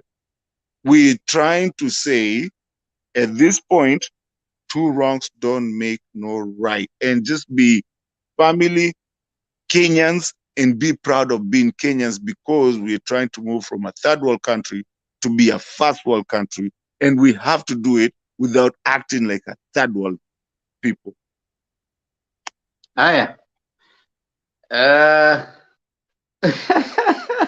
Ati Kiprotich Ngeno kumbe ni captain. All right. Now we have to finish. I had started by saying that you guys may not agree with me, and allow me to bring a closure to this. And like I was saying, what was I saying? I was saying that even if planned or not, we need to not have an environment that tolerates or explains or excuses violence of any kind. Violence of any kind in a political season. You guys, and if you are not there, you've read history books. It was violence that was used by Moi to stay in power for 24 years. And it has always characterized our political season. And I think it's also something that we want to carry on to the next part of our political system. So I think you and I have a little. Let me say I'm struggling to understand those who are trying to explain away any violence anyway. And I think in that sense, I'll agree with Atuya that we shouldn't explain away any kind of violence anyway. Those are elements of individuals. And those elements are criminal elements. They need to be isolated. They need to be held accountable for what they have done. Whether it was in Kondele, whether it was in Iten, wherever it is. I mean, we need to have some sense of having our institutions that are given that mandate, the mandate to prevent. Because there's only one organ that has sole mandate to have power. I mean, firepower. That's the security system. It has the guns. It has the way that they can prevent. There's the DCI. There's the criminal. There's the intelligence system. They are paid a lot of money to do that work. So we should hold them accountable. We shouldn't be calling upon someone to explain themselves or to say when they were conducting that, when they are arranging it, who is it? Don't we have a government that should be trying to look at that? So let's have those criminal elements going out, and we shouldn't have every political season characterized by violence. I think that is what we are trying to say. As to whether who was right, who was wrong, explaining away, excusing, I don't think we need that. And in any case, like I said earlier, we need to always pursue an agenda of trying to de-escalate, not something that is going to escalate. I mean, this chest thumping and kind of escalates a bad situation to worse. Sometimes I say, you might imagine you are only talking to 6 people. You are addressing 142 people watching this thing live. You don't know where that person is, and you don't know, especially for those in the diaspora, at times maybe the dollars you send, there are people who actually will listen to you because you're gonna, oil their heads.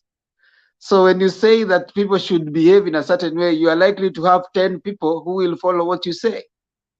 So I think sometimes we need to appreciate the platform in which we are at, so that we talk with a little bit of measure. That's why I have an issue with emotionalities when it comes to political platforms like this, raising a lot of emotionalities.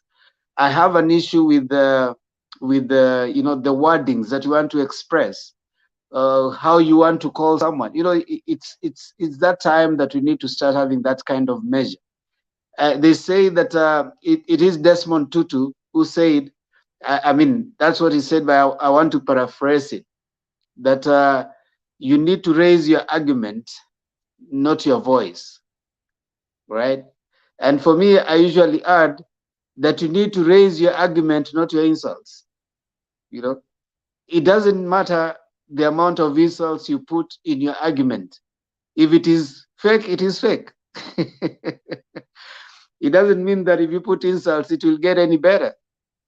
So we should strive to convince, to persuade, rather than to make someone feel down and something like that. In my view, I think that helps a lot of the debate that we are going to have. And I'm believing that this is a conversation that will continue. We need to kind of try to avoid emotionalities. Let us respect each other with our persuasions. And that's why I like what this gentleman that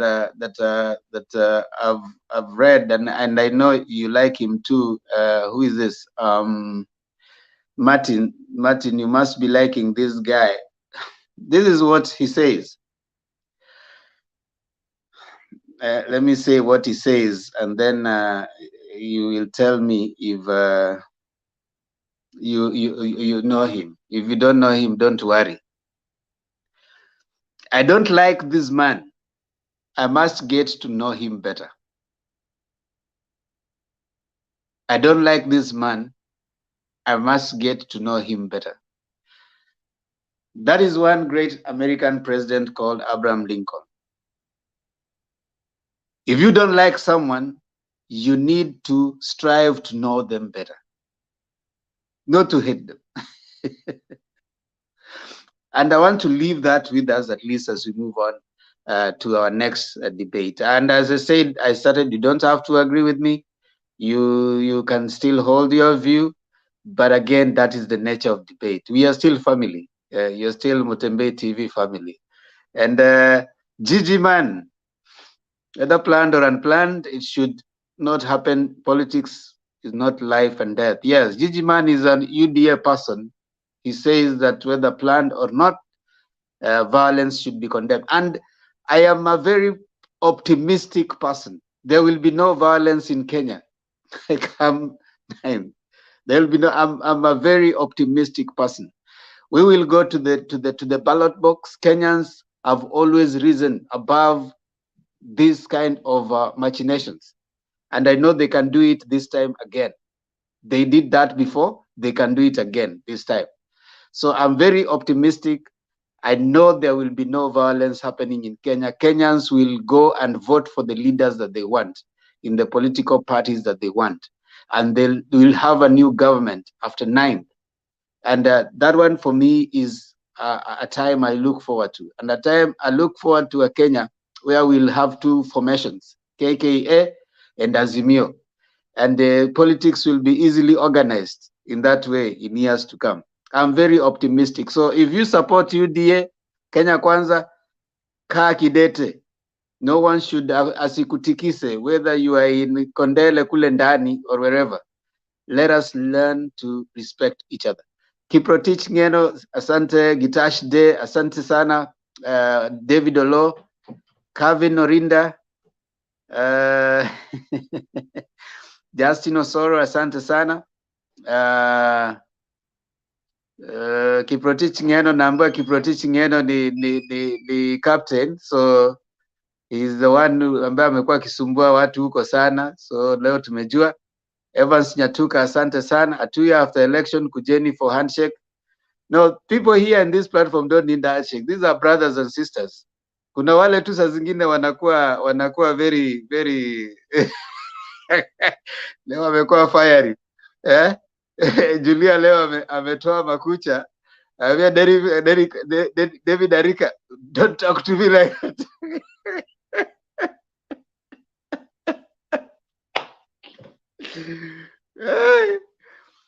Wakati wengine watu wanakuwa I think Atuya, we have always differed very decently here. It seems that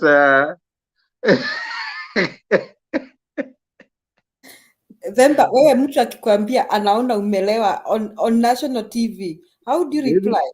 Mimi huwa ninacheka. Kuna wakati Alex alikuja hapa akaniambia Themba amelewa, Themba ni mlevi. But you know, Themba, you know, when it comes from a man to man, it doesn't really shout. But when a man tells a woman like that, it sounds so disrespectful. Na kulewa si dhambi. Amini umekunywa mali yako. Themba na Julia. It depends on who you are telling them, but it depends on who you are telling. Na unaweza lewa anything. Unaweza lewa hata maji, unaweza lewa hata chakula. Unajua kulewa, unajua there was a theory we did in psychology inaitwa irrational. you know, rational emotive behavior theory. It says that what someone tells you is not what annoys you, is what you make out of what they have told you. So if they call you a dog, it is the dog that you are thinking about, the one that is, you know, the dogs in the house at home. You see, like where we are. Julia, acha nikwambie kitu. Acha nikuchekeshe Julia. Just a moment. On that thing of Kulewa, there was two people. Alex said it like it was so funny.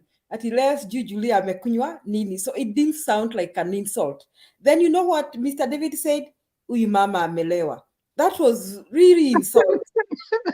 Julia, acha nikuchekeshe kidogo. The other day, just the day before yesterday, and by the way, me, I'm not a liar. You know, I'm a very realistic person. Yes, I do smoke cigarettes, right? Nikaenda nimeweka nini yangu hapo, my video inaniangalia, and then I walked into my garage na nika smoke cigara. You know what the comments came? Ambia Martin naende a restart aeke ilikuwa aeke aende aeke nini batteries za nini za inaitwa smoke detector. But you know what? I just was such a funny story. No, that was funny, Martin. But this man was you know, so direct. Uyu mama amelewa. You know the way he said it is not the way Alex said it. You know, Alex asked, "Leo Julia umekunywa nini?" You know, it was funny. But the way he said it, uyu mama amelewa. You know, it depends on the way you say it. It sounds different. So then it's okay. Yeah, unajua nini? We come here. Interpretation of it maybe to us, but then bagoja kidogo. We come here. The fact that we even go on the show and we click that, we expose ourselves.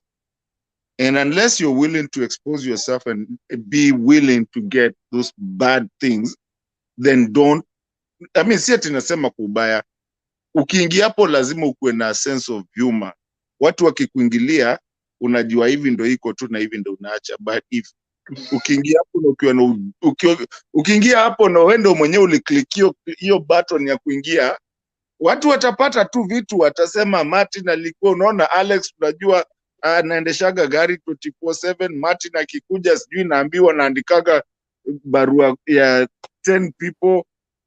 I mean, we come here and we are public figures. I mean, at the time naangaliaga napata watu 800, almost 1,000 people watching. There's a lot of people watching, so it's okay. Just make a fun of it. Mtu akikuingilia, let it be.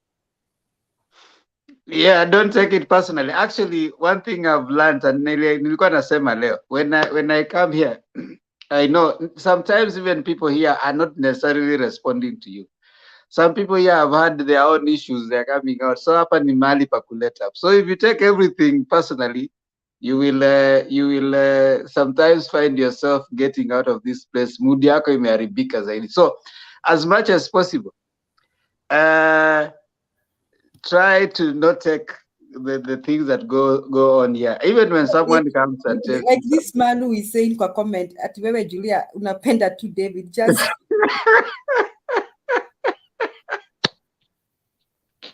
yeah, you will find a lots of comments, especially in this place. So the thing is, do not jibu zile ambazo unaona hiyo. Choose what you think you want to respond to. Ignore what. Hakuna mali mtu atakupeleka ukiignore some comments. And you know, some people are just here to have fun. In fact, most of them who come on the comment section, they keep the show lively. They just comment. They have fun. They are not. Some of these people, they don't know you. So I mean, don't be so engrossed in it. And we don't want people to come here to feel bad. Yeah. She wants my number. Tell him to come to the show first.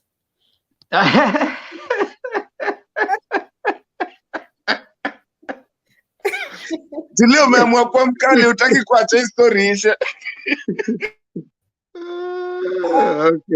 Okay, now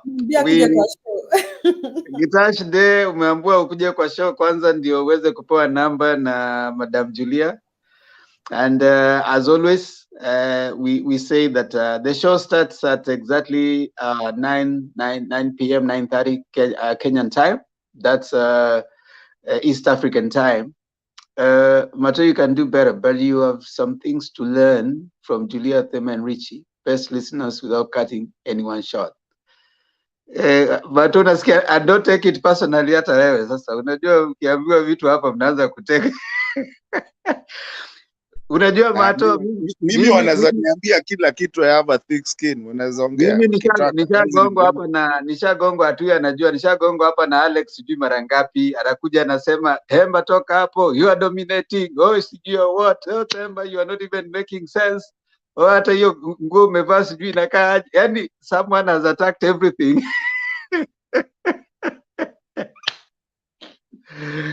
But I have been through the trenches.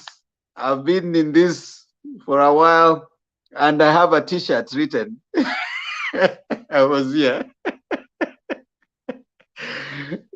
Remember, mimi hawaniwezi hata wakajaribu, hakuna kitu nachukuaga inaingiliaga kwa hii masikio inatoka ile pande nyingine. Waendelee.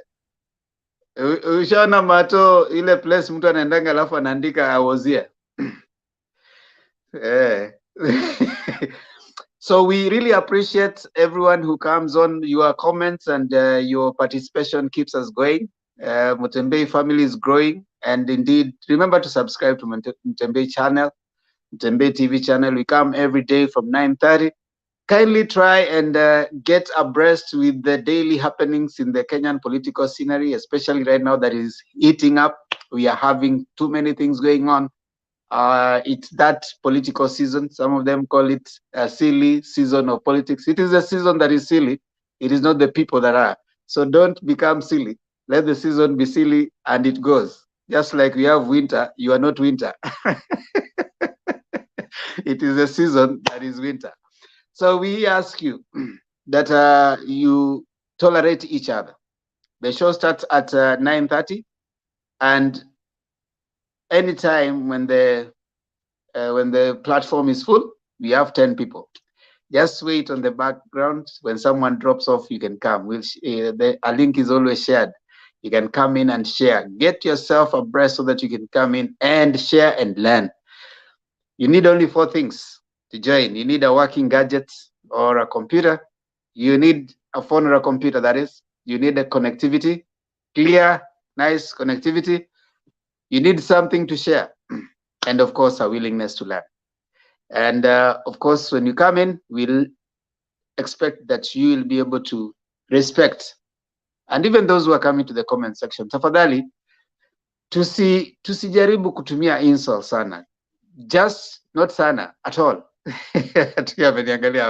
Yeah, not sana at all. Oh, don't insult. I've seen a comment. Yeah. Read the last comment there. Martin, Richard, Themba, and Julia come for breakfast, but Atui akauka.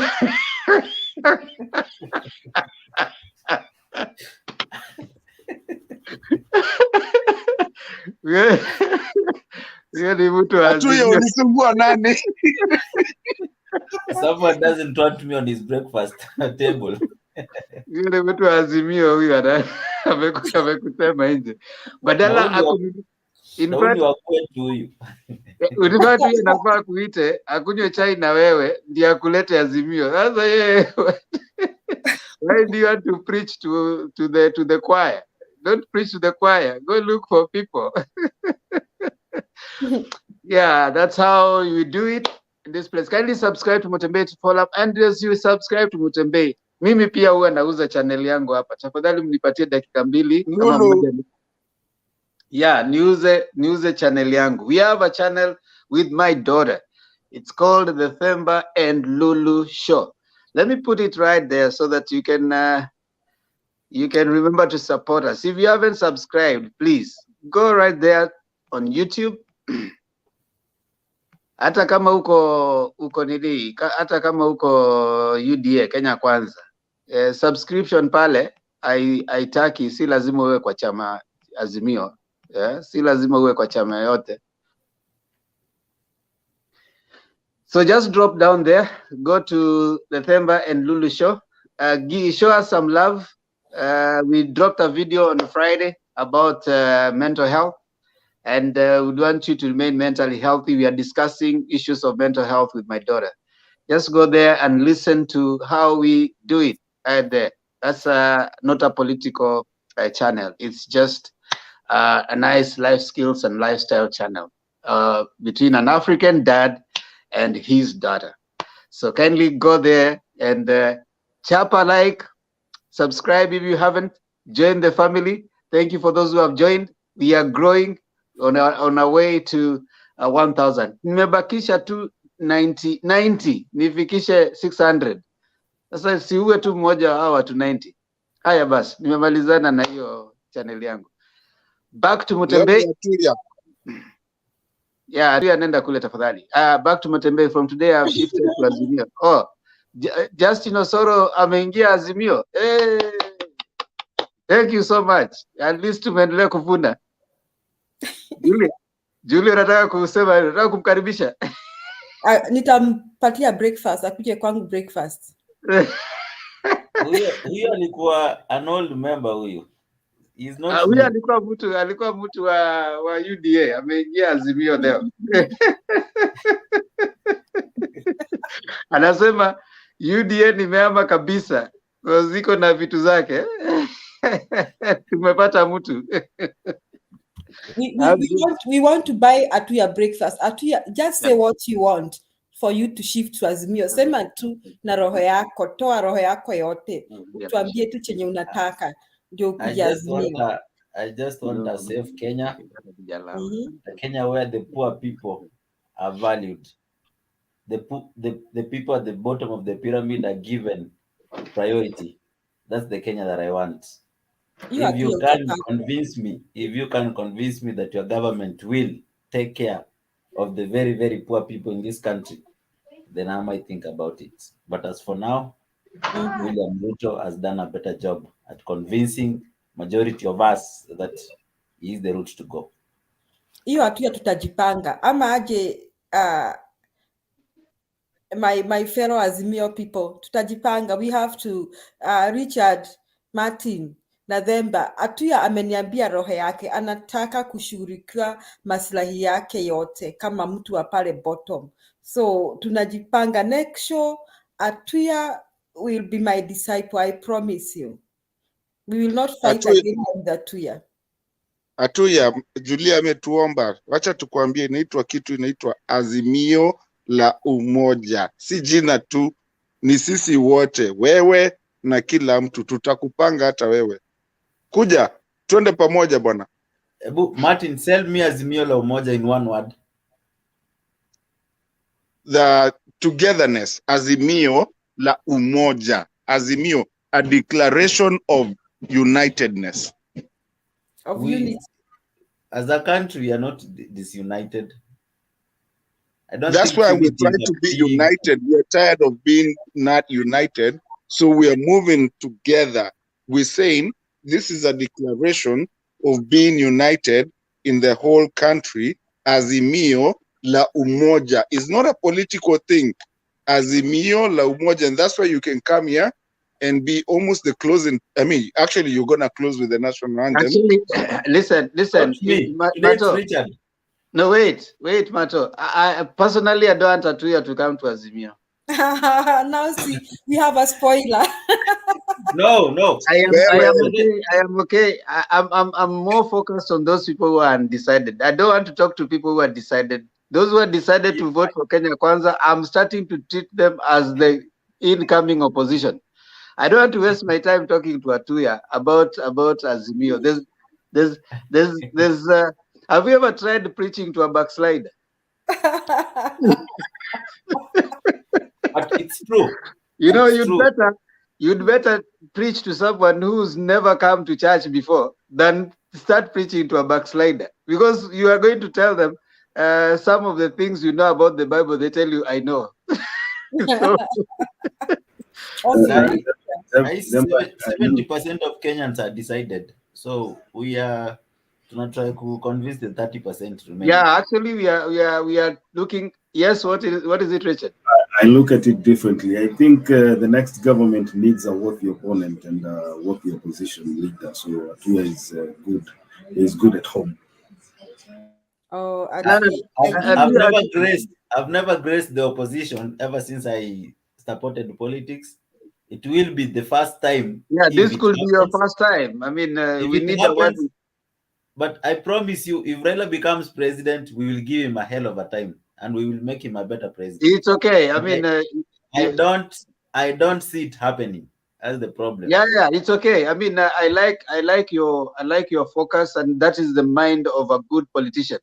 A politician should not face any battle with the idea that they are going to lose. When you see someone who is coming to you and telling you that actually kitu naenda kushindwa, that's not a good politician.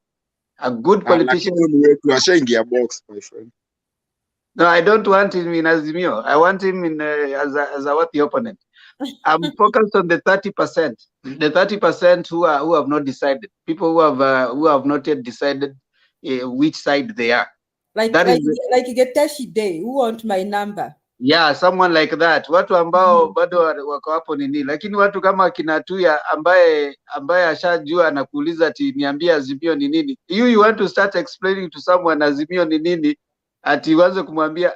Can you imagine you are telling someone something, alafu anakuambia unajua bado sijasikia agenda ya Raila ni nini. Someone has been given the 10-point agenda. Someone has baada asema mimi sijaambiwa ni nini hiyo. Unaona alikuwa anakuja hapo, hakuna kitu Raila ashaniambia. That is not someone you can start wasting your time on. Talk to someone different. But good luck Katuya. Thank you. I hope you'll be a good opposition. I hope mtusaidie sana pia sisi mali tunaanguka tukiwa in government. It's very nice to have opposition. So thank you. Then okay. I think of late, just something little of late, Squeezy, you guys are treating us people in government better. And my daughter is here. This is Lulu. So the Tembe and Lulu show is this little girl here. Say hi to Motembe TV. Hi, Motembe TV. Hello, everyone. Hi, Lulu. Congratulations for your channel. Thank you. I'm saying thank you. Thank you so much. That's Mato. That's Julia. Julia. That's Akia, and that's Richard over there. Hi, Mato. Hi, Richard. Hi, Hallelujah. Hi, everyone. All right. Okay, you're saying something, Julia, or is that here? Of late, I think you've become more tolerable. You know, we have lost so many UDA stalwarts in this Motembe TV ever since last year. I remember the very able debaters who have never come back because of the mistreatment they were getting. Nowadays, it's tolerable. We are I mean, even the Bible says that when you are young, you are given a different kind of food. When you get older, you are given a different kind of food. That's how it is. And maybe as we move towards the voting time, we'll be even more tolerable because tutakuwa sasa tunabembeleza wale washakuja, unajua ni karibu na voting.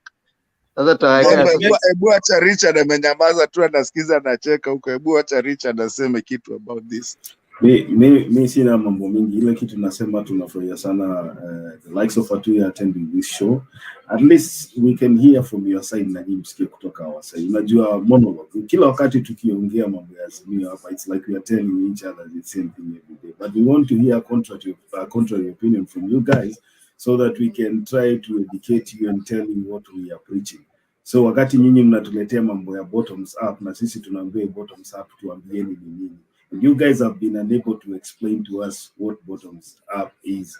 For all those guys when wamekuwa kiatenda hapa, hakuna hata mtu mmoja nimeona explain bottoms up. So at least you know we have a 10-point agenda and you can name the 10 points in the agenda. But you guys, Mimi I cannot name even one agenda in your AZIMIO.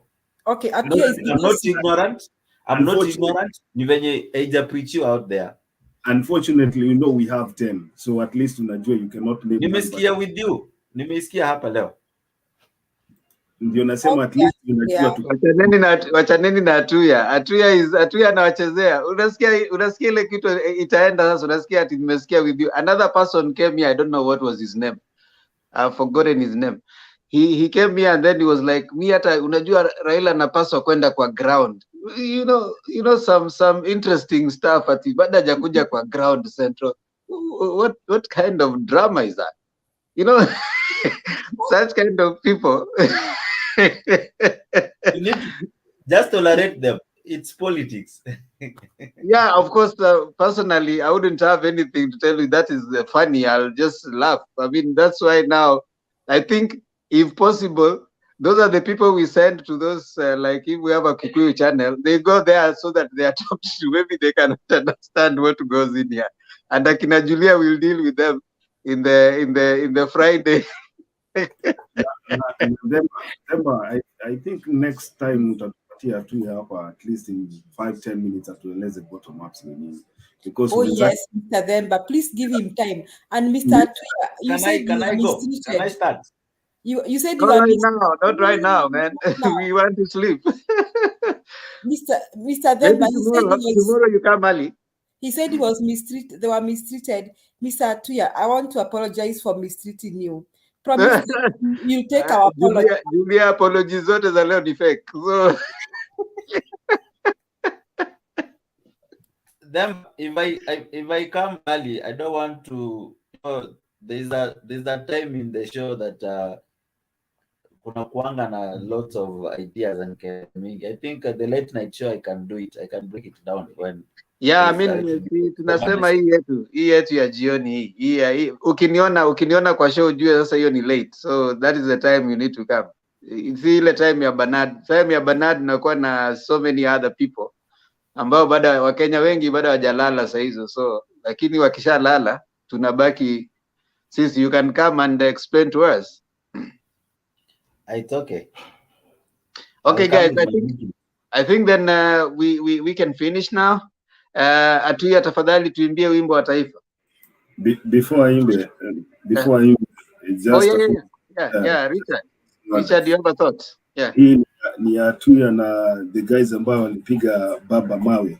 Nataka kuambia, there's a saying, there's a quote I want to quote for you today from Donna Goddard, ambayo inasema, sometimes to protect a secret we will say it so openly that most will not suspect the truth of what we are saying. So, umesikia vizuri eh? Ama nirudie Atuya? It's okay. It's okay. Nirudie tena, inasema sometimes, to protect a secret we will say it so openly that most will not suspect the truth of what we are saying. Nimemaliza. Aya, Atuya. That could have opened another discussion, but because it's time. Atuya tupe wimbo wa taifa, and you are saying it in Kiswahili, and the first answer. Let me try. Mungu nguvu yetu, ilete baraka kwetu, haki iwe ngao na mlinzi, na tukae na udugu, amani na uhuru, raha tupate na ustawi. Awesome. Thank you very much, gentlemen. I wish angepata lakini amepata, sawa. Wewe Martin unatafuta wafuasi kama wewe, watu ambao wajui wimbo wa taifa. You would get them. Asante sana, ladies and gentlemen. It was nice having this together. I think we can do this again tomorrow. God bless you. See you. And we are out of this place. Peace.